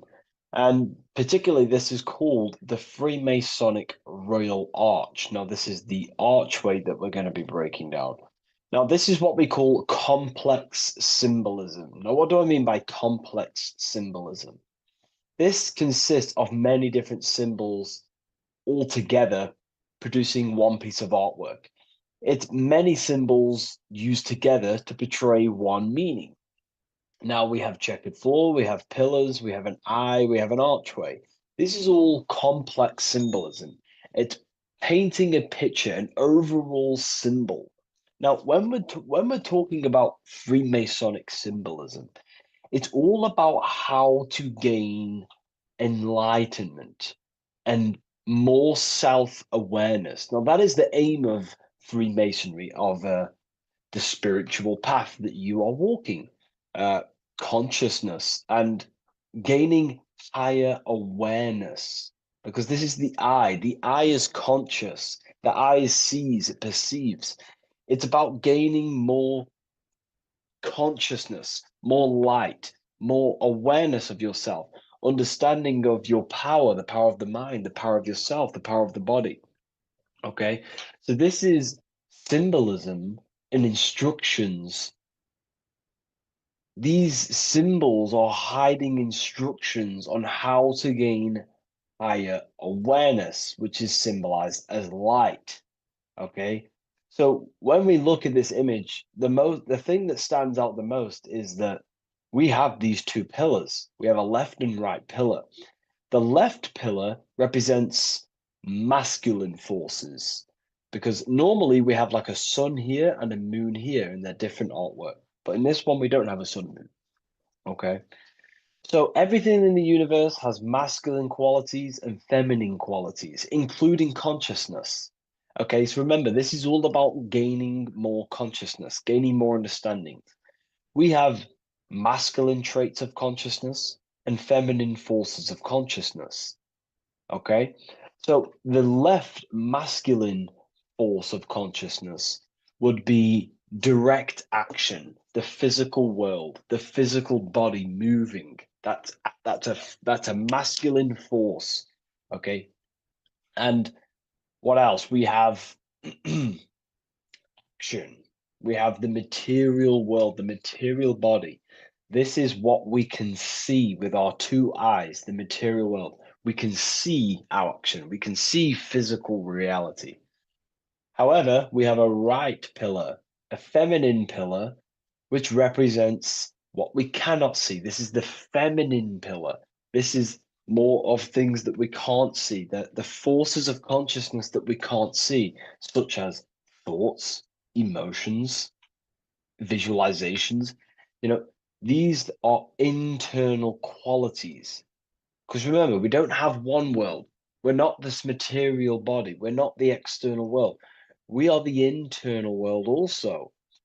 The internal world is a mirror of the external. The external mirrors the internal.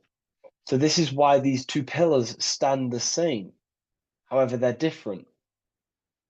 They are mirrors of each other. Your internal world of consciousness produces the external world of material reality. It is the inner forces of thoughts, emotions that shape our external experience and our external actions. Okay? So essentially, what this is showing you here is these two masculine and feminine forces within us. The inner world, the feminine pillar, more emotional, intuitive, and the external world, the action, physical action, what we can see. Okay. And they're mirrors of each other. However, most people on surface level base consciousness is what the occult and esoteric call it. That conscious state that we're in when we just wake up, we realize we have consciousness and we realize our mind is not powerful because we have divided thoughts, we have divided actions, our mind and body are not working together. We have a very negative. When we become awakened, we realize that we're in an animalistic state, a divided state of consciousness. This is what we're looking at here. This chessboard, the checkered board. It's black and white. It's duality. It's opposing. This symbolizes consciousness. Remember, symbols are symbolic of you, nothing external, but the state of your consciousness. This represents base level consciousness, hence why it's on the ground. The ground represents low. It's at the base, it's the surface, it's the ground upon we rise upon. We have to climb these pillars, remember. We climb these pillars towards the archway, the eye. Now we're going to break that down later. So the black and white checkered board is confusion. It represents base level earth consciousness. It's me versus you thinking. A lot of the world is stuck in this. They think, they're stuck in their ego. It's me versus you, when in fact we are all part of the whole. We're all part of an infinite awareness, an infinite consciousness. We're all actually one. We're all one. But on this chessboard down here, it represents base level thinking, base level consciousness, base level awareness. It's you versus me. We see life through the ego of of selfishness, pretty much.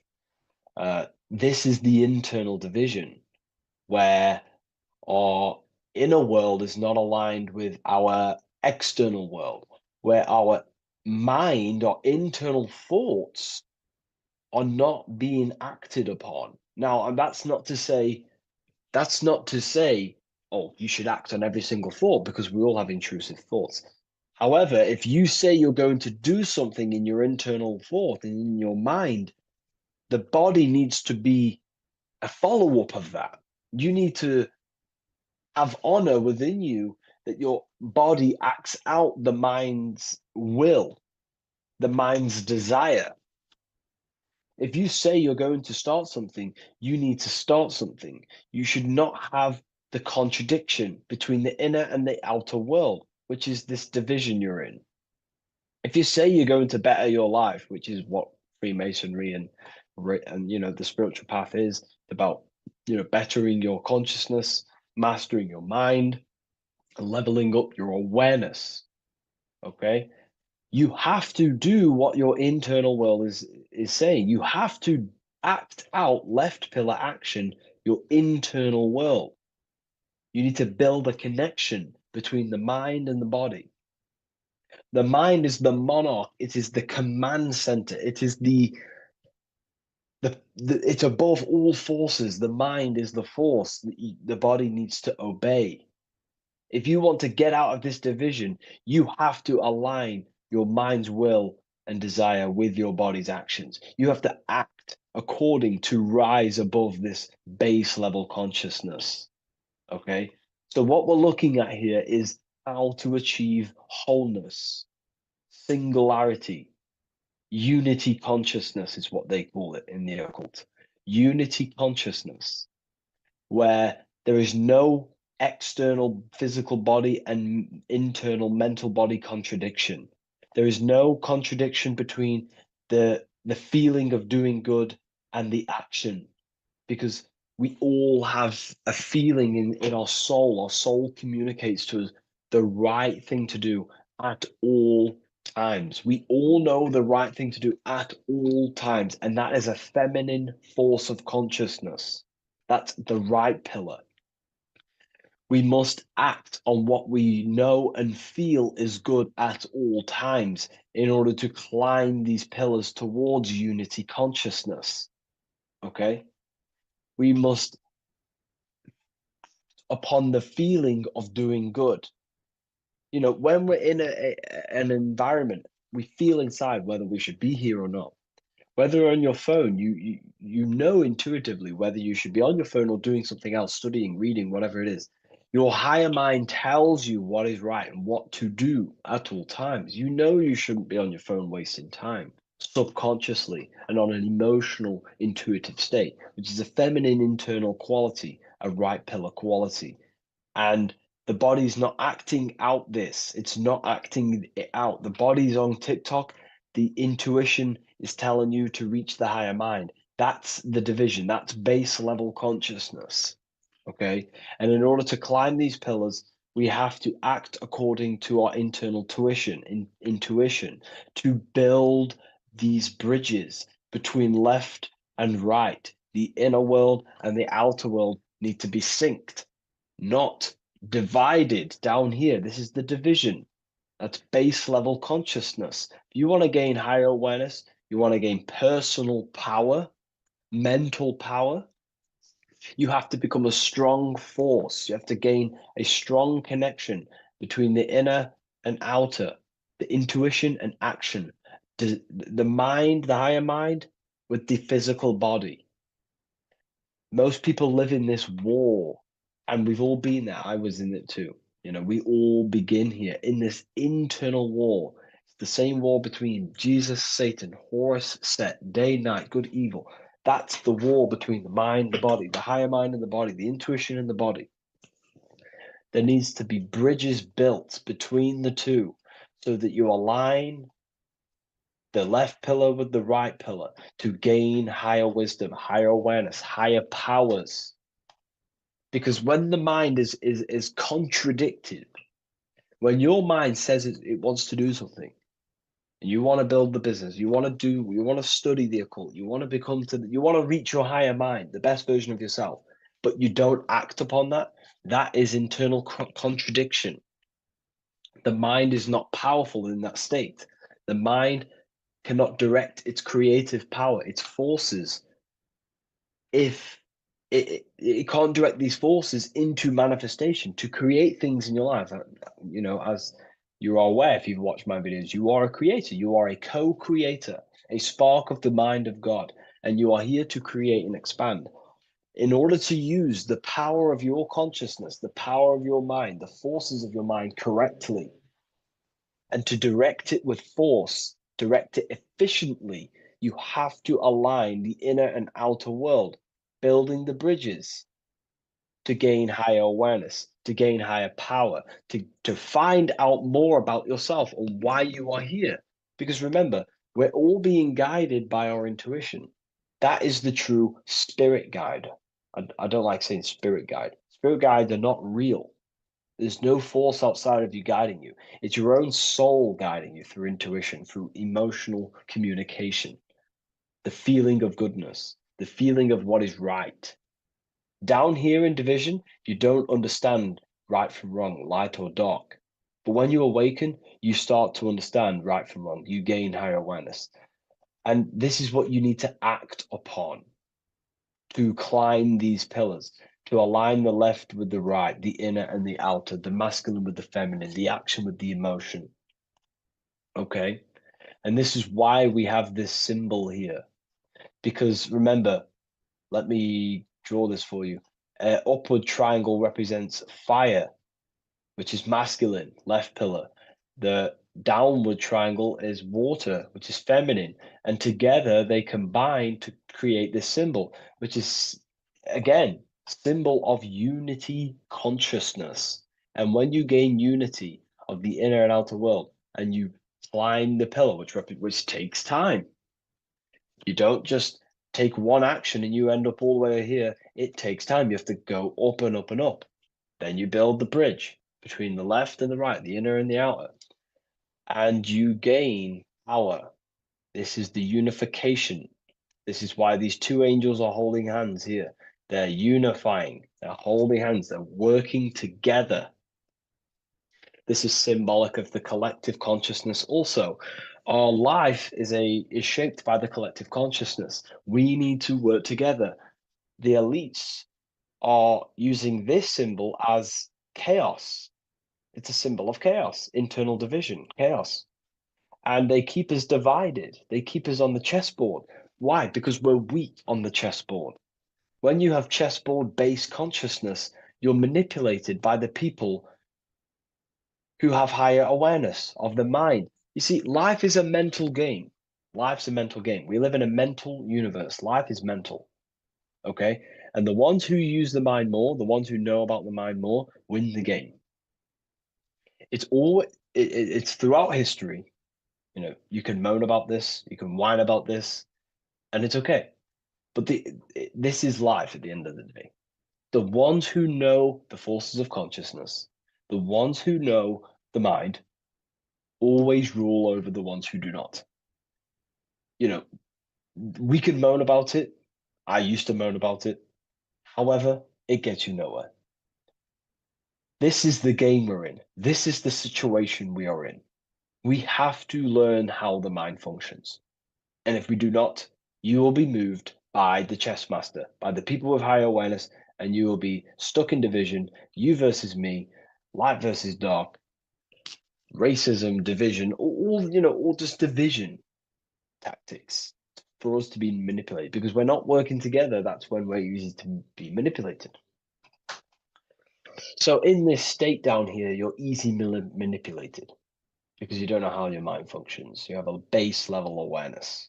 You know, you live to survive. In fact, you're not living. You're just experiencing. Okay, you don't question whether you have consciousness or not. You take consciousness and life for granted. Okay, and you don't realize the power of consciousness and the forces of consciousness and the forces that are shaping your life, such as thoughts and emotions and visualizations. Okay, so I was there too. Everyone begins at this point. It's okay. If you're at this point, that is completely fine. I'm not, saying anything bad. We all start at this base level and we rise up. Okay, and we have to take action. So this is a massive misunderstanding in the spiritual community today is that, most people just focus on the left pillar, meditating, visualizing, trying to manifest things, or they sit around visualizing all day, hoping something's going to change. Action is just as important as visualizing and meditation. It's just as important. They come hand in hand. Masculine, feminine need to be unified. Okay. This is why we have these tools up here, right? We have the spade and a pickaxe. These are Masonic tools. The spade does what? It digs. It digs down. Because these are tools to lift ourselves out of this base level consciousness. We have to dig ourselves. We have to actively masculine force action dig ourselves out of our lower mind. We have to shovel we have to destroy our old self. We use the pickaxe to destroy action, our old mind, our old thinking habits, our old actions, our old, emotional chaos. We have to actively destroy our old self. Okay. And the spade represents shoveling. Why is the spade on the right side? This is the feminine pillar. This represents our subconscious mind. We have to actively seek into our subconscious mind, dig deep into ourselves, and question, why am I taking certain actions? Why am I posting on social media? Am I seeking validation? Where are these actions coming from? Am I actively seeking a relationship with someone to actually love them? Or am I actually secretly, subconsciously fulfilling a childhood trauma of being alone? We have to actively seek within our subconscious and question and go deep within ourselves with the spade to question, where are these lower actions, these low level actions coming from? What forces are driving our actions that are keeping us stuck in the lower mind, in the division?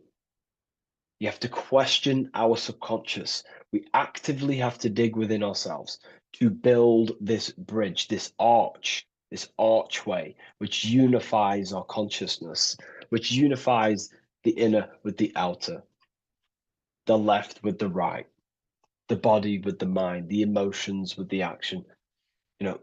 It's all about mastery, self-mastery, mastering the self so we gain light. Now, why do we have an eye? The eye needs light to perceive. Your physical eyes on your brain, in your head, needs the sun. It needs light to see, so you can see into the world. But a single eye represents the mind or consciousness, awareness, right? So it represents light, and the mind needs light. Light is symbolic for information. Okay, light is symbolic for information. The mind needs information to perceive truth. So when we say someone's intelligent, we say they're very bright. So the physical eyes need light to see, and the mind needs information to perceive. Same thing, symbolic. And when we align the left with the right, the masculine with the feminine, we gain higher light of awareness. You gain deeper understanding of your consciousness, who you are, what you are. You gain deeper awareness of the power of your consciousness, the power of the forces of consciousness. You gain more light, more power, personal power. Now, it's up to you how you use that power. Do you use that power to manipulate others because of the others that are not aware of your, forces of consciousness? Or do you use that power to create goodness in life? That's completely up to you, okay? And how you use that power. This is why secret knowledge is hidden, because you gain a lot of power, personal power, when you can direct the forces of consciousness properly. They're very powerful. In fact, it's the most powerful force in the universe, consciousness. It is. It shapes all things. It's created all buildings, all creations. Okay, so I hope this has gained you a better understanding. Please leave a like, comment, and a subscribe to the channel, and I'll see you all in the next one.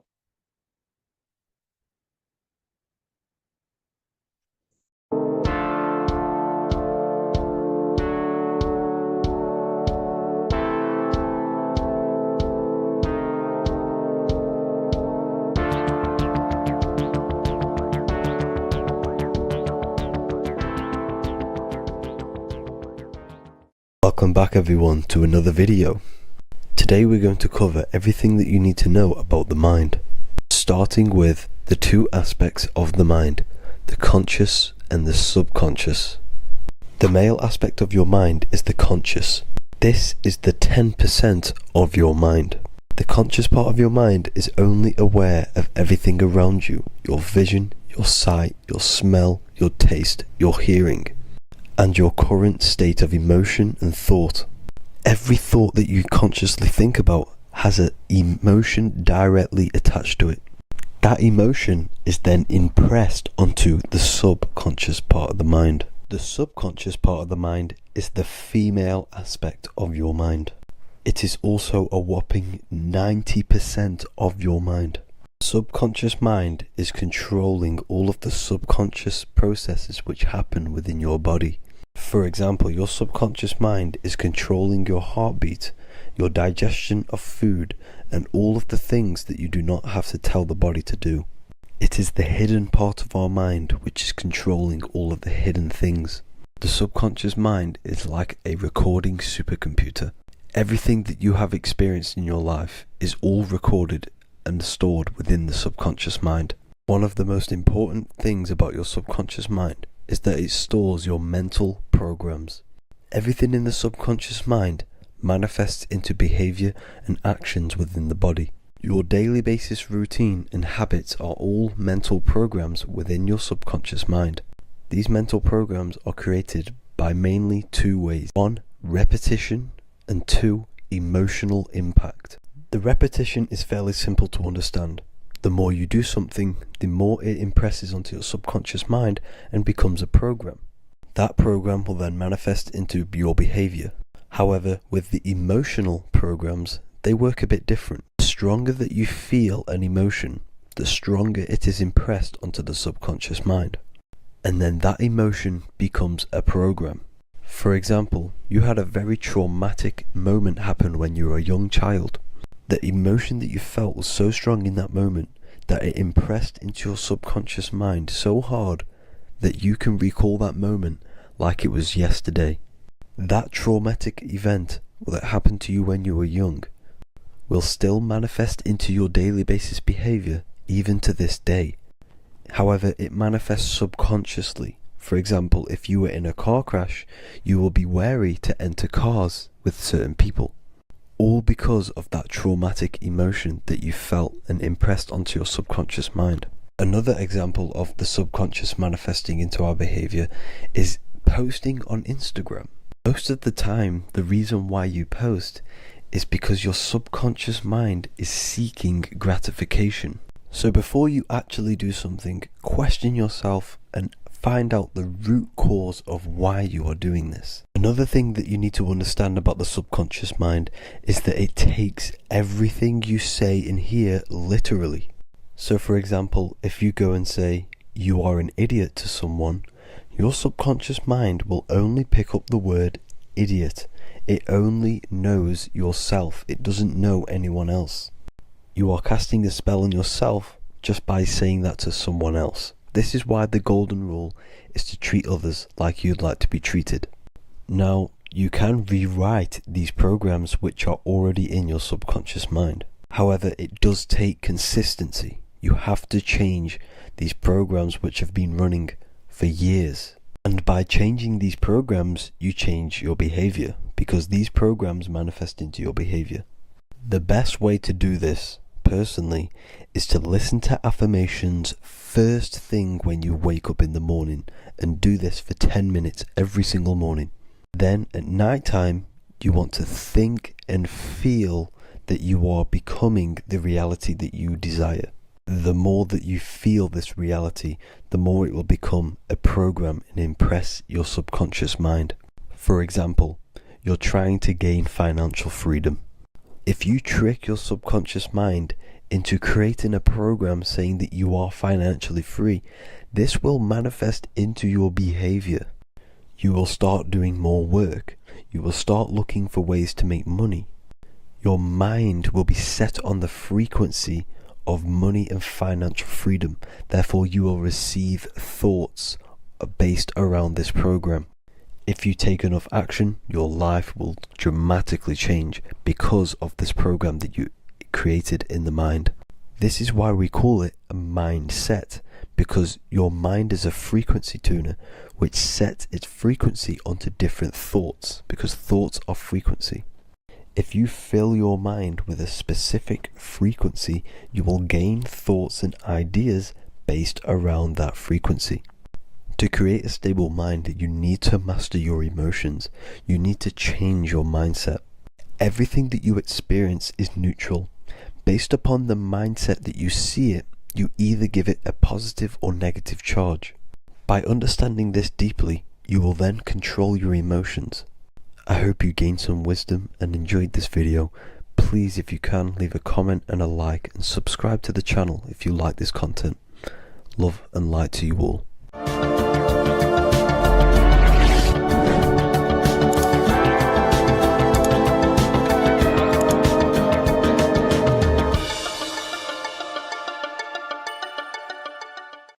So depression doesn't actually exist, and in this video I'm going to show you how depression is actually a choice. And I'm going to give you some solutions on how to deal with it. And this is probably going to change your life forever just by doing this alone. Okay, so the first thing you need to understand about depression is that it exists in your conscious mind. It exists in your thinking mind. So what is inside your thinking mind? You have your body, your name, your reputation, your trauma, your memories, your family, your worries, your interests, your bills, your passion, dislikes, goals, right? Most people identify their lives with this. They identify their lives with their thinking mind. They think they're their name, their job, their reputation, their memories. But this is not who you actually are. Who you actually are is the observer of that. What happens if you stop thinking? What is left? You're left with unconditioned consciousness. You're left with the self, which is what we refer to as I. We are the consciousness, not the thinking consciousness. You are not these labels. You are not your thoughts. You are not your job, your name, your reputation. Okay? And the reason why I'm telling you this is because it's very important, is that we are something beyond this body, beyond this name, beyond our thoughts. We are the consciousness. So depression exists inside of the thinking mind, the conscious mind. Okay? So if you want to get rid of depression, you must learn how to escape the thinking mind. And not only just escape, but that's step one. In meditation, you do meditations, right? We sit still. And we have to learn how to control the mind and turn off the thoughts. And when we turn off the thoughts, depression goes out the window because there's no thought present in your mental field of consciousness to be depressed. Okay? You must understand, who is the one suffering from the negative thoughts? Who is the one suffering? Your mind is not suffering because the mind is producing the thoughts. Your body's not suffering from the negative thoughts. You are suffering. And who is you? You are a soul. You are that feeling. You are that person beyond the thoughts, beyond the feelings, beyond that. You are the one experiencing. You are that. Meditation gives us the ability to turn off the thinking mind. This allows us to escape our thoughts. Okay? And it gives us, over a long period of time after meditation, you'll be able to turn this switch. And this switch will be able to turn off your thoughts.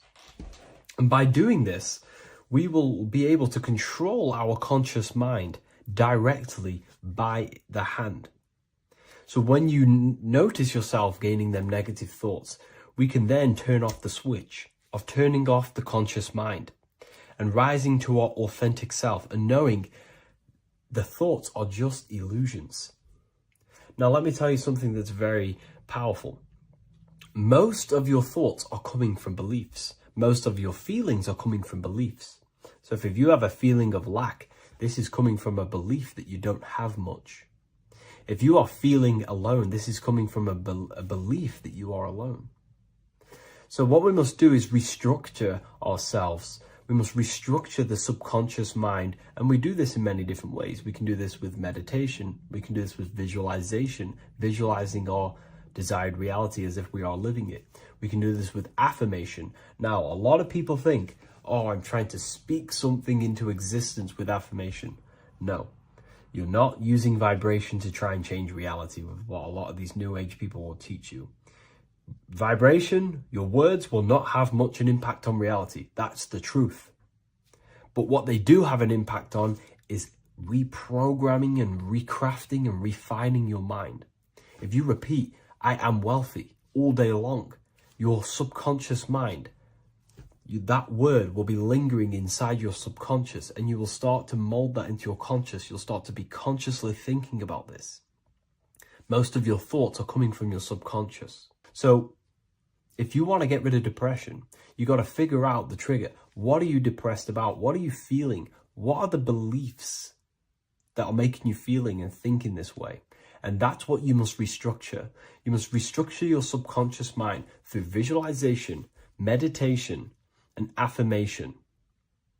You do these all the time. You do these every single day, and you will slowly, if not surely, restructure your subconscious mind. While by doing the practice of meditation, you'll gain the off switch as well. Sometimes depression comes from not living in your authentic self. You're not doing the things that your soul is telling you to do. We all know what we should be doing at all times. I don't care what you have on. We all know we should be doing something. We all know that we have there's a higher aspect of our mind that tells us, oh, we need to be doing this, but I'm actually sat here on my phone. Oh, I shouldn't be eating this, but I'm doing it anyway. There's always that higher voice. And that is the voice that has to be connected to. And when your body's not acting out the voice of the soul, then the soul becomes sadder, and suffers more and more and more. There has to be a connection between the soul, the mind, and the body. They have to work in unison. Okay? So I hope this video helps with depression, with whatever you're going through mentally.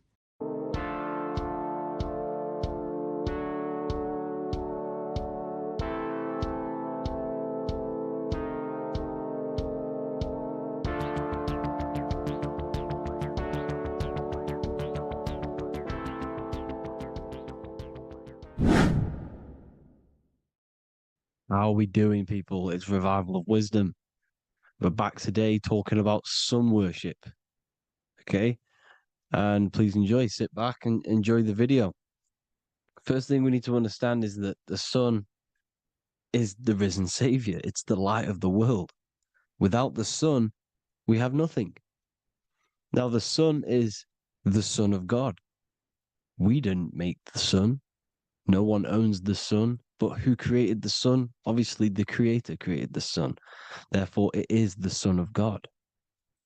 And that is what Jesus is symbolizing in the Bible. The Bible is a metaphorical story. That's why it's called the greatest story ever told. Because it is a story about the sun, the zodiac. It's about you, the systems in the body. It's about everything that is sacred in this creation. Now you can see the suns behind Jesus' head in all of the ancient portraits, even the ones that are more modern. You still see a sun on the back of his head because he is the sun. He's the light of the world, our risen savior. And this is what Christians are lost because they don't realize it's a symbolic story and they think Jesus was a historical person. He's not a historical person. Okay, this is what we need to get out of our mind. This wasn't a historical person. It's the Son, our risen Savior. The Son is the soul. It's the soul of this creation.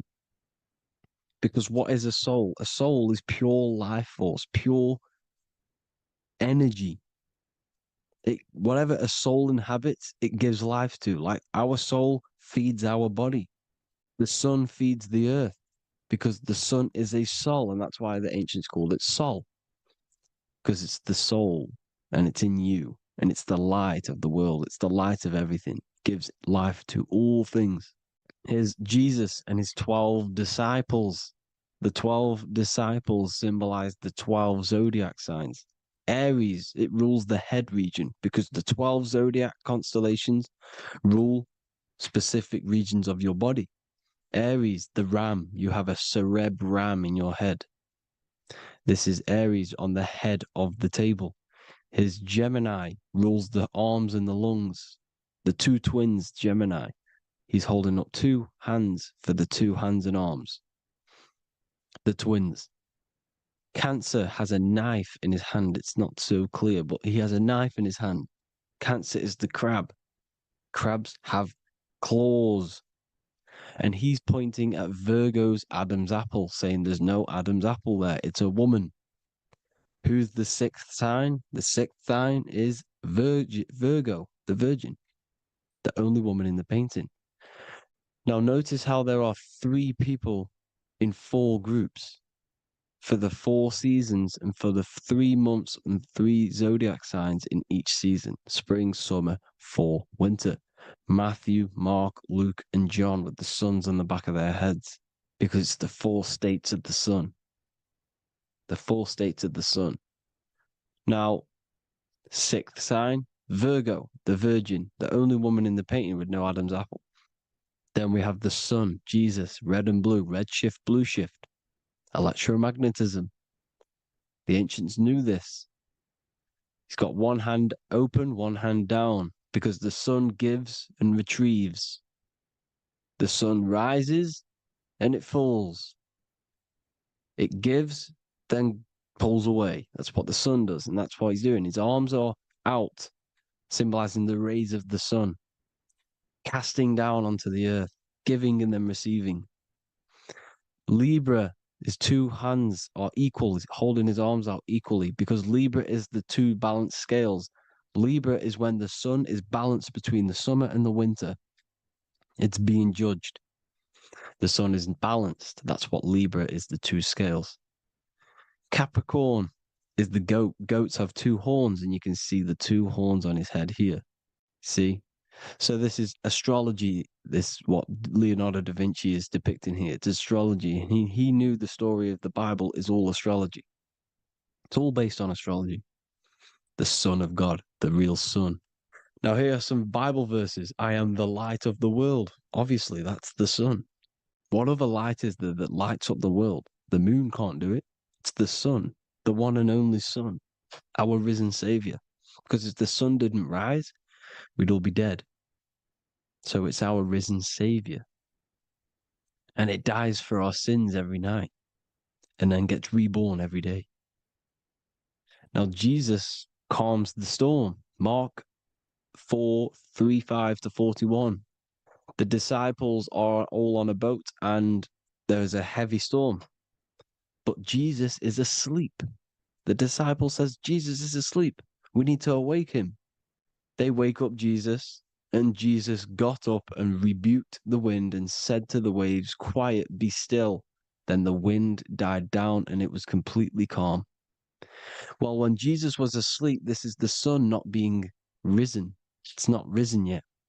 Because in the night times, that's when the storms happen on the sea and the ocean. And when they awake Jesus, Jesus rises because he's the sun. He rises and everything calms. Because when the sun comes, the storms go. You see? So it's the sun. It's all about the sun. Here's another, Luke 22:10. A disciple asked Jesus, when will we know it's the end times? And Jesus says, as you enter the city, a man carrying a jar of water will meet you. Follow him to the house that he enters. Well, this is clearly talking about astrology, the topic that Christians think is satanic, when they don't realize the whole thing's based on astrology. Because the end times is the end of Pisces, which is the 2 fish, which is the age we've just gone out of. And you can see all these ancient churches here with 2 fishes, because they knew it was the age of Pisces. There's an ancient photo, ancient artwork with the 2 fish, Pisces. And the end times, as it talks about in the Bible, when Christians think the world's going to end or something. But no, it's just the end of Pisces. As you enter the city, a man carrying a jar will meet you. Follow him to the house. The house is the zodiac sign that he enters. And the zodiac sign is Aquarius, because that's what it is, a man carrying the water. We know this is astrology because a woman, that is a woman's job in the ancient times. In the ancient times, the woman used to get the water. You would never see a man collecting water back then. That was the woman's job, whilst the man builds the houses, for example. You see, so we know it's talking about astrology because astrology is the man holding the bucket of water. It's the end of Pisces. Now we are in Aquarius. And of course, Luke 24:36, the risen Savior, the sun. Now, the sun is also born on the 25th of December, a virgin, just like Horus, Mithra, Buddha, Krishna, Hermes, and thousands of other gods, all born on the 25th of December. Well, it's because the sun moves 1 degree northward on the 25th of December. And on the 22nd to the 24th, it stays in the same degree because it's moving south. But then on the 22nd, it stays in the same degree on the Southern Crux constellation. And the ancients called this the sun dies on a cross because the cross is the Crux constellation, the Southern Cross. And it stays on that same degree for 3 days on the cross. The sun dies on a cross, and then on the 25th, moves 1 degree northward, bringing back the summer, the light, the warmth, the growth of crops. And this is the sun being reborn again, a virgin, because it's pure. And here's Mithra, another sun god before Jesus was around, before Christianity. It was Mithraism, and Mithra, Ra is Ra, the sun god, Egypt. It's all about Ra, the sun. You see the crown of thorns on Jesus' head, symbolizing the rays of the sun. And here are the rays of the sun on the back of Mithra's head. Krishna, the sun. Buddha, the sun. Horus, horizon. All born virgins, all did miracles, all resurrected. Dead for 3 days. Well, here he is, dead for 3 days on the cross. And resurrected. Because it's the most ancient religion ever been on the face of the earth. The worship of the sun. And we should worship the sun, because without the sun we are nothing. The sun feeds us, feeds the earth, feeds everything. Without the sun we are nothing. It's been reversed, and now we're worshipping man. When we're worshipping a man called Jesus, was never real. It's all about the sun, the most high, the most powerful, potent, celestial body in the sky, the orb that feeds us every day. It dies for our sins and rises every day. It's the sun. Now on the Holy Communion Day, it's the worship of the sun. They give out mini suns. It's Jesus holding a sun. And they raise the sun on Sunday, because they go to worship their sun god on Sunday. Not Saturn Day, not Moon Day, Monday, but on Sunday when the sun is exalting. And they hold suns up above their heads because the sun rises. They're symbolizing the sun rising above their heads as savior. It's the sun. It's the Holy Communion Day. And here's Jesus giving a piece of himself to the children. It's the sun, the light. Judas was known as a backbiter, a backstabber, because he stabbed Jesus in the back. He betrayed Jesus. Well, this is just another astrological story about the constellation Scorpio, because the Scorpio is the J, looks like a J. J for Judas, the scorpion, the backbiter. Scorpions backbite, they bite with their back. And what does Judas do? He betrays Jesus by kissing him to let the warriors know who they need to get. So he kisses Jesus, and Jesus gets stabbed in the back. Well, when you get stung or bit by a scorpion, they leave like a kiss. So Judas kisses him and gets betrayed. Well, this is because the sun, when it hits Libra, it's balanced. The sun is balanced because it comes through summer. Now the sun's starting to die. The sun's starting to die. It hits Libra. And then as soon as it hits the Scorpio, it gets betrayed because now the sun has to fall to winter. And Saturn is there waiting to take over the darkness of the winter. So he gets stabbed in the back by Scorpio, Judas, the scorpion, the backstabber. You see, it's an astrological story. Here's Mary. Mary means marry, which means pure. The sun is pure. No one gave birth to the sun but the God. And it's born every day. It's born every day on every year. It's born pure. There was no controversy. There was no, activity for the sun to be born. It's pure. Now, the 7 metals come from the 7 planets. The sun gives you gold, and this is why the sun is golden. It looks gold. And this is why the banks are backed by gold, because gold is the most valuable metal, because it's the sun, the most valuable celestial orb in the sky, in the heavens. Well, here's Jesus, another ancient symbol of him being crucified on the cross with the big sun, the southern crux constellation. The sun dies on the cross constellation. And if you go to the old etymology dictionaries, you will see sun and son is the same word. They come from the same etymology roots. You can use them for no matter what, but they've been confused today. But if you go back to the old dictionaries of etymology, they are interchangeable. You can use them. Son, sun, sol, it's all the same thing. The 12 disciples, 12 brothers of Joseph, 12 tribes of Israel, 12 breastplates on the stones, because it's all the 12 astrological signs. They could have used any other number, but there's 12. Because 12 is the mind, which is God. 7 is the number of matter, which is man. 7 energy centers in the body. 12 cranial nerves in the brain, because it's the mind. 12 is the 12ness. The zodiac is literally the mind of God, the signs of God. Now here we see here, Job 38, 31 to 33. Can you lead forth a constellation in the season? He's asking you, can you read the sky? Can you read the heavens? Canst thou bring forth the Mazzaroth in its season? Mazzaroth means 12 signs, the zodiac. Why did they translated every single Hebrew word in the Bible into English, but they decided to leave out Mazzaroth? Why? It's because if that said zodiac, Christians would have a different view on the Bible, but they leave that out.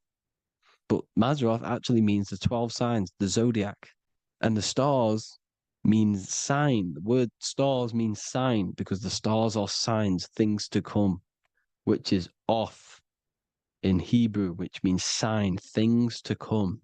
You see a sign on the road, it's something coming. But God is saying, no, what does he say? To qualify as a director, a judge of man's life on earth, one must be able to govern the heavenly bodies that rule the earth. It's telling you to read the heavens. We need to read the heavens. Astrology, the 12 zodiac signs, the mind of God. It's telling you, read the Mazzaroth, read the zodiac, because they are things to come in your life. They are signs. It's not satanic, it's made by God. God said, let there be lights in the firmament of the heavens to divide the day from the night, and let them be for signs.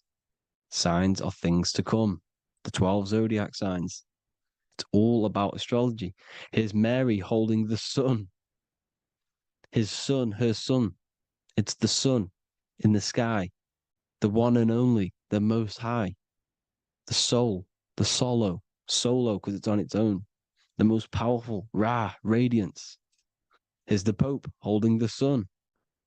All 3 popes holding the sun because they're sun worshippers and they know the true meaning and origins behind Christianity. Sun worship.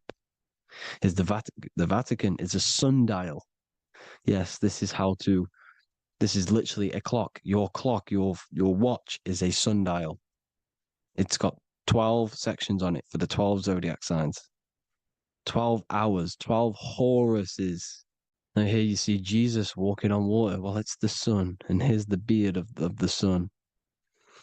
Here's the pyramid of the sun, the illuminated one, the all-seeing eye, the sun. Here's the Ankh. The sun creates these symbols. The ancients knew this. Now, when you see these headdresses, these are actually the days of procession of the sun. Aries, Cancer, Libra. It's all about the sun. Here's some more sun worship going back to Egypt. Ra, Horus, Osiris, and Set. Jesus and Satan is Horus and Set. The sun and Saturn. Saturn rules the winter, Satan. Jesus, the sun, the light of the world, rules the summer, rules the day. Satan's the night, Saturn's the night, the sun is the day. The evil brother, Satan. Well, Horus this is where we get the word hours from. There are 12 Horuses. The sun moves in 12 Horuses. 12 hours. Where's Horus? What hour is it? Where's Horus? His Ra, 12 noon, Ra radiates. Powerful, the most high sun. That's why he has a sun on the top of his head. These are the 4 states of the sun. Set, sunset. This is why we say sunset, because the sun is setting. His sunset, his Horus, horizon, the Horus is rising, Ra radiating, and the sunset. Then midnight is Osiris. Here's another ancient symbol for the sun, the scarab. Ra, the sun, scarab. It's got the word Ra in it because it's the sun. And here's the sun on top of the scarab with the wings.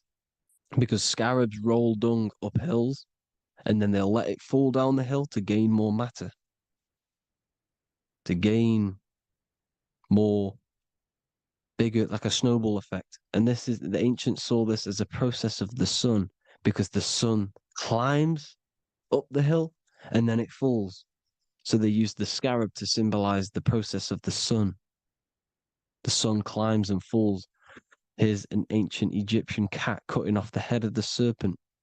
Well, the cat is cutting off the head of the serpent, symbolizes the sun cutting off the nighttime.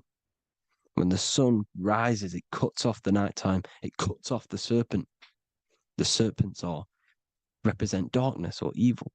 And there's some more symbology of the sun and the heavens, the arch, the royal arch, the firmament, the sun inside the firmament. These are all ancient churches, and they all depict the firmament with the sun inside.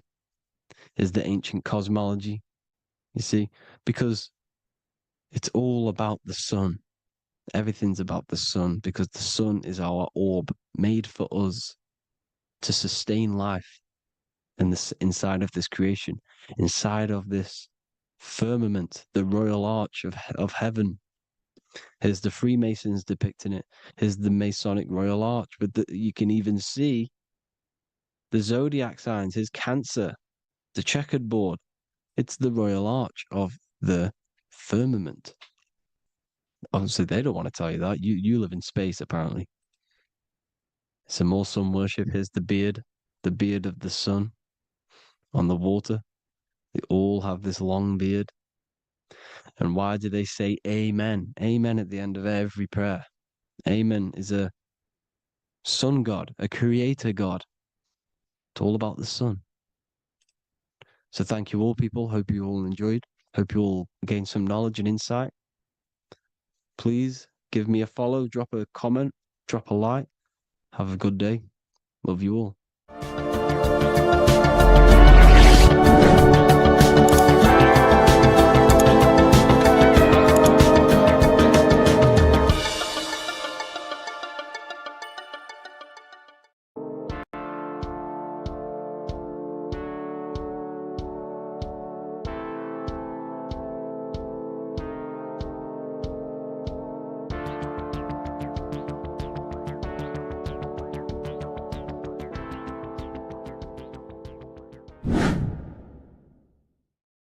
People, how are you all doing? It's Revival of Wisdom, and today we're going to be talking about your birth certificates and how we are slaves to a system and how they have trapped us into this system. Okay, so the first thing you need to understand about this system is there are 2 types of laws. You have the law of water, which is admiralty law, and the law of the land. So the admiralty law is the law of water, and this is what money is. Money is water. This is why we say liquidity, currency, the current. A current is water, something moving through something. Cash flow. And this is why banks are called banks, because a river bank is on either side of the water, and it directs the currency. You see? So money is water. And as you can see here, Ripple, the cryptocurrency, Ripple, water Ripple, and they're building a bridge over water, overseas, international banking with cryptocurrency. So money is water, and this has specific laws about water. But Water is the same everywhere, you see. What the difference is with the law of the land is that you can have different laws in different lands. I can't do certain things in the UK that people can do in America, for example. You see, that's the law of the land.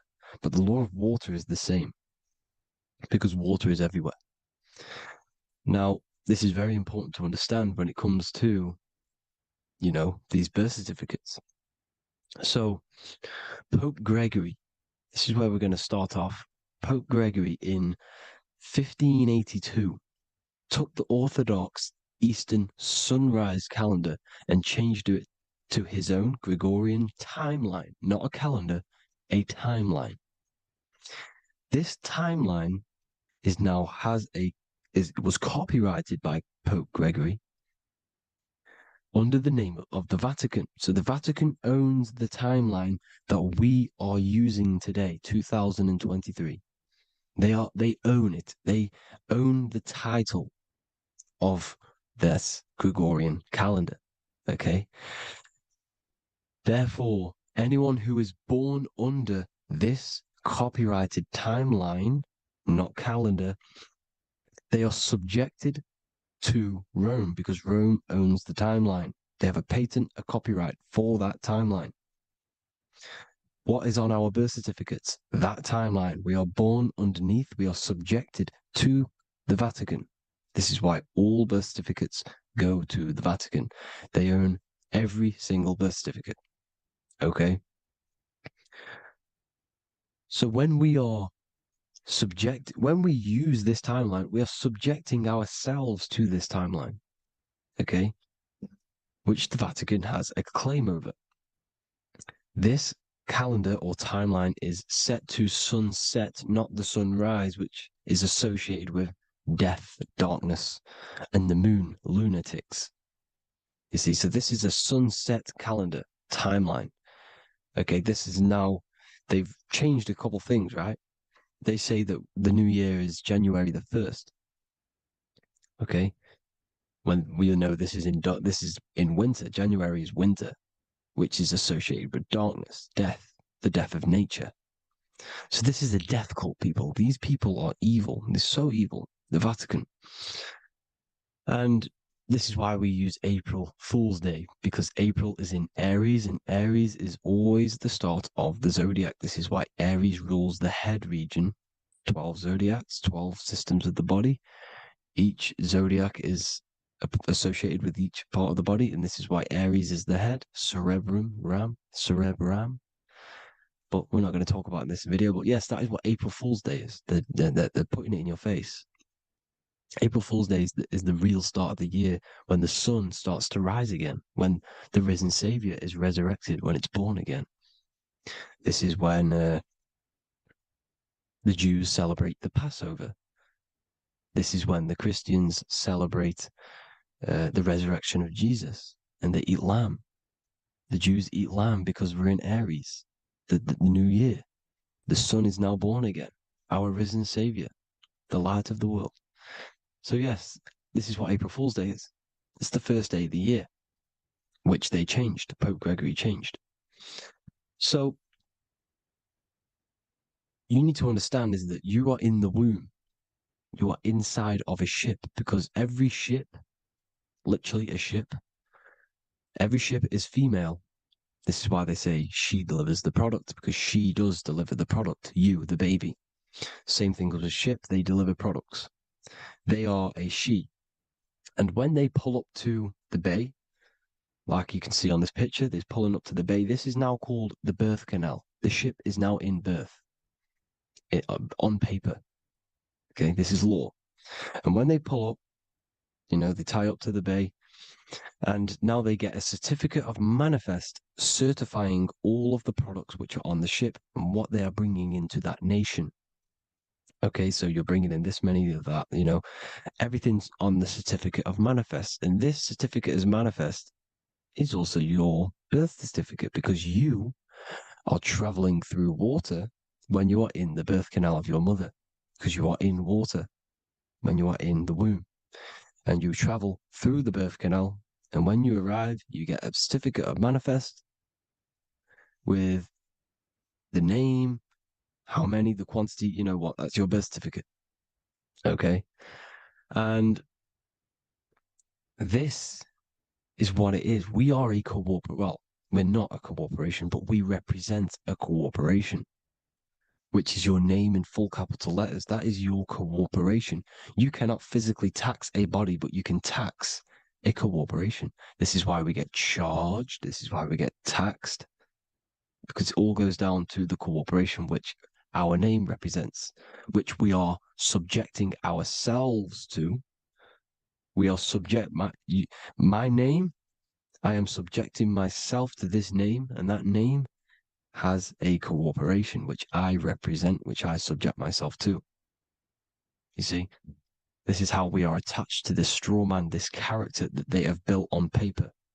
So it's a character which is on paper. This is what we represent. So when the woman gives birth, she delivers the baby, and then she has another substance. Now I'm going to break down how they attach this name to us, how they do it. Okay. Our mother is carrying us the product in the womb, the water.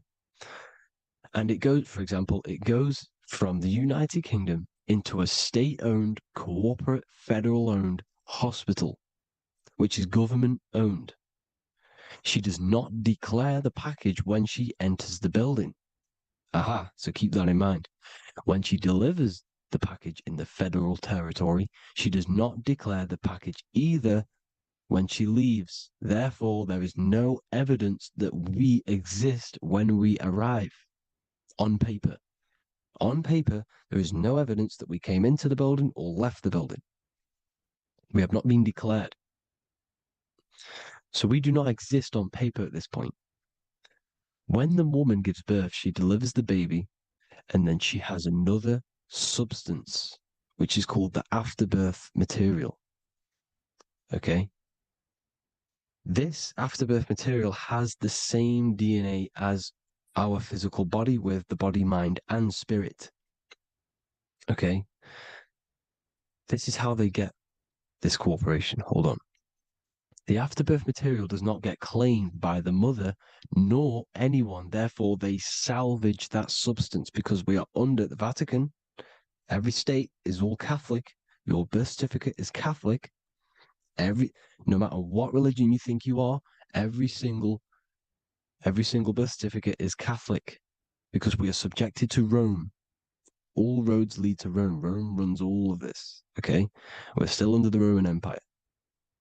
Okay, so Rome are Catholic and they believe in salvation. This is how religion comes into this. This is how they use religion to get this. So they salvage the afterbirth material and they claim it and they salvage it and give it and charge it to Rome. And they give it a name. Here's the legal term, born alive. Here's what it says. Each product of such birth is considered live born and fully recognized as a human person.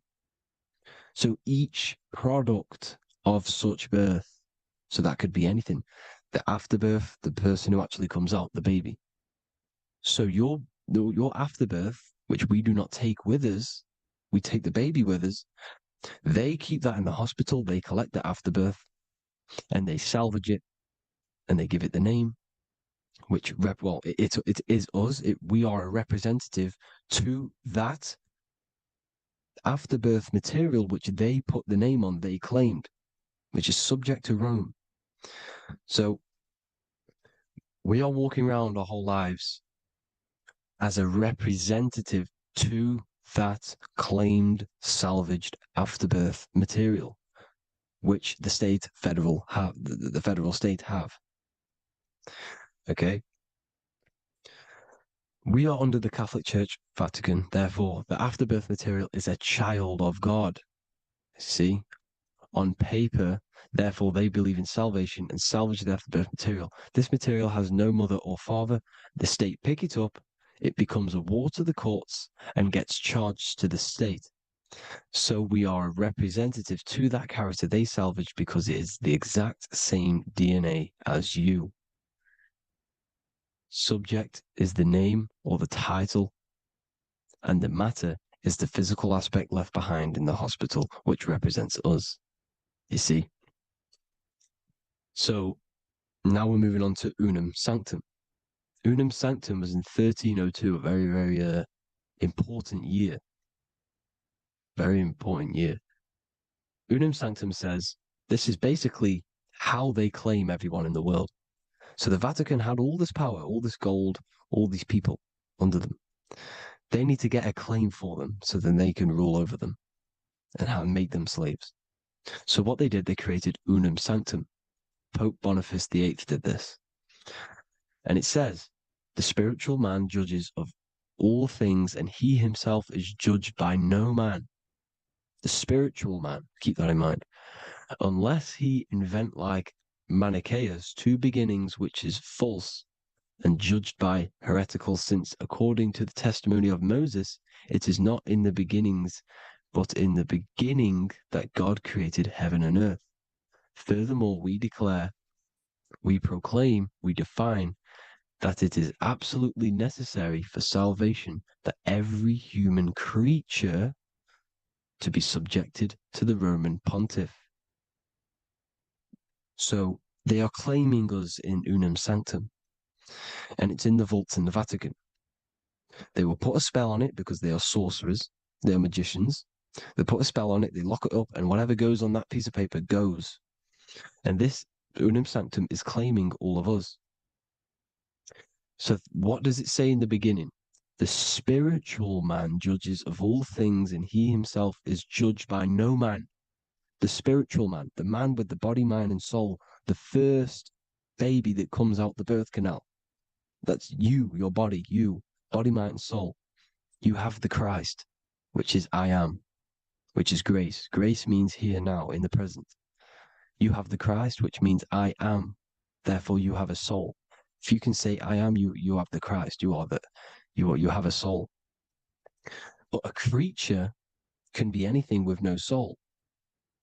You see? So no man can judge the man with the soul. However, as it says in the second part, we proclaim, we define that it's absolutely necessary for salvation that every human creature to be subject to the Roman pontiff. So they are subjecting the afterbirth, not the man with the body, mind, and soul, but the afterbirth to the Roman pontiff, to the Roman Catholic Church. We are the ones who are claiming to be the afterbirth material, which is our birth certificate, which is our representative. We represent that because it is our DNA. This is how we are stuck. We are stuck because we represent this DNA, which is on paper, recorded. You see? So we,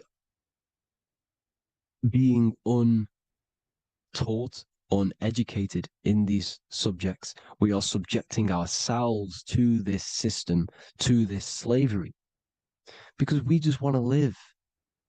We just want to live happily, just peaceful. Think about it. Where's all this coming from?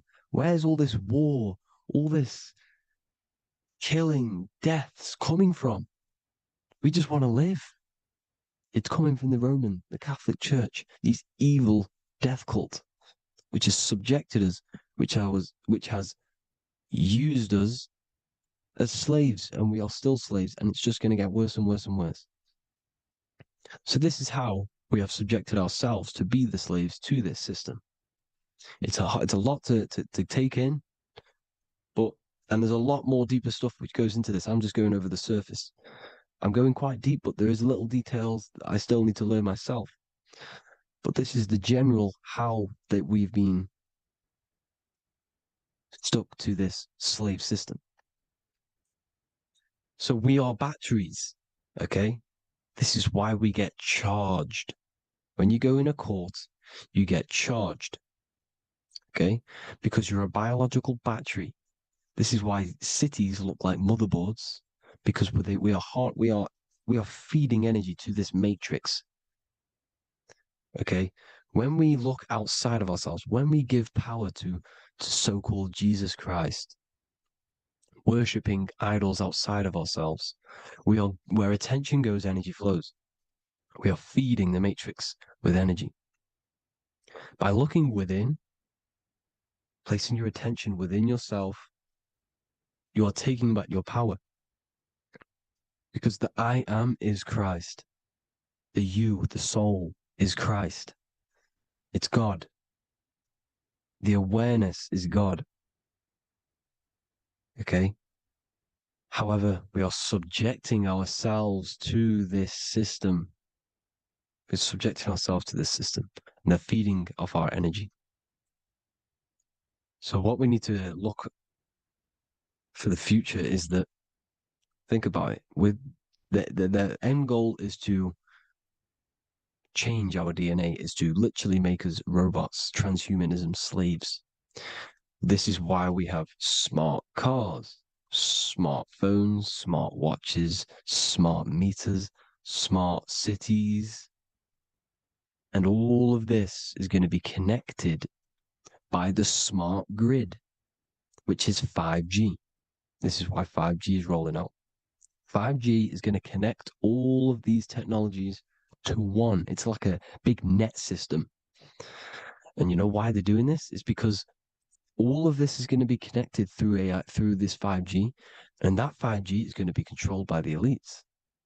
So you say anything wrong, you do something wrong, you say the wrong thing online, they'll turn off your car, they'll turn off your phone, they'll turn off your smartwatch, they'll turn off your TV, because it's all going to be connected and controlled by the smart grid. And this is what the Great Reset is, people. But they're going to trap us inside of these 15-minute smart cities so we can't leave the area, because they're going to use climate change as a tool to enslave us to not travel because of so-called climate change and the fumes that we are putting into the air, which is all BS. They're doing this to push these new cities, to push all of it. But listen, they're trying to get inside of your body. The only way they can do that is to get you addicted and using this technology. First, they got on the body with the smartphone. Well, first of all, we use the technology. We get used to it with it in our hand. The next step for them was to get on the body, which is the Apple Watch, as you see down here. They have now successfully got onto the body. The next thing is to get inside of the body. This is the brain chip. You see how they've slowly lured their way in, slowly got you addicted to this technology, got you dependent on this technology. And what they're going to do is that they're going to mold society to be dependent on the brain chip. So in order, for example, if you want to go and pay for food, you're going to have to get a chip to pay for the food, because it's all going to be digital money. And that digital money will be connected to the chip, and you'll need the chip to pay for things. You see? So this is how they're slowly transhumanizing us. These phones, these apps, these things which are all we are all using was created by Freemasons. Mason means traveler, because they travel the depths of the mind. They understand human consciousness. They understand the brain. They understand the mind. By the deepest root cause, they understand it. This is what Masonry is. It's the occult. So these technologies is designed by these people. This is why they're so addictive, because they understand how it works. They understand how to get people addicted, because they understand human consciousness, the brain, the body, and the mind. So this is the advantage Freemasons have over us. And these secret societies, which have gone through the orders of Freemasonry and progressed onto these secret societies, which are the evil side, because I'm not saying Freemasonry is evil, okay? But the societies which they go beyond Freemasonry, because you can go beyond the 33rd degree into these secret societies, and they use this knowledge for the bad, to enslave people. And this is what's going to happen. Transhumanism. So I hope you all learned some insight for today. Please do a bit more research on, the birth certificate and stuff like that, the straw man. And have an amazing day, people. Please like, comment, and subscribe. Peace.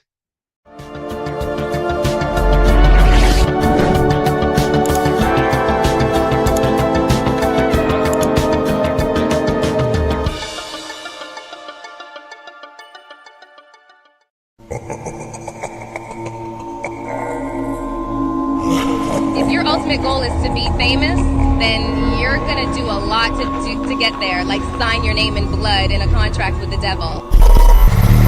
That's how I got introduced to the music industry. I swear I wanted to be like the Amy Grant of music. Yeah. But it didn't work out, and so I sold my soul to the devil. Well, needless to say, sold my soul. Alright, y'all. I'm finna sell my soul.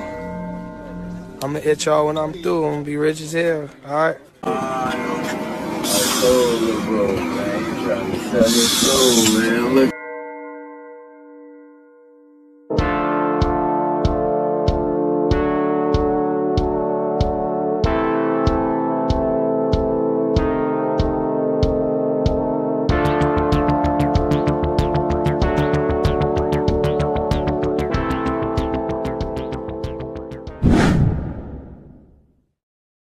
So what exactly is selling your soul? In order to understand this to its full potential, you have to understand the spirit world and the occult world which our eyes cannot visibly see. The physical world we see is nothing but an illusion and a product of the higher planes of existence. For example, you can see someone's physical body, but you can't see the complex structure of the consciousness and the thinking behind that being. With that being said, there are forces and entities not attached to physical bodies, which they exist on the astral and etheric plane behind the physical plane. Now there are numerous videos and music with artists talking about this. For example, I sold my soul to the devil and the price was cheap. Why do you still do it? Why are you still out here? Well, it goes back to the destiny thing. I made a bargain with it, a long time ago, and I'm holding up my hand. What was your bargain? To get where I am now. Should I ask who you made the bargain with? with the chief commander. On this earth? And on this earth, and then in a world we can't see. So selling your soul is cutting a deal with an astral plane entity in exchange for wealth and fame on this physical plane. This is classed as black magic because you are bending reality against your intuition. Now, making deals with entities beyond the physical plane, you always have to give something in exchange. When it comes with demonic entities, it always involves some sort of sacrifice, bloodshed, or humiliation. Now, there are countless of rappers who someone close to them have died just before their career takes off to the next level.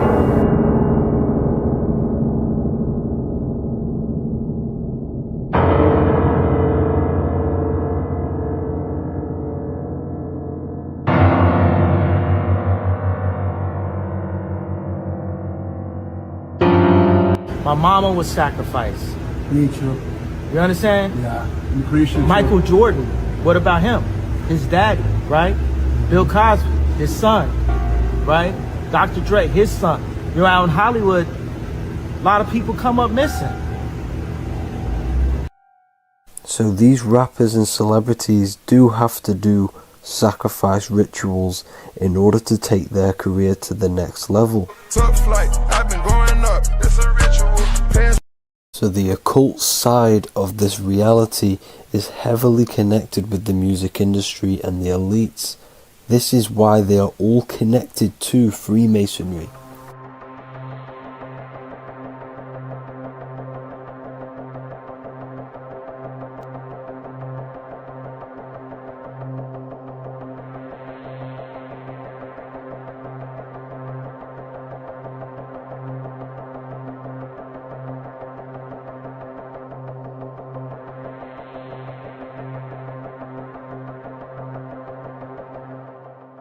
Now this is why the music industry is one of the most important industries for the elites to stay in control and keeping the masses on low states of consciousness. Frequency is one of the most powerful things in reality because it's the only thing which can enter your soul and body without consent. The frequency on Spotify and all major platforms are all tuned to 440 Hz, which was set by the Rockefellers. 440 Hz turns off the whole right side of your brain, and the right side of your brain is to do with critical thinking, imagination, and your intuition. Music has the ability to influence your intent, your emotions, your thoughts, and your actions just by frequency itself. By controlling the music the celebrities put out and the things they talk about, they're actually molding society because of the celebrities' huge amount of influence over the younger generation and cultures within society. This is why the music industry is mainly talking about sex, guns, violence, and hating other people. These are all very low vibrational acts and things to do which destroys humanity and societies, keeping us all conquered and divided in order for them to stay in power. Music can actually reprogram your subconscious mind, and it is a form of MK Ultra, which is mind control. It's in my brain. Do you know that? It's living rent free. I can't get it out. You did that. Yeah, it's hypnosis. Yeah, it's hypnosis. You're so awesome and dope. You do need to be very careful with what you're listening to and what frequency it's playing at, because all of this has an effect on your electromagnetic field and your state of consciousness. Now let's go back to selling your soul. When these rappers and celebrities sell their soul, they now gain eternal life on this physical plane. When you do sell your soul, you are allowed to live forever. And these people that are called youngins, rookies, new booties, like I was, had no idea that these people still live. They will prey, haunt, kidnap, anything to stay on top. This is their world. They have nothing but time, is what they believe. Now this explains why there's so much Saturn worship, because Saturn is the father time. He's the god of time and crystallization in the physical realm. If you want more information on that, go to my previous video. Now here is A$AP Rocky standing inside of a pentagram, but notice the way he's standing, it's an inverted pentagram. The pentagram is associated with magic, however, the upright pentagram is the 5 elements with spirit on the top. It's either called spirit or ether. It's at the top because it rules the other 4 elements, because it's the baseline of reality, which is spirit and matter. Spirit is behind the physical reality. However, when it comes to black magic, they invert the pentagram so spirit is at the bottom because they worship the physical world. This is why the Baphomet is the inverted pentagram. These people are operating off their animal instincts. They do not want anything to do with spirit. These are antichrist.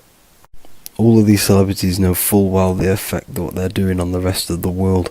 They have sold themselves out, and the elites use them as puppets to push this new world order and mold society in the way they want it.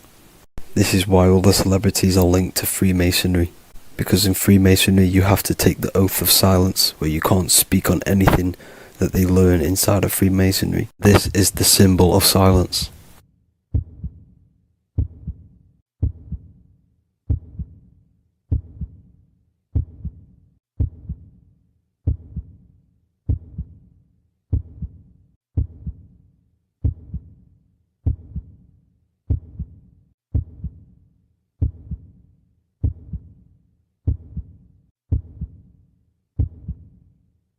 The elites need them under this oath so they do not talk about certain topics and certain things to the public. because of the amount of influence they have on society. Now, even the name Hollywood is an occult term, because back in the ancient days when they used to create wands, they used to create them out of holly wood, out of the holly tree, because each wood has certain attributes and virtues when it comes to magic. And the holly tree was known as the holy wood, and they used to create the wands out of it to cast spells. And Hollywood are still casting magic to this day through the films and through the music to the masses. That's it for this video, people. Hope you enjoyed. Please like and comment and subscribe. Peace and much love.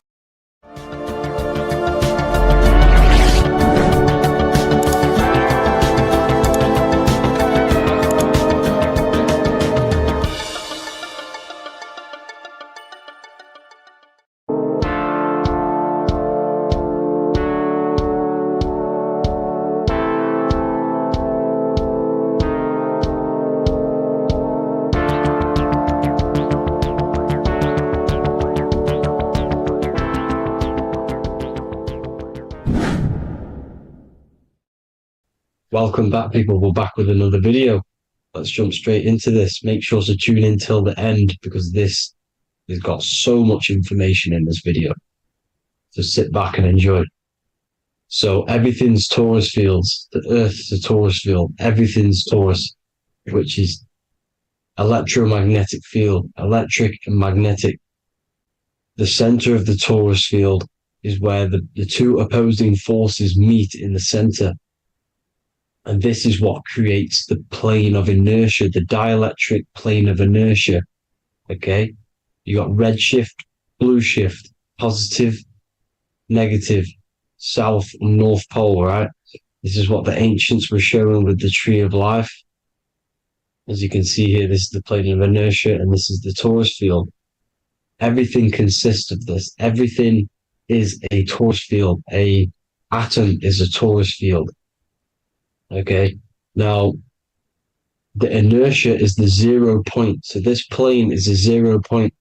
It's the balance between two poles. Okay, now this creates matter, because matter is two opposing forces in motion equalized.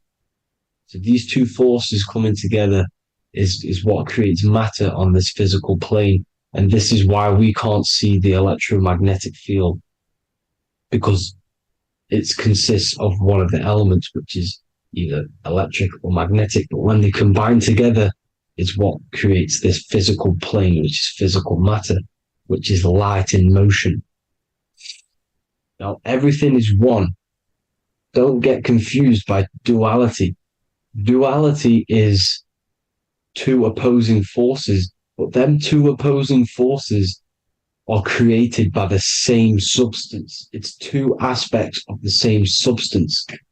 So, for example, water and ice are the same thing, you know what I'm trying to say, but it's two aspects of the same substance, because all is one. The whole universe is one. All goes back to the one, which is God, the creator, or magnetism, whatever you want to call it, because magnetism pulsates. Electricity has two poles, red shift, blue shift. Okay, so red shift, blue shift is electricity, and electricity vibrates, and all vibration always comes back to a standstill point. But magnetism is what pulsates. This is why your heart pulses. You breathe, which is a pulse. This is the breath of the universe, magnetism. Now, this is why the earth is green, okay? Earth can be spelt heart. If you just move the H to the beginning, it spells heart, okay? Because the heart is the center of the torus field, which is the heart chakra for us humans, okay? We consist of the same field, as you already know. Heart being the center, which is green, which is the center of the seven colors. The center of the seven colors. This is the most powerful chakra in your body. People think it's the crown chakra, but it's the heart chakra, because it's the center of the torus field. You must align them all and combine them all into one, which is the heart chakra. Now, Earth is green. Nature's green. Okay, this is because we live on heart chakra, the plane of inertia. It's the center of the torus field. Okay, and this is what the Egyptians called Isis, which is nature. Nature is balanced, and nature is female, Mother Nature, because it looks after us with the fruit it grows with abundance, and the water. It's a female energy, Mother Nature, and this is the symbolism of an equal, balanced arms. This is the scales, it's balanced. Mother Nature is balanced. This is why the sky is blue, because what comes after the heart chakra? Blue. Sky is blue. We live in Midgard. This is what the ancients called Midgard. You don't have to take this tree literally. It's a metaphor. We live in Midgard, where both positive and negative duality here. Now, Mount Meru. Mount Meru was known as the center of the earth, okay, or known as Hyperborea. And this is the North Pole, the electromagnetic North Pole. But when I say Mount Meru, it's not an actual mountain. They weren't saying there was a real mountain in the center of the earth, a magnetic rock. No. The plane of inertia, okay, there's something called a hyperboloid. That's what it's called, a hyperboloid. And this is the center of the torus field. And this hyperboloid is what is in the shape of a mountain, you see? So if I go to this next one, they say Hyperborea on this map. Why do they call it Hyperborea? Because this is the hyperboloid in the center of the torus field. And this is the electromagnetic mountain, a metaphor. Mountain, what they're metaphorically saying, this is the electromagnetic mountain at the center, the double vortex, the center of the torus field, which is the North Pole. Pole of electromagnetic energy. So this is why they call it Hyperborea. It comes from the word hyperboloid. And the center of the earth is so sacred. And they symbolize this with, obviously, the North Star, which is Polaris. And this is where the swastika comes from, because it's the 4 seasons moving around the North Star. This is the Big Dipper constellation moving around the North Star, which is Polaris. There's that pole again. Pole. Magnetic pole of the torus field.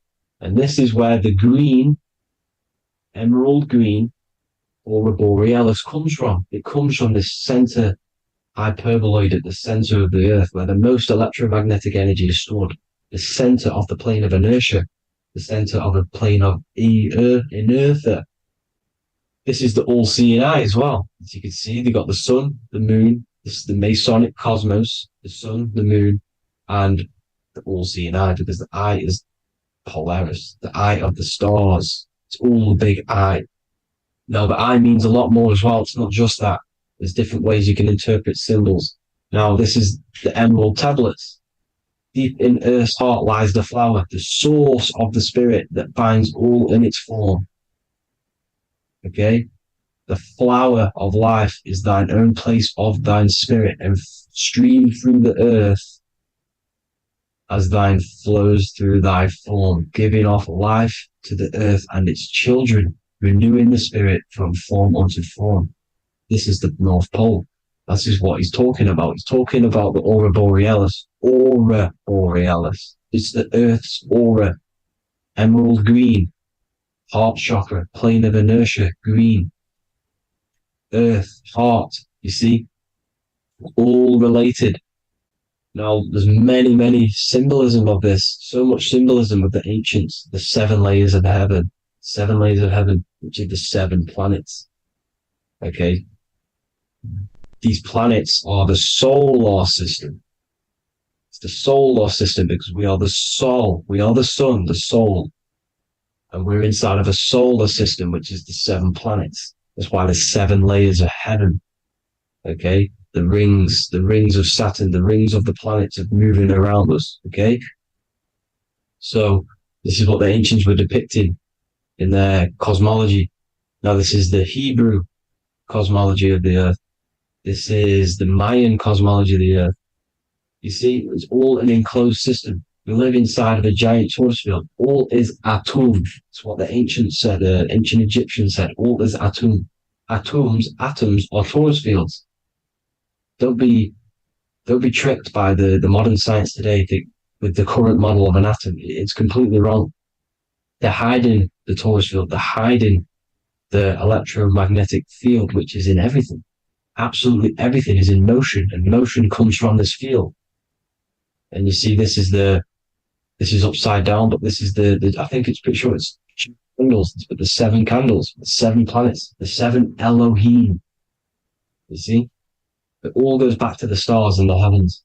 Now, this is how the Earth really works, with the stars on the outside of the cosmic egg, and then the torus field spinning around the sun and the moon, the positive and the negative charge. The sun gives you energy, the moon takes your energy. The moon controls monthly cycles. Moon is mon. This is etymology. Mon, month, money, demon, monster. Stir is star, moon star. We are all stars. Youngster, minister, superstar, Hollywood star. We're all stars. We come from the stars, which is heaven. Our soul comes from the stars. You see? We are the universe, the image of man made in the universe. We are a microcosm of the universe. The universe is a macro. We are micro. We consist of everything. The body, mind, and spirit. The sun, the soul. Moon, the mind. Earth, the body. Body, mind, and spirit. We have 12 systems in the body, which are governed by the 12 zodiac signs. Starting at the Aries, which is the ram of God, all the way down to Pisces. And Capricorn, kneecap. It all goes back to the stars. We are the stars. We are the universe. Everything is inside of us. Everything. Like they say, the Temple of Solomon, the temple of the soul and man. The soul, the temple is the body. The soul is the soul, and the man is the mind. The temple of the soul and the mind. Body, mind, and spirit.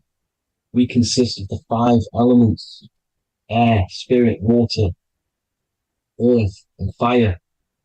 We consist of everything. We are the universe. We're made in God's image, which is the universe. You see? Now, everything goes back to the stars. The ancients worship the stars because the stars govern everything. They govern the systems in the body. They govern your life. This is why your zodiac is so important, your sign. Each zodiac has a specific element associated with it as well.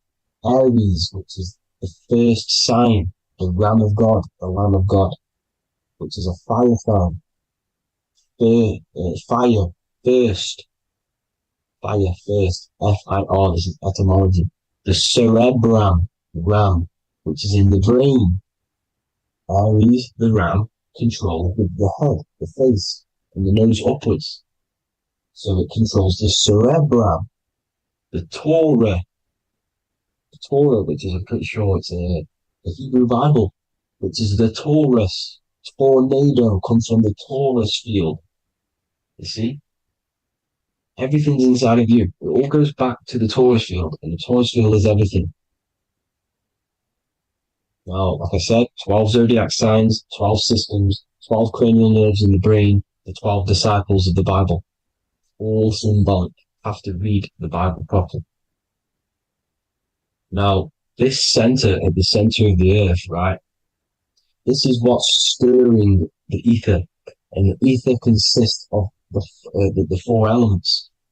Because there's 5 elements. Spirit can be called ether. People call it spirit or ether. Ether is pure potential. Pure potential, pure energy. It's what connects the astral to the physical. It's the dimension between the physical realm, which we're on, and the astral. So it has pure potential. It's pure energy. This is why we say either. I either want to go there or there. It's connecting 2 scenarios. That's what the ether is. It's connecting the 2 worlds, the astral and the physical. The center is like the cosmic womb. There's a black hole in the center. This is the center of the Taurus field. This is the womb of creation. This is the womb of creation. And inside of this black womb with the 5 elements, and everything's being stirred around. Everything's in motion. Light is motion. Everything's motion. Now, like I said earlier, light crystallizes into physical matter. They are the same substance. Spirit and matter are the same substance, but different variations, different aspects of the same substance. Low vibrational spirit turns into matter. High vibrational matter turns into spirit. Or light, whatever you want to call it. Matter is light crystallized. This is where we get the 7 metals from. The planets. The planets are light. Specific frequencies and vibrations of light. When these lights, or the planets, materialize, material metals materialize, they turn into the 7 metals. Saturn turns into lead. That's why lead is red. Saturn is red. The sun turns into gold. That's why the gold is yellow and the sun is yellow. You see, Saturn is the time god. What happens in autumn? The leaves turn red and they die. This is why Saturn, Satan, time god, the reaper, everything is crystallized till it's death and then reborn again. You see, rust, when things rust, it turns to red because it's Saturn. Saturn crystallizes everything. He's the reaper who comes around in winter. You see, he's Satan. Jesus and Satan, the sun and Saturn. They say we live in a solar system. The solar system, I think I've already just broke this down. The 7 planets are the 7 chakras. Everyone already knows this. But I'm going through it anyway. But this is where we get the 7 planets from. And the 7 metals. You see, all the ancients knew. It was an enclosed electromagnetic system. It's not a spinning ball in the middle of space, people. They want you to believe this so you get stuck in this material world. Because if you believe everything's material, you can never affect this plane effectively. You can never create your life effectively if you don't understand the planes of existence. Because the mental plane is a higher plane. And it breaks down and it controls the planes below it. The mental plane, hold on, I've got it here for you. The mental, the astral, etheric, then physical. Etheric connects the physical to the astral, but the mental is what's above them all. You see? Now, it's important to understand this. It's important. However, the ancients always talked about the enclosed system. Only NASA, which is introduced around the Roman times, not NASA, but the globe Earth was introduced around the Roman times. Okay? By these Masons. These Masons introduced this because they wanted to take over the minds of the masses and control them. These people worship the physical realm. They know how it works. They know the ins and outs of it. They know how to do the magic. They know how to do it all. They understand it all. That's why Masonry have to take the oath. The oath of not speaking. You're not allowed to speak about anything you learn about in Masonry. Because they're discovering the truth about your mind and how it creates reality and stuff like that. So, this is the Masonic cosmology. The 5-pointed star, the 5 elements. The checkerboard for duality, positive and negative. The 2 aspects of every substance. This is another ancient painting depicting the firmament. The stars inside the firmament. The sun. You see, the ancients worshipped the sun because it's so important for sustaining our life. It's the only reason we're alive is because of the sun. But then people think it gives you cancer today. They brainwash you to think the sun gives you cancer when it's the #1 source of all life. They want you to believe it's a big, spinning, dangerous ball in space. It's not. It's here to give us life. It's God's son. That's why Jesus is known as God's son. It is the Son of God. God created that to sustain us. You see? So it's important you understand the true cosmology of where you are, because if you don't know where you are depleted of all of your morals. You're depleted. You're demoralized. You're lost. You don't know where you are. You don't know where you exist. Okay? Once you accept the globe model, the heliocentric model, you will subconsciously think that you come from nothing. This is why they implemented the evolution theory just after the globe model was introduced by Charles Darwin. Charles Darwin came in after the globe model. He's a Mason. He was another Freemason, and implemented evolution where we came from monkeys, because they want you thinking less of yourself so they can manipulate your mind. You see? They want to manipulate your mind, and they have done since you got here. Since you came through that portal, you were manipulated from that day to believe this, believe that. The true cosmology, the truth will set you free. You will understand things better. You will feel better in yourself when you know the sun is here for you. You'll feel better in yourself that you know that you didn't come from a monkey. You were created as a human, a manifester, a creator. You're so intelligent. Your mind is amazing. You can manipulate matter, mind over matter. See? Thank you all people for tuning in. Tap in with yourself. Love yourself. Find the truth. Spread the truth. Nothing dies. Nothing in this creation dies. Everything's energy. Everything's light. Light can never die. You're a light being. That's why it says Hugh. Hugh man. Hugh is light in Hebrew. Or Latin. You're one of the two. You are light. You're a light being. You never die. Ever, ever, ever die. Ever. Stop thinking you're going to die. This body will die because it contains electricity. And electricity always goes back to a standstill point because of vibration. Electricity vibrates. You are pure light. You will never ever die. Thank you all people. God bless. Make sure to like, subscribe and share.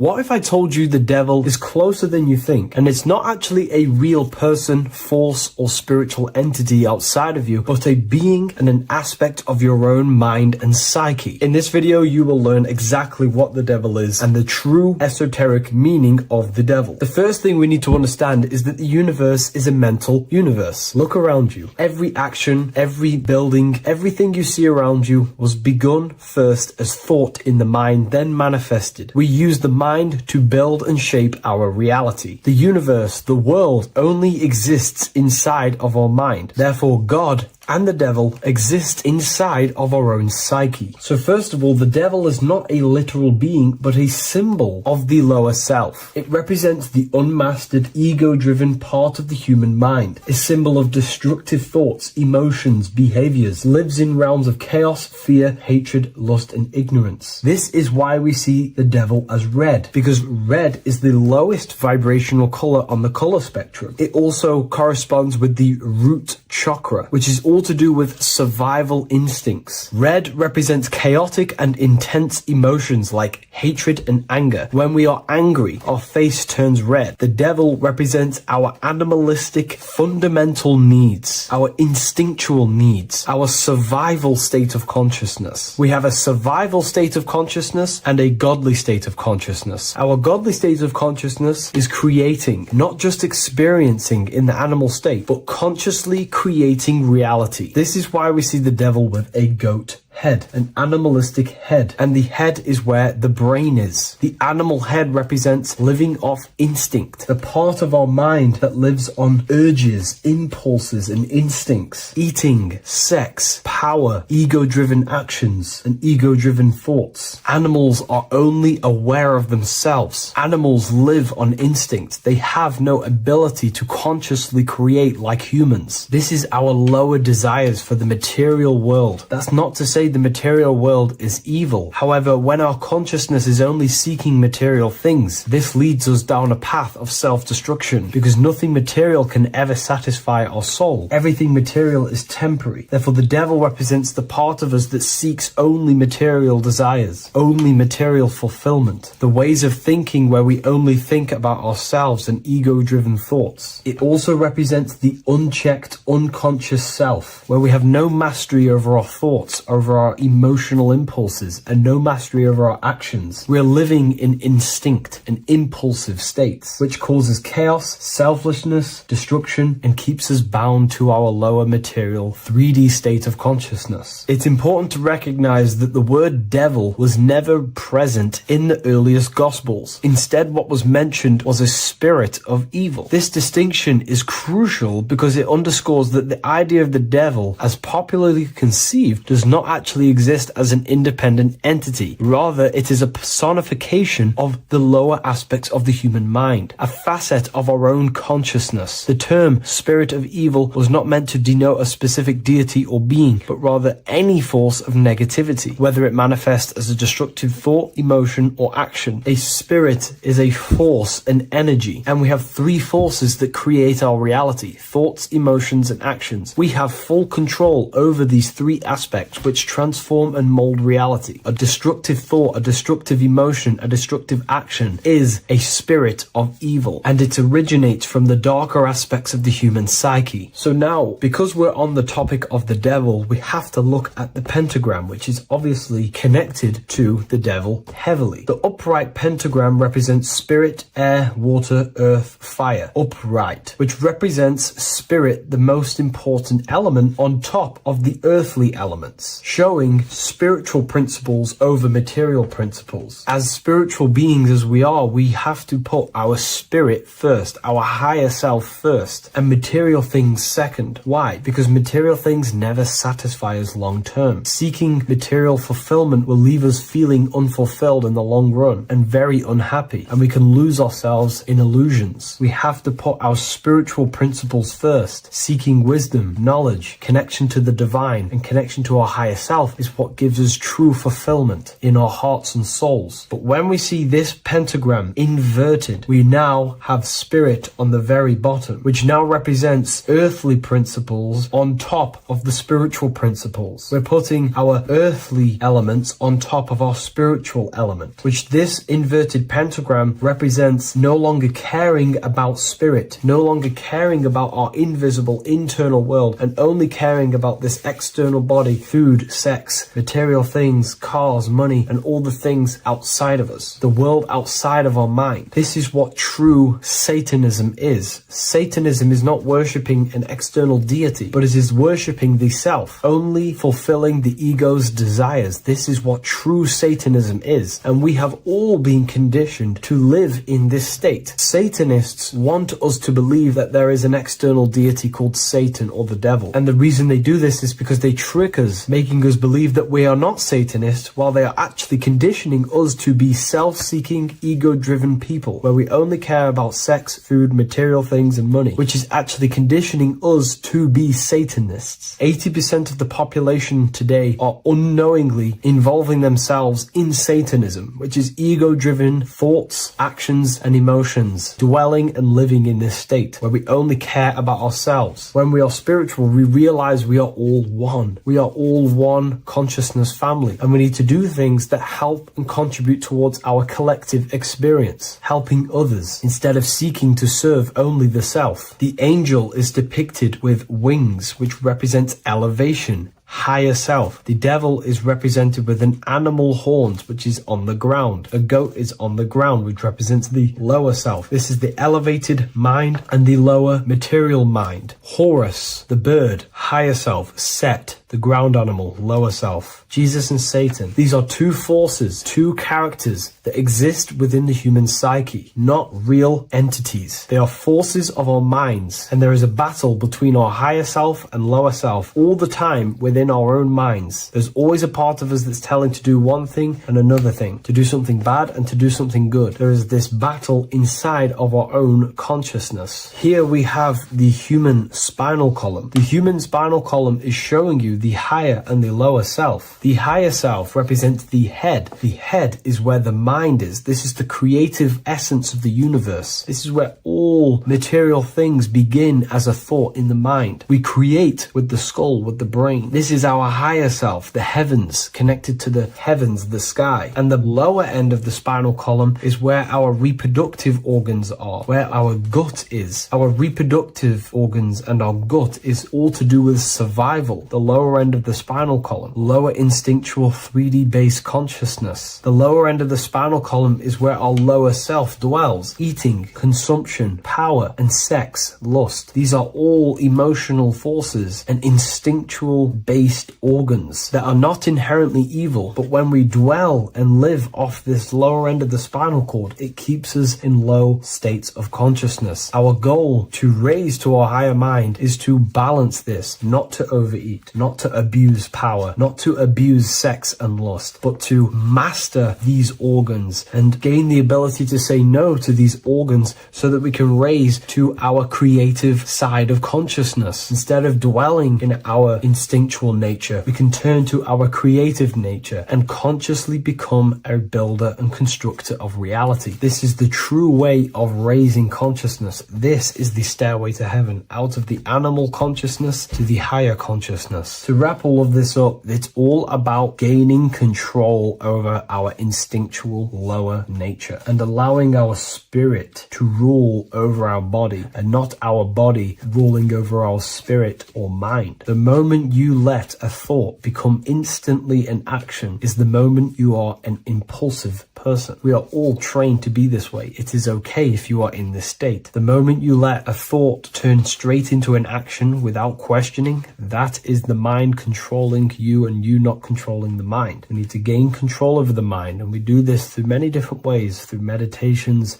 affirmations, and discipline. We slowly gain control over our minds. And once we gain control over our minds, we gain control over our thoughts, and we gain control over the attention that we give certain thoughts. We can then start to uplift our mind, our thoughts, out of our instinctual state to the higher mind. If you wish to learn more about consciousness, I'll leave a link in the description for the Book of Wisdom, Volume 2.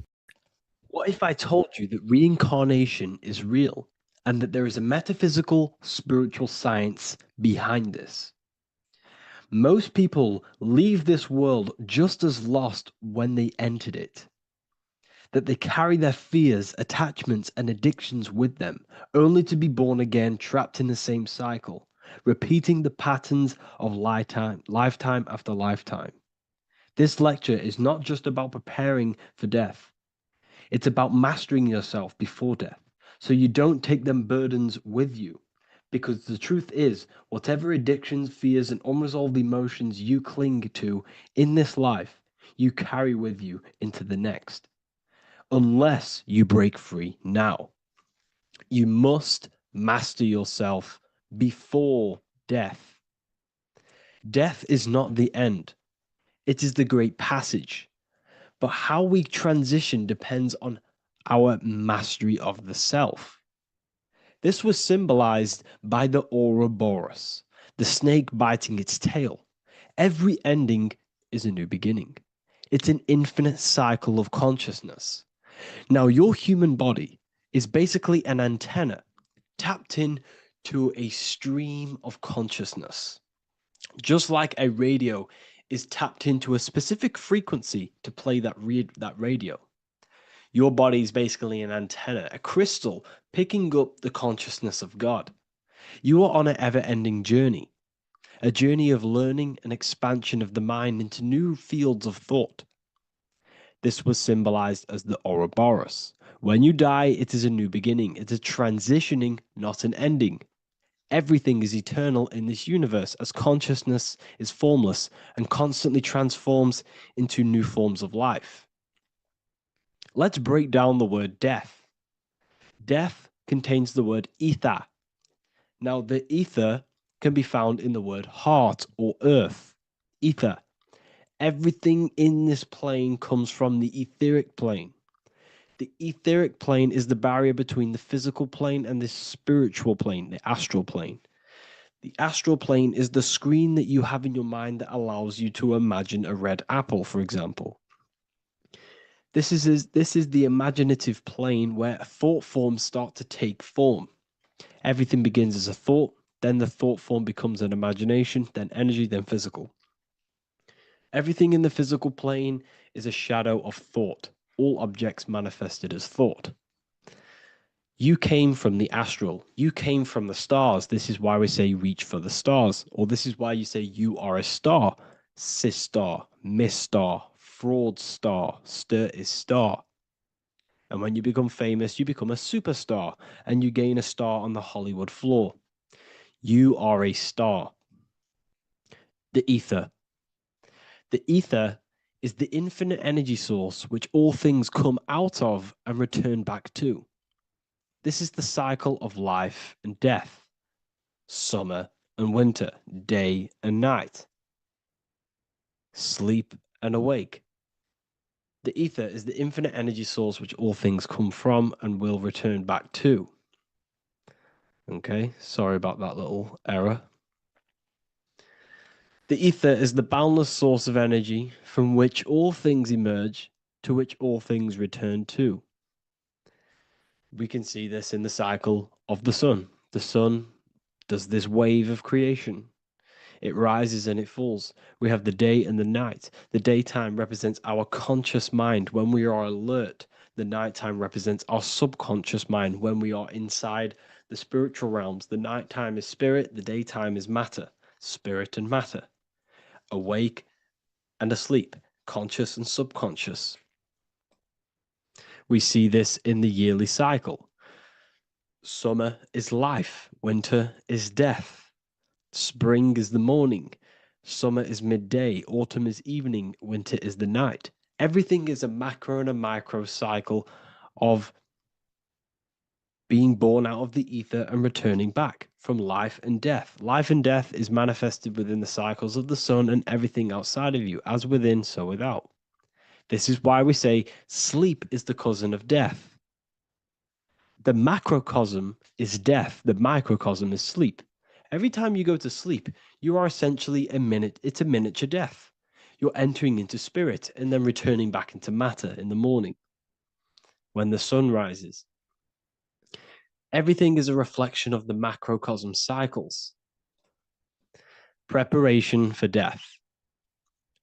The first thing we must do in order to prepare for death, for life after death, in order to stop being reincarnated in this cycle of materialism, in order to progress as a soul, because remember, you are a soul in a body. Just like the sun gives power and life to the earth, your soul gives power and life to your body. When you say I, you're referring to the soul. And your soul can be stuck underneath layers of false identifications. Who you believe yourself to be is merely a collection of subconscious programs running within your mind. Now that's very deep. That is very, very deep. Who you think you are is a part of your thinking mind. Your name, your job, your reputation, your family, your friends. These things are not you. They're all aspects of the thinking mind. What happens if you meditate and you turn off the mind? Then all these things do not exist. You're left with the pure soul, the pure awareness, the pure observation. If you turn off the thinking mind, you're no longer your body, you're no longer your reputation, you're no longer your friends, you're no longer your job and your labels. You are the soul. That's the true you, the observation of the mind, not the thinking mind. The ego is the echo. It's an echo of your true self. The ego is your mind's perception of itself shaped by experiences, trauma, emotions, and beliefs. It is merely an echo of your true soul self. The ego is not you. Your mind is not you. You are the soul. And this is the true self that we must express within our life and we must connect with before we die.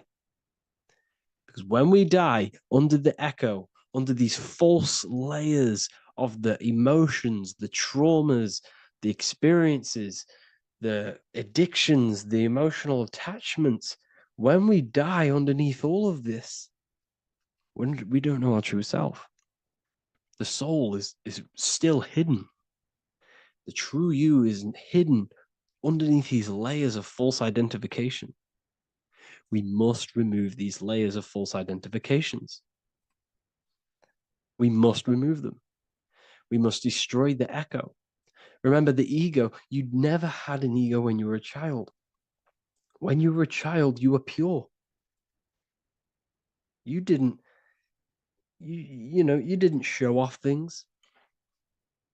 When you were a child, you were pure. You expressed yourself freely with you didn't hide anything. You didn't hide any aspect of yourself. You didn't suppress any aspect of yourself to fit in as a child, as a baby. Because the ego was not here when you came here. The ego grows with experience. The ego is a false perception of yourself while being incarnated in this material world.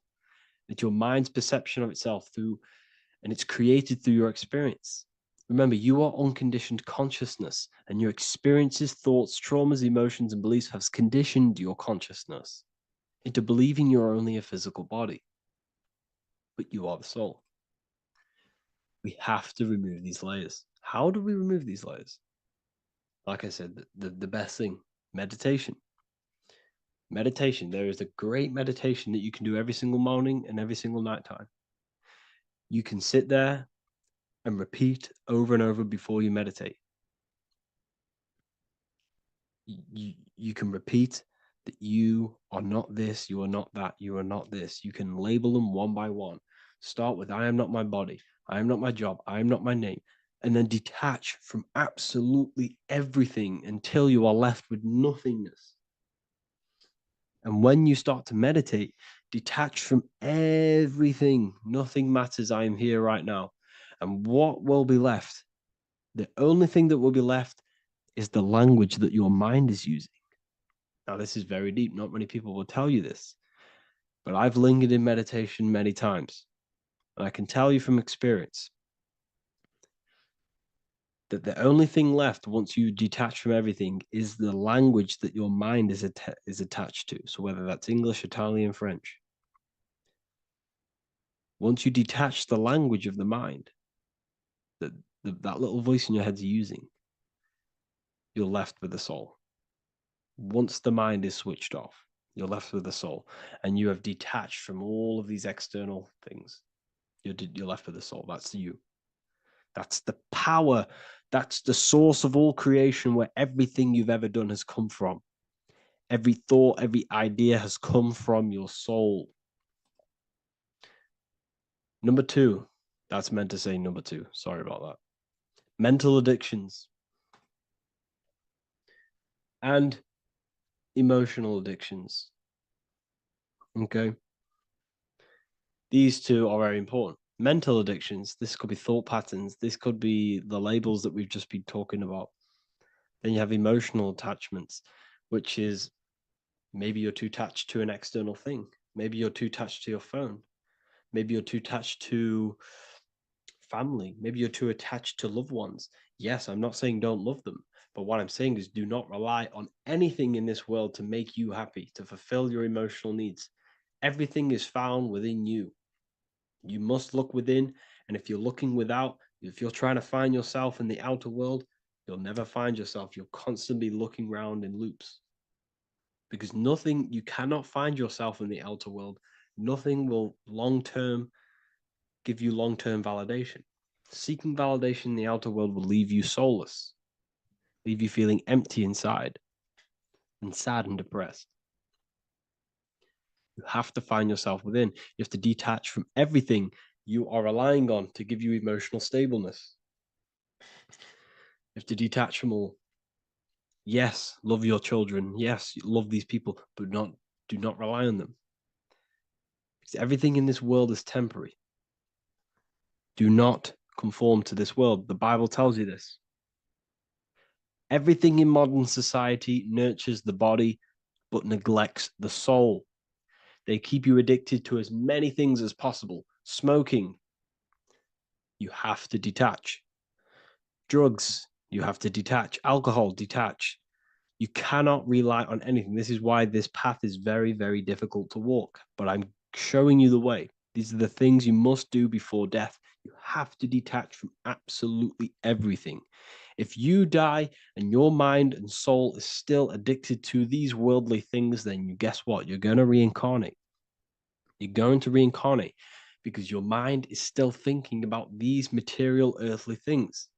And if you are operating in that vibration, you're going to project that vibration and come back here.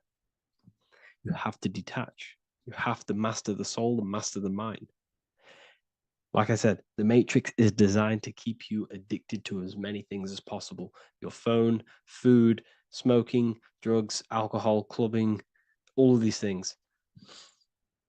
Everything in society is made to trap your soul and reincarnate in this world. That's why it's very, very, very difficult to walk this path. Very difficult. Matrix, matter tricks. John 2:15 to 17.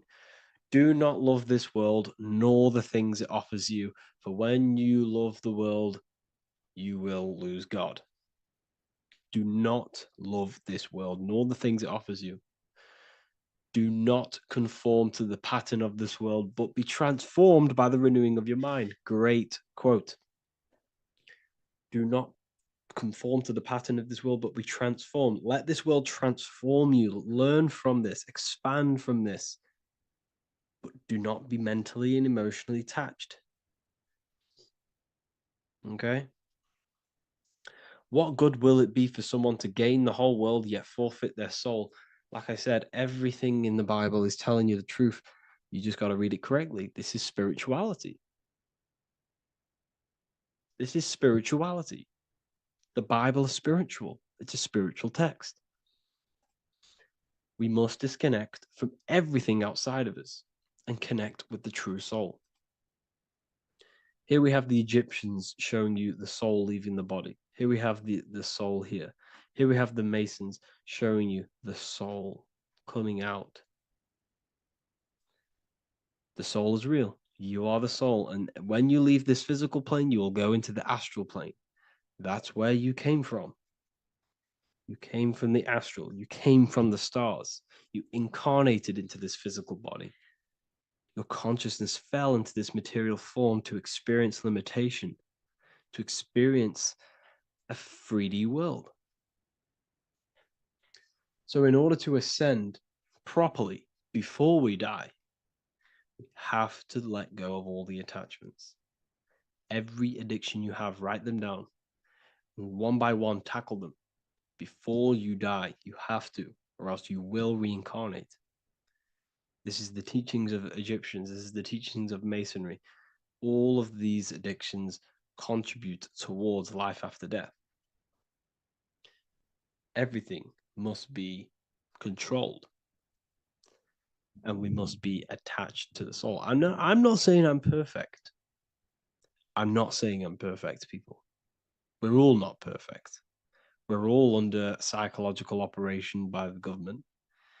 We're all in a very difficult situation with this awakening. I'm simply pointing out what I know from my journey and what I've been learning through occultism and research and reading lots of books and many different things. I'm on this journey just as you are. Maybe I'm further. Maybe you're ahead of me.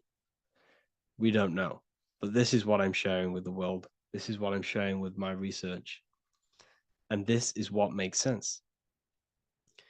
It's common sense. Look at everything around you. Everything's made to feed the body, not the soul. So my beautiful watchers and fans and supporters, I appreciate every single one of you, and I hope this video has supported your journey. If you're feeling lost in life, if you're searching for deeper answers, whether you're seeking clarity, looking to expand your studies, or ready for personalized mentoring, this is your chance to connect with me live and receive insights tailored just for you. Start your path to self-mastery and enlightenment inside the world's best esoteric school. Your journey starts now. Tap the link in the description if you want to join Ethereal University, or feel free to check out my books. I thank you all, and I really appreciate for 100,000 subscribers on YouTube. I love every single one of you. Make sure to drop a like, a comment, and subscribe to the channel if you're new. Let me know some ideas for, lectures, anything that you want to know. I can make lectures on them. Just drop it in the comments. I appreciate every single one of you. Take care.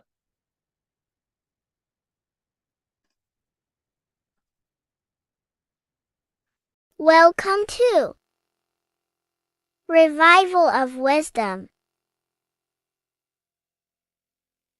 Welcome people, we're back with another video, and this video is about Freemasonry and the connection to the Illuminati. Please, as always, to make sure to hit that like and the subscribe button and turn on the notifications to never miss a video. On May the 1st, 1776, the founder of the Illuminati, Adam Weishaupt, founded this secret organization, and this date can be found in Roman numerals underneath the all-seeing eye pyramid on the $1 bill. This $1 bill also says Anno Coptus Novus Ordo Secularum. This is Latin for announcing the birth of the New World Order. This New World Order will be headed by Lucifer, the all-seeing eye, and followed by the 13 layers of bricks for the 13 elite bloodlines. So your Orsini's, Rockefellers, Rothschilds, Soroses, and the other 9 elite families. So when Adam Weishaupt created the Illuminati, he made it consisting of high-level degree Masons, French and Latin philosophers, and many more powerful people to all become one society. So this is why you see Masons using this same symbol of the all-seeing eye inside the pyramid. But not all Freemasons are part of this Illuminati secret society. As the 33rd degree Freemason Manly P. Hall said in his book The Secret Teachings of All Ages, Freemasonry is a fraternity within a fraternity, an outer organization concealing an inner brotherhood of the elect. So what he's saying here is that Freemasons have to go up the degrees of Freemasonry, and once they hit the top, they either get elected or not into these secret societies like the Illuminati, Skull and Bones, and Knights Templar.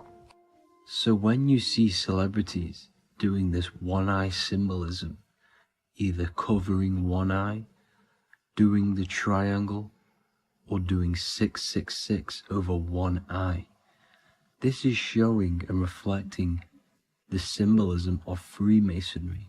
They have taken the oath to never speak on anything they learn about Freemasonry. Duncan's Ritual of Freemasonry book states the oath they have to take, quote, I ... of my own free will and accord, that I will hail, ever conceal, or never reveal any of the secrets, arts, points of Master Mason's degree to any person whomsoever. All this most solemnly, sincerely promise and swear. Now, this is what happens when they break the oath, stated in this book, quote, myself severed in two, my bowels taken from thence, and burnt to ashes. So this states that Freemasonry comes first, before any law of the land. It has the right to kill you if you break your oath. This is the hand gesture they have to do every time they enter the ritual room inside the Masonic lodge. This is the cutthroat symbol, showing you and reminding you of the oath and what will happen if you break it. Now in this book, Richardson's Monitor of Freemasonry, It states, if you break your oath, binding myself under no less penalty than to have my throat cut across, my tongue torn out by the roots, and my body buried in the rough sands of the sea. If they do not decide to kill you, this book states this by pointing him out to the world as an unworthy vagabond, by opposing his interest, by dearranging his business. In other words, they have the power to frame you and destroy your reputation to the world and destroy your business if you break this oath. So yes, they do kill to keep this truth hidden, because this truth of this reality is what keeps them in power. They have the ability to manipulate people because people do not know what manipulates them. This is why they call themselves the government. They govern the ment, which is the mentality, because the mind is the root cause of reality. They control what you perceive to control what you manifest. By knowing the truth, you are set free, and you no longer need no controller above you. So this is why they are willing to kill and do whatever it takes to keep the truth concealed within these high-level degrees of masonry and these secret societies. However, going back to Manly P. Hall's book, it states, part of the symbols are displayed here to the initiate, but he is intentionally misled by false interpretations. So this is saying even Freemasons are intentionally misled and told lies to conceal the truth, to make sure the truth is hidden in the high degrees of Masonry. So that's it for this video, guys. Thank you all for tapping in. Please leave a like and a subscribe. God bless.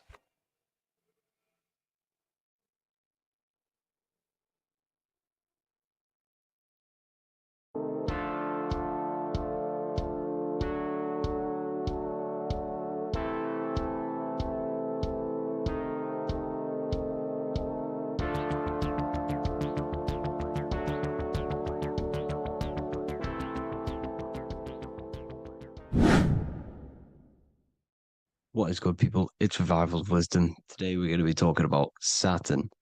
I've done this video in the past. However, this video is going to contain a lot more in-depth explanation of Saturn. So the 33rd degree Mason, Manly P. Hall, said, Saturn is the key to crystallization, physical matter. Light is matter, matter is light. They are interchangeable. Low vibrating light turns into matter, high vibrating matter turns into light. And Saturn is the god of this world, this physical world. He crystallizes light into matter. This is symbolized as the Masonic checkered board, matter and spirit, matter and light, light and matter.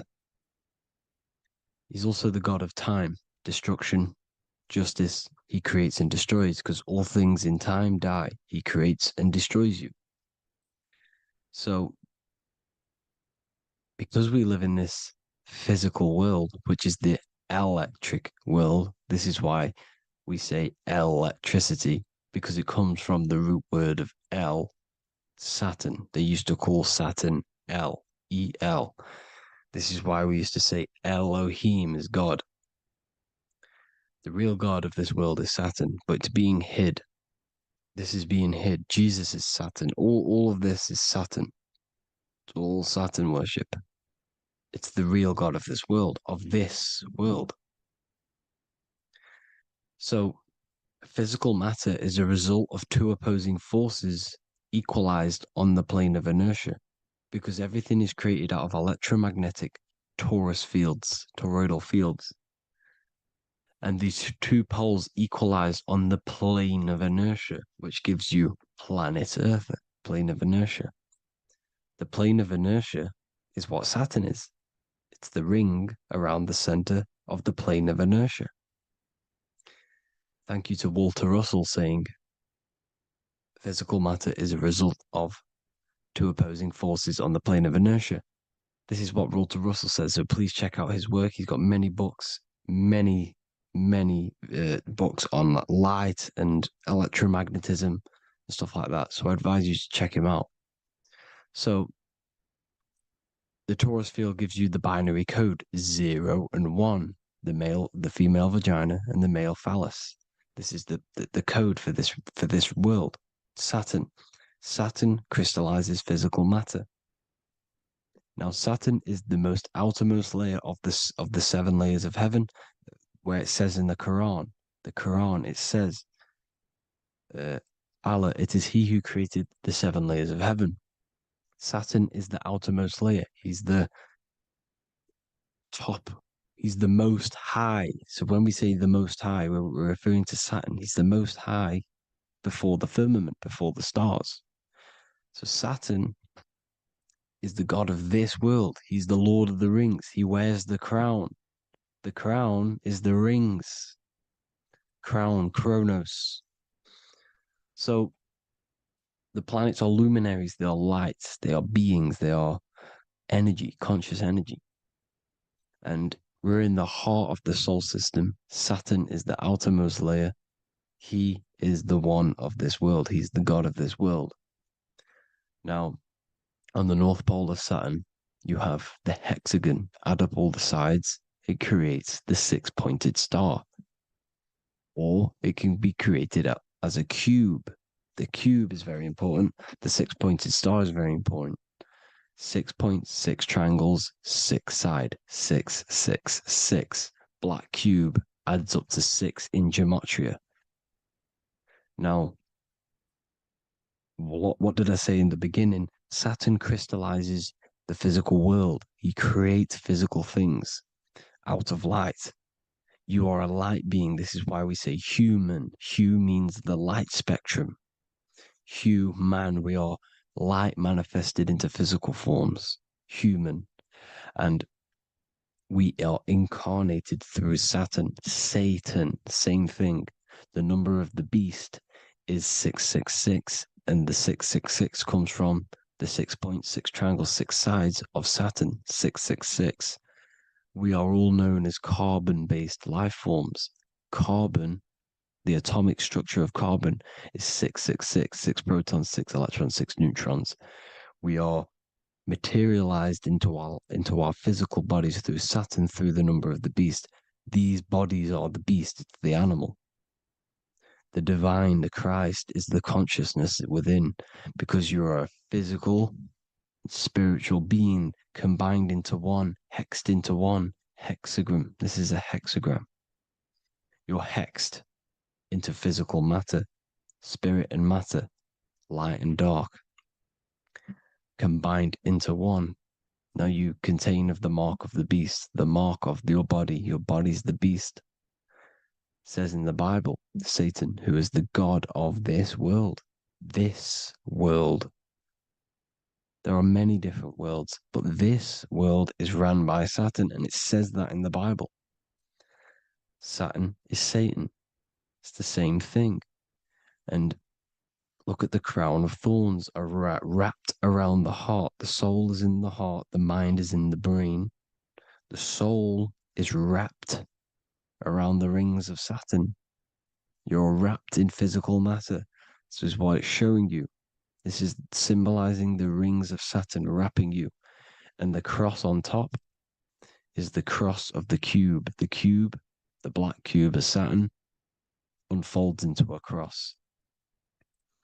So Satan, who is the god of this world, Corinthians 4:4 in the Bible, Satan, who is the god of this world, has blinded the minds of those who don't believe.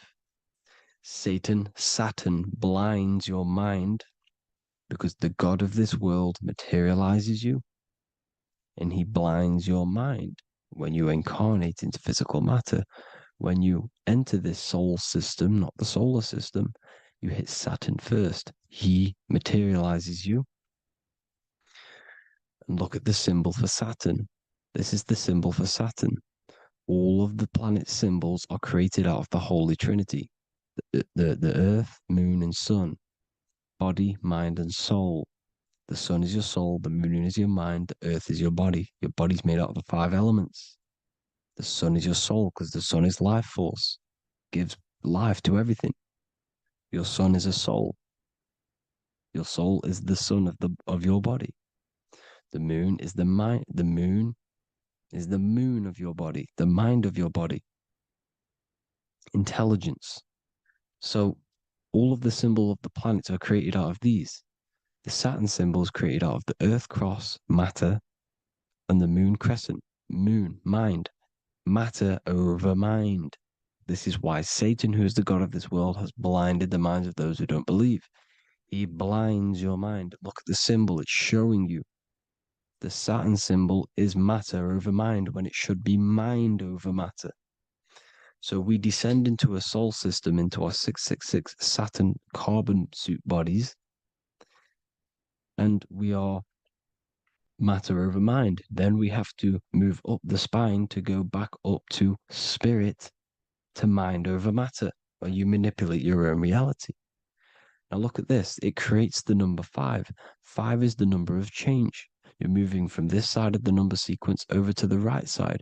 You're moving from the spiritual into the physical world. You're incarnating into the 5 elements, the 5 senses. So the cube, the black cube of Saturn, is another major symbol. Very important symbol.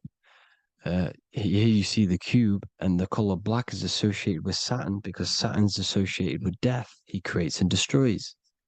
Light and dark. Death is associated with black, spirit, because you can't see spirit, which is blackness. So the black cube is black because Saturn rules the nighttime, which is dark, blackness, and he rules the winter, which is death, blackness. So Saturn is the black cube. Cubes have 6 sides: up, down, right, left, back, and forward. Cubes are 6-sided. Everything is 6-sided inside of this creation because you're incarnating, you're materializing, crystallizing into the cube, the world of the cube. Everything's a cube. Everything's got 6 sides. Here's Leonardo da Vinci showing you that you're in the cube. Leonardo da Vinci did this famous painting. You're in the cube, you're hexed into physical matter, where you're incarnated into the 3rd dimension, the 3-dimensional world, which is a cube, 3D. And black cube adds up to 6 sides of the black cube. The Kabbalah means cube god in Arabic. And look at what they do. They worship the cube, the black cube, and they stand in rings like the rings of Saturn. Australia, Denmark, Manhattan, Santana all have these black cubes. You go to New York, you will see the black cube there as well. These black cubes are everywhere because it is the real God of this world,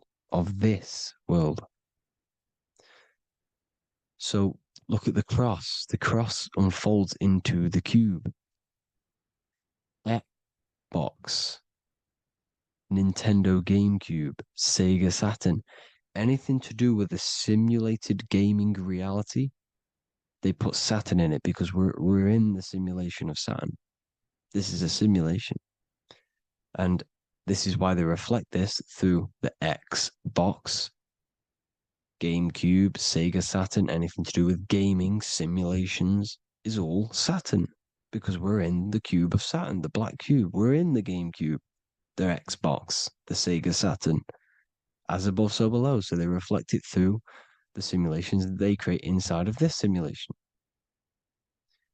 Cubes have 8 points for the 8 points of time and space. 8 is the number of time. Everything's cycling, infinity. So look at the cube. The cube is symbolized as in Judaism. The Judays have the black cube. They wrap themselves in a black band and they cover their eyes into blackness. The black cube, for the black cube of Saturn, they use the star as Saturn, and they worship their god on Saturn Day because it's all Saturn worship. And look how the Saturn god is wrapped around with these thorns or leaves, just like Jesus is wrapped around his heart. And Jesus on the cross is us on the cross. We are in the cross. We are in the cube. The cross is the cube. And the cross is even in the Saturn symbol. This is another symbol for Saturn. There's two symbols. You got this one, the one I've just broke down. And there's this one. This is the cross of Saturn, the cube god, the simulation, the game cube. Now, Chronos is another word for Saturn. Chronos means time. When you clock into work, you go to the Chronos machine. Well, I did anyway. And I'd tap my card on the Chronos because Chronos is time. Anything to do with time is Saturn. He creates and destroys. Look at the artwork of Saturn with the sand, the time. Look at this, how he's cutting off the baby's wings. He's crystallizing the spirit into matter. He's cutting off your wings. Satan, in the Bible, he falls from heaven into earth and he loses his wings. He becomes a serpent. You see, it's all symbolic for us. We are the fallen angels, fallen angles of light. We're fallen angles of light. We are light beings. Now we're fallen into physical matter. Saturn's chopped off our wings. He's chopped off our spirit wings because when you astral project, you can fly. You will fly around. He's got the Reaper staff here, always depicted with the Reaper staff. Now look at the clock. Saturn day is the 6th day. The number of the beast, 666. Look at the clock. 6 take away 12. 12 take away 6 equals 6. 7 take away 1 equals 6. 8 take away 2 equals 6. 60 seconds in a minute, 60 minutes in an hour, 24 hours in a day, 2 plus 4 equals 6. That's 666. Everything's 666 because it's time. Saturn. All goes to Saturn. He's the god of time. We're in time now. We're in time. We're in the time, which is God, the god of this world, the god of time. Now look at this. The Reaper is also depicted as the Reaper with the staff, the black cloak, black symbolizing death, spirit. Judges wear black because Saturn is the law. He's the god of this world. He's the law. This is why they wear black cloaks. When you graduate from university, you wear a black cloak and a black cube on your head. You've been hexed. Funerals, you wear black because it's all to do with Saturn, Father Time, Father Crystallization. Now, Saturn, here's another one of him cutting off the wings of a child because he cuts off the wings. He creates and destroys your body. We're in the electrical world. Everything that is electrical vibrates.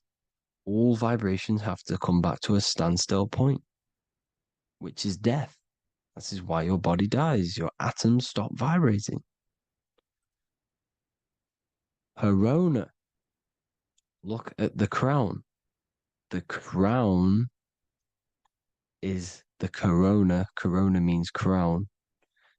And look at this is an alcohol brand for beer. You can see the staff of Saturn in the symbol with the moon crescent. Corona, which is the crown, Saturn, the crown on Saturn, the rings. And then you've got the staff. It's all Saturn worship.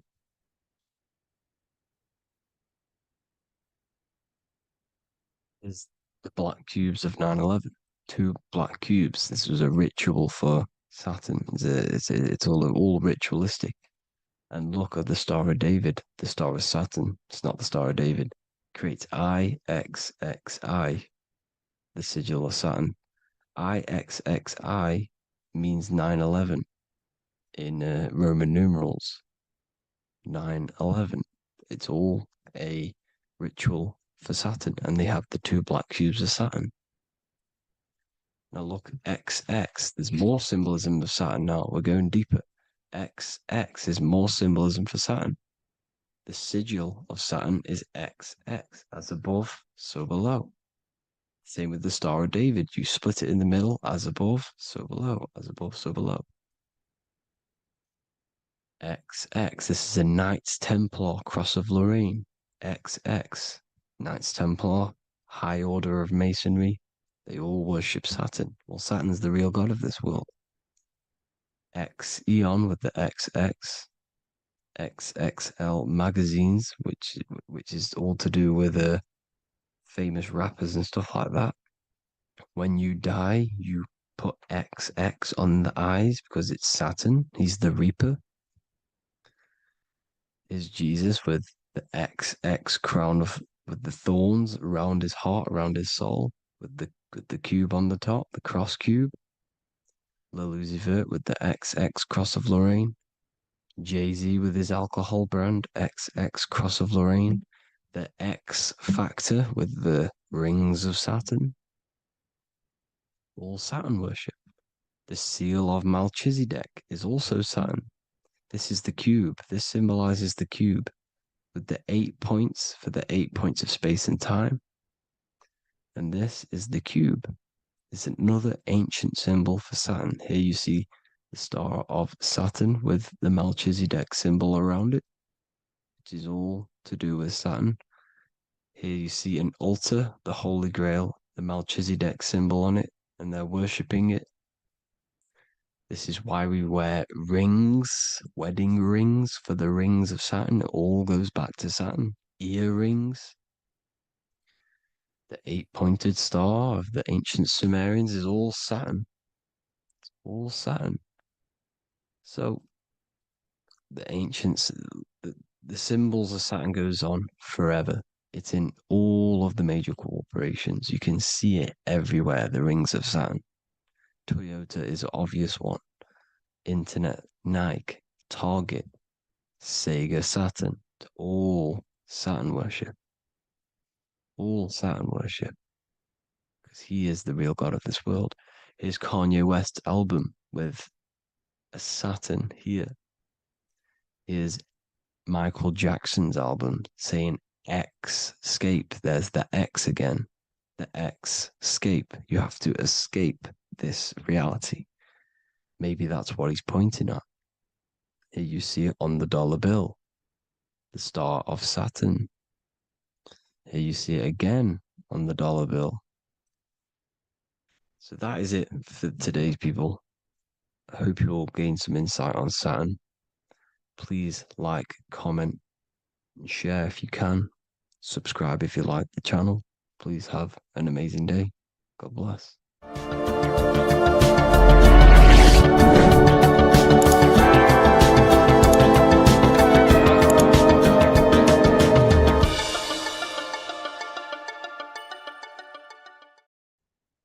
Hello and welcome back to The Real University. Today we're going to be talking about hidden spells within the language, English language. This is why we call it spelling. A lot of people are already aware of this. However, I'm going to go over some words that have double meaning, meanings to them, behind them, which trick your subconscious mind. So the word grammar comes from the word grimoire, which is also known as the book of spells or a magic book on how to create magical objects like wands, amulets, how to perform magic spells, charms, and summoning and invoking supernatural entities such as spirits, which are on the other side of this physical reality. So what you must understand is what you say in this physical world is also happening in the astral world as well. So your words are spells. They cast spells into the spirit plane. They cast spells into your mind. They cast vibrational frequency into your cells in the water. Water holds a lot of energy. So we're going to be going all over this. The subconscious mind takes everything as truth. Everything you say is truth to your subconscious. And you should know this by watching the Manifestation Mastery 2.0 course. I talk about this. This is so important that you understand this because everything is truth within the subconscious. It only knows you. Your subconscious mind, if you watch the course, you should know this, it's responsible for 90% of your daily basis behavior. The thoughts that you are thinking on a daily basis, the things that you do, the things that you say, 90% of what you do and say and think you did yesterday, because of the subconscious mind holds all of your programs. What you say is molding your mind. What you state is truth in your mind. It does not know the difference between a joke or it does not, it takes everything literal. It is literal. Your mind is a manifesting supercomputer, and whatever you say into it, it says that is what I want. So whatever you tell your mind, that is what you'll have. That is what you'll believe. So every word you say is truth within the subconscious. So this is why double meaning words have an effect on your subconscious. And this is why I'm raising awareness here. So talking is a tall king.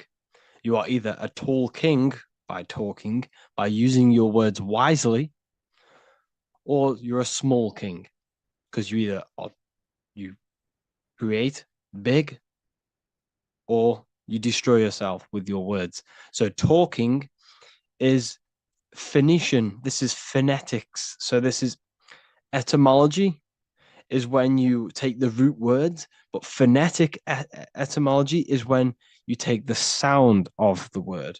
So talk and taw are the same, because when you talk, you're creating sound waves, which is a form of a light wave.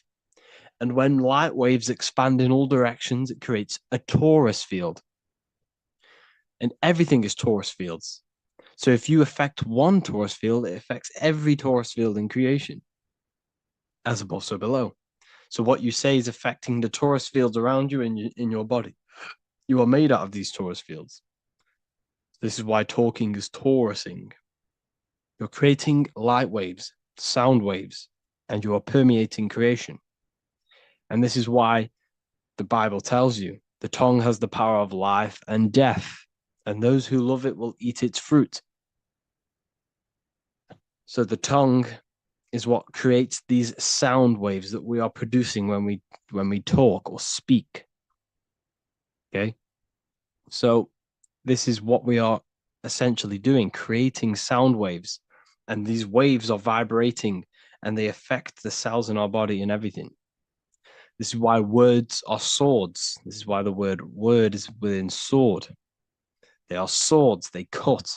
They damage, because frequency is the only thing that can penetrate you without your consent. In the very beginning, the Bible, John 1:1, it says, "In the beginning was the Word, and the Word was with God." This is obviously a metaphor. There was no spoken word out of a spoken mouth. It's basically saying God created the world with the use of cymatic frequencies, sound waves. Everything is sound waves, and this is observable. Geometry is the geometric shapes you see in the nature, like petals, how they're all perfect stars or five-pointed stars, or the Fibonacci sequence. This is all an effect of vibrational frequencies. It's all cymatics. Everything is created out of sound. Sound is the creation of the universe. So this is how powerful words are. It's a cymatic frequency. Hello. Hell. When you say hello, you're subconsciously implanting hell into your mind and the people around you's mind. This is why it's casting a spell. Even though you may pick up on it, but your subconscious picks up hell. That is what you're picking up. And that word holds a frequency. The word hell, when you hear the word or see the word, activates thoughts within your subconscious. It activates, it stimulates it. What is everything that resembles hell in your mind? But that goes on within the subconscious without you realizing. Bless. When I bless you, I'm actually saying be less. So you're not blessing someone. You're saying be less. Appreciate. Appreciate. Weekend is when you're weakened. You see, they've casted spells on our cycle of life. The weekend is when you're weekend. You are weakened from the weekdays, when the working days are the weekdays, and the weekend is when you're weakened and you rest. Because in the days, you are in physical or emotional shock, unable to think or react properly. This is the days you're in. You're in a daze in the weekdays. See? Parents are a pair who rents.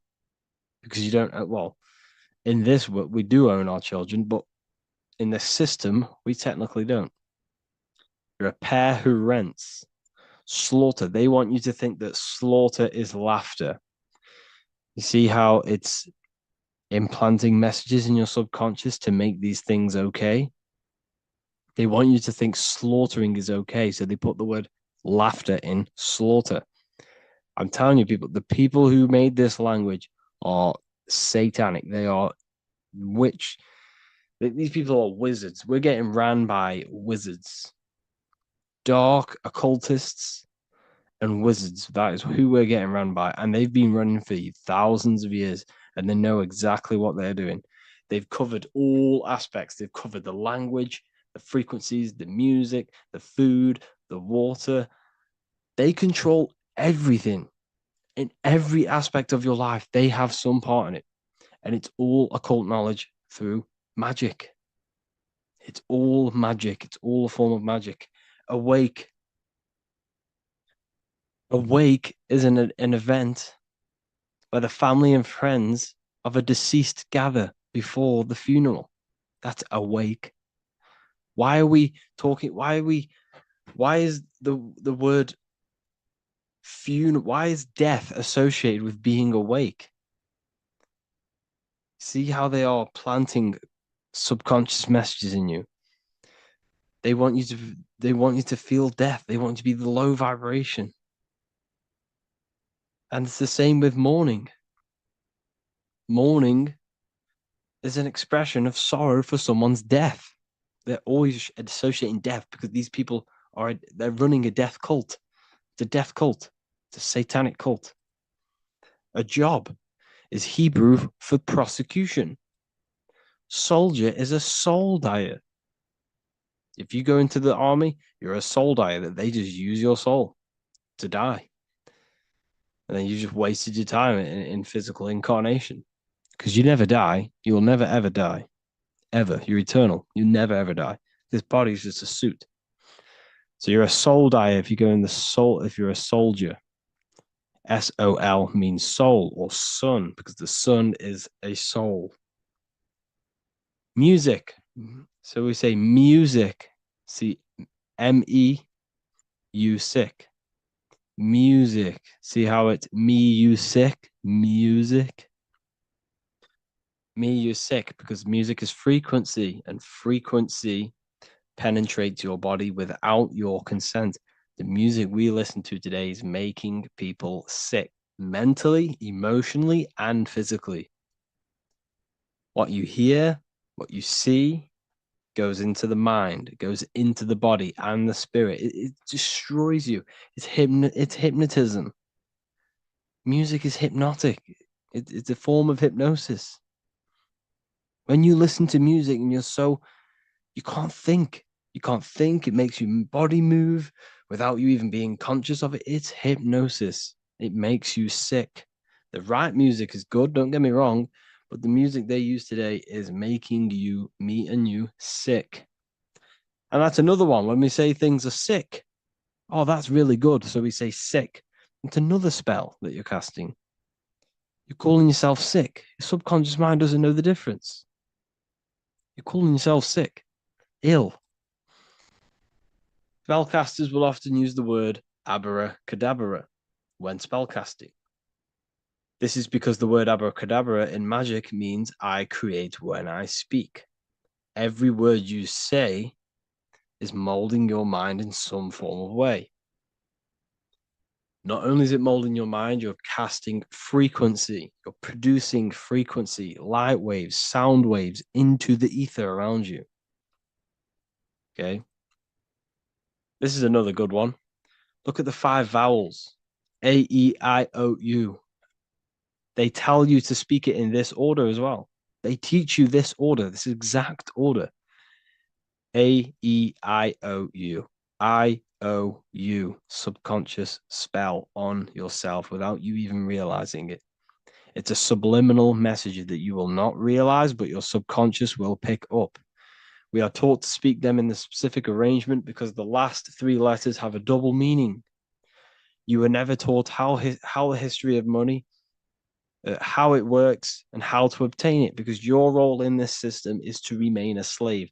So they teach you this, A, E, I, O, U, and they do that when you are very, very, very young, because since the age of 7, so from 0 to 7, that is when your subconscious mind is wide open. So when a baby, why do you think they pick up on everything you do? If you say one thing, the next day they're saying it. It's because their subconscious is wide open to programs. Why? Because they're trying to learn what this world is. So their subconscious mind is wide open, taking in everything that you do, everything you say, your body language, the way you handle yourself, the way you talk to other people. They're taking in every little thing you say and do, and making that a program so they can understand this world and the people around them. And at the age of 7, that is when their programs are written for life, and they will basically go off them for the rest of their lives. This is why it's important to look after what you do in front of your children, not just what you say, your body language, the things you eat. They pick up on everything. They're trying to make a sense of the world. From the age of 0 to 7 in school, you learn this. I, O, U. It belittles you. You owe nothing. No one has right over you. This should not be real. There should be no government. We should not have. No one should be over you. Everyone is equal. Everyone is the I. Everyone is God manifested. So we don't owe anyone anything, but it's a spell in your subconscious. Signature. Sign your nature. Sig is sigil. A sigil is a magic. Is a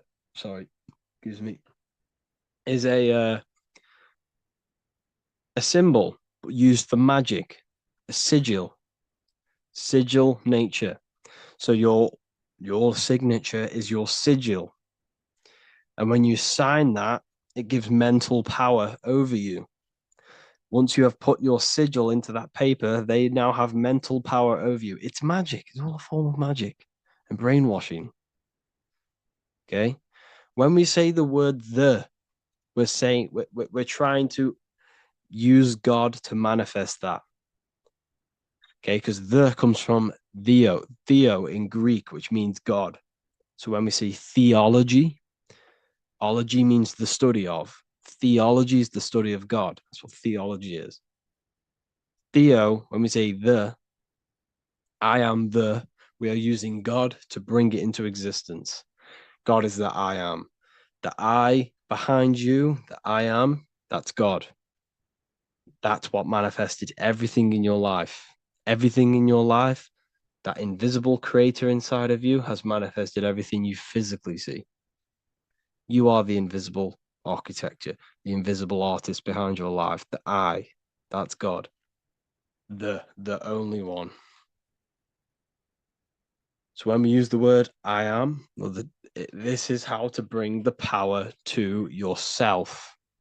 When we say I am strong, I am wealthy, I am free, I am financially free. When we say this, that I am, this is when we are bringing,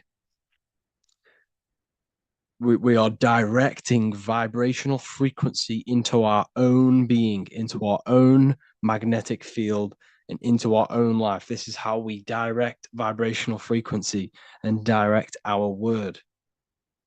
So when we say I am directing my frequency into myself to manifest something external. also known as the chi or the prana. It's just basically your magnetic energy. So speaking has the ability to change your genes and DNA expressions. When we listen to affirmations over and over and say them over and over for a long period of time, your genes will change. And your genes are a code for your external world, pretty much.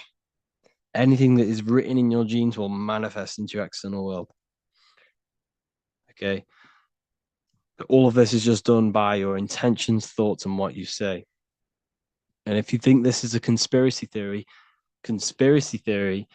was a term invented by the CIA to discredit, confuse, ridicule, and disqualify any alternative information that contradicted the mainstream narrative. That's what a conspiracy theory was. It was created by the CIA for any belief that went against their mainstream narrative. Hollywood, the biggest spell casting scheme cult in the world. Hollywood. I'm going to make a whole lecture on this. Hollywood is holy wood, which comes from a holly tree, which the ancient Phoenicians and magicians used to take the holy wood. It was called holy wood because it was the best wood to make wands out of and cast spells. That's why they get their name. And what is the films? All the films, all the music that comes out of Hollywood, it's all a form of magic, subconscious spells to fill your mind with ideology, fill your mind with this narrative. That's what they're doing through the movies and the music. Anyways, I hope you like this lecture. Thank you all for joining the Real University. I hope you're all learning a lot here. And looking forward to making some more awareness for you and more knowledge. Have an amazing day, people. Mentalism, conscious and subconscious mind. You need to understand that the mind is the root and the cause of all reality. I am mind, you are mind. Every single living creature in this physical plane expresses and manifests mind. We are all the invisible substance of mind. We are all the source, which is God. We are all consciousness, which is mind. Before we manifest something physically, we manifest it within the realm of thought, which is the mind. Thought then manifests into astral imagination. This then gives energy within the etheric plane. Then we manifest it physically within the material effect world. Everything begins in the mind, and this is why the government are called government. The word men comes from the Latin word mans, which is an English translation for mind. We see this word in entertainment, government, mentality. It means mind. Govern means control. They are controlling the mind through information. Information creates perception within our minds, and so do the words that we use and the language that we speak. It all creates perception within the mind. It is our perception that creates reality, and our reality is a level of realization. Your reality is realization. Everything begins in the mind. This is why they are controlling your mind through many different things. Okay? So essentially, they understand how the mind works. So this is why they manifest all things through mentally and not physically. Okay? You have a conscious and a subconscious mind. The conscious mind is what you are consciously aware of. It is the 10% of your mind. It is the mind that keeps you alert. A part of your conscious mind is for survival. A part of it is your visual field. A part of it is your just five senses. It is basically what you are consciously aware of right now. Your subconscious mind is the 90% of your mind. The subconscious mind is what holds all of your memories, your programs, and all things that you have ever experienced is all stored within the subconscious mind. It is this part of you where you draw memories from, where you draw your words from. I am consciously speaking, but the words that are coming out of my mouth are not thought about consciously. They are coming straight from the subconscious mind, where all programs and memories are stored. It is essentially this part of the mind which is manifesting our daily basis behavior, because the subconscious mind stores the programs which we are operating our life off. For example, if you tie your laces, you do no longer have to consciously do them. Your hands literally just know exactly what to do because you've done it that many times. So essentially, you create these programs within your subconscious mind through repetition and emotion. These are the two main ways your subconscious mind is programmed and installs things that you do on autopilot. The subconscious mind, like I said before, manifests 90% of your daily basis actions and 90% of your daily basis thought patterns. For example, if you were in a car crash 10 years ago and you had a very traumatic event, that car crash and that emotion that you felt in that time impressed your subconscious mind with a program. And even to this day, 10 years later, you are still wary about entering cars because of that program. Even though you may be not thinking about the car crash, you are still wary about entering cars because of that program, because of that emotion impressed upon the subconscious mind. You see, everything you say, everything you think, and everything you feel is telling your subconscious mind, that is what I want. The subconscious mind takes everything literally. Even if you are talking about someone else, your subconscious mind only knows you, and it only knows yes, and it only knows the now, the present moment. So this is why the golden rule back in the ancient days was treat others like you want to be treated. Because the way you treat others is telling your subconscious mind that is how you want to be treated. And this will create subconscious programs within you, affecting you. So, before you go to sleep every single night, what you want to do is to impress your subconscious mind with thinking and feeling of something that you want to become. Become that reality. Think and feel that reality. And by doing this, you are impressing your subconscious mind, and you will wake up in the morning with ideas. Because when you install a program within your subconscious mind, like I said before, it manifests into at least 50% of your thought patterns. So let's say I created a program within my subconscious mind of how to become financially free. Well, I created the program that I am financially free.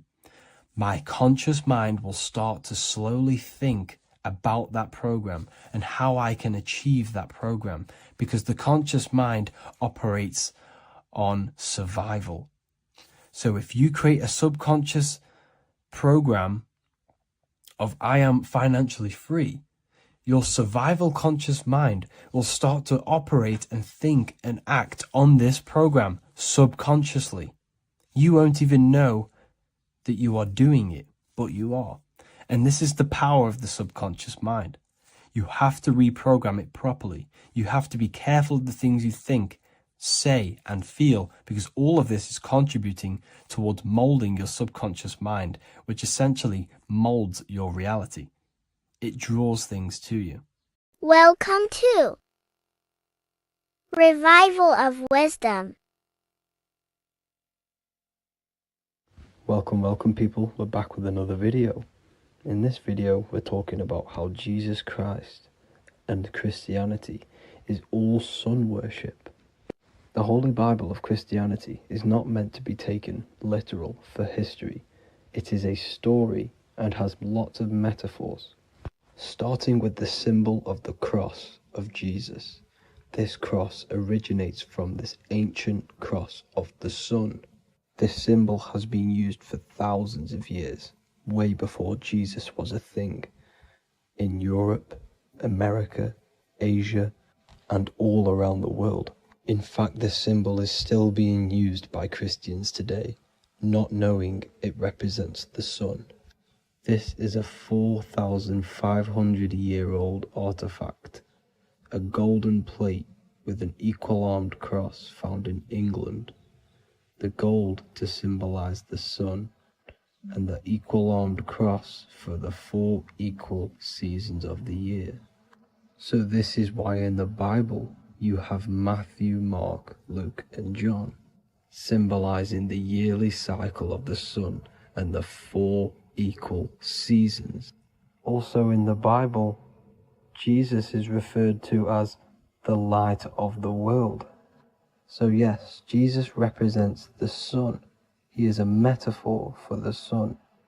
Hence why in all of these pictures and images and paintings of Jesus, there's always a sun behind his head, and some even with the sun cross behind his head. Jesus also has 12 disciples, which represent the 12 zodiac signs and the 12 months of the year. This is the Last Supper by Leonardo da Vinci. As you can see, the sun, being Jesus, is in the center, because the sun is in the center of the zodiac signs. There are 4 groups which symbolize the 4 equal seasons.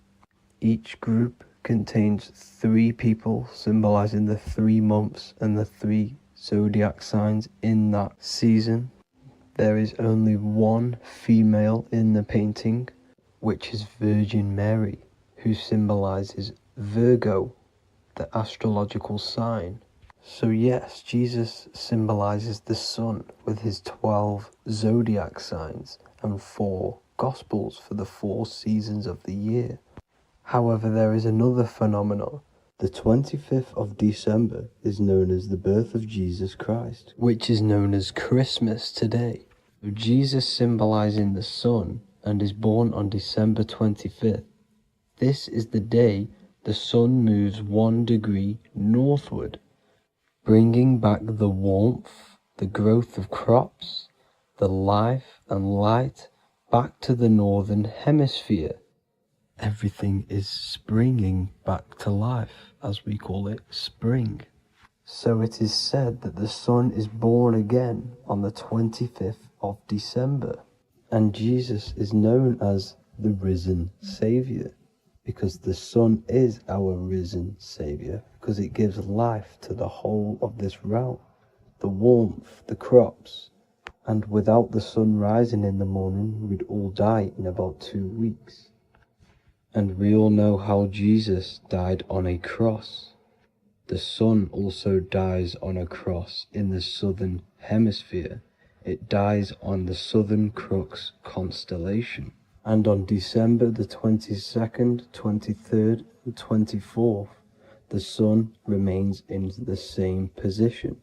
So the sun dies for 3 days, and it is born again on December 25th, when it moves